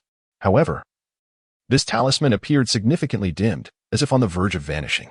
Using his discerning eye, Chen Yishan observed that the talisman bore traces of blood. Upon closer inspection, he even detected a faint odor of blood. Clearly, it was this blood that had sullied the evil sealing talisman, diminishing its inherent power to a mere flicker of azure light. Chen Yishan realized the key to sealing the White King was not the Chen spirit sword, but rather the stone cover. As long as the evil sealing talisman on the well's cover retained its efficacy, the White King could never rise again. Ming Kong had likely injured himself while lifting the stone cover, staining it with his blood, inadvertently tainting the evil sealing talisman and thus weakening its power, which allowed the White King to escape confinement. Hence, the ethereal sword was not the spirit of the White King, nor could it possibly belong to Master Tianbao. The situation was growing increasingly bizarre. Why had Master Tianbao sealed a spirit within his sword? And why had he cast the sword into the desolate well, leaving it in the company of the White King? Whose spirit was this, after all? Driven by curiosity and a desire for resolution, Chen Yishan finally decided this was not a matter of disrespect toward Master Tianbao. He simply needed clarity regarding the nature of the ethereal sword. If it were indeed a malevolent spirit, he must take action to eliminate it, lest it wreak havoc akin to the White King, only sealed and not vanquished, leading to calamity on this fateful night. Murmuring his thoughts, he performed a gesture of reverence, then extended his right hand, fingers poised, channeling his energy. A surge of spiritual energy erupted, striking the soul-sealing talisman. With a resounding crash, the talisman shattered, and the azure mist dissipated. He had destroyed the soul-sealing talisman inscribed upon the sword and Apos' hilt. The ethereal sword, previously flitting about aimlessly, suddenly froze for a moment before shooting skyward with a whoosh. Chen Yishan hastily employed his discerning eye to observe, but he only caught a glimpse of a jet-black streak vanishing into the clouds, disappearing without a trace before he could discern its true form. This was disastrous. Chen Yishan felt a wave of regret wash over him. He had anticipated that if the ethereal sword were a malevolent spirit, he would vanquish it himself. However, he had not foreseen that upon the destruction of the soul-sealing talisman, the ethereal sword would flee. Thus, he had unwittingly released an unknown spirit, and should it indeed be a malevolent one, it could escape and wreak havoc upon the mortal realm. What a grave error he had committed. Just as this thought crossed his mind, a flicker of darkness beneath the moonlight caught his eye. The ethereal sword reversed its course from the clouds, darting toward him with the speed of lightning. Chen Yishan was startled into action, slipping away in a panic. The ethereal sword missed its target but swiftly redirected, shooting toward the crown of his head once more. It was indeed a malevolent spirit. Chen Yishan shouted, "It was I who released you, yet you seek to kill me." He dodged again, concentrating to catch sight of it, but it had vanished once more. At this moment, just before dawn, the ethereal sword, dark as night, moved with such swiftness that it was nearly impossible to track. He remained vigilant, scanning his surroundings. Where had the malevolent spirit gone? Suddenly feeling a chill in his abdomen, Chen Yishan glanced down, only to find that the ethereal sword had inexplicably pierced his belly. Moreover, it had struck precisely at the chi high point. The demon poison sealed within his body had remained dormant for ages, yet now it stirred with sudden intensity. Curse you! Chen Yishan's complexion paled. Disaster arises from my own hand. How foolish I have been to destroy the talisman and unleash this calamity, now endangering my own life. In a fit of rage, he reached out to grasp the ethereal sword. The ethereal sword struck him multiple times yet failed to penetrate Chen Yishan's abdomen, being in the chi gathering stage. His spiritual energy shielded him, far beyond the capabilities of an ordinary body. The ethereal sword could not even contend with the soul-sealing talisman. Yet it sought to pierce Chen Yishan's body, such folly. Sensing Chen Yishan's hand reaching for it, the sword attempted to flee once more, but this time, it was too late. Within close proximity, Chen Yishan's hand moved swiftly, capturing it within his grasp. At the same moment, his spiritual energy surged forth, revealing the might of the chi gathering stage. Focusing his intent, the spiritual energy gradually coalesced into a hemispherical form, trapping the ethereal sword within his palm. Despite its frantic struggles, the ethereal sword could not escape from Chen Yishan's grip. Foolish creature, Chen Yishan sneered, this time, you shall not evade me. Having secured the ethereal sword, Chen Yishan meticulously examined the demon poison within himself, and fortunately, there was no further disturbance. He exhaled a sigh of relief and turned his furious gaze toward the ethereal sword in his hand. This time, he was determined to uncover its true identity. The sword spirit was birthed from the Xianing spirit sword utilized by Master Tianbao. This sword was originally an ordinary item. Yet through the repeated application of extraordinary techniques by the celestial treasure master, coupled with countless acts of violence, including the shedding of human, beast, and demon blood, it accumulated grievances and thus formed a soul, significantly enhancing its power. However, this also imbued the sword with a profound malice and an insatiable thirst for blood, often leading it to clash with the celestial treasure master. The master found it inauspicious to wield and could not bear to destroy it. So he inscribed a soul-sealing talisman upon it to confine its essence. He then concealed the sword in a well, keeping it away from the light of day. It was then that Chen Yishan realized, with astonishment, that this wretched object was, in fact, the very soul of the Xianing spirit sword. A sword capable of manifesting a soul? Chen Yishan was utterly taken aback. Chapter 64. Revived. The esteemed Master Tianbao utilized extraordinary techniques to forge the Xianing spirit sword. which he wielded to traverse the martial world, vanquishing countless nefarious individuals, ferocious beasts, and even the weaker manifestations of demons. The blade has tasted the blood of numerous foes, and the complexity of its victims led to an accumulation of resentment that festered over the years, gradually birthing a flicker of sentience, ultimately giving rise to a sword soul. With the emergence of the sword soul, the Chen spirit sword became even more formidable, yet its thirst for blood deepened, its malevolence intensified, reaching a point where it could not find satisfaction without a daily offering of blood. This insatiable hunger began to create friction between it and Master Tianbao. In the end, he realized he could no longer control his weapon and faced the peril of having his very essence devoured by the sword soul. Master Tianbao found himself reluctant to destroy this divine weapon that had accompanied him for nearly a lifetime. Yet he had no choice but to employ a soul-sealing talisman to confine the sword soul. He then cast the Chen spirit sword into a desolate well, leaving it to languish alongside the equally malevolent White King, forbidding anyone from reopening the well. Upon grasping the circumstances, Chen Yishan felt a mix of emotions. The Chen spirit sword was indeed an exceptional blade. Now that he had reached the stage of weapon mastery, it was the perfect vessel for crafting a flying sword. The prospect of soaring through the skies with the Chen spirit sword was tantalizing. Thus, he was reluctant to part with it. However, the sword soul's malevolence was undeniable. Having liberated it from its confinement, its first act was an attempt on his life. Such ingratitude and brutality were intolerable. If he were to retain it, who knew what calamities might arise in the future? After all, crafting a flying sword required a portion of one's own essence. And Chen Yishan had no desire for his spirit to be tainted by the impurities of a malicious soul. Thus, he resolved to keep the sword but banish the soul. Concentrating his spiritual energy, Chen Yishan began to compress the ethereal sword, intending to dissolve it completely. The air was filled with hissing sounds as dark smoke billowed forth from his palm. The intangible sword sensed his intentions and began to tremble violently, emitting a heart-wrenching wail reminiscent of a night owl's eerie cries or the lamentations of a tortured spirit, sharp and grating to the ears. Unmoved, Chen Yishan continued to channel his energy, dissolving it further. Gradually, the dark smoke dissipated, and the ethereal sword became increasingly transparent. Its once inky hue faded until only a flickering, fragile blade remained, unrecognizable as a sword. It ceased its struggles, its cries weakening to the whimper of a newborn. Chen Yishan halted, his heart softened. It appeared that the darkness within the sword soul had receded, and the accumulated resentment and bloodlust had vanished. Perhaps he could try releasing it and observe its behavior?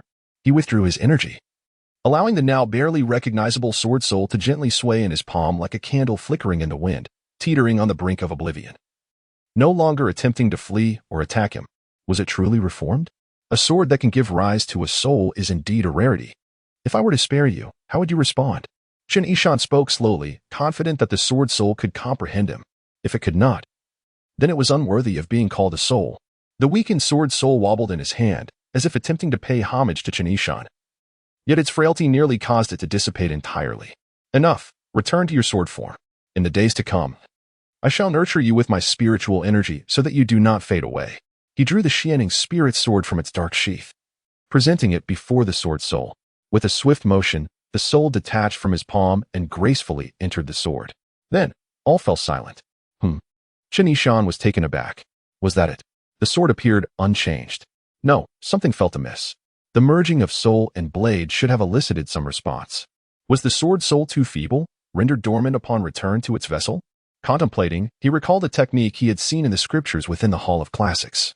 A talisman specifically designed for weapon refinement, known as the Rui talisman. The Rui talisman, it was said, allowed one to manipulate a tool with the utmost precision. In the past, Master Tianbao had likely employed the Rui talisman frequently, but his reliance on blood to inscribe the talisman inevitably infused the sword with malice, leading to his eventual loss of control over the sword soul. Now, he would attempt to use his spiritual energy instead, focusing his intent. He inscribed the Rui talisman with a single command, swift. The energy-formed talisman instantly imprinted upon the sword and Apos' surface, gradually vanishing as if absorbed into the very essence of the blade. Gazing intently at the Chen spirit sword, he noted that it still seemed unresponsive. Disheartened, he sheathed the sword, feeling as though he had rendered it useless after such a lengthy endeavor. Alas, it seemed this sword was destined to remain beyond his grasp. Suddenly, a resonant hum startled the crestfallen Chen Yishan. Looking down, he beheld the blade shimmering with an astonishing and brilliant light. Ecstatic, he realized his efforts had borne fruit. The sword emitted a series of clear, ringing notes as it quivered in his grasp. Was it expressing excitement? Chen Yishan sensed a change in its demeanor, perceiving a transformation in the entire essence of the Xianing spirit sword. Previously, it had merely been a formidable weapon, unyielding, with its dark sheath and silver edge, deserving of its name. Yet it had been devoid of spirit, failing to live up to the promise of its title.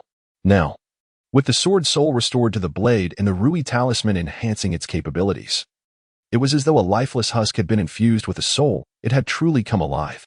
Master Tianbao had used it as an instrument of death, a weapon that subdued countless foes, yet failed to cleanse its malice, ultimately transforming a treasure into a cursed object. Now, I shall return to you your pure essence, henceforth regarding you as a friend. The Xianing spirit sword responded with a series of melodious chimes, as if in agreement.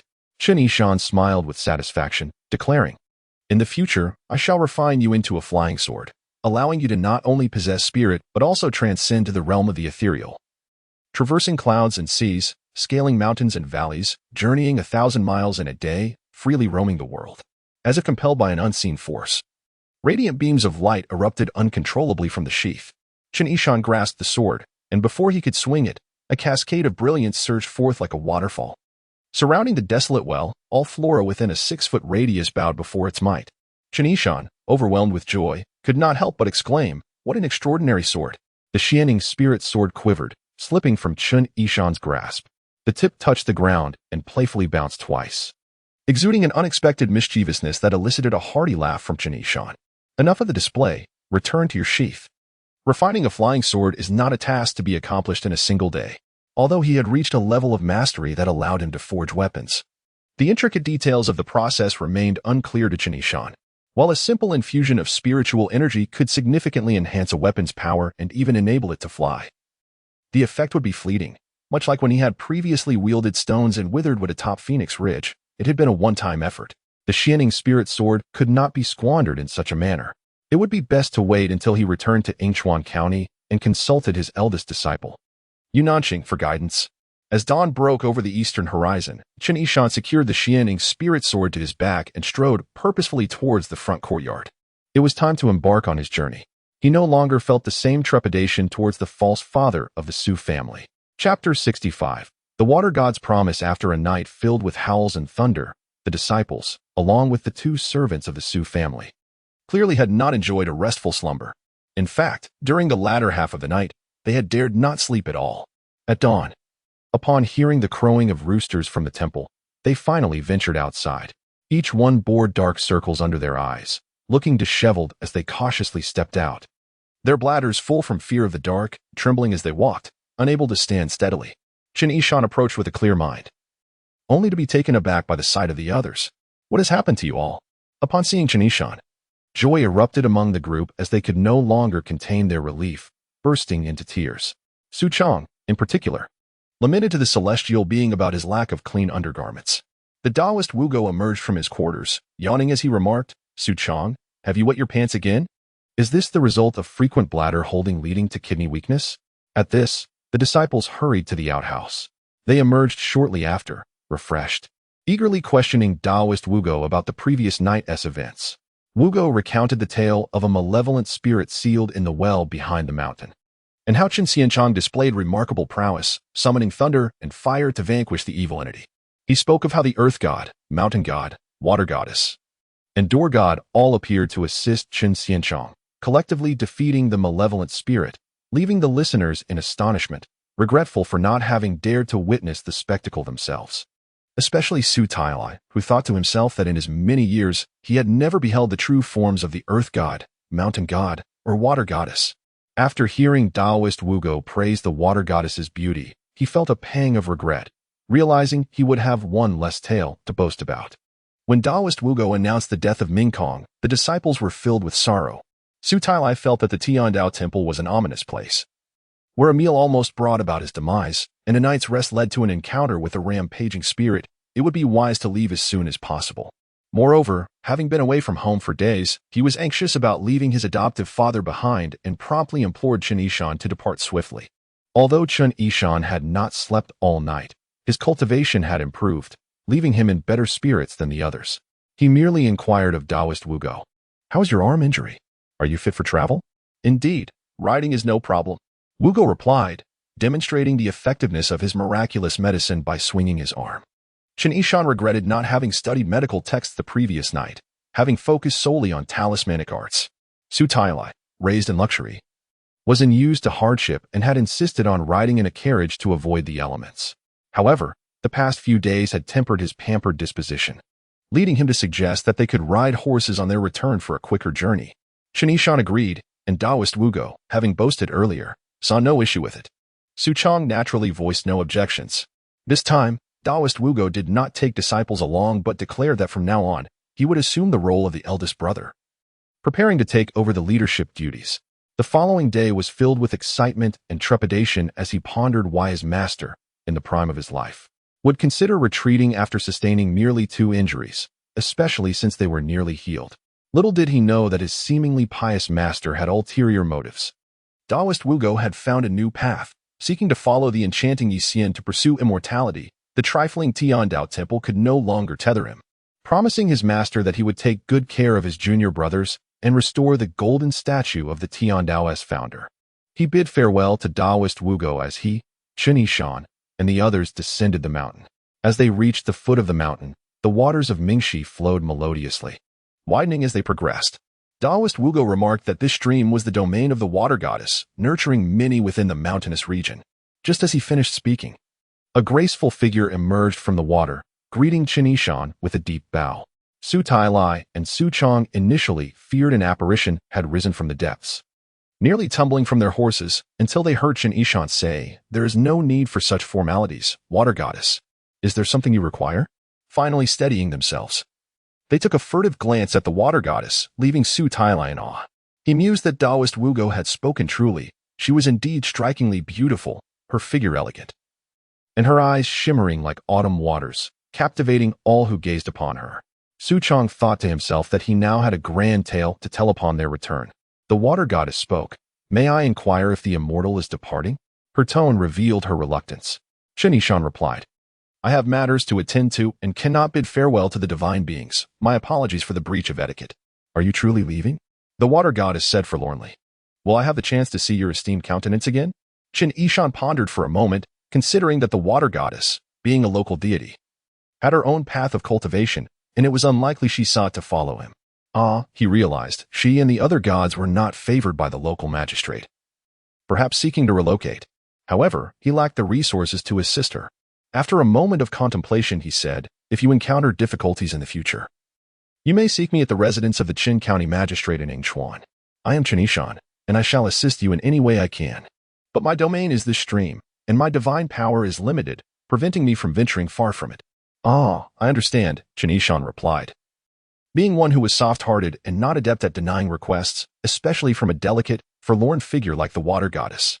After deliberating, he eventually added, "You wish to expand your domain, do you not? If the opportunity arises, I will support you. Is what you say true?" The water goddess was beside herself with joy. "I do not make promises lightly nor break them," he assured her. "Thank you, esteemed immortal." The water goddess was elated. Since returning from the previous night, she had been pondering how to cultivate a closer relationship with a figure as esteemed as Chen Yishan to secure greater opportunities for advancement.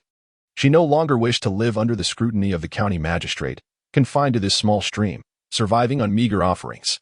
However, she had lacked a suitable pretext to approach Chen Yishan until now.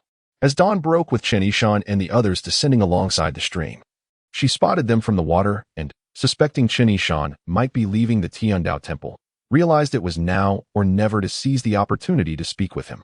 To her delight, Chen Yishan proved amiable, readily agreeing to support her endeavors with just a few words, filling her with unbridled joy. She bowed once more. "I bid you farewell, esteemed immortal. Thank you for your troubles." Chen Yishan nodded, a twinge of bittersweetness in his heart. Though he had made a promise, he pondered how he would fulfill it. Troubled by his own loose tongue, he urged his companions onward. As they traveled, Su Tailai could not restrain his admiration, exclaiming, "I never imagined that in my lifetime I would encounter immortals and deities. Following the esteemed immortal truly makes this life worthwhile." Su Chong interjected, "And we've seen monsters too, just not the devil yet." Su Tailai's expression darkened, spitting curses as he retorted, "Shut your mouth, you fool. If you want to see a devil, go find one yourself. Ugh, it has nothing to do with me." Though Chen Yishan had felt troubled by his promise to the water goddess, he could not help but chuckle along with Taoist Wugo, erupting into hearty laughter. Chapter 66. The Sun Traveler. The water god Qi Luo treaded upon the waves, lingering until the silhouette of Chen Yishan vanished from sight. With a melancholic sigh, she prepared to return to the underwater divine palace. Suddenly, she caught sight of a tall man in dark robes, his face pale, gliding toward her from a distance, heading directly for the heavenly treasure temple. Upon closer inspection, she noticed he had disheveled hair and held a wooden tablet the size of a fan, inscribed with the words Sun Traveler. Startled, water god Qi Luo realized he was the Sun Traveler, a deity under the jurisdiction of the county and Apos, city god. She promptly greeted him. "I am Qi Luo, the water god of Heavenly Treasure Mountain, paying my respects to the esteemed Sun Traveler." "No need for such formality, water goddess," the Sun Traveler replied, alighting gracefully upon the water's surface, creating ripples that spread outward. His countenance was fierce, yet his speech was respectful. "Are you here to visit the Heavenly Treasure Temple? May I inquire about the purpose of your visit?" "I have come at the behest of the county city god to investigate certain matters," he explained. "Please, do tell. I may possess some knowledge on the subject." "Very well.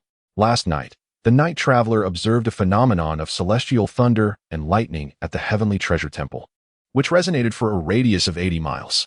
The county city god, upon receiving this report, was greatly astonished and dispatched me this morning to ascertain the reason. Might I ask, water goddess, do you know what transpired during the night?" "In response to your inquiry, I happen to know that it was an immortal who performed a ritual, showcasing their divine abilities." "An immortal?" The Sun Traveler was taken aback, pondering the implications of an immortal being present at the Heavenly Treasure Temple. He recalled the tragic fate of the Heavenly Treasure Master, who had transcended to become an immortal, and wondered if his disciples had finally succeeded. If so, it would be an earth-shattering revelation. "May I inquire who this immortal is? And what was the purpose of their ritual?" "It is an immortal surnamed Chen, who subdued the White Great King with thunderous methods during the night." "Surnamed Chen? Subduing the White Great King?" The Sun Traveler was dumbfounded for a moment before asking, "Isn't the White Great King already sealed away?" "Indeed. But due to a mistake made by a disciple of the Heavenly Treasure Temple, the sealing sword well was inadvertently opened, releasing him and nearly causing a catastrophe. Fortunately, this Chen immortal, a friend of the temple, was staying overnight and managed to inflict a severe blow upon the White Great King. Subsequently, I, along with the mountain god, the land deity, and the two door gods, united our efforts to completely vanquish the White Great King." The Sun Traveler was rendered speechless. He understood the formidable nature of the White Great King, recognizing that even his superior, the county city god, had been powerless against him. It was said that even the county's great city god would struggle to subdue him, which explained the prolonged inaction regarding that malevolent spirit's confinement. "Such a powerful, immortal surnamed Chen," he exclaimed, bewildered. "What are their abilities like?" "Remarkable. Confronting the White Great King was like child's play for him. He could summon celestial thunder and earthly fire with a mere gesture, inflicting severe damage upon the malevolent spirit without the latter being able to retaliate. Otherwise, we would not have been able to eradicate the White Great King." The Sun Traveler was utterly astonished. "With your introduction, water goddess, I wish to pay my respects to this Chen immortal. Surely, the county city god would also wish to meet him." Hearing the Sun Traveler refer to himself as little god and expressing a desire to pay respects, water god Qi Luo felt a surge of pride, secretly thinking how those who considered themselves superior were now eager to humble themselves before Chen Yishan. Regrettably, she shook her head. "The esteemed Chen immortal has already departed." "Departed?" The Sun Traveler was momentarily stunned, contemplating how he would report this to the city god without further context. "May I ask, water goddess, from which immortal sect does this Chen immortal hail?" "I am unaware," she replied. "I only heard the immortal mention that he could be found at the home of the Qin County Magistrate in Yingchuan." The Sun Traveler cast a skeptical glance at water god Qing Luo, finding it hard to believe that an immortal would divulge such personal information to a mere deity. After all, the realms of gods and immortals were distinctly separate. Gods drew power from incense offerings and the collective will of the people, while immortals cultivated their abilities through the absorption of heavenly and earthly energies. Gods were meant to protect their domains and the populace, while immortals distanced themselves from worldly affairs. "There is little to no interaction between gods and immortals," he mused. "How could an immortal disclose his lineage and family to a mere water deity, particularly one as insignificant as you?" "Indeed," water god Qing Luo continued, "the Chen immortal even shared his name, Yishan, and mentioned his intentions to assist me in the future." As she observed the astonished expression of the Sun Traveler, she felt a thrill of satisfaction. Let them underestimate us, the lesser gods residing in the remote mountains. What of our humble status? We, too, can forge connections with significant figures. Thank you for the information, the Sun Traveler replied, somewhat flustered. He bowed his hands and said, I shall report back to the city god immediately. Safe travels, water god Chi Luo called after him, unable to suppress her delight as she giggled to herself. What has made the water goddess so joyous? Would you share with us, dear land deity? The voice of the land deity suddenly emerged from the ground. A grin upon his face as he gazed at water god Chi Luo. Ah, what about me? Shouldn't we find an excuse to pay a visit to this Chen immortal? Came the low voice of the mountain deity. Alas, my brother and I could serve as gatekeepers for the Chen immortal, chimed in the door gods, appearing alongside them. You have arrived too late. Water god Chi Luo declared triumphantly, recounting how she had bid farewell to Chen Yishan and conversed with the Sun Traveler, ending with a laugh. The other deities were left speechless. The land deity suddenly stomped his foot, a sardonic smile crossing his face. Congratulations, water goddess. Your ascension is surely imminent. The mountain deity grunted, his already unattractive face growing even more unsightly as he grumbled, Water goddess, you only think of yourself. What about the rest of us? The door gods exchanged knowing glances, remaining silent. Water god Qing Luo paused, quickly realizing that the other deities were envious of her fortune. In her moment of pride, she had overlooked their feelings. Being a perceptive individual, she smiled and said, What is troubling you? Do you believe I sought this for myself? I have been vigilantly guarding the waters since dawn, fearing that the Chen immortal might leave without our notice. I refrained from mentioning you in front of him, fearing he might view us as greedy and ungrateful. Do you think if the day comes when the Chen immortal supports me, I would forget about you? Upon hearing this, the deities and Apos, frowns transformed into smiles. The land deity chuckled, I knew it. The water goddess is the wisest and most compassionate among us. We are a team. When the water goddess ascends, even if we remain stationary, our faces will still shine with glory. Indeed, I consider you my sister, water goddess. You would never forget your mountain deity brother. The mountain deity grinned, appearing blissfully foolish. The door gods joined in, saying, We do not expect much else. We would be satisfied just to guard a city gate, far better than being stationed at the back mountain. Laughter filled the air by the clear waters as the deities reveled in the joyous atmosphere. By the way, water goddess, the land deity said after a moment, his expression turning serious, you shouldn't have said those things to provoke the Sun Traveler. You know how narrow-minded the county city god can be. If the Sun Traveler reports back, how do you think he will view you? Will he not make things difficult for you in the future? Water god Qing Luo felt a pang of regret after her moment of elation. Biting her lip, revealing a row of delicate white teeth, she retorted, It's not as if I've been subjected to this for just 1 or 2 years. Let it be. Other deities can expand their domains if they perform well. But what about us? For centuries, we have remained within these few dozen miles, still in the mountainous realm. How many souls reside both above and below this mountain?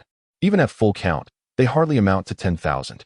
And yet, we owe our numbers to the blessings of the Tianbao Temple. Otherwise, the number of worshippers would dwindle even further. At this rate, when shall we ever see the light of day? The earth deity nodded despondently. Indeed, one can only hope that the immortal Chen will not forget you. Chapter 67. The tragic fairy upon receiving the report from the Sun Traveler. The city god of Guqing was taken aback. With just a flick of his wrist, he could summon the wrath of heaven and earth, delivering a devastating blow to the White King, treating that malevolent deity as if he were a mere child. What kind of cultivation is this? It seems impossible. After brooding for a while, the city god murmured, Our nation, Song, is densely populated with rampant desires, which has always been unappealing to cultivators. Hence, there are but few immortal sections. As far as I know, the only notable sect is the Yunming sect. However, since the last master of the sect, Xia, passed away, there have been no formidable immortals left in the world. Even the current master, Yi Nanxing, is merely at the 4th tier. She might not even be a match for the White King. Indeed, that is the conclusion I have drawn as well, said the Sun Traveler, scratching his head. Yet, the water god Qing Luo spoke with such conviction. Surely, he wouldn't deceive us? Moreover, the commotion last night was too great, alarming the populace within 100 miles. It is indeed perplexing. The White King and Apos' prowess was known to this city god 400 years ago, and at that time, he publicly claimed he had no certainty of victory over the White King, primarily to save face. Even the great city god of the province lacked such assurance. What hope do I have? My lord, you are being humble. It is not humility, it is the truth. This dark deity has been sealed for centuries. Although he no longer receives offerings, his divine power remains intact. A fifth-tier immortal would be evenly matched against him. I truly cannot fathom where that Chen immortal has emerged from, possessing such formidable strength. My lord, could it be that a master from the overseas immortal mountains has arrived without our knowledge? Impossible. The city god firmly rejected this notion. Immortals from afar seldom tread upon the central plains. How could one suddenly visit the Tianbao temple? To mortals, Tianbao temple is grand. A place for those with knowledge to cultivate. But to immortals, it is hardly worth mentioning. The unblemished has achieved some skill in his unique arts. Yet he cannot compare to the Tianbao true man of yore. Even the Tianbao true man failed to garner the favor of immortals. How could the unblemished possess any merit? Then I am at a loss. Did not the water god Qi Luo state that this immortal was from Yingchuan County? I shall inform the great city god of Luochuan about this matter and have him contact Yingchuan to ascertain if there truly exists a Chen Yishan. My lord, I sensed that the water god Qi Luo seemed quite familiar with this Chen immortal, and moreover, he promised to support her in the future. Such delusions. The city god scoffed. Immortals travel different paths. If Chen Yishan were indeed a high-ranking immortal, how could he possibly favor a mere minor water deity from Yingxi? She is merely boasting to console herself. Speaking of which, even if Chen Yishan were truly a high-ranking immortal and genuinely favored her, what means would he have to assist her? Can a mortal position in the divine realm be influenced by someone from the immortal realm? My lord speaks wisely. The sun traveler replied with a forced smile. Those fellows from Tianbao Mountain are notoriously restless. Restless? Let them be in a state of anxiety. When their offerings dwindle, let us see how they come to plead with me. At that time, I shall report to the great city god and inform the county magistrate to revoke their fief, destroy their temples, and erase their divine ranks, returning them to dust to seek companionship from the Tianbao true man. My lord is indeed formidable. In front of the Qin residence in Yingchuan County, a young girl with bright eyes and pearly teeth knocked at the door. Beside her stood a cold and beautiful woman clad in blue. As the door opened, the old servant of the Chen family slowly emerged. Upon seeing them, he sighed. It's you again. Why have you come back? I am Yuqing, and this is my master, surnamed Yi. You recognize us, do you not? The girl beamed. Her charm undeniable. Yet the old servant remained unmoved, growing increasingly impatient. Of course I recognize you. You come every day. I have not lost my memory. Why do you persist in knocking? We wish to meet the master, your young lord. Please, inform him of our arrival. The old servant replied helplessly. I have told you many times, our young lord is not at home. He has been taken by an immortal for healing, and he will not return for a year or so. Please, do not come knocking again. Furthermore, do not try to deceive this old man. What nonsense is this about your master being my young lord? He is of similar age to you. Yuqing forced a smile. I truly am your young lord's disciple. Yi Nanxing could no longer contain herself and interjected. I was the one who took your young lord to Yunming Mountain. You claim to have taken my young lord and also to be his master? Where in the world does a master allow their disciple to take them for healing? You cannot fool me. Old as I am not confused. Yi Nanxing, barely able to restrain her fury, hissed. You opened the door for me when I came to retrieve your young lord. You have seen me. You? Ha. The person I saw that night was not you at all. The old servant scoffed. That night, I clearly saw that the fairy who took my young lord away resembled the moon goddess. As for you, you are merely ordinary. Yuqing. Yi Nanxing. You old fool. How could you not recognize the difference? Just because the lighting was different and our attire varied does not mean I am not the same person. You even claimed I was ordinary? How dare you? Ordinary, indeed. How infuriating. Yuqing pulled at the nearly erupting Yi Nanxing and whispered, stay calm, master. This is the family of the sect master. There is no need to argue with him. Let me speak with him a bit more. Old sir. Just inform your young lord that his disciple and grand disciple are waiting outside to see him. He will surely know who we are. Yuqing sought to soothe Yi Nanxing and stepped forward with a gentle demeanor. The old servant shook his head, lamenting, this girl comes here every day. Is she infatuated or simply lovesick? She is not unpleasing to the eye. If she were not lovesick, she might even be a suitable match for my young lord. If not, being a concubine could also work. Yuqing's smile froze, her delicate hands trembling. Infatuated? Lovesick? Not unpleasing to the eye. Are you blind? And how dare you suggest that I should be a concubine? Why is this girl trembling? Her lips are turning purple? The old servant observed in surprise as the fury within Yuqing simmered, suddenly snapping his fingers. I understand now. You have not lost your senses. You are simply mad. We have a renowned doctor in our city named Songlong. He specializes in treating madness. You should seek him out. TSK, a mad woman is not desirable to anyone. Even as a concubine. Yuqing reached for her sword. You old fool.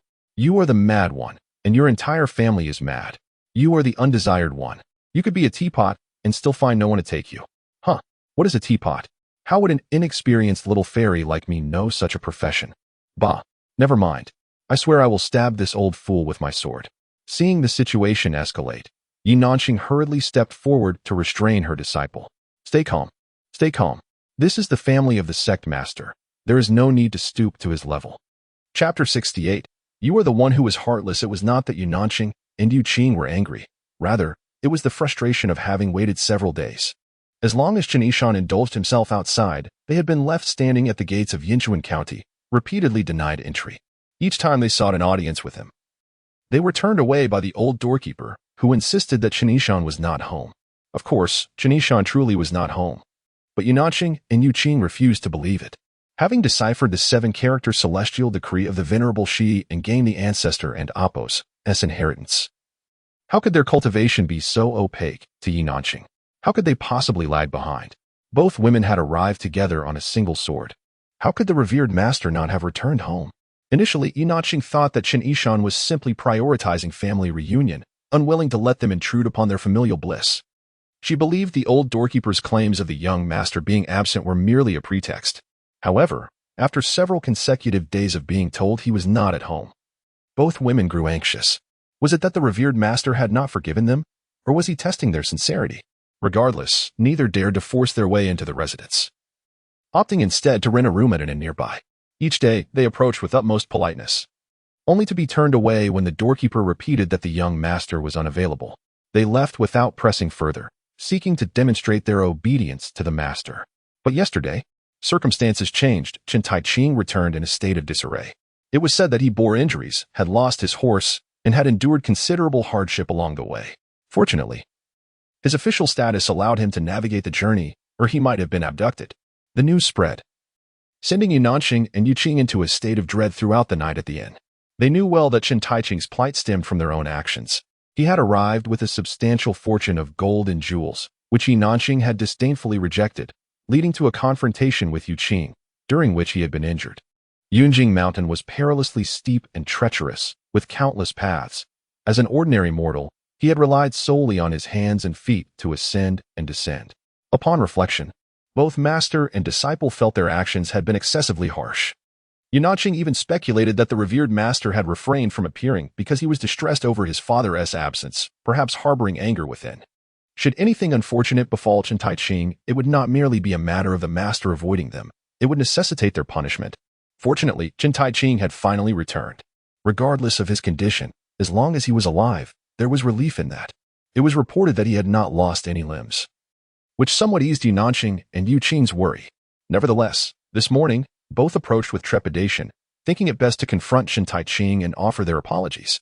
They braced themselves for reprimands and potential punishment, hoping that if Chen Taiqing could forgive them, the revered master would be lenient as well. However, they did not anticipate that the old doorkeeper's words would grow increasingly irksome. With such a lack of emotional intelligence and communication skills, had no one considered putting an end to his insolence? If the revered master was unavailable, could his father, Chen Junzhong, be seen instead? Yi Nanxing, attempting to placate the agitated Yu Qing, stepped forward to inquire. Yet the old doorkeeper shook his head vigorously. Our esteemed Junzhong is in poor spirits and health, consumed by thoughts of the young master, which has led to his affliction. He has expressly ordered to close the doors and recuperate, seeing no one. Not even the governor can be visited. This was unacceptable. You can't be serious about this, they thought. The two women, dignified disciples of the renowned Song dynasty's most celebrated immortal, were met with such disgraceful treatment? Chen Yishan, are you even a man? If you refuse to see us, why send an old fool to humiliate us? We are, after all, respectable fairies. Yu Qing, do not hold me back. I shall unleash my wrath. Master, I am not restraining you. I was inclined to suggest you allow me to take action as well. On the official road of Yong'an County in Hedong, Chen Yishan, riding his horse, sneezed several times in quick succession, pondering. I have not caught a cold, As a cultivated immortal of the third stage, how could I be susceptible to such ailments? Ah, it must be my parents missing me. He reassured himself that once he resolved matters at Su family village, he would return to surprise his dear parents.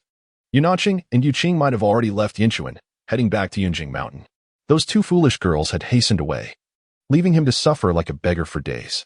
Had they not encountered the Su family's servants, he might have starved in the early days of his cultivation, destined to become the most unfortunate and pitiable immortal in history.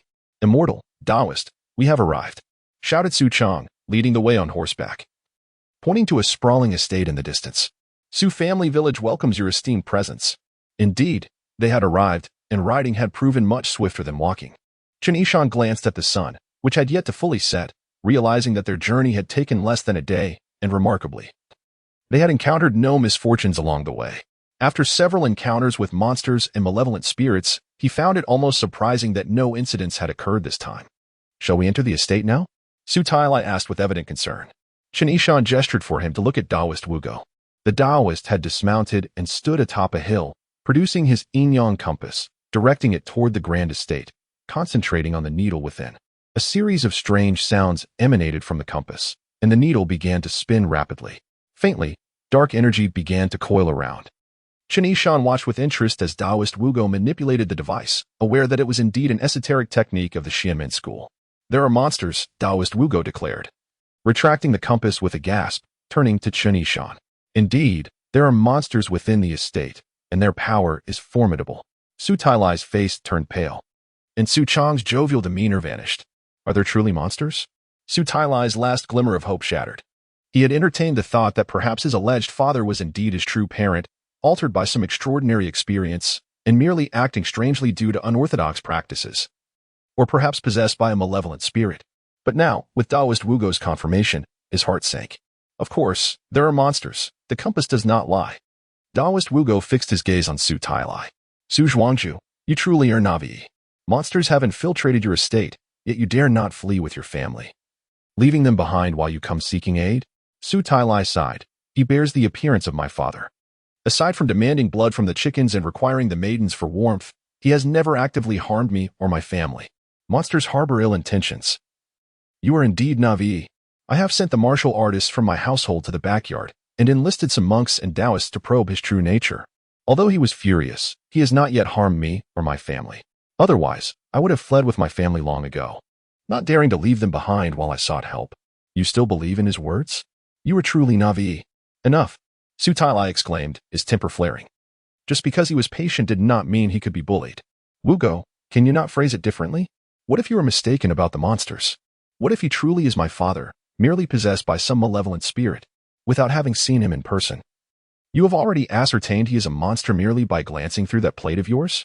Oh, Master Su, do you not trust this humble Taoist? Perhaps we should allow the immortal to speak. Chen Yishan, who had initially refrained from interjecting, now found himself compelled to say, Master Su, did you not seek assistance because you suspected something was amiss with your father? Why, now that help has arrived, do you waver instead? There is indeed something amiss. Yet if he is truly a monster, why has he shown such mercy towards me and my family? Su Tailai's emotions were tumultuous. Furthermore, before he took residence in the back courtyard, his demeanor and speech were indistinguishable from my father's. What could account for this? Su Chang nodded in agreement, equally perplexed. Taoist Wugo pondered the matter, sensing the absurdity, and turned to Chen Yishan, who remained silent. Before encountering the principal subject, what could one truly know? Hence, the necessity of bringing Taoist Wugo along. His extraordinary abilities enable him to glean valuable information from a distance. It is only through my keen insight at close range that I can discern the truth. Chapter 69. Filial piety and parental kindness. 4 individuals were observing when, from the nearby thicket, a sudden rustling sound emerged. Soon, 3 or 4 hunters, appearing rugged and seasoned, rode forth on horseback, brandishing bows, arrows, knives, and forks. Upon their mounts rested an abundant catch of hares, wild chickens, deer, and even a wolf, marking a fruitful return. Su Chang, upon spotting them, was momentarily taken aback before raising his voice in reproach. Well, Su Hao, Su Jia, Su Ying, you rascals, instead of guarding the house, you have the gall to venture out hunting? The group hastily gathered around, bowing to Su Tai. We pay our respects to the master. Su Tai's expression darkened further, Did I not instruct you that you must diligently protect the lady and young master in my absence? Why have you taken it upon yourselves to hunt? Master, it is not that we disobeyed, they explained. Since your departure, the chickens in the courtyard have entirely vanished. The old master has been demanding chickens so frequently that we have been left without any that crow or lay eggs. The lady, having no choice, ordered us to catch some wild chickens to bring back. We merely happened upon some hares and deer while we were at it. As for this wolf, it attempted to steal our prey and was shot in self-defense. We thought to bring back its pelt to make a mat for the young master. Su Tai's expression softened slightly as he inquired, "How fares the lady and the young master?" "They are well. All is well." "And the old master in the courtyard?" "There have been no further demands apart from the chickens." "How many does he require daily?" "6, 3 in the morning and 3 in the evening." "And the maidservants?" "The last batch sent has not yet returned." "You did not disturb him in the courtyard, did you?" "After the last incident, no one dared approach. Especially since you instructed us not to." "That is good. However, we only managed to catch 3 wild chickens this time. If the old master requests more in the morning, we may not be able to fulfill it. I wonder if he would accept hares instead? Does he have a taste for rabbit blood? We shall see in the morning." Su Tai thought to himself, with Chen Yishan present, what need was there to worry about the adequacy of chickens? As long as his wife and child were safe, his heart felt considerably lighter. He turned to Chen Yishan and said, "Forgive my friends for their lack of decorum. They are all individuals I have raised since childhood, fiercely loyal like Su Chang." He then instructed Su Hao, Su Jie, and Su Ying. "This is Chen Yishan, a sage I have invited. You should pay your respects to him." "Sage." The group was taken aback, staring blankly at Chen Yishan. Su Chang kicked one of them. "Bow and pay your respects." In a flurry of panic, they knelt. "We have encountered the venerable sage." Chen Yishan quickly interjected, "There is no need for such formality. Rise at once. You lack the experience of the world." Su Chang exclaimed, puffing with pride as he helped them up. Su Tai then introduced them to Taoist Wugo, and they bowed once more. With the sage present, they were less awestruck by the Grand Master Tianbao, which caused Taoist Wugo to feel a twinge of disappointment. Su Tai, his brow furrowed, addressed the sage. "What shall we do now? Listen, our chickens have all been consumed. Not a single crowing or egg-laying hen remains." Chen Yishan stifled a laugh at this remark, pondering the absurdity of chickens being either male or female, one crowing and the other laying eggs. He cleared his throat and turned to Taoist Wugo. "Taoist, since we have confirmed the presence of a monster, how does it compare in strength to feng shui?" Su Hao and the others were stunned. Is the master truly a monster? Is it not merely possessed or afflicted by phlegm? Silence. Do not interject. Su Chang assumed an authoritative stance. The group nodded in compliance and fell silent. Taoist Wugo contemplated for a moment before shaking his head.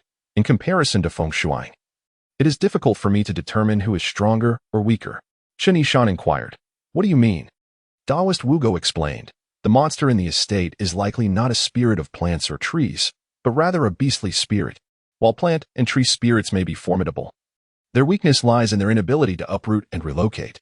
Beastly spirits, although not exceptionally powerful, are adept at transformation and swift in their actions, making them difficult to confront.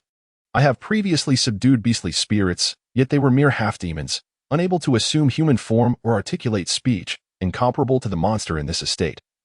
Hence my assertion that it is difficult to judge." Chen Yishan, intrigued, asked, "How can you ascertain that the monster in this estate is a beastly spirit and not a plant spirit?" Taoist Wugo chuckled. "I would never presume to showcase my knowledge before the sage and risk ridicule."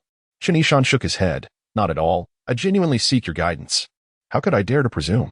Taoist Wugo was startled, noting the intense gaze of Chen Yishan upon him, and thus refrained from further pretense, stating, "According to my teachings, monsters are classified into 5 categories. The first being beastly spirits, such as wolf spirits, fox spirits, chicken spirits, and eagle spirits. The second being plant and tree spirits, such as locust spirits, flower spirits, and apricot spirits. The third being scaled and insect spirits, such as fish spirits, turtle spirits, snake spirits, spider spirits, and centipede spirits. The fourth being natural spirits, such as mountain spirits, water spirits, snow spirits, and stone spirits, and the fifth being tool spirits, such as pin spirits, painting spirits, and pipa spirits.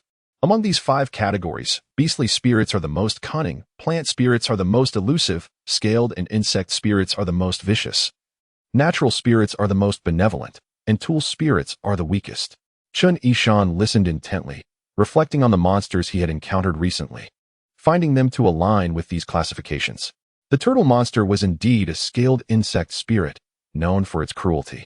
Having been nurtured by the teachings of the elder Shi'i and daily fed by the Yuming sect, not only did it swallow those who intended to harm it, but it also sought to consume Yunanqing and Yuqing. And that spider spirit, which had bitten him in its final moments, was even more ferocious. The snow woman, mountain spirit, and water spirit all hailed from natural origins, with the mountain and water spirits having transcended their demonic paths to become deities. The snow woman had originally accepted human offerings in Xinchuan, but feeling her progress was too slow, she abandoned her divine path for the demonic one. Yet resorted to seduction to harm others, and even he had dismissed her with a few words, indicating her nature was not entirely malicious. Feng Shuang, a plant spirit, had cultivated for a millennium yet remained confined to Phoenix Ridge, truly a challenging endeavor. He nodded knowingly and encouraged Taoist Wugo, please, continue. Indeed, Taoist Wugo perceived the earnestness in Chen Yishan's demeanor, admiring his character, and thus adopted a more serious tone. I deduce that the monster in this estate is a beastly spirit based on the characteristics of the 5 major categories. Su Zhuangzhu, you mentioned that this monster transformed into your father's likeness and returned home, claiming to have had a miraculous encounter and to have been accepted as a disciple by a sage, asserting that his death was merely a ruse. And you all believed him, correct? Su Tai nodded. Indeed, this is a clear sign of cunning, Taoist Wugo asserted confidently. Natural and plant spirits, due to their straightforward natures, would lack the cunning to mimic a person's demeanor and speech to such a convincing extent. As for scaled and insect spirits, they would not possess the patience or kindness, given their cruel nature, if they managed to infiltrate the estate unopposed. It would not take long for them to launch attacks on everyone. Su Zhuangzhu, do not speak of summoning reinforcements, merely surviving would be a challenge. These words turned Su Tai, Su Chong, Su Hao, and the others pale as the realization struck them, causing Su Chong to nearly soil himself once more. The creatures of the tools are rather weak. Even if they can transform into human forms, such a state is only temporary and cannot persist over the years. Moreover, those well-versed in the arcane arts can easily subdue them. Master Su mentioned that he had previously summoned several sorcerers, all of whom were defeated, indicating that the adversary is not to be underestimated. In summary, I, a humble priest, deduce that the specter residing in the estate is most likely a beastly entity. However, the question remains, why has this creature refrained from harming Master Su and his family? This conundrum perplexes me. Under normal circumstances, with Master Su dispatching martial artists to investigate the backyard and inviting sorcerers into his abode, the creature should have been incensed and realized that Master Su harbored suspicions. Yet, it continues to spare the lives of his entire family. This seems excessively benevolent. Could it be that Master Su, in his complacency, chose to coexist with the creature, thus evoking its compassion? Surely, that cannot be the case. Su Tailai regarded Wugo with a peculiar expression. Master, what grievances or animosities could there possibly be? Would it be preferable for my family to be exterminated instead? What do you mean by coexisting with the creature and evoking its sympathy? Are you implying that I am foolish? It appears no different from my father. What can I do about it? No, that is not my intent, Wugo hastily clarified. I am merely analyzing the situation. Please do not overthink it, Master Su. He then gestured toward the yin-yang compass and addressed Chen Yishan, esteemed one. Based on the readings from the underwater needle, this creature possesses a level of demonic energy greater than any I have previously encountered. However, it is still difficult to compare it to Feng Shuang. I am no match for it. I must rely on your esteemed self. Chen Yishan could not help but smile ruefully. Had he known, he would not have heeded Wugo's analysis. Initially unconcerned, he now felt a sense of unease. What manner of beastly entity could it be? One that relishes in chicken blood? Perhaps a weasel that had attained sentience? As for its formidable power, well, even if it were comparable to Feng Shuang, he would still be unable to contend with it. The crux of the matter, according to Wugo, is that beastly entities are cunning and elusive. Can mere words suffice against them? It seems that, in critical moments, he would have no choice but to resort to the Wu Yue Bowl, which he had yet to employ. As Su Zhuangzhu mentioned that Su Hao had indicated the creature required chickens at dusk, Chen Yishan considered a plan that would not alert the creature while uncovering its true nature. How can we allow the esteemed one to deliver them? Absolutely not, Su Tailai exclaimed, taken aback. I shall go, Wugo volunteered. Very well, but if you go, a confrontation is inevitable, Chen Yishan remarked. Rest assured, I will use the guise of delivering chickens to ascertain the creature and Ampos, nature. It is settled then. When I deliver the chickens, master, you will remain outside the back gate, prepared for any unforeseen circumstances. Su Zhuangzhu, you, Su Chang, Su Hao, and the others should evacuate the estate and Apos' inhabitants to avoid alarming the creature. Su Tailai replied, You need not worry, esteemed one. It will not hinder our departure. Chen Yishan shook his head. Truly, what a peculiar creature it is. Wu Go muttered. Master Su is equally strange. Not only is he complacent, but he also possesses an inexplicable confidence, treating the creature as kin, exhibiting a familial affection. Su Tailai retorted, Old Ox Nose, you consistently imply something about me. You managed to break a couple of arms of a tree demon, and now you possess this inexplicable confidence? You claim I treat the demon as a father? Pray, what if the demon has not transformed into your progenitor? And as for familial affection, is your father not kind? And are you not filial? I shall send my regards to your ancestors. Wu Go was momentarily stunned. Has he gone mad? Could it be that Su Zhuangzhu is also a transformed creature? I must investigate his motives. Chen Yishan, observing Su Tailai and Apos' readiness to confront Wu Go, quickly interjected, Enough. Let us proceed according to our plan. Master, prepare the Thunder Talisman. If the creature proves to be formidable, preserving your life is paramount. Yes. Chapter 70. The adorable bunny. The group silently entered the estate, with Su Chang, Su Hao, Su Jie, and others quickly organizing the servants, maids, and martial guardians of the Su family. Su Tailai took his wife and child, beginning to discreetly relocate outside the estate. Chen Yishan, having changed into the attire of a Su family servant, donned a short coat and cap, tucking his long robe underneath, while carrying 3 wild chickens strung together, made his way directly to the back courtyard. The Taoist priest Wu Guo affixed a thunderbolt talisman to his feet and followed him to the back courtyard entrance. Stopping short of entering further, Chen Yishan focused his spiritual energy and inscribed a thunderbolt talisman beneath his feet before extending his hand to knock on the door. Calling out loudly, Sir, the chickens you ordered have arrived. Let them in. A gruff voice echoed from within. You dawdled until now. Are you trying to get yourself killed? As Chen Yishan pushed the door open, a thick stench of blood assaulted him, nearly causing him to retch. Gritting his teeth against the nausea, he held his breath and peered inside, only to find the room shrouded in darkness, curtains drawn tightly, with scarcely any light penetrating. The moment he looked into the shadows, his head spun, and he could see nothing clearly. What are you staring at? I'll pluck your eyes out. A face resembling an older Su Tailai emerged from the darkness, startling Chen Yishan with its sudden proximity. Where are the chickens I ordered? The old man, his hair and beard wild, glared with bloodshot eyes. Here, Chen Yishan raised the wild chickens in his hand, using his keen perception to scrutinize the old man. Before he could examine closely, the old man snatched the chickens and slammed the door shut with a bang. Chen Yishan covered his nose and stepped back. You give me wild chickens, and half-dead ones at that. Suddenly, the door swung open again, and the old man roared, hurling a string of wild chickens at Chen Yishan's face. He dodged just in time, feeling a surge of anger, and shouted, What are you being so picky about? Old man, you've eaten all the domestic chickens, and having wild ones is already a blessing. With just these 3, take them or leave them. Come morning, you'll only have rabbits to eat. Wild rabbits at that.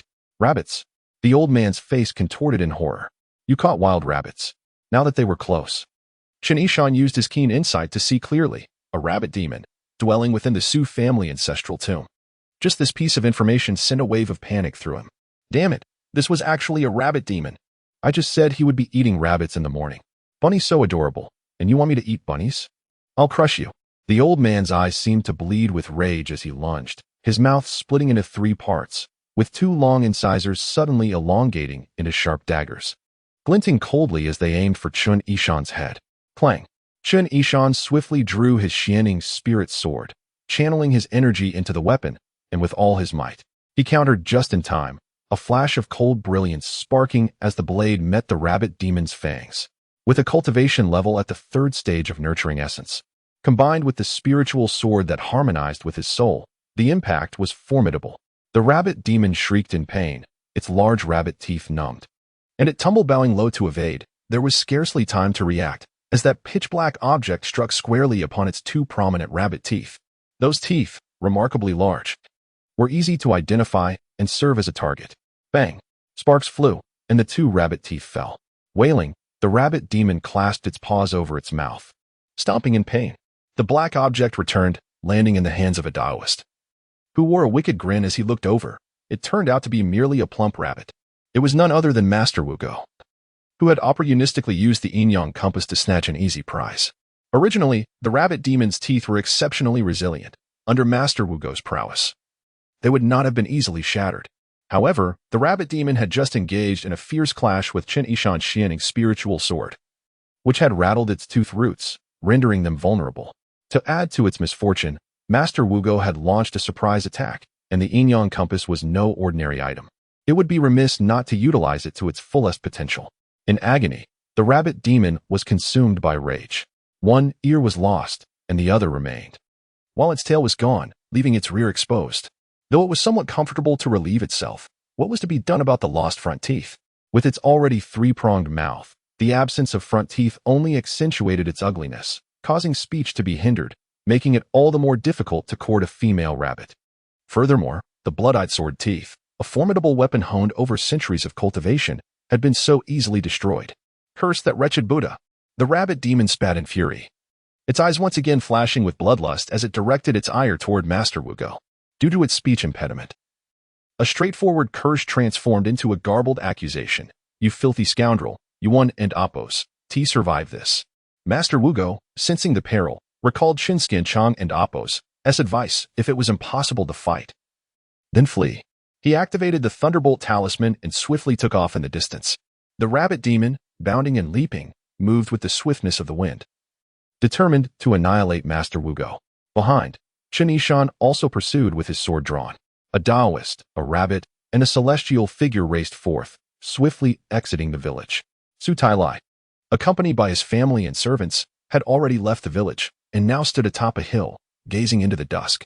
Suddenly, in the fading light of the setting sun, he caught sight of three fleeting shadows within the village, only to lose them from view moments later.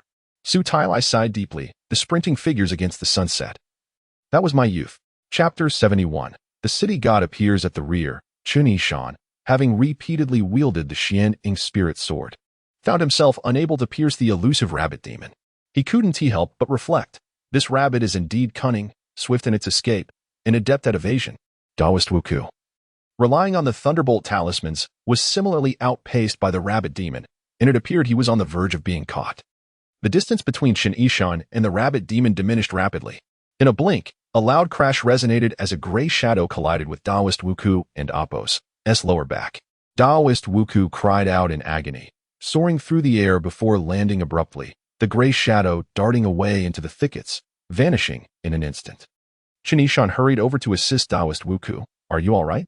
Taoist Wuku grimaced, clutching his lower back. I'm fine, perhaps just a bit winded. It and Appos' imperative that we capture that wretched rabbit. Chen Yishan nodded, drawing his sword to search through the brush. With keen eyes, he observed the gray shadow flickering several paces ahead, swiftly making its way toward a graveyard before once again disappearing from sight. The rabbit demon had shrunk its form, making it even harder to track. Chen Yishan thought it essential to conclude this matter in one fell swoop. He could not relent now. He followed closely behind, with Taoist Wuku trailing him. Was this the Su family ancestral grave? The two gazed upon the mounds of varying heights, the moon rising, casting an eerie atmosphere, with a chilling silence enveloping the area, making it quite unsettling. Chen Yishan remarked, this demon must reside here. As the saying goes, a cunning rabbit has three burrows. Once a monster retreats to its lair, it becomes exceedingly difficult to find. Taoist Wuku, one hand on his aching back, produced a yin-yang compass. Gritting his teeth as he declared, rest assured, esteemed immortal, we shall locate it. Tonight, I shall flay that beast. Chen Yishan mused that bringing Taoist Wuku along was indeed a wise decision. Judging each grave one by one would surely exhaust him. However, with Taoist Wuku present, he could utilize the yin-yang compass to locate the demon, while he prepared to strike. Even if the rabbit had multiple layers, it would have nowhere to hide. Chen Yishan discreetly extended his fingers to channel spiritual energy, quickly drawing talismans, awaiting the outcome from Taoist Wuku.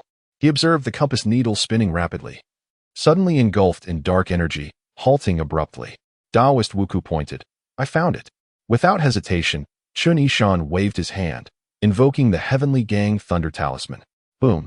A bolt of lightning descended from the heavens, striking a grave 3 paces away. The grave remained intact, but a gray shadow shot out, tumbling twice before disappearing once more. Over there, Taoist Wuku, with compass in hand, pinpointed the location. The earth-fire talisman set. Bang! A ghostly flame erupted from the ground, accompanied by a gray shadow that leaped out, shrieking in terror and fleeing once more. Taoist Wuku, grinning broadly, exclaimed, "Let you flee? I shall have you thoroughly cooked for dinner, a braised demon rabbit." Thus, the two, one casting spells and the other pointing, both exhilarated by the pursuit, turned the once eerie graveyard into a vibrant spectacle of lightning and fire. As the rabbit demon scurried in sheer panic, its spirit nearly shattered, darting in and out of its various lairs, unaware of the chaos erupting around it. On a high ground outside the village, the Su family members observed the commotion at their ancestral grave. Some turned pale with fright, others stared in astonishment, while a few were filled with excitement, pointing and shouting. Su Chong bellowed like a trumpet, "Do you see that? That is Chen the immortal subduing demons. I have witnessed it several times along the way. Yet you did not believe me." Su Tailai, clutching his son, knelt side by side on the ground, murmuring, "Ancestors, forgive this unworthy descendant for disturbing you. I seek only to subdue demons. I beg for your mercy." In the city of Yong'an, a figure clad in black, holding a wooden board inscribed with the words "Night Traveler," floated in the air, witnessing this scene with considerable surprise. After observing for a moment, the Night Traveler hurriedly flew towards the city god temple. Nearby, several farmers hastily gathered their children playing outside, hurried home to shut their doors, even refraining from cooking. The timid ones hid early under their blankets, covering their heads. Elderly folk took the opportunity to educate their children. "Do you see? That is the heavens punishing the unfilial and rebellious." Others, reveling in schadenfreude, envious of the Su family's prosperity, eagerly shared, "I have long heard of Su family's troubles. Now even their ancestral grave is struck by lightning. This spells disaster for them." In truth, the Su family and Appo's ancestral grave sustained no damage. The Heavenly Gang Thunder Talisman and Earth Fire Talisman specifically targeted demons, sparing grass, wood, soil, and stone, and certainly not harming graves or coffins. The spectacle was simply too grand. Outsiders were terrified, let alone the rabbit demon within, which now regretted its actions 1,000-fold. Had it known the external peril was this severe, it would have chosen its words wisely and refrained from provoking them. Having learned from previous encounters, Chen Yishan was careful this time, conserving his spiritual energy to use it sparingly, casting talismans one at a time, lest he exhaust himself before capturing the rabbit. The rabbit demon was now filled with despair, having thought it could evade capture by retreating to its lair, relying on its cunning. Little did it expect that even its sanctuary was on the brink of destruction. Curse it, this vendetta shall not be forgotten. If only the rabbit demon could survive this ordeal, it vowed to return and annihilate Su Tailai's entire household. When one engages in demonhood, one must never be too benevolent. These are lessons steeped in blood and tears. As Chen Yishan and Taoist Wuku busily pursued their quarry, they suddenly felt a chilling wind and heard the sound of numerous figures soaring through the air. Chen Yishan was taken aback, pausing to survey his surroundings. Taoist Wuku also gazed upward in astonishment. To their shock, the area surrounding the Su family and Appo's ancestral grave was filled with figures. No, they were suspended in the air. In the eastern position, 3 figures floated, the foremost clad in a crimson robe, adorned with a cap resembling a bird's wing, a blue jade belt around his waist, and holding a white jade tablet, exuding an imposing aura. Chen Yishan, with discerning eyes, immediately recognized him as the city god of Yong and Appo's and county. Behind the city god stood 2 attendants dressed in blue, one wielding a judge's pin, the other a soul-reaping blade. Chen Yishan discerned them to be the civil and military judges of the city god. To the south, 2 deities hovered in the air, one clad in black and the other in white, both disheveled, each holding a wooden tablet the size of a palm, inscribed with Day Traveler and Night Traveler. Unmistakably the city god's subordinates. To the west, 3 figures floated, the leader bearing a frightening visage, half his face black and the other half white. The very embodiment of the Yin-Yang officer, the city god's foremost aide. Behind him were the speedy report officer and the patrol officer, both also aides of the city god, holding soul-catching ropes, soul whips, and soul hooks. To the north, 2 deities stood, one appearing even more terrifying than the Yin-Yang officer, with bulging eyes and exposed fangs, a grayish complexion. Clad in a red embroidered robe, the city god's general known as the Golden King, also referred to as the Great Ghost, the other, a spitting image of him, donned a blue embroidered robe, known as the Silver Lock, or the Little Ghost. Well then, Chen Yishan was stunned. It seemed the city god of Yong'an County had brought all his divine officers and generals to witness the spectacle. Chapter 72. Aiming for two targets with one shot, the immortal Taoist Wugo was momentarily stunned, overwhelmed by fear. The renowned Master Tianbao had traversed the martial world for many years, battling bandits, subduing tyrants, dispelling malevolence, confronting demons, and even encountering deities in the capital. Yet he had never witnessed such a formidable spectacle. Not only was Chen Yishan taken aback, but the city god of Yong'an County was also shaken upon observing Chen Yishan. He had received reports from the night-wandering deities that the ancestral grave of the Su family was experiencing a convergence of heavenly thunder and earthly fire. As if someone were performing a grand ritual, the magnitude of which hinted at the presence of a master. Without delay, he left the city to gaze into the distance. Upon his arrival, his heart sank further. He beheld successive strikes of heavenly thunder and surges of earthly fire erupting from the Su family's ancestral grave.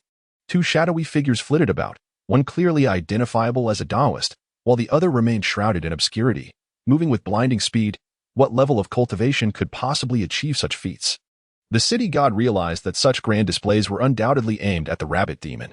Understanding this, he wasted no time in summoning all the officials of his court, leaving no notable figure behind, ensuring they were all appropriately attired and fully equipped to pay their respects to the great immortal. Thus, the scene before us unfolded. Concealed underground, Lord Rabbit had been waiting in silence, pondering whether the two troublesome figures had grown weary and departed. Should he reveal himself to investigate? Yet, he hesitated, fearing that they might be feigning retreat, lying in wait for him to surface, only to strike him down with a lightning bolt. He decided to remain hidden, testing who could outlast whom in this game of endurance. Just as he began to feel confident, a familiar voice echoed from outside, the city god of Yong'an County. Accompanied by civil and military judges, the three administrators, and the night-wandering deities, pays his respects to the immortal. Lord Rabbit shuddered, his entire being filled with trepidation. How could it be that the city god intended to take advantage of the situation, mercilessly striking a drowning rabbit?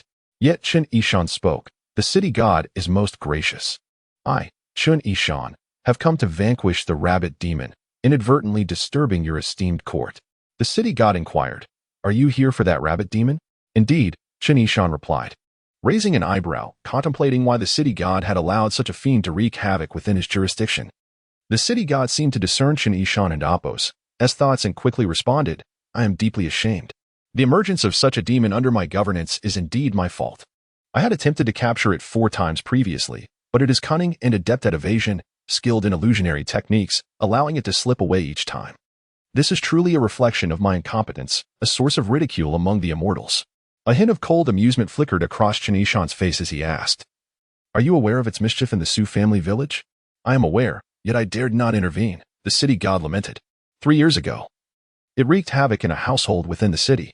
Upon learning of its actions, I attempted to subdue it, but it escaped. Afterward, it returned to exact revenge, causing great harm to that family. Thus, although I am aware of its recent tyranny in the Su family village, I lack the certainty of success and could only turn a blind eye. I hope the immortal can forgive me. Chen Yishan nodded, I understand. This night, with the immortal's assistance, the demon shall meet its end. The city god bowed to Chen Yishan and then gestured with his hand, judges, 3 administrators, night-wandering deities. And the golden chains, heed my command. The deities responded in unison, yes. Surround this area according to our current positions, exerting all efforts to ensure that the rabbit demon does not escape. Should any oversight occur, those responsible shall bear the consequences. Do not blame me for lacking mercy. The deities bowed, as you command. Upon hearing this, Lord Rabbit felt a chill run down his spine. Not only did he feel cold inside, but his very being turned frigid. What folly was this? Was it too much to ask to spare a rabbit from such treatment, despite being a rogue rabbit? Curse it. Had he known the Su family could summon such formidable allies, he would never have ventured there. While he wallowed in regret, a sudden, fierce shout rang out from outside. Over here. Lord Rabbit exclaimed, not good. Without a second thought, he darted outside. Indeed, just as he moved, a thunderous crash erupted beneath him, flames shooting up over 10 feet high, incinerating a tuft of his fur to ash. As he leapt from the ground, he heard a hissing sound, and a green glow shot forth as the wicked little sword that had severed his ear and tail lunged towards him with glee. Jump! True to his name, Lord Rabbit sprang 2 yards into the air, narrowly avoiding the wicked sword. A familiar lewd chuckle reached his ears. Wugo Daoist, one hand clutching his waist and the other holding a yin-yang compass, approached lecherously and without further ado, swung his palm down. Whoosh! Gasping for breath, Lord Rabbit bolted again. Swish, swish, swish. A flurry of piercing sounds filled the air as the three administrators unleashed their soul-snaring ropes, soul-hitting whips, and soul-piercing hooks towards the fleeing rabbit. Realizing he had inadvertently run into the western position, where the three administrators were stationed, they, fearing accountability, exerted their utmost efforts, regardless of whether the rabbit was present. To test their luck, Lord Rabbit, heart-pounding, leapt desperately towards the east. He cursed aloud, "You call yourselves immortals and gods, yet you bully the weak with numbers." Before he could finish, a small mountain-like white jade tablet plummeted from the sky. The city god, stationed in the east, had personally intervened. Behind him, the civil and military judges, one wielding a judge and oppos, S-pin, and the other a soul-severing knife, sword forth, ready for close combat. Lord Rabbit turned and fled. The city god sneered, "What reason is there to speak with a demon like you?" Lord Rabbit barely had time to catch his breath. As soon as he landed to the south, two plaques came crashing down upon him, striking with the precision of swatting flies. Naturally, it was the day-wandering and night-wandering deities who had made their move. Lord Rabbit barely evaded, trembling as he headed north, where malevolent spirits awaited, grinning wickedly, some hurling shackles, others dropping chains, all intent on ensnaring him. With no refuge left, Lord Rabbit found himself surrounded on all sides by foes. He could only muster every ounce of strength to burrow underground, but felt a swift gust of wind flash before him. Before he could comprehend the situation, his entire form stiffened. He had been sealed, letting you escape. Chen Yishan clapped his hands, the demon-sealing talisman striking Lord Rabbit squarely on the forehead. Tears streamed down Lord Rabbit's face, and in that moment, he experienced a sense of liberation. Finally, he would no longer have to flee or hide. This was no task befitting a rabbit. The deities drew closer, and the city god once again bowed to Chen Yishan. "Chen Xianzhong, may I handle this demon?" Chen Yishan considered that the city god was indeed a local deity, treating him with respect and courtesy, and thought it prudent to foster this connection. He replied, "Of course. It is fitting for a deity to deal with a demon under your domain." "Thank you." The city god rejoiced and turned to his subordinates, commanding, "Seize it." The three administrators and the lesser spirits advanced to take action, the soul-snaring rope ensnaring Lord Rabbit's demon soul, the soul-piercing hook stabbing in next, and then the golden chains and silver locks secured around his demon body. Lord Rabbit writhed in agony, howling, "Spare me. This little demon has repented and will never dare again. Never dare again." The city god scoffed coldly. "Take it away and deliver it to the city god of Hedong County. Let it experience the punishment of the Department of Punishments." "Wait," Chen Yishan suddenly interjected. "Do not be hasty." Chapter 73. The city god invites tea. The city god was taken aback, initially believing that Chen Yishan had changed his mind. He quickly forced a smile and said, "This rabbit demon is of no great consequence to the immortal. I only wish to take it away to impose some punishment for its previous transgressions." Chen Yishan replied, "I have a few questions for it. Once I'm done, you may take it away." "Thank you, thank you." The city god felt relieved. For Chen Yishan, the fate of the rabbit demon was inconsequential, yet for the city god, capturing the rabbit demon was a significant achievement, and he was reluctant to let it go. Chen Yishan then asked the rabbit demon, "What is the reason for your daily consumption of chicken blood?" The rabbit demon scoffed, "Are you trying to extract my cultivation methods? Whether I speak or remain silent, I shall meet my end. Why would I divulge anything to you?"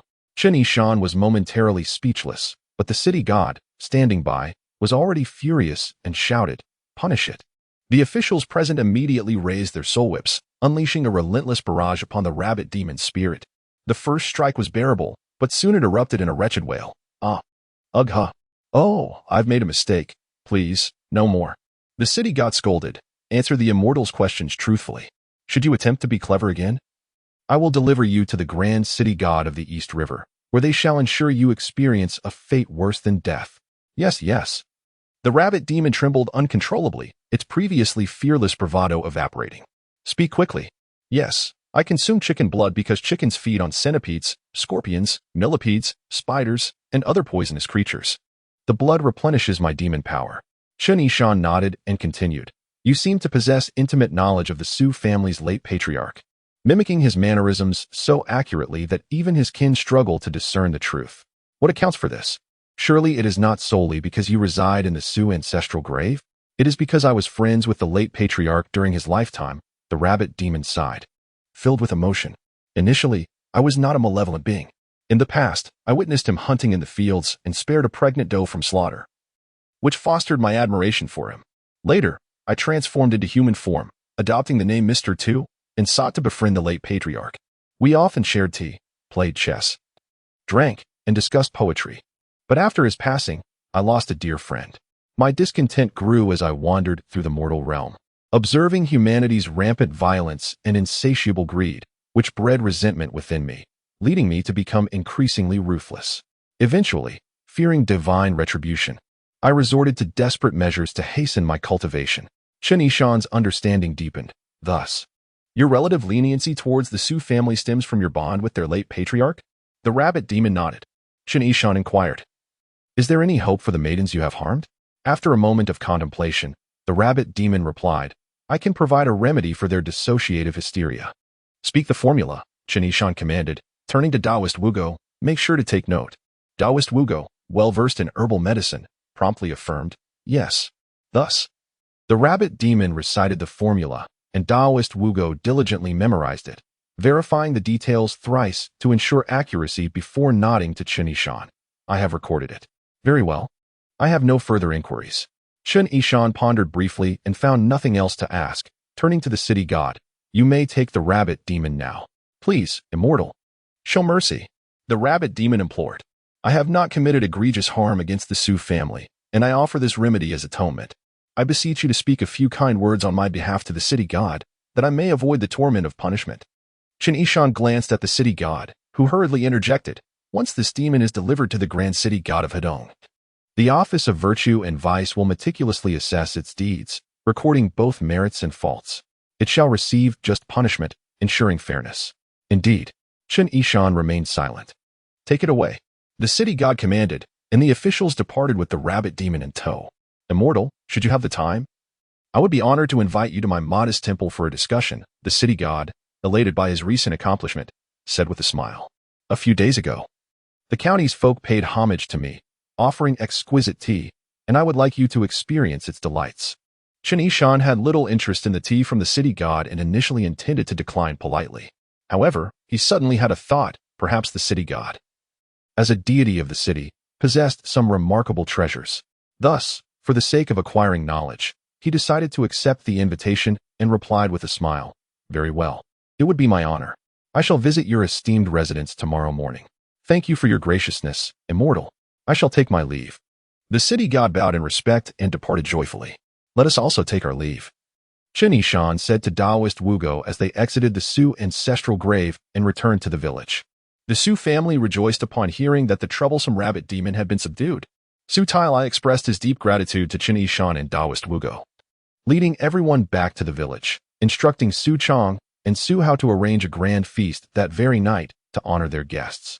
During the banquet, Chen Yishan asked Su Tailai, "Did your esteemed father have a friend with whom he frequently shared tea, played chess, and composed poetry?" Su Tailai pondered for a moment before exclaiming, "Indeed, he was an old friend of my father's, known as Mr. Tuesday. I believe he was also from Hedong. His conversation was quite remarkable, but after my father passed away, he never returned." Chen Yishan chuckled. "He did appear. You simply failed to recognize him. Mr. Tu is none other than that rabbit demon." "Ah," Su Tailai was taken aback. "So, does this mean that the demon had been fixated on our Su family, even while my father was alive?" "Not precisely." Chen Yishan explained the circumstances. "This can be seen as a form of fate. Whether it is a cursed or benevolent bond remains to be seen." Su Tailai was left in stunned silence for a long while, murmuring, "I never imagined there were such stories behind this." Taoist Wugo wrote down the rabbit demon's remedy and handed it to Su Tailai, advising him to procure the necessary herbs to treat the afflicted maidens, for which Su Tailai expressed his profound gratitude once more. After a delightful meal, with host and guests in high spirits, Su Tailai proposed a moon-gazing excursion, stating, "Immortal, Taoist, while we were at Tianbao Temple, we missed the opportunity to admire the moon. Tonight is a full moon, and moreover, it's the 15th day of the month, a perfect occasion to visit Ganlu Pavilion on Flying Mountain behind the village." "Excellent," Taoist Wugo replied, feeling overly full and eager for a stroll. "Indeed," Chen Yishan agreed, though a shadow of unease lingered in his heart. Having subdued the rabbit demon, why was there no resolution? Was it due to relinquishing the demon to the city god, thereby diminishing his own merit? If that were the case, he would demand the rabbit demon back tomorrow. Chapter 74. The celestial dew pavilion at Feilai Mountain let us set aside Chen Yishan's tumultuous thoughts for a moment and focus on Su Tailai, who was guiding him alongside Taoist Wugo. They ambled leisurely towards the rear of the estate, where they encountered an artificial hill, approximately 10 zhang in height, adorned with a plethora of flora including pines, cypresses, and ginkgos, thriving in lush greenery. Though not towering, it possessed an elegant charm. Crowned by a pavilion known as the Celestial Dew Pavilion, Su Tailai smiled at Taoist Wugo and remarked, "This place was originally a vast plain, lacking such refinement. However, after consultation with a renowned feng shui master, this artificial hill was constructed, aptly named Feilai Mountain. A waterway was also created below, encircling the estate, symbolizing a bright future ahead and a solid foundation behind, enveloped in jade and embraced by the azure dragon. You, being well-versed in the principles of yin and yang, an adept in feng shui, what do you think of this landscape?" Taoist Wugo surveyed the surroundings and shrugged slightly. "It is quite average." Average.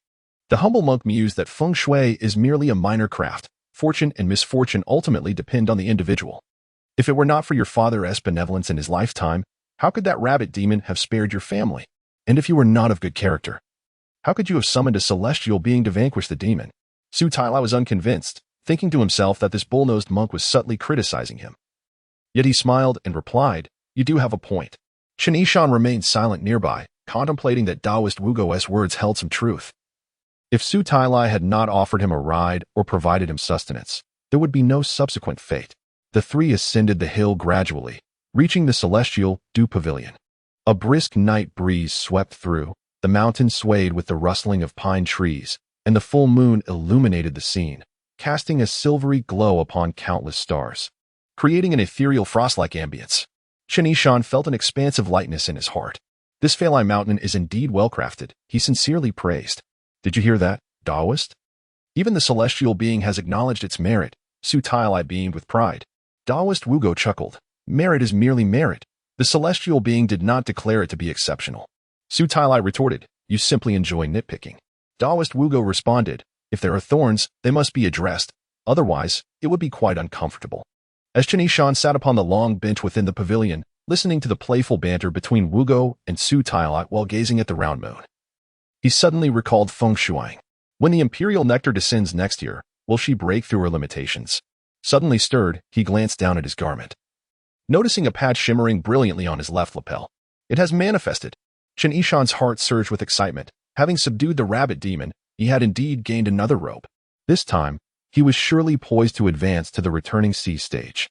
In an instant, a soft sound filled the air, the wind ceased abruptly, and the lush pines and ginkgos began to sway uniformly, their countless leaves rustling in a melodious chorus. Waves of verdant energy unfurled from the flourishing branches, cascading like water towards the summit, flowing towards Chen Yishan in the Celestial Dew Pavilion. Chen Yishan was taken aback, hastily rising from the bench to evade it. In his panic, he felt a coolness atop his head, a tingling sensation enveloping his entire being as the verdant energy poured down upon him from the crown of his head. Celestial being Su Tailai exclaimed in horror. But Taoist Wugo swiftly covered his mouth.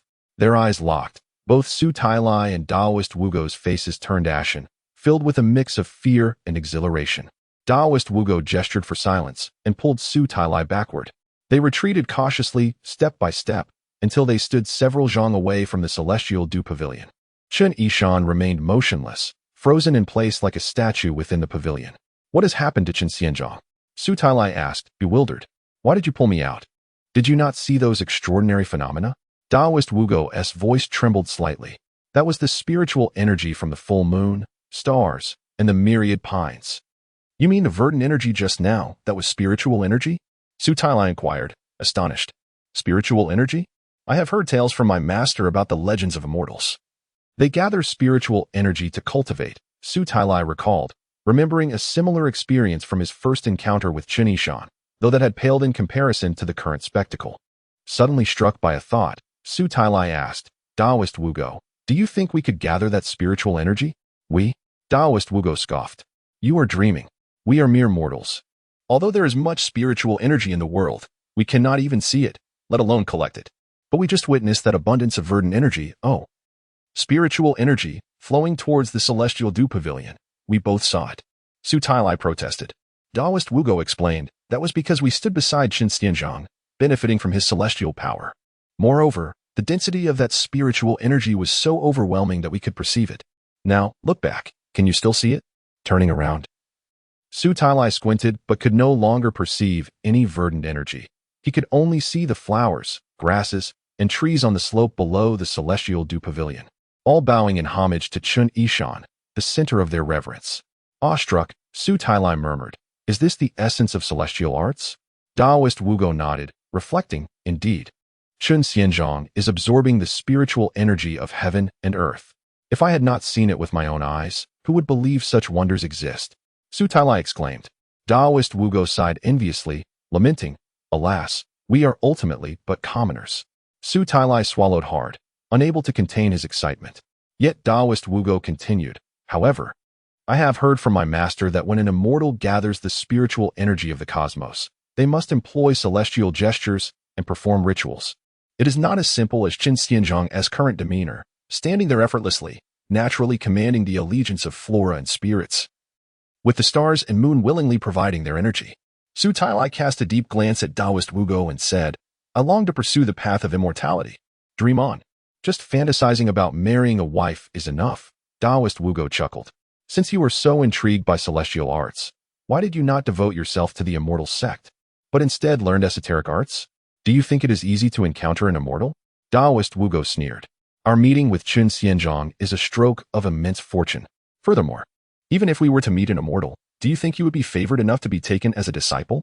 I consider myself somewhat talented and of decent character, but had I encountered Chen Yishan decades earlier, perhaps I might have had the chance to study under him.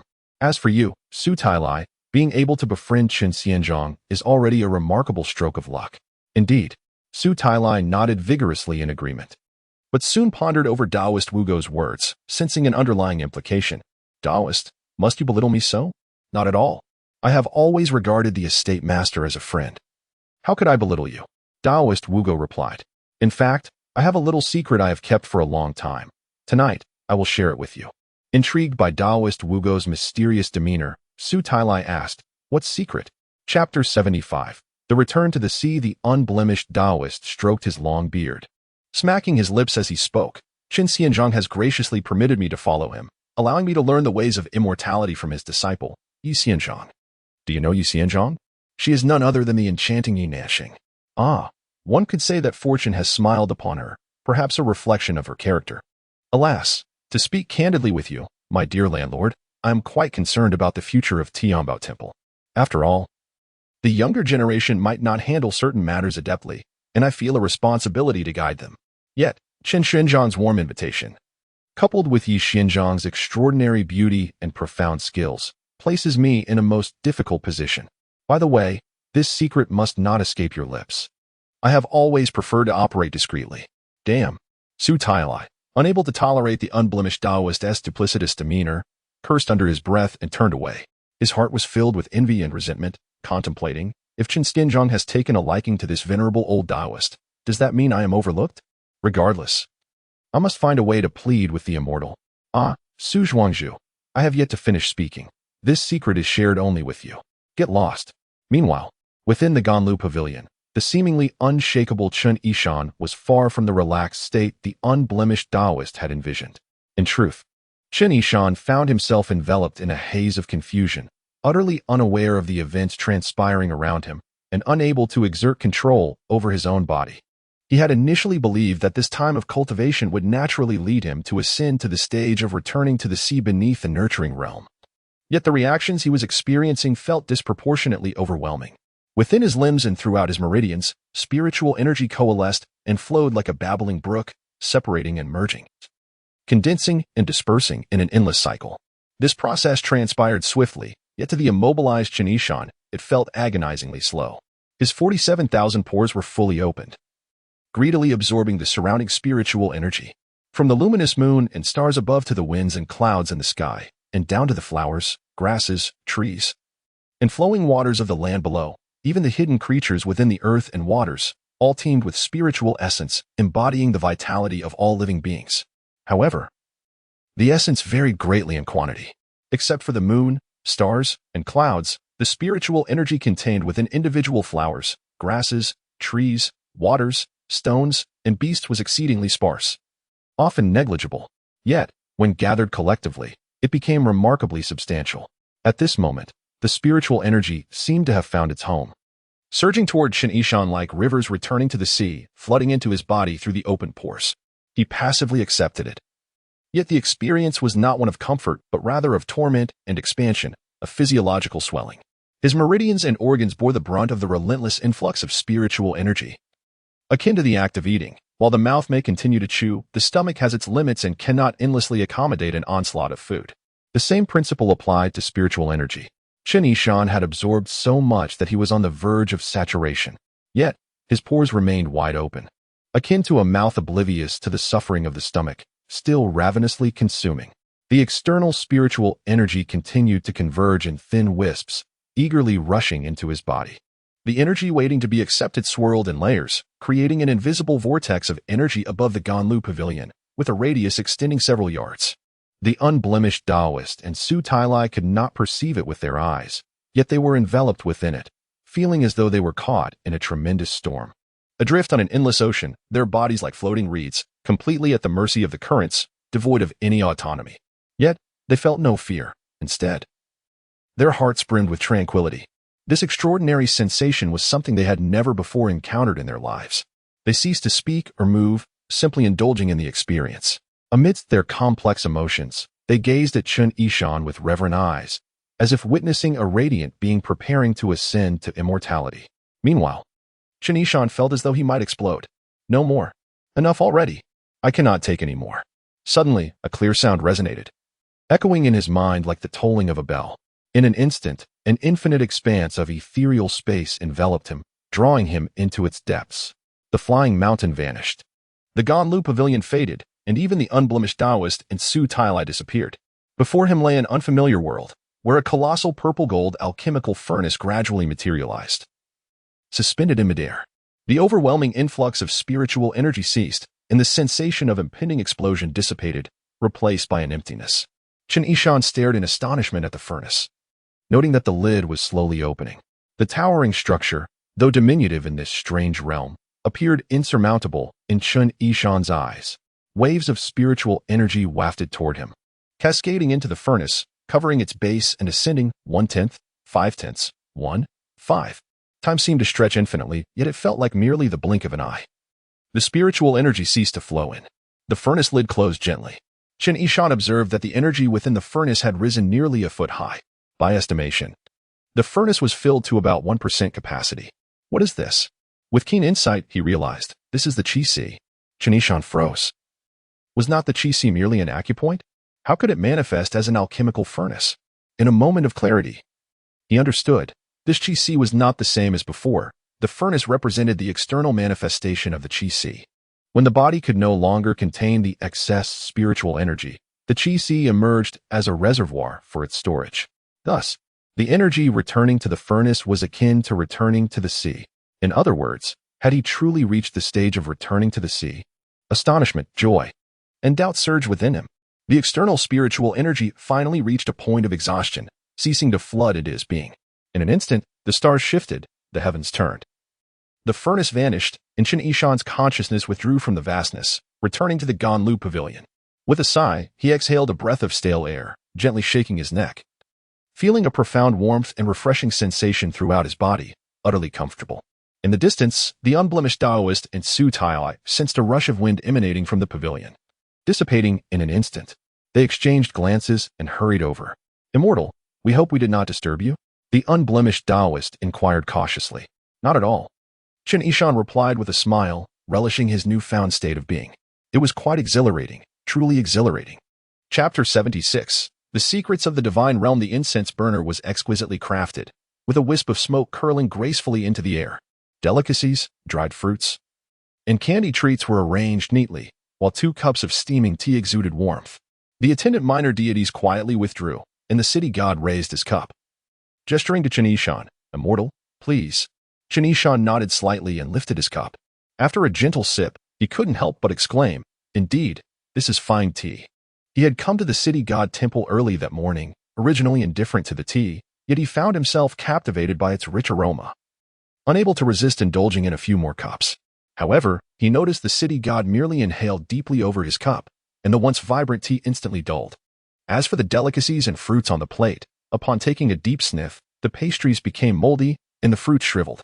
Chen Yishan, disheartened by the city god's antics, lost his appetite, merely savoring the flavor without consuming the substance, a true waste. I have several questions I wish to inquire about your esteemed residents, and I hope you will be so kind as to enlighten me.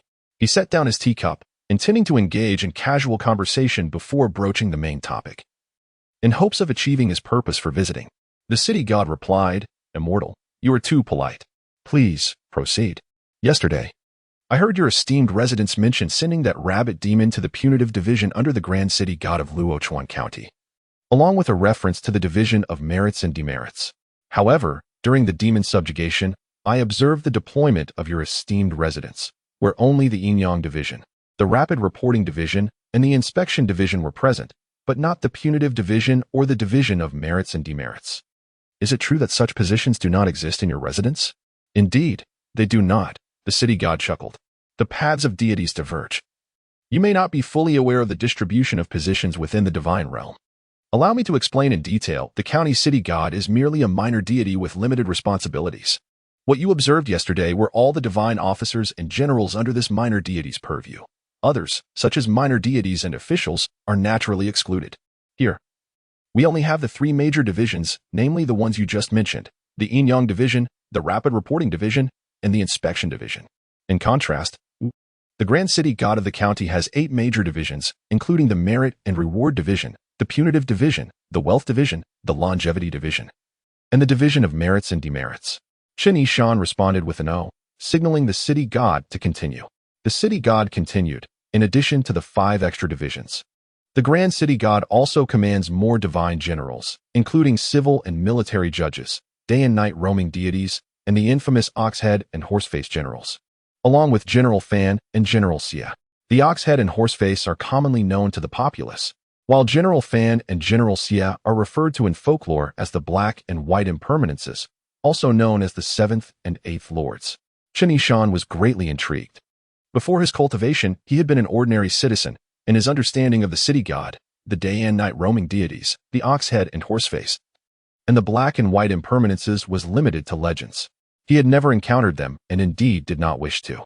After all, he had always heard that one could only meet such deities when their lifespan was at an end, or when someone had committed heinous acts and was to face retribution, leading to their souls being claimed by these divine beings. Now, sitting face to face with the city god, chatting amiably over tea and snacks as if sharing family stories, while transforming once mysterious and fearsome deities into mere talking points, was a remarkably peculiar experience. He inquired, "The rabbit demon can also be punished here, can it? Why must it be sent to the grand city god of the county?" The city god smiled. "Indeed, it can be punished here. However, the grand city god possesses 8 divine divisions, with a clearer division of labor and a more comprehensive understanding of duties, ensuring that no detail is overlooked. Additionally, I harbor a personal motive. Sending it to the grand city god will allow him to officially record this merit for me. This will greatly benefit my future promotion." Chen Yishan thought to himself, "This city god is quite candid, and his attentiveness towards me is likely due to this merit." He then asked, "I had previously heard that while there is a distinction between larger and smaller residences for city gods, there is no hierarchical governance between them. Can the grand city god of Luochuan County appoint or dismiss your residents?" "Indeed, there is no hierarchical governance among city gods. The larger residences can only record merit and make recommendations, but that alone is already quite significant." "And who do they recommend to?" "To the chief city god of the capital. Only the chief city god can bestow dreams upon the sovereign of the realm, enabling him to issue decrees to the city gods across the nation, thus allowing for promotions or relocations."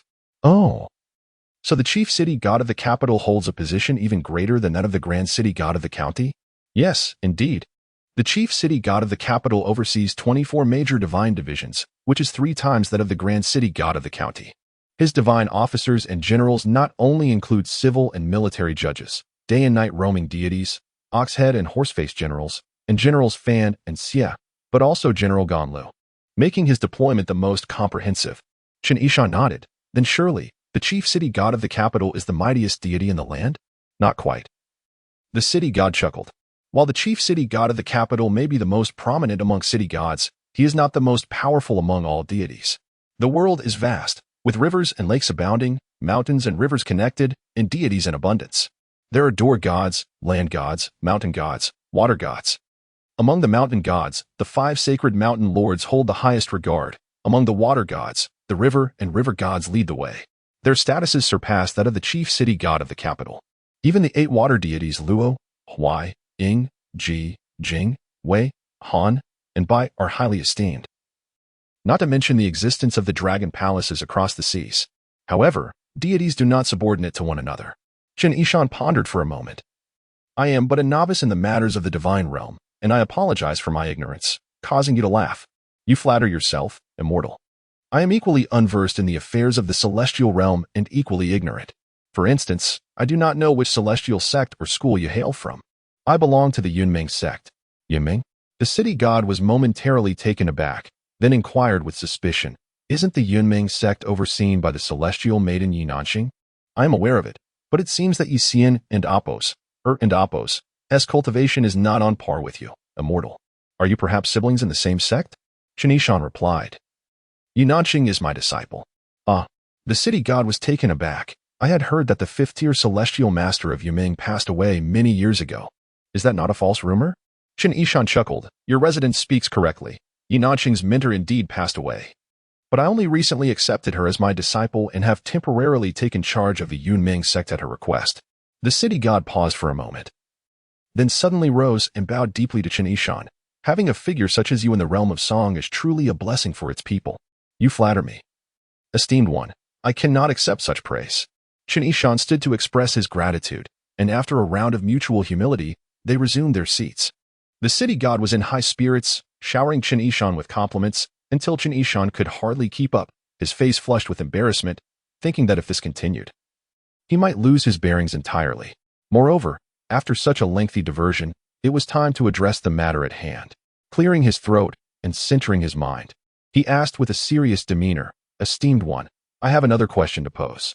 I have encountered local earth gods overseeing mere dozens of miles and water gods governing a single small stream, as well as a city god like your esteemed self governing an entire city. Regardless of the rank of the deity or the extent of their powers, they can ascend directly without external aid. What kind of divine ability is this? Chapter 77. The record of exorcising demons. The city god was taken aback, utterly unprepared for Chen Yishan to pose such a question. Ascension? Wasn't that a rather straightforward matter? As a deity who could not fly. Observing the city god's dumbfounded expression, Chen Yishan felt a flush of embarrassment, wondering if his inquiry might have been rather foolish. If it were inconvenient for the esteemed office to respond, so be it. He had merely asked in passing. It is likely due to our lack of physical forms, the city god finally explained. We exist only as clay and wood effigies.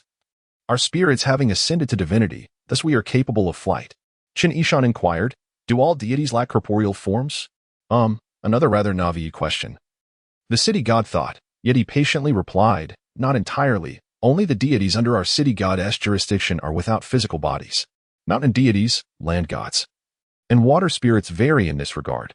Some possess physical forms while others do not. But how can those with physical bodies still take flight? Chen Yishan pressed on, his curiosity unabated. The city god, puzzled by Chen Yishan's persistent questioning, remarked, those who ascend with physical forms typically possess profound powers. For instance, the goddess of the Luo River can soar through the clouds effortlessly, a feat far beyond the reach of lesser deities. The mention of the Luo goddess piqued Chen Yishan's interest. He mused to himself that he must find an opportunity to become acquainted with her. Mastering the ability to ride the clouds would far surpass the skill of flying on a sword. He continued, I observe that many demons can also fly. What principles govern their abilities? The city god could no longer contain his bemusement and shot a peculiar glance at Chen Yishan, thinking it strange that someone so powerful and skilled would concern himself with such trivial matters. Nevertheless, he answered, most demons ride the wind and borrow momentum. Chen Yishan persisted. What do you mean by riding the wind and borrowing momentum? The city god, caught off guard, thought, well, you claimed it was just a casual question. How can I trust you now? He scratched his head, smiling wryly. To be honest, I cannot articulate it well. However, I do possess a tome titled The Record of Exorcising Demons, which contains various common demonology principles and methods of countering them, specifically tailored for our demon-slaying endeavors. If you are interested, you may peruse it. That would be splendid. Thank you ever so much, Chen Yishan exclaimed, overwhelmed with joy. After all, he had come seeking valuable knowledge. Lest his visit be in vain. Your humility is appreciated, the city god responded. Are you residing at the Su residence? I can send someone to deliver it to you. There's no need. I can read it here, Chen Yishan replied. I shall depart after I've finished. Very well, I shall have someone bring it forth, the city god declared. With a wave, he summoned a subordinate to retrieve the book, all the while thinking, how long will he take to read such a voluminous work? Yet, upon receiving the book, Chen Yishan began to flip through its pages rapidly, his eyes glazing over as if entranced. Moments later, he abruptly closed the book and placed it on the table, closing his eyes and murmuring, so that is how it is. The city god was taken aback. How could one become so absorbed in a mere record of exorcising demons? Esteemed immortal? Chen immortal? Are you well? The city god called out, alarmed. Huh? Did you call me? Oh, I'm fine, Chen Yishan replied, opening his eyes and returning the book to the city god. He rose and bowed, expressing his gratitude. Thank you for your kindness. Are you not going to continue reading? I have already finished, Chen Yishan stated. What? The city god stared incredulously at Chen Yishan. You have completed it? Indeed, I have. Fortunately, the content was not extensive, and I found what I sought quite satisfactory. Ah, well, the city god stammered, laughing awkwardly. He found it hard to believe that Chen Yishan had merely flipped through the book, appearing dazed while managing to absorb the record of exorcising demons in its entirety. Even possessing the ability to read at a glance would not account for such speed. How curious. Even immortals can exaggerate, the city god pondered inwardly. By the way, there is an error in the book, Chen Yishan suddenly interjected. On page 129, left column, 9th line. It states, the spider demon's silk contains the most potent venom. This is incorrect. The venom is not in the silk, but in the pincers. Even if a spider demon dies, its pincers can still survive for a time. One must always remember this when encountering a spider demon to avoid being bitten after its demise. This was a truth Chen Yishan had earned with his life. No one could contest his authority on the matter. Initially, the city god was unconvinced, flipping through the pages until he reached page 129. There it was, the line declaring that the spider demon's silk contained venom. The city god gasped, as if confronted by a specter. Good heavens, he truly has read it all. To remember the exact page and line? How is this possible? Perhaps he merely focused on that page and is now pretending to be enigmatic in my presence? Such a ruse seems rather pedestrian and beneath his status as an immortal. Moreover, on page 217, right column, 3rd line, it states, when subduing demons such as turtles and tortoises, breaking their shells is the most effective method. This assertion is also flawed.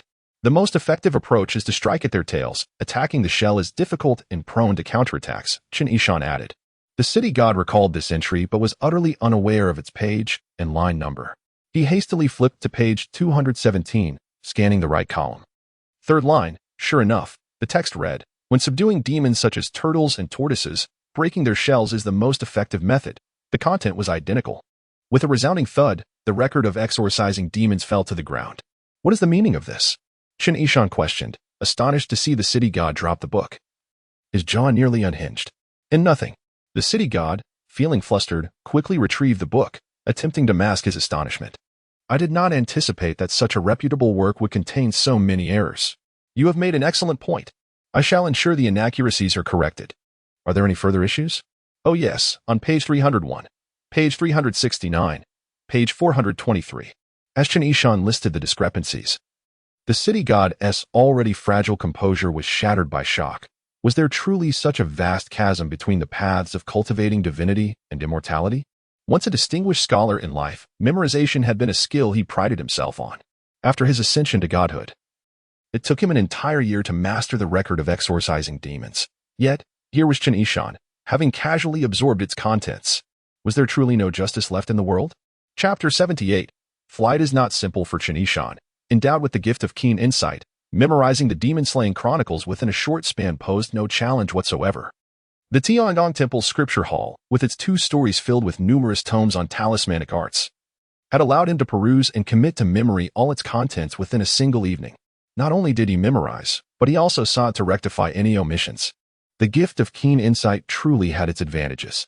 Amidst the astonished, envious, and fearful gaze of the city god in Yong'an County, Chen Yishan clasped his hands in a courteous gesture of thanks before gracefully departing. He had bestowed upon the deity a significant boon and had highlighted numerous errors within the demon-slaying chronicles. Thus, the encounter was not without merit. His subsequent itinerary was already set. After bidding farewell to Su Tai-Lai at Su family village, he would return home to Yingchuan County with Taoist Wugo. Thinking of his long-absent parents, a profound longing surged within him. During the lavish banquet the previous night, Chen Yishan had made it clear he would depart the following day, prompting Su Tai-Lai to arrange matters with haste. However, when the moment of departure arrived, Su Tai-Lai, seemingly bereft of his resolve, displayed an overwhelming reluctance.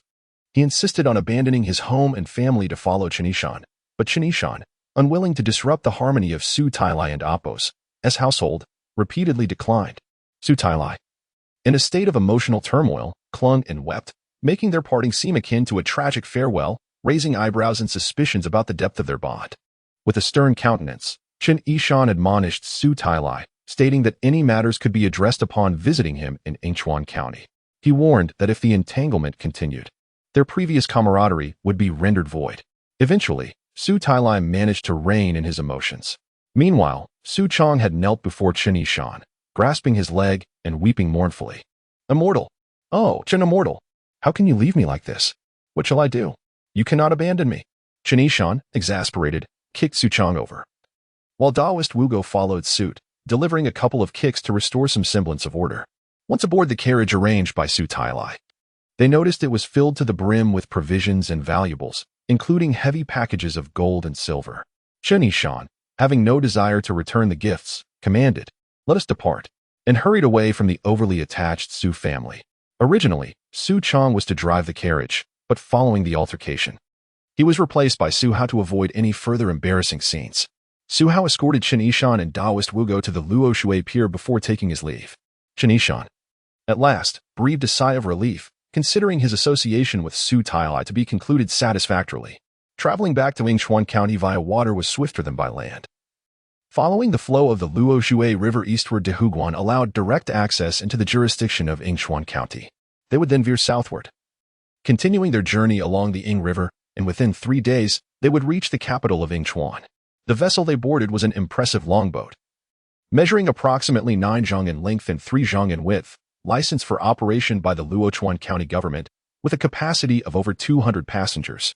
The ship comprised 2 levels. The lower deck, devoid of seating, was exceedingly affordable and crowded with weary and impoverished travelers, while the upper deck featured limited elegant seating for refreshments and had windows allowing for scenic views, albeit at a significantly higher fare. Due to the approaching year-end, the vessel was bustling with merchants, and it was filled to capacity. Had it not been for Su Tai-Lai's influence in Luochuan County, Chen Yishan and Taoist Wugo might not have secured passage, let alone premium spots on the upper deck. Nevertheless, Su Tai-Lai felt a lingering guilt, believing he had wronged the immortal by subjecting him to share a vessel with commoners. Taoist Wugo, too, felt a sense of unease, perceiving himself as a burden. Despite Chen Yishan and Apos' repeated reassurances that he had chosen to travel by water and desired to take the boat, Wugo remained convinced it was due to his inability to fly. Had Chen Yishan traveled alone, he likely would have soared back on his sword long ago. While Chen Yishan contemplated flying on his sword, he found himself adept only at wielding it for slaying demons, although he could command the Jian to fly several zhang. The prospect of using it as a means of transport to cover hundreds of miles daunted him. Even if the Jian were willing to fly, he could not dare to mount it, let alone take Taoist Wugo along for the ride. All would need to wait until he met Yi Nanqing to clarify the intricacies of sword flight. He felt a twinge of embarrassment. After all, he had reached the stage of returning to the sea in his cultivation journey, yet the most proficient skill he possessed was that of a commoner and Apos' talismanic arts. As for celestial techniques, aside from the rudimentary control of spiritual energy he had discovered himself, he was largely ignorant, even less knowledgeable than Yu Qing. He had also considered returning by land, utilizing the Thunderbolt talisman, which would be expedient. However, Taoist Wugo's pace could not keep up with him. The talismans crafted with ink and paper could not compare with those inscribed with spiritual energy, and upon inquiring, Wugo had warned that traversing 700 miles with a Thunderbolt talisman would lead to his demise. In truth, after studying the demon-slaying chronicles, Chen Yishan had begun to formulate some ideas about flight. The text described how most demons took to the skies by harnessing the wind. a technique involving the summoning of a demonic wind using their inherent powers, which they would then ride upon, creating a dramatic spectacle. This manner of flight bore resemblance to a cultivator's sword flight, except that demons rode the wind rather than a sword. Thus, when demons took to the air, they often created a tumultuous scene, with wind swirling, dust rising, and smoke billowing. While demons fancied themselves wild and impressive, their appearance was, in truth, rather unrefined. Moreover, the winds conjured by demons often exhibited various colors. The weaker ones produced a black wind akin to smoke, while slightly stronger demons generated a gray wind reminiscent of heavy haze, and those with even greater power summoned yellow winds resembling dust storms. In essence, there was no aesthetic appeal, and such displays frequently incited panic among humans, who recognized the colored gales as signs of impending demonic activity, prompting cries of alarm. Only the most formidable of demons could conjure a colorless wind, evoking trepidation even among high-ranking deities. Naturally, avian demons possessed an innate ability to fly, and their speed merely increased when aided by the winds. Though Chen Yishan yearned to master the art of flight, he was determined to avoid the unsightly winds that demons conjured. He recalled a talisman known as the wind-calling talisman, often used in conjunction with the rain-summoning talisman, and employed by practitioners of the arcane arts. Thus, common folk regarded these practitioners as extraordinary, dubbing them sorcerers. However, even a practitioner like Taoist Wugo, skilled in talismanic arts, possessed limited capabilities for calling winds or summoning rain. The best he could manage was to stir a small whirlwind or extinguish a flame, and summoning rain often required the presence of clouds. In clear skies, even the most skilled practitioner would find it impossible to conjure precipitation. Decades earlier, during a drought in the Song Kingdom, an emperor summoned a practitioner to call forth rain, but when faced with a cloudless sky, the practitioner was rendered powerless, resulting in the emperor's furious decree for the sorcerer's execution. Chen Yishan mused that if he could inscribe a wind-calling talisman using spiritual energy, combining it with the technique of demons riding the wind, perhaps he, too, could achieve flight without resorting to the unsightly methods of lesser beings. Of course, this was merely a theoretical notion, yet to be tested in practice. Everything shall await our return to Yingchuan County, when leisure permits, to select a time and environment free from disturbance to conduct secret experiments. Thus, even in the face of failure, my esteemed reputation shall remain untarnished. Up until now, Taoist Wugu remains unaware that Chen Yishan's remarkable ability to summon thunder and fire stems from the scriptures within his temple of discourse. Nevertheless, Chen Yishan perceives Taoist Wugu not as an outsider, and thus feels inclined to share certain secrets. While idly seated on the boat, he subtly inquired, "Taoist, have you ever contemplated the immense power of talismanic arts?" Taoist Wugu nodded, acknowledging, "Indeed, the power is considerable, yet exceedingly difficult to master. It necessitates innate talent and comprehension. Some individuals may never grasp a single talisman throughout their lifetime. However, once mastered, one can reach the limits attainable by an ordinary person. Yet, when compared to celestial arts, the difference is insurmountable." Chen Yishan further prompted, "Do you believe that talismanic arts can indeed summon heavenly thunder and earthly fire?" Taoist Wugu categorically dismissed the notion. How could the arts accessible to mere mortals possess such formidable power? Chen Yishan countered, "Yet within the tomes at your Tianyao Temple's Hall of Scriptures, there exists documentation of the Tiangang Thunder Talisman and the Dish of Fire Talisman. Though such records exist, they are false. I have experimented and found them utterly ineffective." Taoist Wugu thought to himself, "When it comes to talismanic arts, this is my domain. The immortal does not fully grasp it." In conclusion, Taoist Wugu added, "The thunder formula is indeed effective. However, when confronted with formidable monsters, it remains futile. Just as I embarrassed myself before feng shuiing, as you well know." Chen Yishan pondered. It seems the notion of using talismanic arts to summon heavenly thunder and earthly fire, or to unleash even greater power, is not just disbelieved by Taoist Wugu, but likely by all. Otherwise, when Chen Yishan previously acted, he would not have instilled such fear in King Bai, nor stirred the city god to make the deities feel he was profound and unfathomable. Yet Chen Yishan was unwilling to concede and asked, "Taoist, have you considered that one could also draw talismans using spiritual energy?" "What? Drawing talismans with spiritual energy?" Taoist Wugu scoffed. "Ha! Only immortals can guide spiritual energy. Which immortal would demean themselves to draw talismans meant for mere mortals?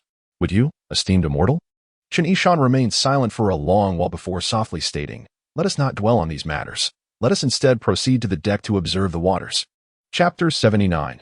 Profaning the divine, the vast expanse of the Luo River shimmered magnificently under the cool breeze. Standing on the deck, Chen Yishan took a deep breath, once, twice, thrice, before he could suppress the urge to kick the unblemished Taoist off the edge. Truly, some things are beyond redemption, like rotten wood that cannot be carved, or walls of filth that cannot be sullied. The unblemished Taoist remained blissfully unaware that he had already brushed against the gates of the underworld. He gazed at the Luo River with excitement, exclaiming, "No wonder the Luo River is hailed as the foremost of the 8 rivers in the realm.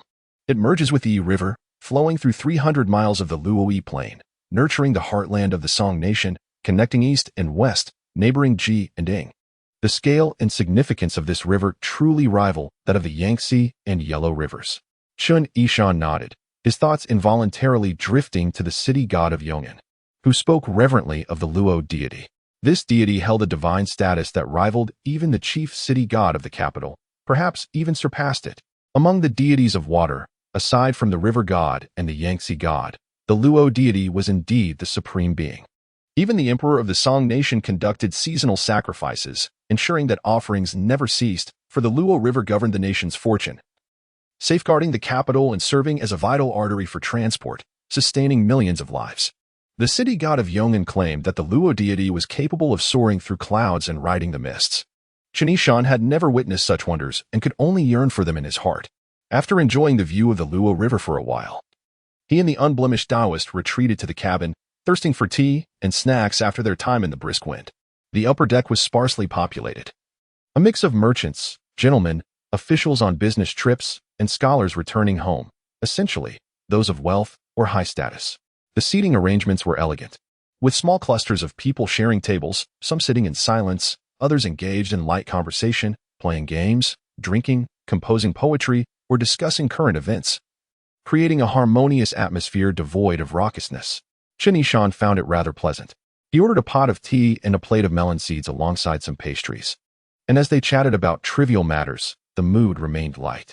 The unblemished Taoist couldn't help but reflect on Chen Xianzhang's unpretentious demeanor. In contrast to the grand entrance of Yi Xianyi in the capital, Chen Xianzhang seemed like an ordinary mortal, yet he was the master of Yi Xianyi. It seemed that one and Apos, S abilities could not be measured by the grandeur of their appearance. Amidst his musings, a burst of laughter disrupted his thoughts.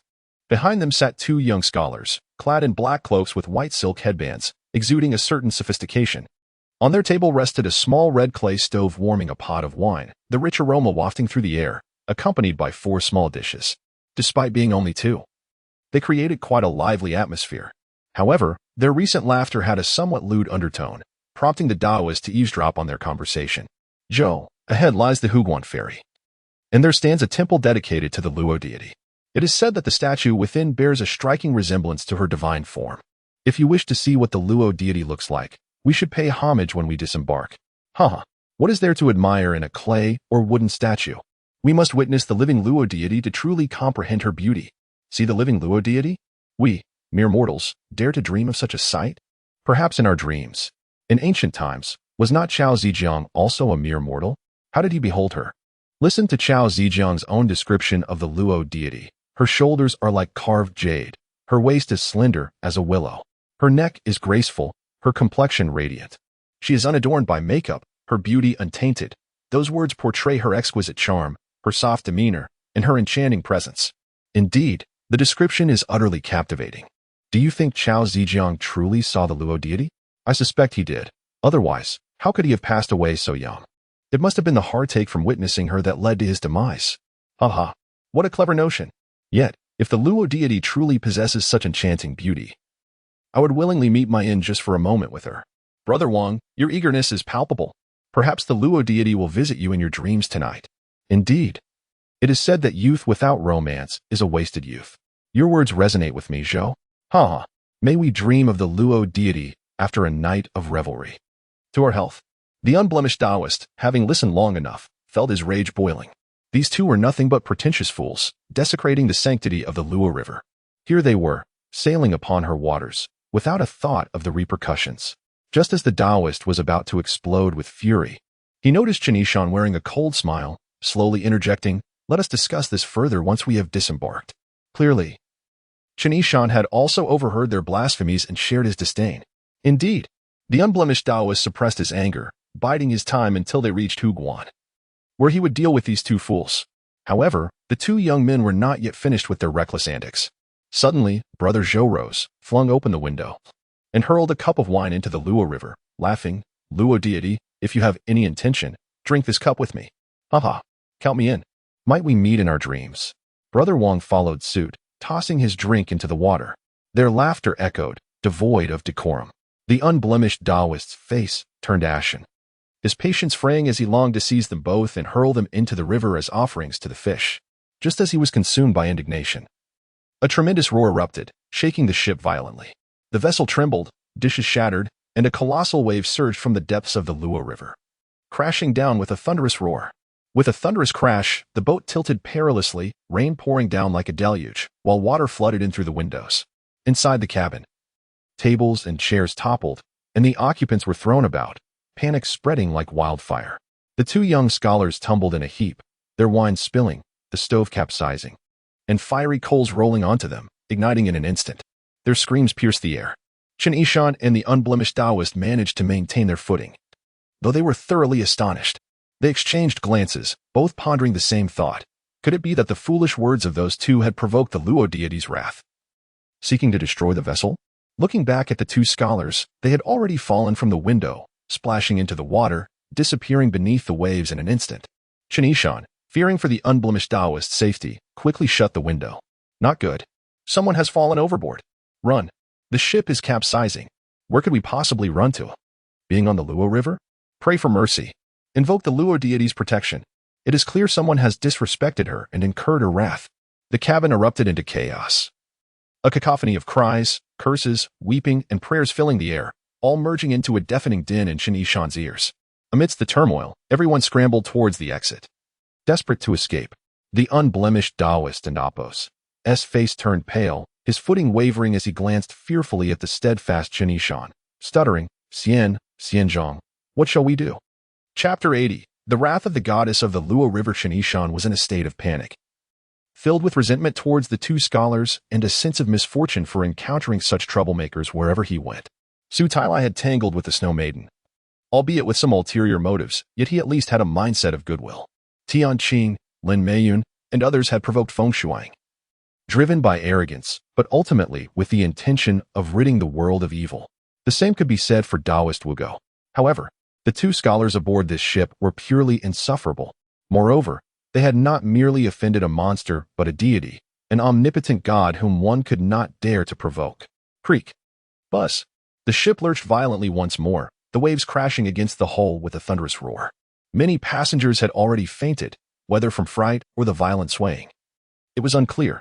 Those who remained conscious began scrambling to grasp the pillars, with shouts and cries echoing throughout the cabin. Chen Yishan glanced around and barked, "If you don't want to be thrown overboard, close the windows. And don't go outside. Once on deck, none of you will be able to stand." His authoritative shout immediately roused many, who hurriedly rolled and crawled to close the windows. Those crowding at the cabin entrance no longer dared to crawl outside, as if they had found their anchor in Chen Yishan's words. Suddenly, someone recognized Taoist Wugo and shouted in excitement, "The Great Master Tianbao! It's the Great Master Tianbao! Help us, Master!" Stop shouting. Taoist Wugo, now pale with fear, was further agitated by the calls and yelled, "Listen to Mr. Chen. Which one of you is Mr. Chen? Who is Mr. Chen? It's this fellow beside me."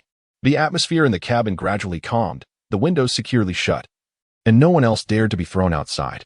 However, the ship continued to sway violently, and Chen Yishan could perceive that if this continued, the vessel would be utterly destroyed. It would either break apart or capsize. Having grown up near the Ying River, he was well versed in water, thus unafraid of falling overboard. Yet, the situation at hand transcended mere personal safety. With hundreds of passengers aboard, along with crew and sailors, if the ship were to be lost, it would lead to over 200 souls perishing. The cries, wails, and screams from the cargo hold had already reached him, sending a chill through his spine. The crowd below was densely packed, and if a stampede occurred, the consequences would be unimaginable. Since donning the coarse robe and descending from Yunmeng, he had faced life and death numerous times, saving only a little over a dozen lives, far from sufficient to account for those aboard this ship. To watch them perish while he escaped was unacceptable. How could he continue his cultivation then? even if he were to save 1,000 lives. It could not atone for today's debt. Realizing this, Chen Yishan resolved to leap into action. Taoist, be careful. Don't fall out. As he spoke, he flicked his sleeve, flinging open the window. Amidst Taoist Wugo's startled exclamations and the astonished gazes of the passengers, he leapt out of the window. Heavens! Did he just jump out? Is he seeking a quick end? The master said to listen to him. What is he doing? The passengers craned their necks, uncertain of what to expect. Just as he was about to plunge into the water, Chen Yishan harnessed his spiritual energy, inscribing a water-repelling talisman. With ripples spreading beneath his feet, he found himself standing firmly upon the water's surface. Gasp! A chorus of shocked inhalations erupted from the cabin. The passengers were utterly astounded. This Mr. Chen could stand upon the water. Goddess of the Luo River, please spare us. Chen Yishan, filled with spiritual energy, bellowed towards the Luo River, his voice resonating through the waves, penetrating down to the depths. The entire ship fell silent, the panic momentarily abated. Then someone suddenly shouted, "This Mr. Chen is a deity. He is here to save us." Passengers near the window stretched their necks to gaze outside, witnessing the tempestuous winds and churning waves. While that Mr. Chen stood atop the crest of the tide, sword on his back, his coarse robe as white as snow, undulating with the water. Regardless of how fierce the storm, his form remained erect, unyielding, his garments billowing, and long hair flowing, exuding an otherworldly elegance. Is this not a deity? Truly. A celestial being has descended. We are saved. Many were so overwhelmed with joy that they wept, their fears of the increasingly violent ship forgotten. Taoist Wugo, half perched on the windowsill, clung tightly, his stomach roiling from the tumult, yet he still craned his neck to watch Chen Yishan. "Taoist Chen, you are magnificent," he shouted, attempting to bolster Chen Yishan's presence, only to inadvertently expel the tea and snacks he had just consumed. Chen Yishan felt a surge of anxiety. He believed that the goddess of the Luo River could hear his earlier shout. After all, even the crude dialogues of the two scholars had reached her ears. How could she not hear his thunderous call? Perhaps she simply chose not to respond. This could not stand. Goddess of the Luo River, their transgressions concern no one else. Do you wish for all aboard this vessel to perish in the depths? Chen Yishan raised his voice once more. You are the righteous deity who protects the masses, not a malevolent spirit who recklessly takes lives. If you claim the souls of this ship, I vow that from this day forth, you shall lose your incense offerings and your divine form will be destroyed. At that time, your regret will be too late. This series of threats finally bore fruit. The raging wind stilled, the tumultuous waves began to recede, and the ship gradually steadied, erupting into cheers from all aboard. Bless us, divine being. Bless us. Yet Chen Yishan felt no joy, for he glimpsed a massive azure shadow lurking just beneath the water and Apos' surface. The ship was substantial, yet compared to that colossal shadow, it was inconsequential. Was that the true form of the goddess of the Luo River? You were so fond of meddling. A sharp, cold female voice pierced from beneath the water, instantly striking Chen Yishan's ears and leaving him momentarily dazed. But the passengers continued their cheers, clearly unable to hear this voice. The goddess of the Luo River addressed only Chen Yishan. For the sake of these many lives, I have spoken out and offended you. He managed to steady his thoughts, bowing deeply toward the depths. Offended? A cold laugh resonated from below the water. Do you think such words can simply brush aside the matter? Their lives may be spared, but for speaking on their behalf, you must descend. Descend. Come. The echoing demands rattled Chen Yishan's mind, and in a moment of excruciating pain, a deep rumble emerged from beneath the water, followed by a swirling vortex extending several yards around him. The black and white waves spiraled in succession, exuding an overwhelming force that pulled him downward. The power of the water-repelling talisman only held for an instant before it abruptly failed. Chen Yishan felt a weight pressing down upon him, his body involuntarily drawn into the vortex. Alarmed, he realized that in his quest to save others, he could not sacrifice his own life.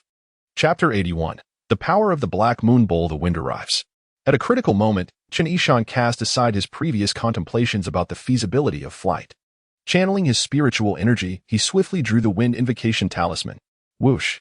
Amidst the howling winds, a whirlwind erupted from the water and Apos' surface. The buoyant force within colliding with the suction of the whirlpool, instantly splashing waves several zhang high. Seizing this opportunity, Chen Yishan lightly skimmed the water, leapt with all his might onto the gust, and shouted, "Swift!" The whirlwind, obeying his intent, lifted his body and surged away from the boat. Thank heavens! He was indeed flying. An astonished sound emerged from beneath the water, clearly unexpected. However, This was quickly followed by an even more furious roar. Thinking of escaping? Not so easy. With a tremendous crash, a murky wave surged from the depths, twisting and spiraling in midair, transforming into a dark green water dragon that pursued Chen Yishan with fervor. Chen Yishan, thrilled by his successful experiment of harnessing the wind, felt an overwhelming joy, secretly marveling at his own brilliance. Utilizing a combination of talismanic arts and demonic techniques, he could fly even at this modest stage of his cultivation. Suddenly, he heard a tumultuous noise behind him, accompanied by the gasps of the crew aboard the ship. A dragon. The dragon has emerged. Especially the voice of Taoist Wugo rang the loudest. Chen Yishan, beware behind you. Upon turning his head, Chen Yishan was struck with terror. A colossal dark green dragon, dozens of zhang long, had inexplicably drawn near, now less than 6 feet away. Faster! Chen Yishan's heart raced. He dared not run back to the boat and could only flee towards the shore. Yet, this was his first flight, and the more anxious he became, the slower he seemed to move. The dragon closed the distance yet again. With a thunderous roar, the dragon leapt mightily, casting a terrifying shadow that completely enveloped Chen Yishan, its gaping maw roaring to swallow him whole. Bang! The dragon's jaws snapped shut with a heart-stopping sound, and amidst the splashing water, Chen Yishan's figure vanished. No. It can't be. Taoist Wugo, still perched on the windowsill, gazed in shock at this scene, his face turning pale. The omnipotent Chen Yishan had been devoured by the water dragon. The ship, once filled with cheers, fell into an instant silence. Suddenly, a soft sound emerged, and a streak of light shot forth from the dragon and Apos' head, followed by a white figure. As the light dimmed, the white figure came into view, revealing a sword and a person. Oh, the Xianchong is magnificent. Boundless powers. The cheers erupted once more. Even Taoist Wugo, filled with excitement, nearly tumbled into the water from his perch. Whoosh! A green light surged from the depths, darting toward Chen Yishan and Apos' feet. The cheers transformed into gasps of shock, and Taoist Wugo widened his eyes, falling silent. Chen Yishan had been attentively observing the depths, and as the green light approached, his keen insight discerned its true nature. With a fierce shout, he commanded, "Cut!" The shining spirit sword, swirling around him, shot forth, and with a flash of sword light, the green light was severed in two. 2 massive water plants fell upon the surface. What a formidable immortal! What astonishing sorcery! Beneath the water, the green shadow trembled, its voice filled with fury. Today, none of you shall escape. The river goddess was truly enraged. A boundless divine power surged forth like a hurricane, and Chen Yishan instantly felt a foreboding sense of doom. Turning around, a towering wave erupted from the depths, rising over 100 zhang high and dozens of zhang wide. A wall that obscured the sky and blocked the sun, crashing toward him and the ship with wild ferocity. His heart sank. It was hopeless. He had no means left. He could either flee and abandon everyone on the ship or the Black Moon Bowl. Chen Yishan gritted his teeth, flipping his palm, and the pitch-black bowl instantly materialized. This was a moment when he could not afford to hesitate any longer.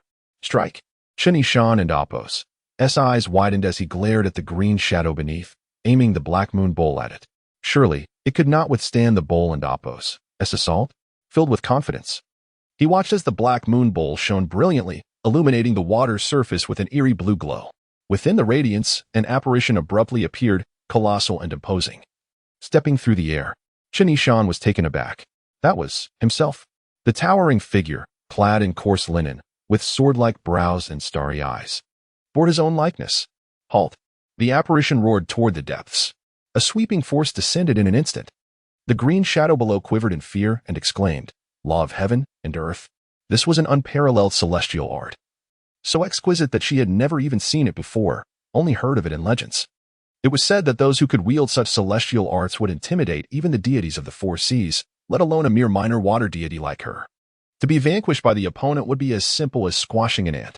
In her terror, the massive wave that obscured the sky and sun instantly collapsed.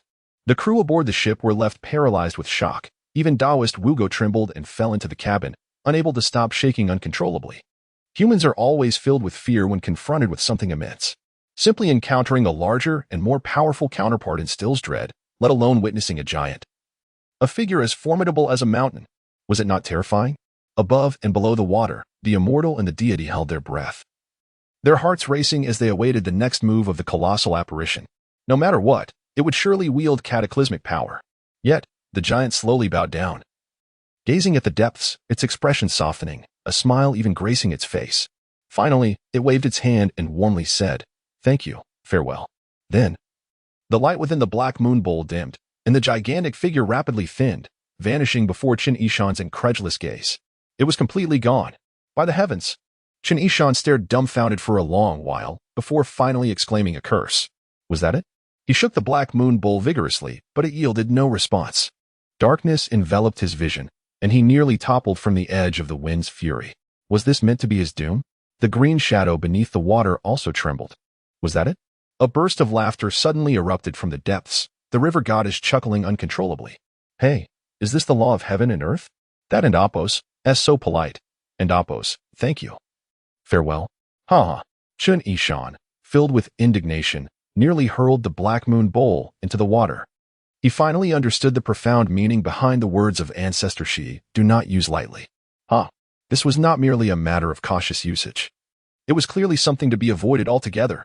Claims of being a life-saving treasure, warnings of inciting the sinister intentions of others. This was nothing but a display of empty bravado.